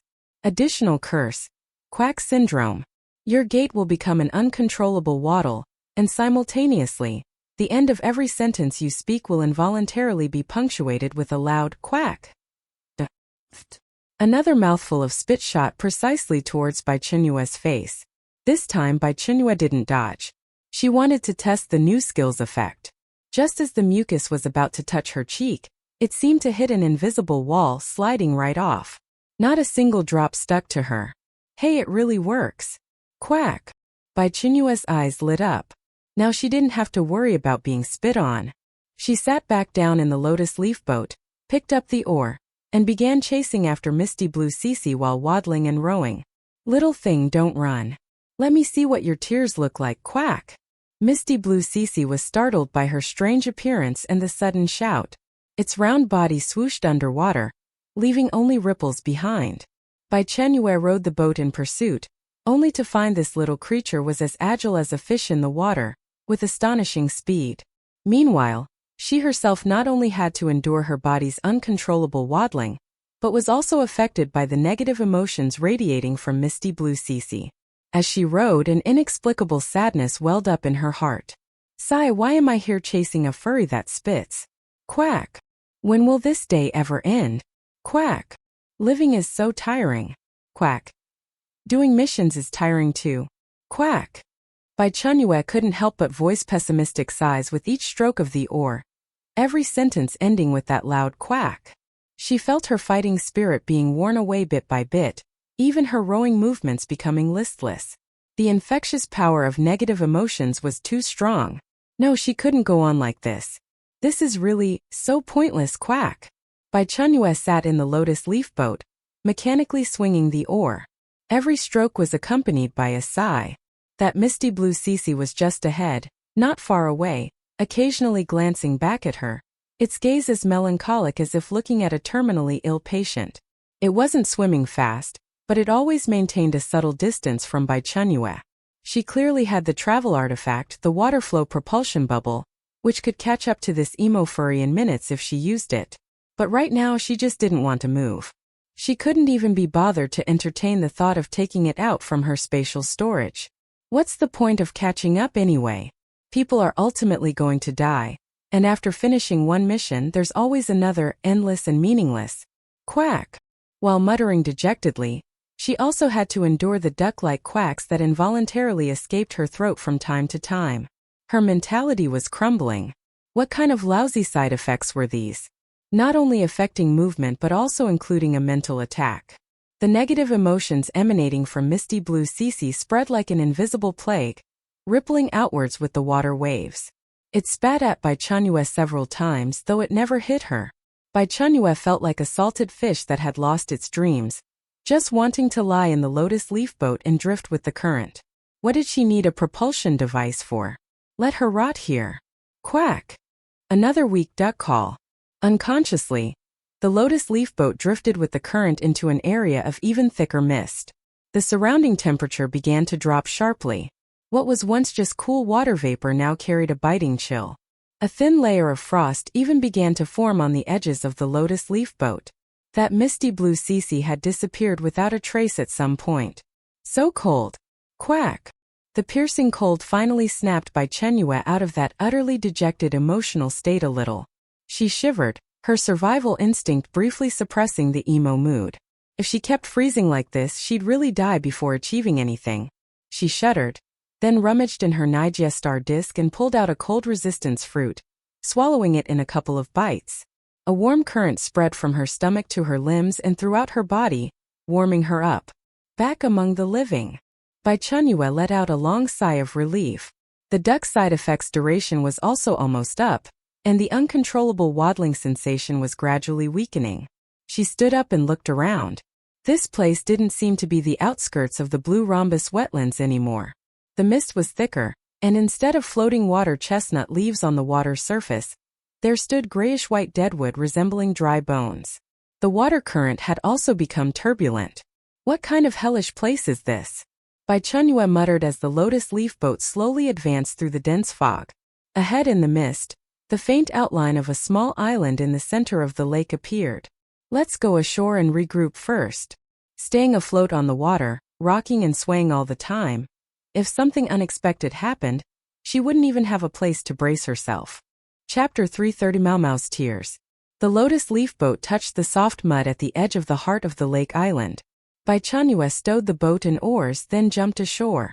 The ground underfoot was covered in slippery moss and unknown aquatic plants. The air was filled with the scent of water weeds. Yet it carried a hint of refreshing fragrance.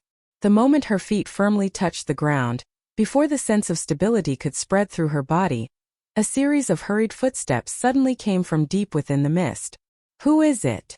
Bai Chenyue's entire body tensed. She gripped the dagger at her waist with a reverse hold, crouching low.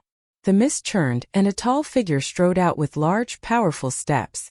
The person was draped in a thick, gray-white animal skin robe, leaning on a bone staff adorned with skulls of unknown creatures.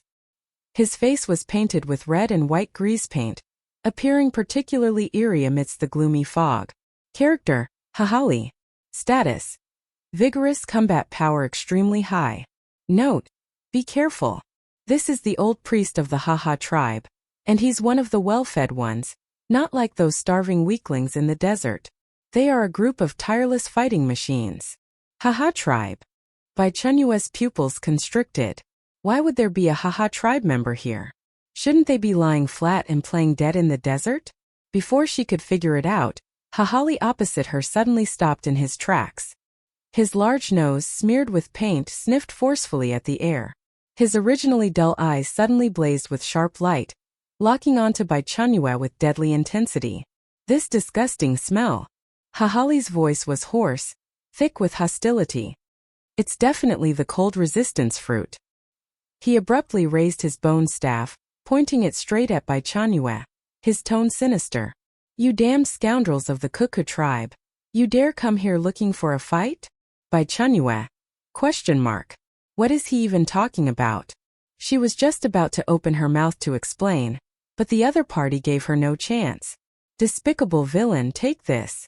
Before the words fully faded, the old charlatan erupted with astonishing speed, completely at odds with his age. He kicked off the ground with force, sending frozen earth flying, his entire body shooting toward Bai Chenyue like a cannonball. The bone staff in his hand descended with a piercing whistling sound, aiming straight for her head. Damn! He's serious.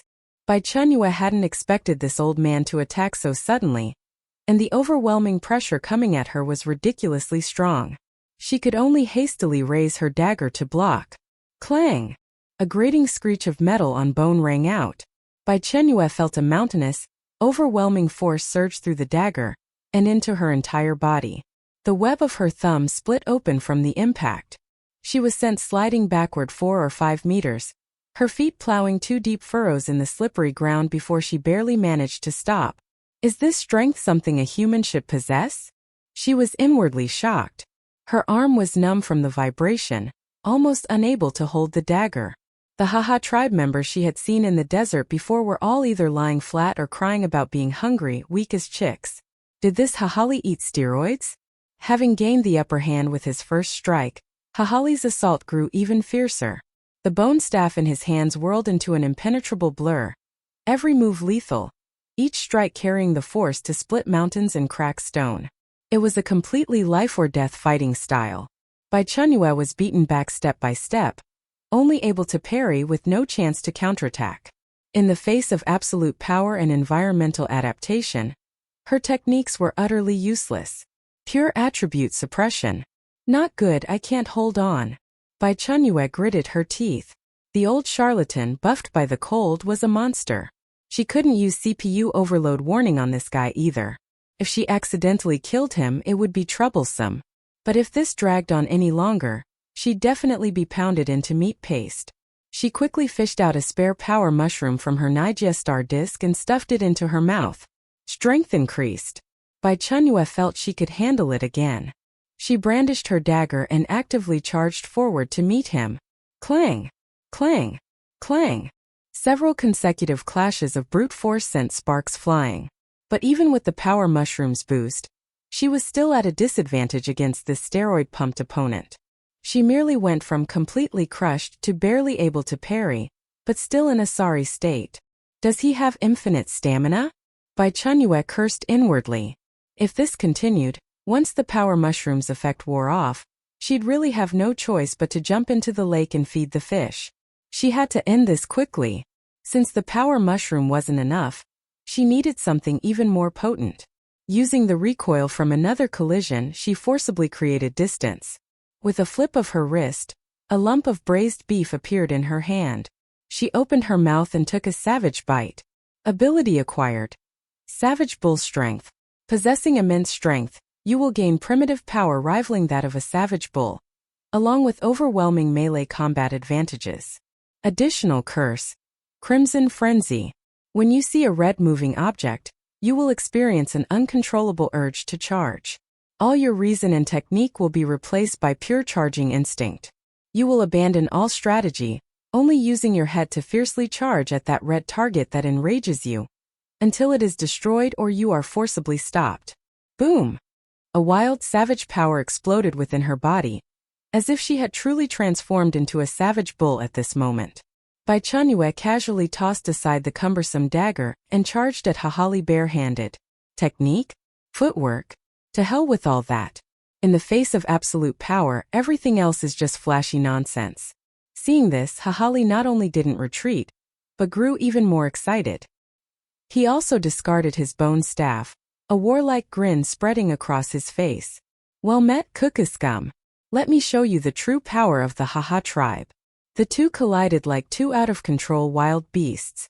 There were no fancy moves, just the most barbaric hand-to-hand combat. Fist meeting flesh with brutal impact. Thud! Bai Chenyue's fist slammed into Hahali's chest. Accompanied by the crisp sound of cracking bones, she sent the old man, built like a bear, flying backward. He crashed heavily against a large boulder, imprinting a human-shaped dent into it. Hahali spat out a mouthful of blood, but quickly clambered to his feet as if nothing had happened, howling strangely as he pounced again. Freakish defense and recovery power. But with the boost from savage bull strength, Bai Chenyue finally completely overpowered Hahali in terms of raw force. Seizing the opportunity, she executed a takedown, pinning Hahali to the ground. Her iron fists rained down on him like a storm. Do you yield? Do you yield? With each punch she roared, venting the explosive, savage power surging inside her. Hahali's face was beaten to a pulp, howling and screaming, utterly unable to fight back. Just as she was about to give the old charlatan a few more hits to knock him out, a series of dense footsteps suddenly echoed from deep within the mist. Priest, hold on. We're here to help you. Over a dozen Haha tribe warriors, similarly draped in animal skins and burly as oxen, charged out from the mist.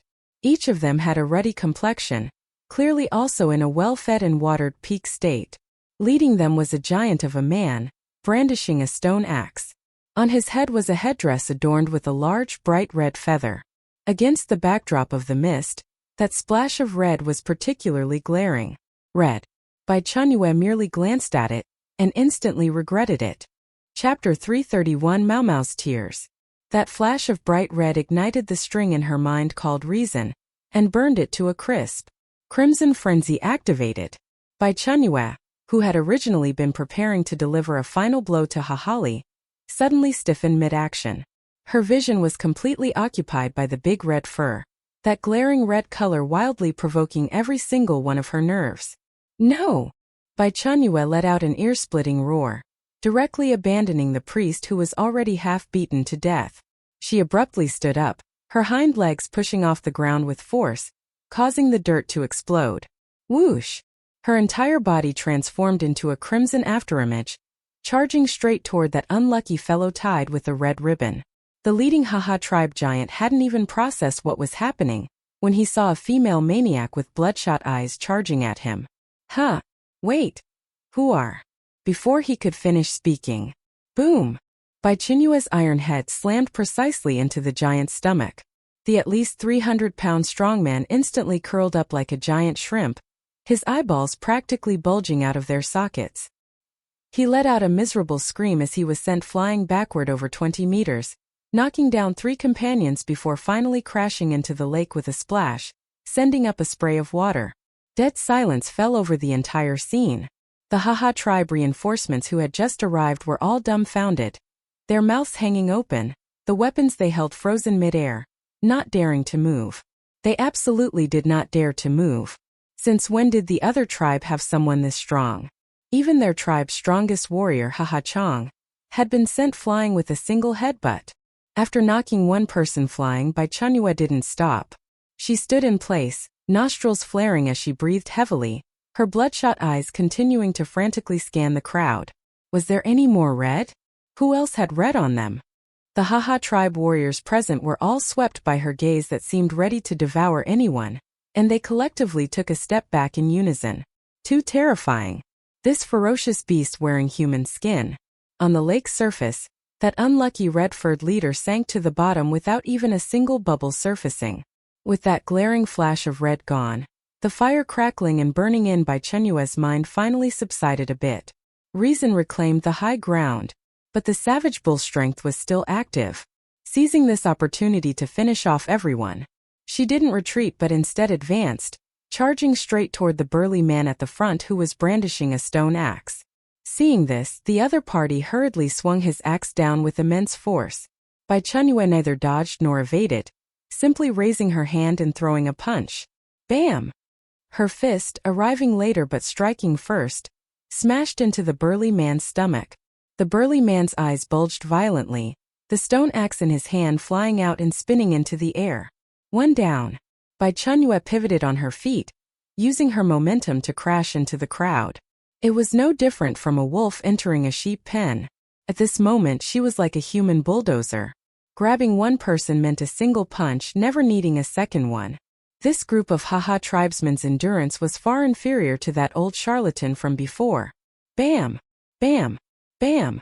Dull sounds of flesh colliding rang out one after another, accompanied by rising and falling screams. The first red-furred man who had been knocked into the water saw this and didn't dare to come ashore, decisively shrinking back into the water, leaving only his head floating on the lake's surface. Over a dozen Haha tribe warriors who had been menacing just moments ago were all lying on the wet ground in less than 2 minutes, groaning and rolling around. The scene was once extremely chaotic. Bai Chenyue stood amidst the haphazardly piled bodies, letting out a long sigh. Much better. The restlessness within her finally subsided after this bout of venting. The duration of the savage bull strength was just reaching its end. The explosive power faded, and a wave of fatigue washed over her. She plopped down onto a relatively clean large rock nearby, pulled out a bottle of water from her Nigestar disc, and gulped down more than half of it. After resting for a few minutes, she felt her stamina recover somewhat. She stood up, walked over to the Hahali priest who had been knocked down first and was still playing dead on the ground, and lightly kicked his calf with the tip of her foot. "Stop pretending, I know you're awake." Hahali's body stiffened, his eyelids trembling a few times, but he just refused to open them. "If you don't get up, I'll throw you into the lake to feed the fish." As soon as the words left her mouth, The old man on the ground shot up into a sitting position, faster than a rabbit. With a face swollen into a bruised and purple pig's head, his eyes narrowed to slits, he stared warily at Bai Chenyue. You're not from the cuckoo tribe. They don't have anyone as strong as you. Thanks for the compliment. What do you want? I Hahali will absolutely never. Shut up. Bai Chenyue interrupted his precast animation. I'll ask you a few questions. Answer honestly, and I'll let you all go. Hahali stuck his neck out, putting on a heroic ready-to-die expression. Don't even think about it. I will never betray my tribe. Who cares about your tribe? Bai Chenyue rolled her eyes and asked, why are you all here? If I remember correctly, your homeland should be at the 3 child stars, right? Boom. Hahali's originally somewhat defiant expression shattered. His pig-headed face was filled with shock, his mouth hanging open wide enough to fit a duck egg. How do you know about the 3 child stars? That was their race's greatest secret, their forever unreachable homeland. How could this person know? Bai Chenyue didn't answer, just looked at him calmly. The old man who had just been ready to face death suddenly burst into tears. He cried with such heartbreaking intensity, snot and tears streaming down his face. Wah! We don't want to be here either. Who would want to stay in this godforsaken place? He cried while pounding the ground with his fists, splashing mud and water everywhere. Our tribe was truly exiled. It's all that damned crown prince's fault. If it weren't for him, how could our people have fallen to such a state? Crown prince. Bai Chenyue keenly caught this keyword. Who is the crown prince? What did he do? She immediately pressed. Upon hearing the 3 words crown prince, Hahali, who had just been wailing, suddenly stopped crying as if someone had grabbed his neck. He fearfully covered his mouth, shaking his head desperately, his swollen face filled with resistance. And no, can't say. Saying it will mean death. Really will die. If you don't say it, you'll die right now. Bai Chenyue lost her patience. With a flick of her wrist, the dagger from before reappeared in her hand. She toyed with the dagger, stepping closer to Hahali step by step. My patience is limited. You can test whether your mouth is harder, or my blade is harder. The blade pressed against Hahali's paint-covered neck. The old man trembled all over, his teeth chattering, but he stubbornly bit his lip, refusing to let a single word escape. It seemed the deterrence of this crown prince was more terrifying than death itself. Just as Bai Chenyue was about to let a little blood to sober him up, plop! A small water bubble suddenly flew over from the side. Bai Chenyue, alert, took a step back to avoid the attack and turned to look. Chapter 332 Mau Mau's Tears. From behind a rock not far away, a blue sphere peeked out. It was precisely the previously vanished misty blue Cici. The little creature was trembling all over, its originally melancholic big eyes now brimming with tears, looking utterly pitiful. It was clearly terrified to death, yet it still ran out from its hiding place, toddling on its short little legs, and resolutely stood in front of Hahali. It spread open its 2 round, stubby little hands, trying to use its own body, which wasn't even the size of a palm, to shield the burly man behind it who was dozens of times larger. Cici. Hahali looked at the little thing blocking his way, not sure if he was influenced by misty blue Cici's emotions or genuinely moved, his eyes welling up with tears. If you want to kill someone, kill me, don't kill it. He pulled misty blue Cici into his arms, shielding it, turning his own back towards Bai Chenyue's blade, crying miserably. It's still young, doesn't understand anything. If you want to kill someone, kill me. Woo. My little Cici. Bai Chenyue. Which I saw her wanting to kill a furry. Did she look like some indiscriminate slaughtering great demon lord? Just as she was thinking this, Bai Chenyue looked to the side, where another dozen or so misty blue furries emerged, all blocking in front of Hahali, each with a melancholic expression. She put away her dagger, helplessly rubbing the space between her eyebrows. All right, stop wailing. Who said anything about killing it? She pointed at the little thing still shivering in Hahali's protective embrace. I only want its tears. Tears. Hahali's crying paused, a snot bubble hanging from his nose as he looked up in confusion. Yes, tears. Bai Chenyue pulled out a special crystal vial from her Nigestar disc, shaking it in front of Hahali. Cry, fill this up and I'll leave. 10 minutes later.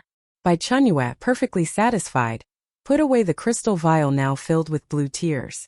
She looked up, glancing at misty blue Cece, still held in Hahali's arms and crying so hard it could barely catch its breath. Then looked at the dozen or so Haha tribe braves on the ground, groaning and lying all over the place. This place was too bizarre, what with the inexplicable Haha tribe and the emotionally overwhelming furries. Staying another second felt mentally exhausting. Why wait? The pig-headed priest Hahali on the ground struggled to get up, calling out to stop her. Bai Chenyue turned back, raising an eyebrow, her eyes clearly saying, "Something else? Want another fight?"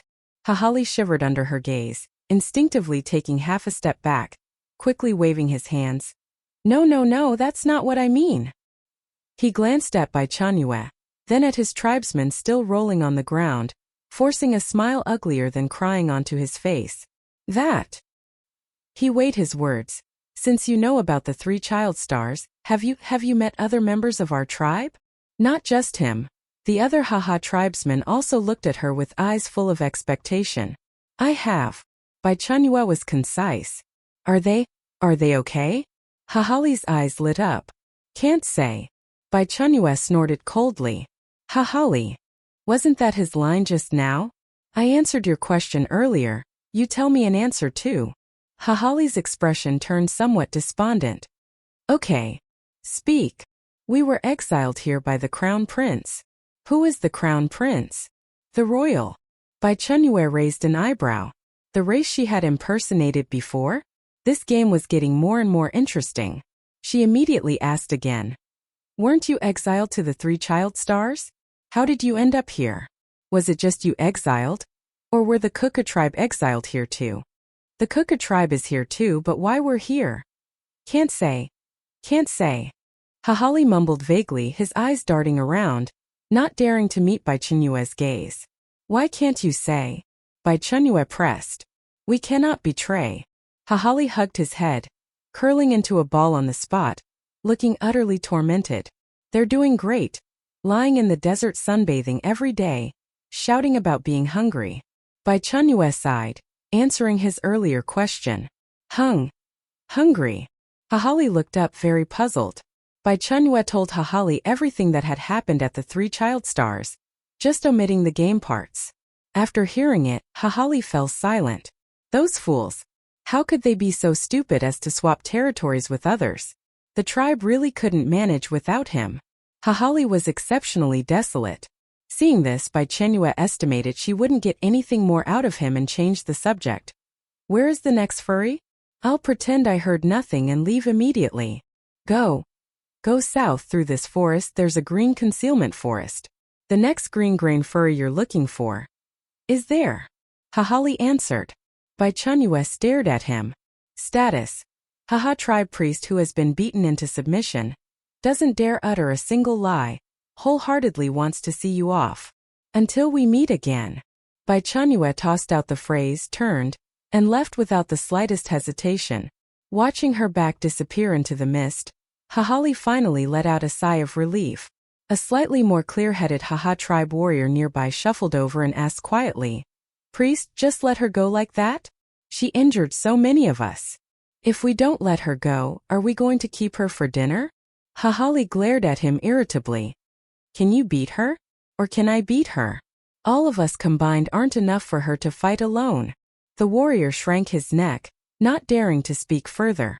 "That person is too strong, unbelievably strong," Hahali said with lingering fear, rubbing his chest which still ached faintly. "And she knows about the 3 child stars. That's definitely not a coincidence." He fell into deep thought, a complex light flickering in his muddy eyes, muttering to himself, "I wonder when we'll be able to go home." Oh. Bai Chenyue traveled westward, finally leaving the blue rhombus wetlands. The sky had completely darkened. She glanced around. It was pitch black, and there was still a considerable distance to the starfall purple forest that Hahali mentioned. She had to find a place to rest tonight.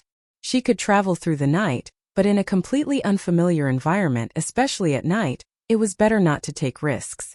Maintaining vigilance and sufficient stamina was most important. She searched the forest below for a suitable resting spot. Soon, an exceptionally tall giant tree caught her attention. That tree was at least a third taller than the surrounding trees, estimated to be over 50 meters. Its massive crown spread out like a giant open umbrella, its branches thick and powerful, intertwined and gnarled. That's the one.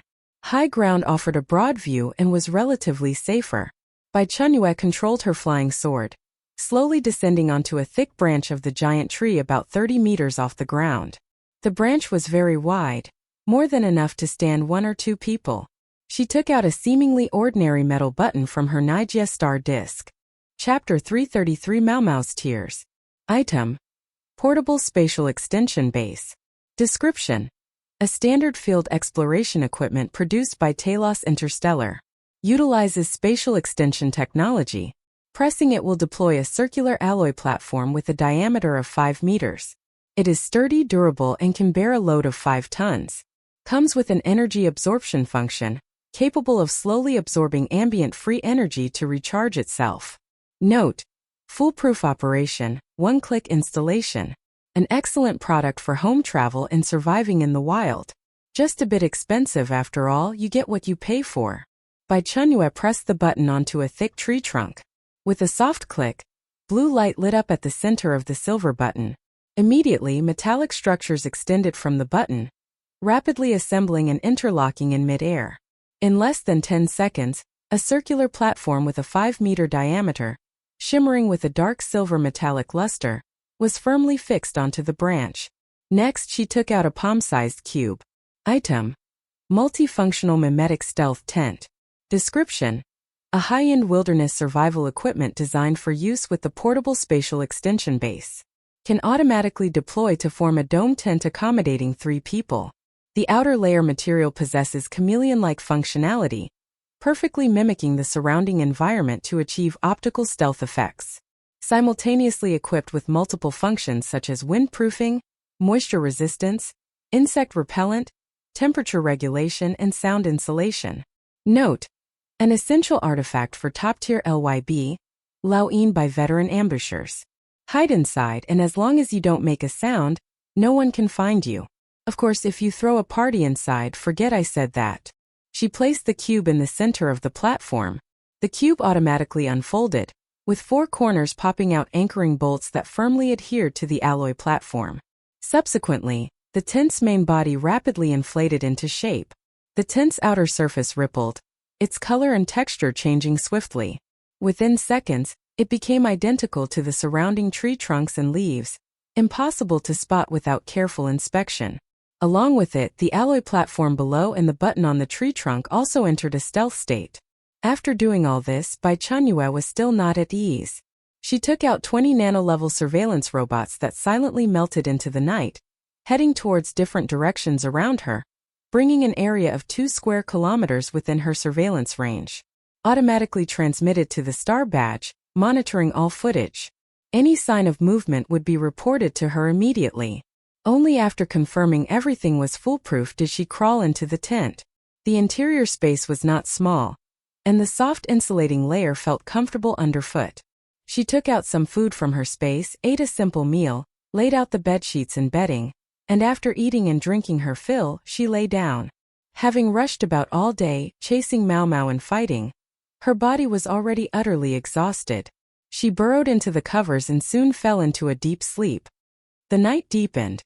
The forest was utterly silent, save for the occasional chirping of unknown insects. An unknown amount of time passed. Ah! A shrill, piercing scream abruptly tore through the tranquility of the night sky, startling countless roosting birds.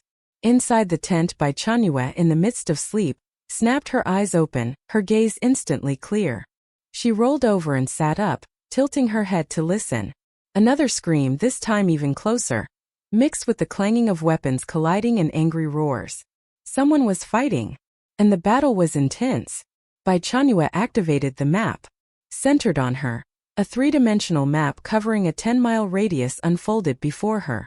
On the map, the small green dot representing herself was safe and sound. But about 2 kilometers southeast of her, dozens of people were running towards her direction. Bai Chenyue frowned deeply. She did not act rashly.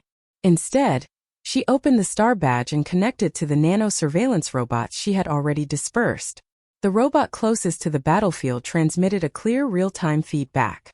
On the light screen projected by the star badge, a forest clearing had already turned into a slaughterhouse. The group being besieged wore unified dark green combat uniforms. Although they were at an absolute numerical disadvantage, they excelled in coordinated teamwork, clearly having received professional training. They stood back to back, forming a defensive formation, blocking attacks from all directions. But there were simply too many attackers. Their defensive circle was being compressed bit by bit. Within the defensive circle stood a middle-aged man.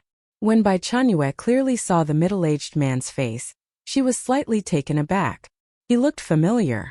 She rapidly searched her memory and soon, a name surfaced in her mind. Guochangfan, the highest person in charge of the Chengdu Hope Base. She had seen him during the base's activation, and also when sending off the suited man. Had he become a player too? And he brought a team, but why did they look so wretched? She shifted her gaze to the attackers. They were uniformly dressed in black, tight-fitting clothes, most wearing various ferocious-looking masks. Their moves were ruthless, each strike aimed to kill, leaving no survivors. Among them, a man wearing a crow mask was particularly conspicuous. He wasn't directly participating in the siege, merely standing on the periphery of the battle circle, coldly observing this slaughter. Oracle. A cold glint flashed in Bai Chenyue's eyes. In the information she had investigated, there was this person. Furthermore, the pattern on the ring she obtained back then was also a crow. A bunch of persistent specters. It seemed they were targeting Guochangfan. However, Guochangfan was an official. For the Oracle organization to openly hunt an official high-ranking figure, were they planning to openly wage war against Zhonghua? Or did they have some other purpose? Guochangfan's team consisted of about 14 people. Each held a standard-issue long knife and crossbow. The killing intent emanating from some of them was very similar to that of the military, but a few others appeared somewhat panicked, their movements stiff and completely at a loss. Probably ordinary players so nervous. Thud! A new player was stabbed by a black-clad person's dagger. The dagger plunged into his thigh. He looked down in disbelief at the dagger protruding from his leg, blood seeping out.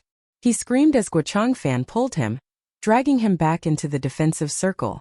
Minister Guo, you must leave quickly. We can hold on a little longer. An officer who had lost an arm, half his body soaked in blood, roared hoarsely. Wielding a combat knife with his only remaining hand, he stubbornly held the front line, trying to carve a bloody path for Guochangfan with his own flesh and blood. Leave? Go where? A speck of crimson blood splattered onto Guochangfan's glasses. He didn't even wipe it off. He looked around, gazing at the young faces, each bearing injuries yet still fighting desperately without retreating. Behind his glasses, his eyes held no fear, only grief. When we set out this time there were 22 of us. Now only 14 remain, he said, his voice raspy, each word seeming squeezed from between his teeth. I, Guochangfan, will absolutely not abandon another comrade to survive alone. But Minister, your safety is the most important. The country cannot be without you. Chapter 334 Mao Mao's Tears. Enough, carry out the order. Guochangfan raised his hand to cut him off, straightened his spine, adjusted his somewhat messy collar, and gazed through the chaotic battlefield and the layers of figures. Stop! Guochangfan pushed aside the soldier blocking his path, actively took a step forward, completely exposing himself within the enemy's attack range, and stared directly at the man wearing the crow mask. Outside the combat circle, the crow-masked man seemed to have heard him. He raised his hand, signaling his subordinates to halt their attack. The fierce fighting ceased, leaving only heavy panting and the groans of the wounded. The crow-masked man walked with an unhurried pace to stand before Guochangfan, stopping at a distance of about 5 or 6 meters. Your target is me. Let them go. Guochangfan got straight to the point. Let them go. The crow-masked man laughed exaggeratedly, as if he had heard the biggest joke. Minister Guo, have you not yet grasped the situation? He extended a finger, pointing at Guochangfan, enunciating each word deliberately. You and them today, none of you will leave here alive. You destroyed our branch in Chengdu. Someone has to pay for that debt. I originally planned to play with you slowly in reality, but I never expected to run into you in the game. This is truly heaven helping me. The crow-masked man's laughter echoed through the forest, utterly brazen. Inside the tent, Bai Chenyue, hearing these words, suddenly understood. So, this group of people must be the Oracle's overseas forces. Her previous action of handing over the Oracle's information to the state had clearly had an effect. The Oracle's branch in Chengdu had been uprooted, which had drawn this retaliation from these people. A young soldier beside Guo Changfan couldn't take it anymore and roared angrily, "You bastards! Killing indiscriminately! You'll get your retribution sooner or later." Retribution? The crow-masked man curled his lip disdainfully. It's the apocalypse now, and the chosen game has appeared. Power is the only law. The weak deserve to be eliminated. You fools, clinging to the rotten concepts of the old era, are the garbage that should be cleared away. As for you, he looked at Guo Changfan. Your existence hinders the descent of the god. Therefore you must die. Move. He couldn't be bothered with more talk, spitting out the two words coldly. The black-clad men surrounding them closed in again, their eyes gleaming with a bloodthirsty light. Despair enveloped Guo Changfan and his team members. They had tried their best, but the gap between them and the enemy was simply too vast. Guo Changfan closed his eyes. He was already prepared to sacrifice himself. His only regret was that he couldn't bring these new players back safely. They were supposed to be the embers of civilization. A blazing red light, like a meteor streaking across the night sky, descended from above. Boom! A dull thud. A black-clad man who was just about to swing his blade at Guo Changfan suddenly had a hole blasted open in his chest. The man was flung back by a tremendous force, slammed heavily into a tree, and turned into a charred corpse. The sudden turn of events stunned everyone. The crow-masked man jerked his head up, looking in the direction the attack had come from. Guo Changfan and his team members also instinctively looked in that direction. They saw that in the shadowy canopy of a tree not far above them, a figure had appeared at some unknown time. That person was sitting on a tree branch, one foot propped on a platform, a hand resting casually on their knee, the other foot idly dangling in the air. They wore a neat black combat suit, a comical cat mask on their face, and held a peculiarly shaped flame pistol in their hand. The gun's muzzle still emitted faint wisps of smoke. "Who?" the crow-masked man shouted sharply, his eyes full of vigilance. Bai Chenyue did not answer. She had never liked the Oracle group to begin with. Moreover, the person they wanted to kill was Guo Changfan. Both publicly and privately, she couldn't just stand by and watch.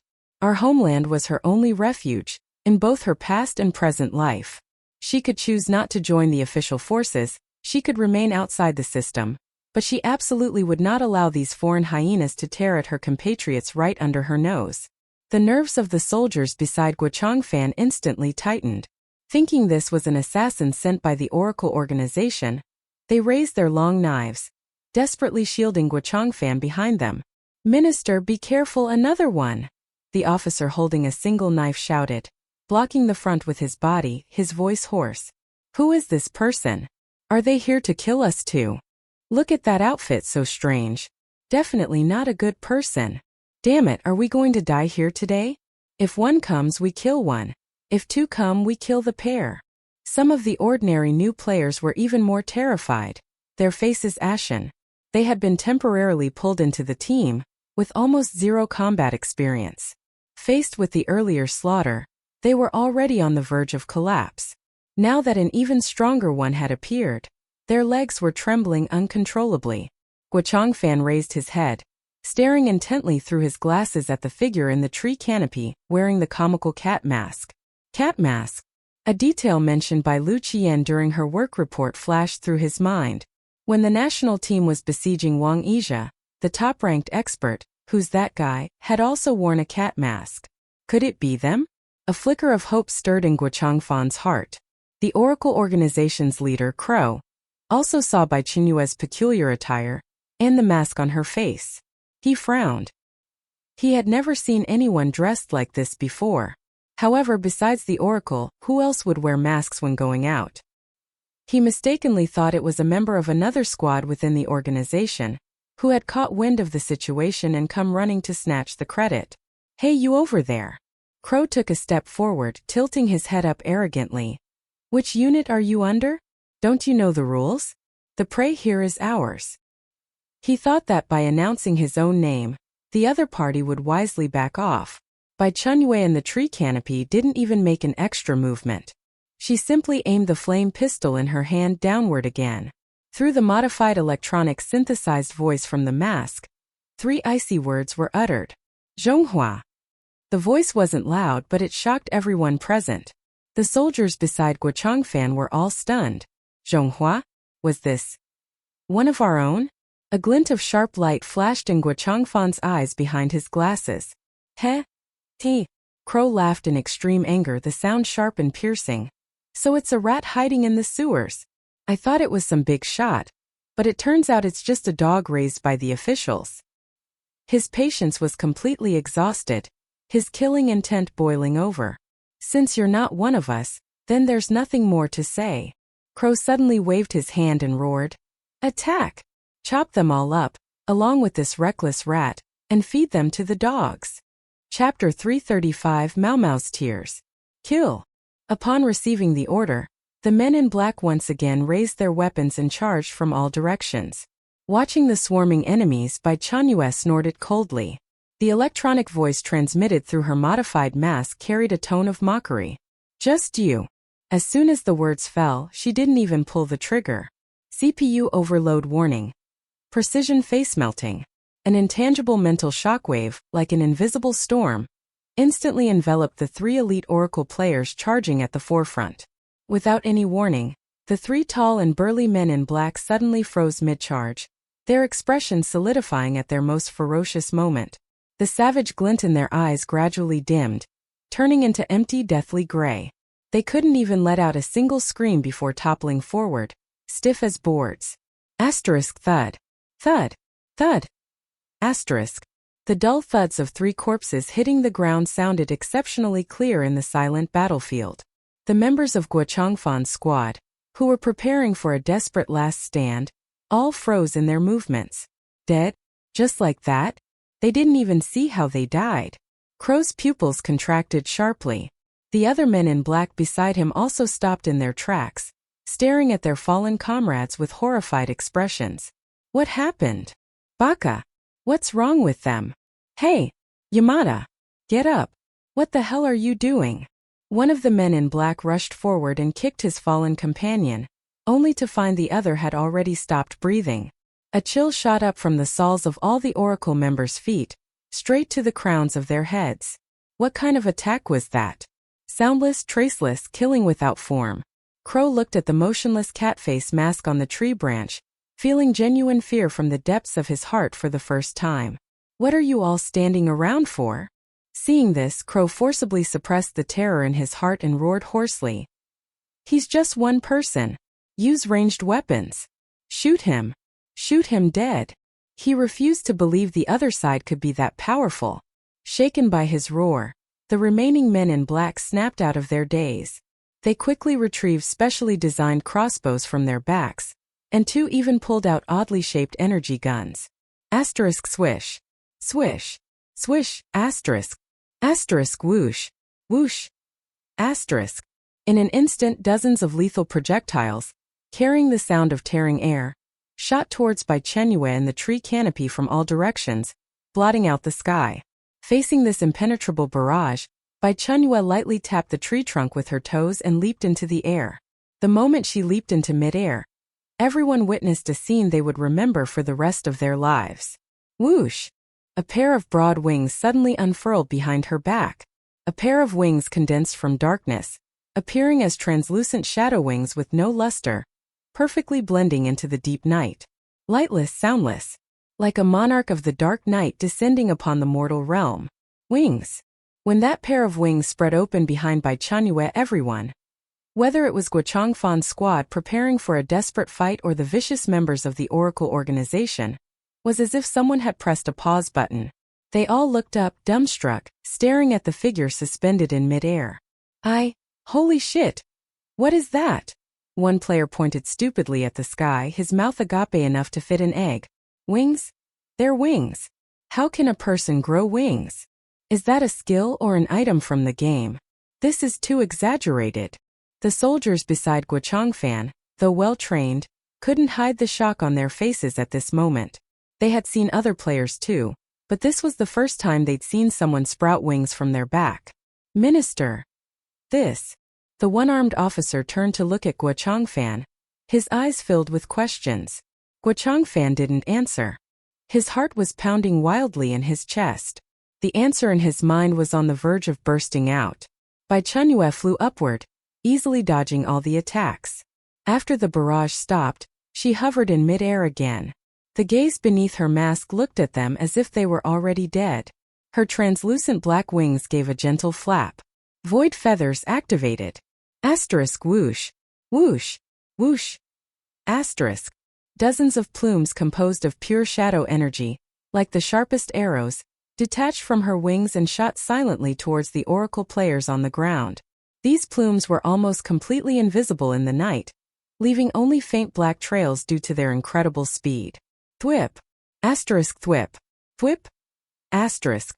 The savage grins on the faces of several burly men in black charging at the front hadn't even had time to fade before their bodies suddenly stiffened. They didn't even see where the attack came from before a bloody hole, clear through from front to back, appeared in their chests. Not far away, a man in black who had just raised an energy gun to aim suddenly froze in place. A tiny red dot appeared in the center of his forehead.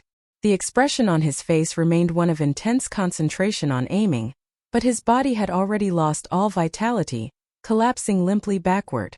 Another neon player brandishing a katana had his neck pierced by a plume, blood spurting out from the hole. In just a brief moment, over a dozen more corpses littered the battlefield. This was a one-sided slaughter. Ah, monster. It's a monster. Run. Run away. The Oracle members completely broke down. They discarded their weapons and armor, turned and fled, wishing their parents had given them 2 extra legs. Their proud genetic modifications, the weapons and items they relied on for survival, were as fragile as paper before the cat-faced person. Bastards! Don't panic. Crow watched his panicking subordinates and roared hysterically. He's just one person. What is there to fear? Counterattack. Use saturation fire. Shoot him down. By now, everyone was already scared out of their wits. Where would they listen to his orders? Seeing the situation about to spiral completely out of control, a flash of ruthless cruelty passed through Crow's eyes. He suddenly charged towards the nearest subordinate who was preparing to flee and mercilessly swung the long blade in his hand. Thwack! A cold glint flashed. A large head soared into the air, tumbling several times before crashing to the ground. The face still held an expression of shock and confusion, unable to believe even in death that he would be killed by his own leader. The headless corpse ran forward 2 more steps on momentum before a fountain of crimson blood gushed from the severed neck, appearing especially eerie under the cold moonlight. Anyone else who dares to undermine morale will end up like this. Crow brandished the still dripping long blade, scanning his surroundings like a malevolent ghost. Under his tyranny and the threat of death, the remaining men in black forcibly suppressed the fear in their hearts, raised their weapons once more, and began pouring a frantic torrent of firepower towards the ghost-like figure in the air. A dense web of fire, woven from energy beams and specially made crossbow bolts, filled the sky. Though most missed their mark, the spectacle was still astonishing. Guochangfan, who was within the protective circle, snapped out of the stunning scene. Chapter 336. Mau Mau's Tears, Part 10. Everyone listen up. Raise your weapons and items. Attack with all your might. Assist the top-ranked expert. Attack from above and below, don't let a single one escape. Awakened by the minister's roar, the team members snapped out of their daze as if waking from a dream. Yes. Kill these sons of bitches. The one-armed officer was the first to react. Using his only remaining hand, he raised his energy gun, his eyes blazing with the raging fire of vengeance as he roared, "Brothers, the time for revenge has come. Kill! Kill!" The long-suppressed fury erupted completely at this moment. The warriors of the Chengdu base, even those timid new players who were originally scared, had their fighting spirit ignited. They raised their weapons one after another, aimed at the unprepared Oracle members, and pulled their triggers. Bang! The flame pistol in Bai Chenyue's hand began to pick off targets. Blazing fireballs shot out, accurately striking the backs of Oracle players' hearts. The flames detonated, blowing one into a human torch who screamed and rolled on the ground, quickly turning into a charred corpse. The flame pistol void feathers combined with Bai Chenyue's ghostly movement technique, wove together into a symphony of death in the night. Every move harvested the lives of the enemy. Those Oracle members who had just cornered them and acted arrogantly now resembled a flock of lambs waiting to be slaughtered, utterly defenseless. This is the strength of the top-ranked expert? So fierce. Is this even human? Is the gap between us and them really this huge? Guochangfan didn't speak. His gaze, behind his glasses, glanced at Bai Chenyue before returning to the battlefield. Seeing that the Oracle forces were being slaughtered until only 7 or 8 remained, Crow sensed the situation was turning bad and prepared to flee. Guochangfan thought of something and hurriedly shouted towards the sky. "Leave one alive!" These members of the Oracle organization were important sources of intelligence. Killing them would be a waste. Hearing Guochangfan's shout, Bai Chenyue's movements in the air paused slightly. "Leave one alive? Fine." Her gaze swept across the scene, precisely locking onto the crow-masked man who was scrambling and crawling in a pathetic manner, fleeing desperately into the depths of the forest. Trying to run? Bai Chenyue snorted coldly, raised the flame pistol in her hand, and dialed the wheel on the pistol. Crow seemed to sense the killing intent from behind. He turned his head in panic for a glance, just meeting the dark, gaping muzzle of the gun. "No!" The crow-masked man let out a piercing, mournful roar. Whoosh! Bai Chenyue's eyes beneath the mask remained as calm as an ancient well without ripples. Her finger steadily pulled the trigger. A flash of firelight came from the muzzle. A highly condensed fire bullet shot out of the barrel. Unlike the previous explosive fireballs used for wide-area damage, this was a crimson miniature arrow. Though small in size, it traced a straight red line through the air, accurately biting into Crow's right leg. Crow clutched his leg, howling in pain on the ground, but the last shred of reason told him he had to leave, to go find the others. This person was not someone he could handle. Having dealt with the leader, Bai Chenyue slowly hovered in midair. At this moment on the battlefield, only the last 3 neon players, scared out of their wits, remained. Looking at the scattered limbs, severed arms, and the charred corpses of their companions on the ground, then at the cat-faced Grim Reaper walking step by step towards them, their psychological defenses completely collapsed. Thud!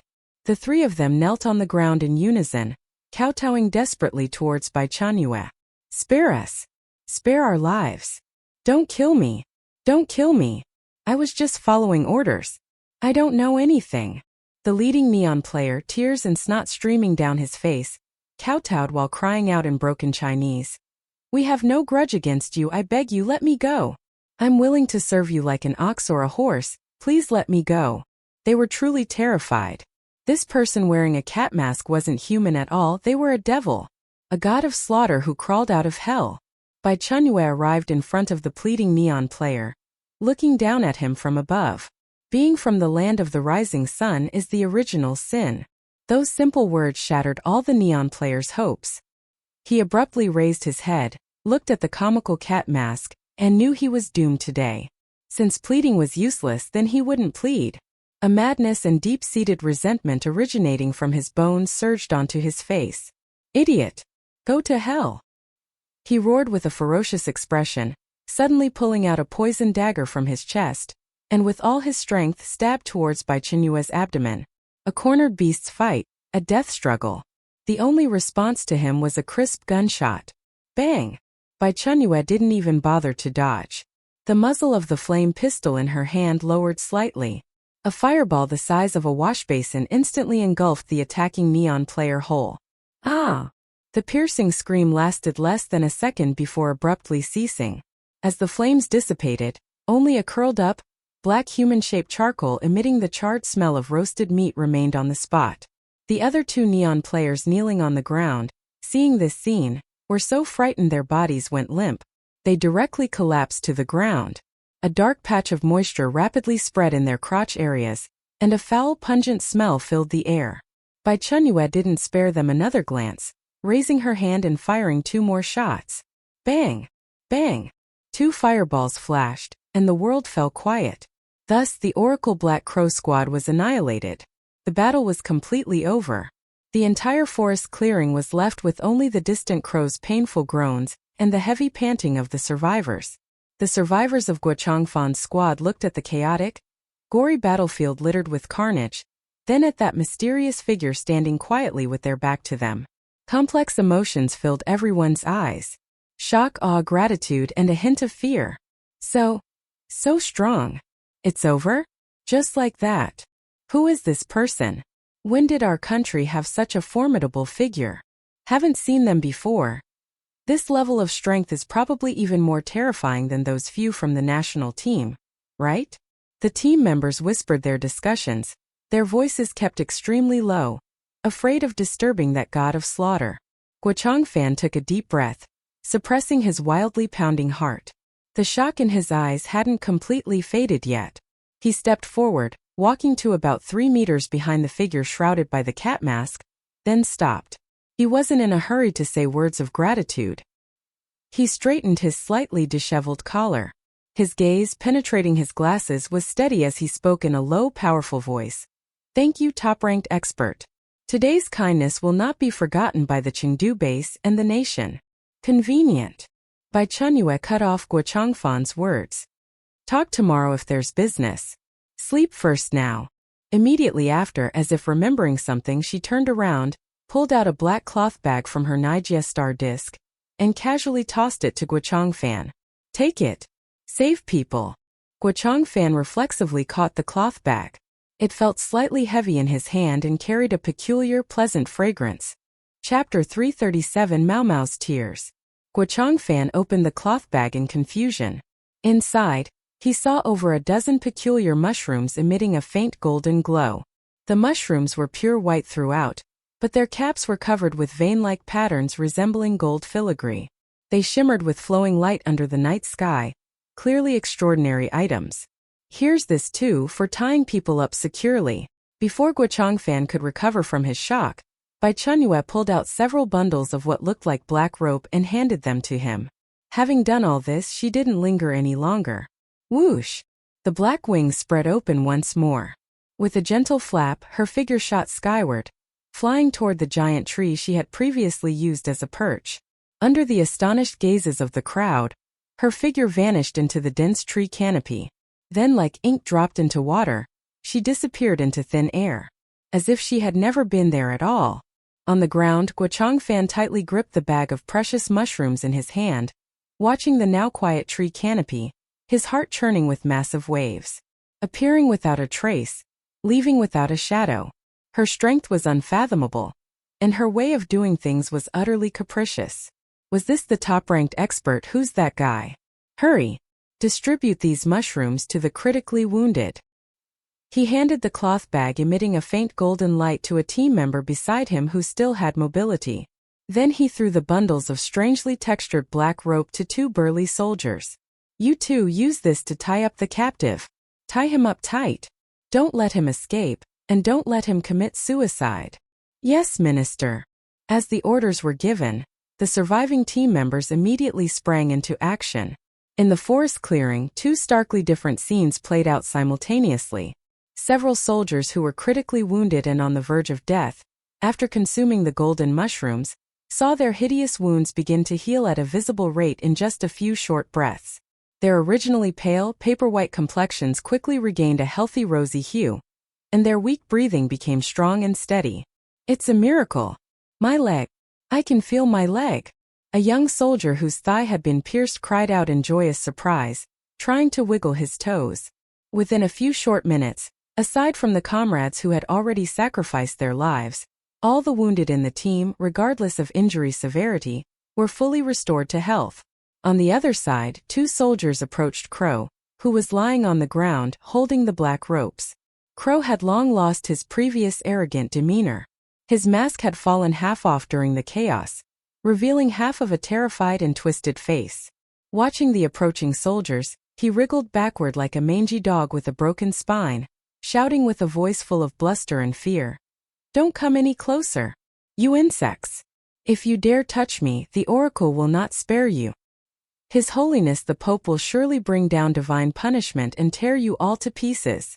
Having just witnessed the top expert's overwhelming combat prowess, the soldiers were no longer intimidated by his threats. "Shut your mouth." One of the soldiers, who had been holding back a bellyful of anger, stepped forward and delivered a powerful kick directly to Crow's stomach. This kick was for his fallen comrades. If it weren't for the fact that this bastard still had some use, he should have been summarily executed on the spot. The special black ropes were exceptionally tough. No matter how Crow struggled, they didn't budge an inch. Instead, they tightened the more he struggled, eventually rendering him unable to move even a single pinky finger. As the wounded recovered and the prisoner was captured, the joy of survival after disaster spread through the team, diluting the shadow of death that had previously shrouded everyone's hearts. Guo Changfan watched the soldiers who had stood back up, his tightly wounded nerves finally relaxing a little.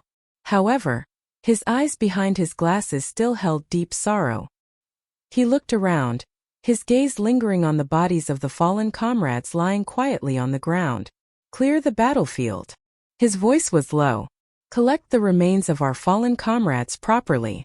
We cannot leave them exposed in the wilderness. Everyone rest here.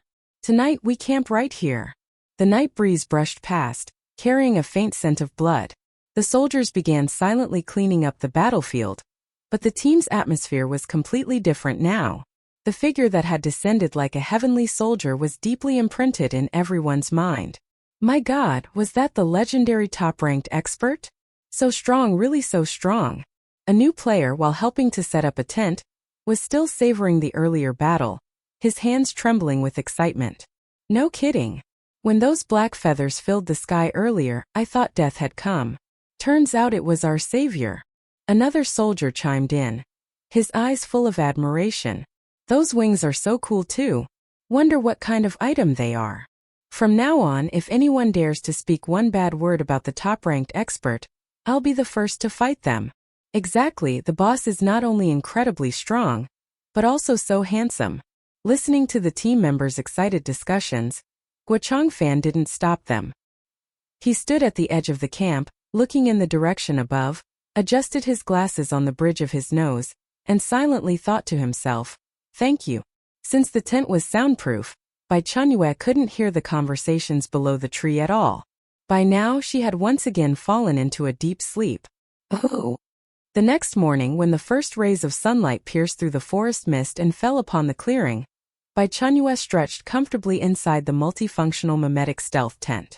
She had slept dreamlessly through the night and was full of energy. She wasn't in a hurry to go out. Instead, she first entered her personal space and had the all-around gourmet prepare a sumptuous Chinese breakfast. Delicate thin-skinned crab roe soup dumplings, paired with a bowl of soft, glutinous and fragrant congee with preserved egg and lean pork. She ate until she was completely satisfied. Full in content, Bai Chenyue changed into a new combat suit and put on her cat mask. Bai Chenyue looked at her new outfit in the mirror and nodded in satisfaction. Low-key enough with enough depth. She left the space, returned to the tent, and skillfully packed up both the tent and the portable spatial extension base. After doing all this, she stood on the thick tree branch, stretched her limbs a bit, activated the nightlight wings and leaped into the air. Unlike the shadowy wings that blended into the darkness last night, under the brilliant morning light, the original black color of the wings was replaced by pure white. Bai Chenyue gently flapped the light wings, her body hovering lightly in midair as she slowly descended to the center of the camp. At this moment, Guo Changfan's team members were eating dry compressed biscuits and dealing with the traces left from the previous night. When the figure enveloped in holy light descended from the sky, everyone stopped what they were doing. One player stood there dumbfounded, mouth agape, looking up at the slowly descending figure. Holy crap. So handsome. Black yesterday, white today. The wings can change color? Too beautiful. A female player cupped her face, her eyes sparkling with little stars. Mysterious and cold in black, holy and noble in white. Both are so handsome. The team members felt their understanding being refreshed once again. The comical cat mask, paired with the holy wings. A bizarre yet harmonious combination. Far from diminishing her aura, it instead added a sense of mystery. Chapter 338. Mau Mau's Tears, Part 12. Bai Chenyue landed and surveyed her surroundings. All the corpses from last night had already been cleaned up, leaving only large swathes of dark red bloodstains on the ground, testifying to the brutality of that battle. Guo Changfan was discussing something in low tones with the one-armed officer. Seeing Bai Chenyue descend, he immediately walked over. "Good morning. Did you rest well?" Guo Changfan's tone was as steady as ever, but upon seeing Bai Chenyue's white wings, he thought to himself, just as I suspected. "Passable." Bai Chenyue nodded. Her voice, processed by the mask, became an emotionless electronic tone. "Boss, have you had breakfast? We have compressed biscuits and dried meat here." The previously infatuated female player, Song Chinga, mustered her courage, her face flushed as she walked over, holding up an unopened pack of beef jerky. The surrounding team members looked at her with expressions that said, "Warrior, I salute your courage." It truly took guts to actively strike up a conversation with this boss. Beneath her mask, Bai Chenyue raised an eyebrow. "Compressed biscuits? Beef jerky? Compared to my crab roe bun and century egg congee? I've eaten." She waved her hand, succinctly refusing. Song Chinga didn't feel awkward at all. Instead, her eyes shone even brighter. "The boss is so cool and aloof, I love it." "Bai Chenyue, isn't this batch of players' focus a bit strange?" She stopped paying them any mind and looked directly at Guo Changfan, getting straight to the point. "Base Commander, have you finished interrogating the prisoner?" Guo Changfan's expression turned serious and he nodded. "It's done." Guo Changfan's expression was somewhat grave. "One piece of good news, one piece of bad news. Which do you want to hear first?" "The bad one." Bai Chenyue didn't hesitate. She had always preferred to deal with trouble first, then enjoy the results. Guo Changfan adjusted his glasses and said solemnly, "The bad news is, the scale of Oracle's operation this time far exceeds our expectations. According to Crow's confession, they have mobilized almost all the players they could summon. Their objectives are clear. First, to collect as much blood as possible from all the special creatures in this game world, especially beings like Mau Mau that contain special emotional energy. Second, and most malicious, they plan to slaughter Mau Mau after completing the mission, causing all players' missions to fail, trapping everyone here in the game world forever." "Trapped here forever?" Beneath her mask, Bai Chenyue's eyes turned cold. Once a game mission fails, players cannot return to reality, which is equivalent to being sentenced to life imprisonment. For the vast majority of players, it's no different from death. Oracle truly is a bunch of lunatics. "Want to trap me in the game?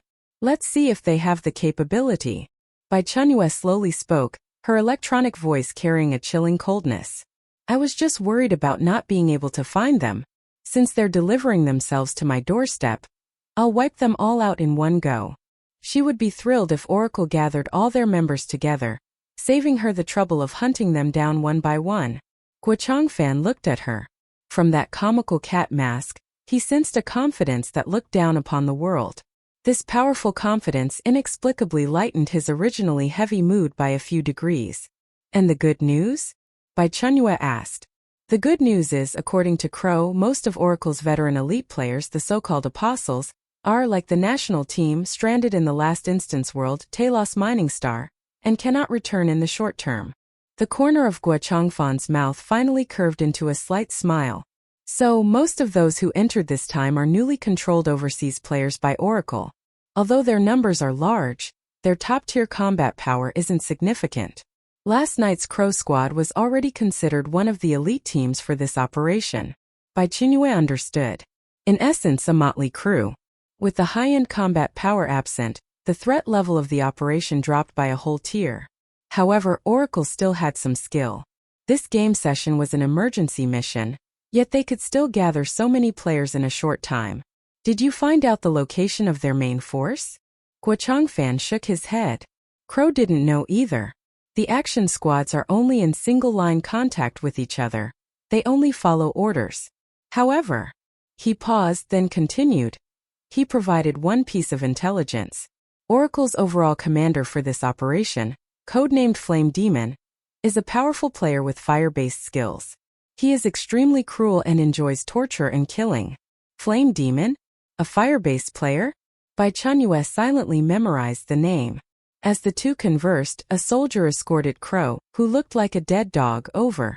After a night, Crow had lost all the arrogance from yesterday. His eyes now held only fear and despair. Bai Chenyue glanced at him and asked Guochangfan, "Does he still have any value?" Guochangfan slowly shook his head. "He's spilled everything he knows. All that remains is his hatred for us. Keeping someone like this alive would only cause trouble. Kill him," Bai Chenyue said word by word. "As a tribute to the soldiers who sacrificed themselves last night. She never showed mercy to her enemies." Guochangfan nodded, agreeing with the suggestion. He made a gesture to the escorting soldier. The soldier understood. He took a standard-issue crossbow from his back and aimed it at Crow's head. "No, you can't kill me. I'm with Oracle." Crow seemed to sense what was coming and began struggling and screaming frantically. Swish! A crossbow bolt cleanly and decisively ended his shouts. The sharp arrow pierced through his forehead and out the back of his skull, bringing with it a spray of red and white matter.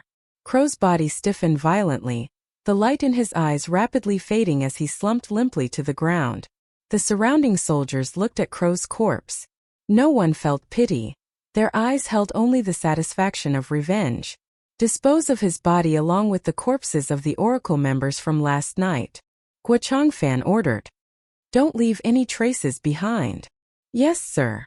After dealing with the prisoner, Guochangfan looked at Bai Chenyue again, his expression solemn. "What's the plan for the next course of action?" Bai Chenyue pondered for a moment.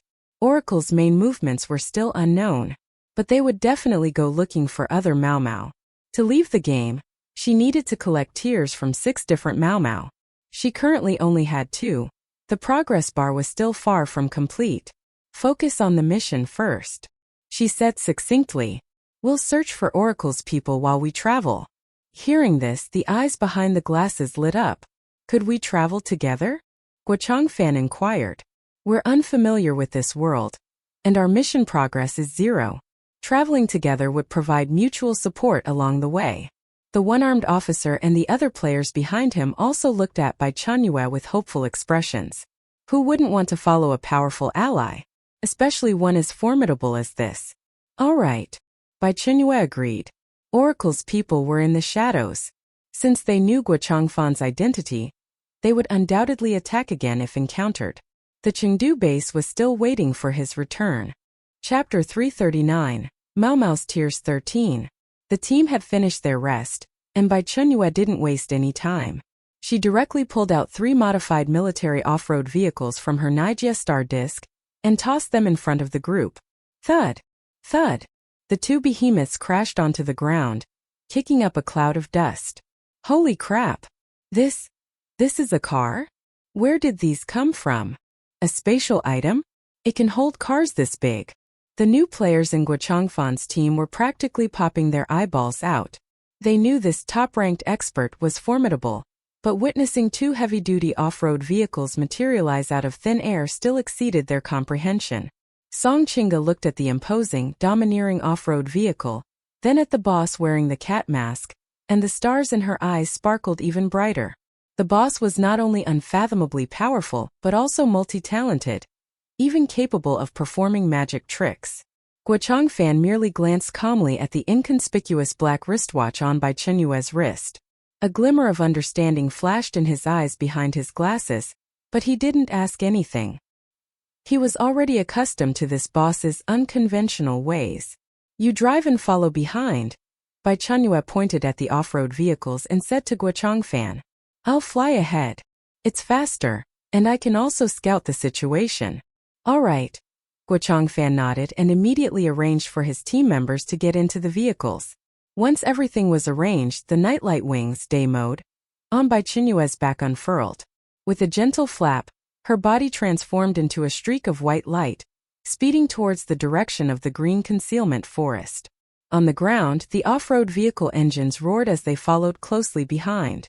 Inside the car, several new players pressed their faces against the windows, staring at the increasingly tiny white speck of light in the sky, their mouths agape. She flew away. So cool. That's seriously so cool. This is even more awesome than movie special effects.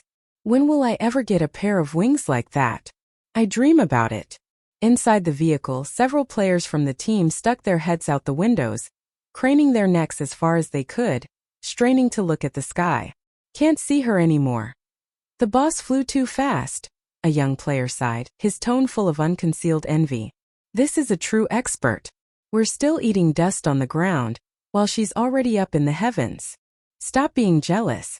Having a car to ride in is pretty good already, you still want to fly? Someone next to him retorted. If it weren't for the boss, we'd still be running on our own 2 legs right now. That player decisively shut up. Bai Chenyue flew at high speed through the air, the scenery on the ground rapidly receding behind her. Her map skill was fully activated. Not a single blade of grass stirring within a 10-mile radius could escape her sight. After about half an hour, a forest with a distinctly different color appeared ahead. The trees there were even taller, their canopies layered upon layers, almost completely blocking out the sunlight. The ground was covered in a thick carpet of moss, like a green rug. The green concealment forest. This should be the place. Bai Chenyue lowered her flight altitude and slowly descended onto the canopy of a giant tree. She took out a communicator to contact Guo Changfan's team. The communicator was something she bought from the interstellar market, a set of 10. For convenience, she gave one to each of the 3 vehicles. I've arrived. The environment in the green concealment forest is a bit strange. Be careful when you enter. Received. Estimated arrival in 10 minutes. Guo Changfan's voice came through. After ending the communication, Bai Chenyue jumped down from the tree, her feet landing steadily on the soft moss without making the slightest sound. The air was filled with the damp scent of earth and rotting vegetation. But more than that, there was a kind of soporific fragrance. The moment she steadied herself, an intense drowsiness assaulted her without warning. A huge, uncontrollable yawn escaped her. Ha! Bai Chenyue shook her head, trying to clear her mind a bit. But that drowsiness clung to her nerves like a stubborn parasite, impossible to shake off. Her eyelids grew heavier and heavier. Even lifting them felt like an effort. What the hell? She forced herself to stay alert and looked around. The entire forest was eerily quiet. Not a single bird call or insect chirp could be heard. The thick moss absorbed all sound, making one feel as if they had been placed inside a soundproofed cotton box. 10 minutes later, the roar of off-road vehicle engines approached from a distance, shattering this deathly silence. The 2 vehicles stopped at the edge of the woods, and Guo Changfan led his team members out. Everyone be careful. There's something strange about the environment here, Guo Changfan said. The moment his foot stepped onto the moss, he immediately sensed something was off. As soon as his words fell, people in the team had already started yawning. Huh. So sleepy. What's going on? Why do I suddenly want to sleep? Me too. I can barely keep my eyes open. The team members began to sway and stumble, yawns rising one after another as if it were contagious.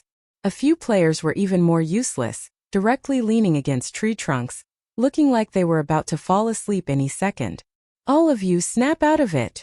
The one-armed officer barked sharply, though he too sounded weary. Bai Chenyue walked over. It's the fragrance in the air that's the problem.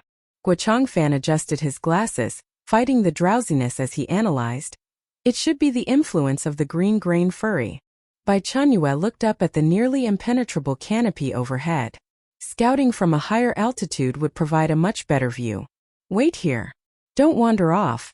Bai Chenyue tossed out a sentence. The next second, whoosh! With a light flap of her wings, her body soared into the air, flying to a low altitude about a dozen meters above the ground. Looking down again, she discovered that the originally dead silent forest had suddenly come alive. The thick moss covering the ground began to undulate in waves, rising and falling in large patches. It's moving. The ground is moving. A player pointed at the ground, shouting in terror. Immediately after, little green spheres began to emerge from beneath the moss. Their bodies were entirely cyan, round and plump with a furry texture, long round ears and tiny white round hands and feet. They looked exactly the same as the honey orange and misty blue furry. However, they gave off the feeling of being perpetually half asleep, their eyes bleary and unfocused. Countless green-grain furry, awakened from their slumber, now covered the entire forest floor. But they weren't panicked, nor did they flee. All the awakened green-grain furry performed the same action. They lifted their round, chubby heads to look at Bai Chenyue suspended in midair. Confusion first flickered in their bleary eyes, then transformed into an indescribable joy. 1 2 10 100.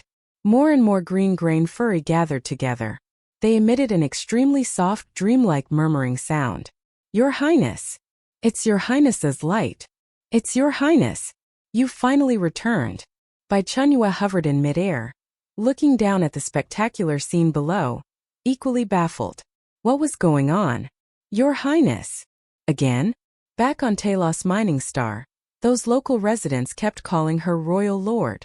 Now, coming to this game world, these furry little things were calling her Your Highness. Chapter 340 Mau Mau's Tears 14. Bai Chenyue looked down from above. Beneath her feet had already gathered into a vast green ocean. Thousands upon thousands of green-grain furries tilted their round, chubby heads upward. Tens of thousands of large, watery eyes shimmered with incomparably excited light, their voices rising and falling in waves as they cried out, Your Highness, Your Highness. A spectacle even more exaggerated than the 100,000-person concerts of the top-tier superstars in her previous life. This display was even more over-the-top than a superstar concert from her past life. Bai Chenyue slowly descended. The moment her feet touched the ground, the green-grain furries around her immediately surged backward like a receding tide. Yet they were extremely disciplined in leaving a circular vacuum zone around her body, not a single one daring to overstep even half a step. They just gazed at her with adoring and reverent eyes. Bai Chenyue lowered her head, her gaze sweeping over a green-grain furry at her feet. Creature. Green-grain furry. Introduction. An extremely sleep-loving creature that sleeps all day long. Their bodies emit a soothing fragrance that can send surrounding creatures into a deep slumber. Gentle and peaceful in nature, they avoid conflict and have an extremely low tier threshold. They can cry from the first episode of a tragic drama all the way to the series finale. Status. Has seen the Your Highness they've been yearning for day and night. Is so excited they want to cry. But, yawn. So sleepy. Note. A walking high-efficiency sleeping pill. A godsend for severe insomniacs. Special warning. Strictly prohibited from telling any sad stories in front of them. Otherwise this place will instantly become an ocean of tears. And you will drown literally. Bai Chenyue. So it's a tear incontinence constitution. She looked at the green furball rubbing against her shoe with a pet me, hug me demeanor, and the wariness in her heart also dissipated. She crouched down, tentatively stretched out her hand, and stroked the head of the green-grain furry closest to her. That furry squinted its eyes into slits with comfort, its two long ears atop its head happily twitched, almost melting into her palm. Bai Chenyue cleared her throat, took out the mission item, special crystal vial, and waved it in front of these little creatures. Ahem. I need a little of your tears. As soon as the words left her mouth, a dramatic scene unfolded. The green-grain furry closest to her, the one whose head she had stroked, acting like a leader, immediately welled up with tears in its large eyes that had just been drowsy. Bean-sized teardrops plopped down, one after another, like a broken string of pearls. Wah! Your Highness actually needs our tears? Being able to share Your Highness's worries is our honor. It sobbed with a heavy nasal tone. Your Highness, you've finally returned. We've waited for you for so long we thought you had abandoned us. Its crying was like pushing over the first domino. Wah wah wah. Your Highness. Your Highness has lost weight. You must have suffered a lot outside. Why hasn't Your Highness come to see us for so long? Did you not want us anymore? We missed you so much. In an instant the entire forest was flooded with tears. The surrounding green-grain furries started shedding golden teardrops one after another, their cries rising and falling in waves. Bai Chenyue's hand holding the vial froze mid-air. She was utterly dumbfounded. Wait, I just need some tears for a mission. Why are you all crying as if it's a life-or-death parting? A nation's collapse and a family's ruin. People who don't know would think I did something terrible to you. Seeing that the moss on the ground was about to be soaked and swollen by the tears, she hurriedly extended the crystal vial forward. Don't cry anymore, that's enough. Who knew the leading green-grain furry would cry even harder? While hiccuping with sobs, it used its two short, chubby little round hands to scoop up the teardrops rolling down its cheeks, diligently trying to deliver them into the mouth of Bai Chenyue's vial, terrified of spilling a single drop. Your Highness, please don't disdain it. Our tears are very pure. They all flowed for you. Bai Chenyue scrambled to catch those crystal-clear, greenish teardrops. The crystal vial was soon filled. The mission was completed with a smoothness that made one doubt reality. Not far away, beside the 3 off-road vehicles, the entire team of Guo Changfan's squad had completely turned to stone. They didn't have translators and couldn't understand the furry's passionate declarations. From their perspective, the scene was like this. The aloof and mysterious top-ranked expert walked over, crouched down, cast some unknown spell on those furballs, and then those furballs started crying their eyes out like open floodgates, scrambling to offer up their tears. The boss held out a bottle to catch them, and the mission was done. The whole process took less than a minute. I must be dreaming, not awake yet. A new player muttered, vigorously rubbing his eyes before pinching the inside of his thigh hard. Ouch, that hurts like hell. It's real. Boss, how on earth did you do that?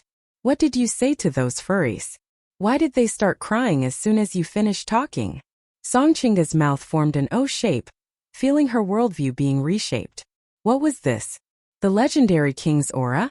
A single imposing stance, the world trembles, adorable creatures prostrate themselves, crying and begging to hand over equipment? Too absurd. TV dramas wouldn't dare film something like this. They had just been frowning and anxiously discussing tactics, how to lure and trap them, how to force these little things to cry. Yet, the moment the boss took action, they fast-forwarded directly to the finale. The gap between people is truly larger than the gap between people and dogs. Guo Changfan didn't speak.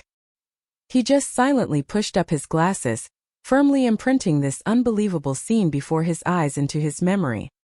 He walked up to a warrior in the team who was also staring blankly, had already taken out a glass bottle from his inventory, and patted the dazed warrior.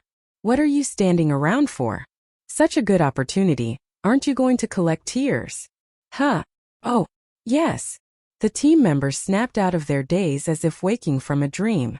They scrambled to pull out their own crystal vials, rushing forward as if afraid these tears would vanish into thin air if they were a second late. With Bai Chenyue, this Your Highness, holding the fort, although the green-grain furries were still somewhat fearful of these unfamiliar humans, shrinking back and trembling, out of respect for Her Highness's presence, they didn't flee. They just continued sobbing and hiccuping, contributing their tears. In less than 10 minutes, everyone in Guo Changfan's squad had smoothly completed the mission. Everyone felt like they were dreaming. This is done? Way too easy. I feel like a freeloader. Be confident, remove the like. Following the boss and coasting to victory feels amazing. The team members looked at the figure not far away, surrounded by clusters of furballs, their eyes brimming with adoration that was about to overflow. If the boss said the sun was square right now, they'd probably nod in agreement without hesitation. On the other side, Bai Chenyue put away the vial filled with tears and stood up. Looking at the green-grain furries around her who were still sniffling and gazing at her with their large, wet eyes, she felt a throbbing at her temples.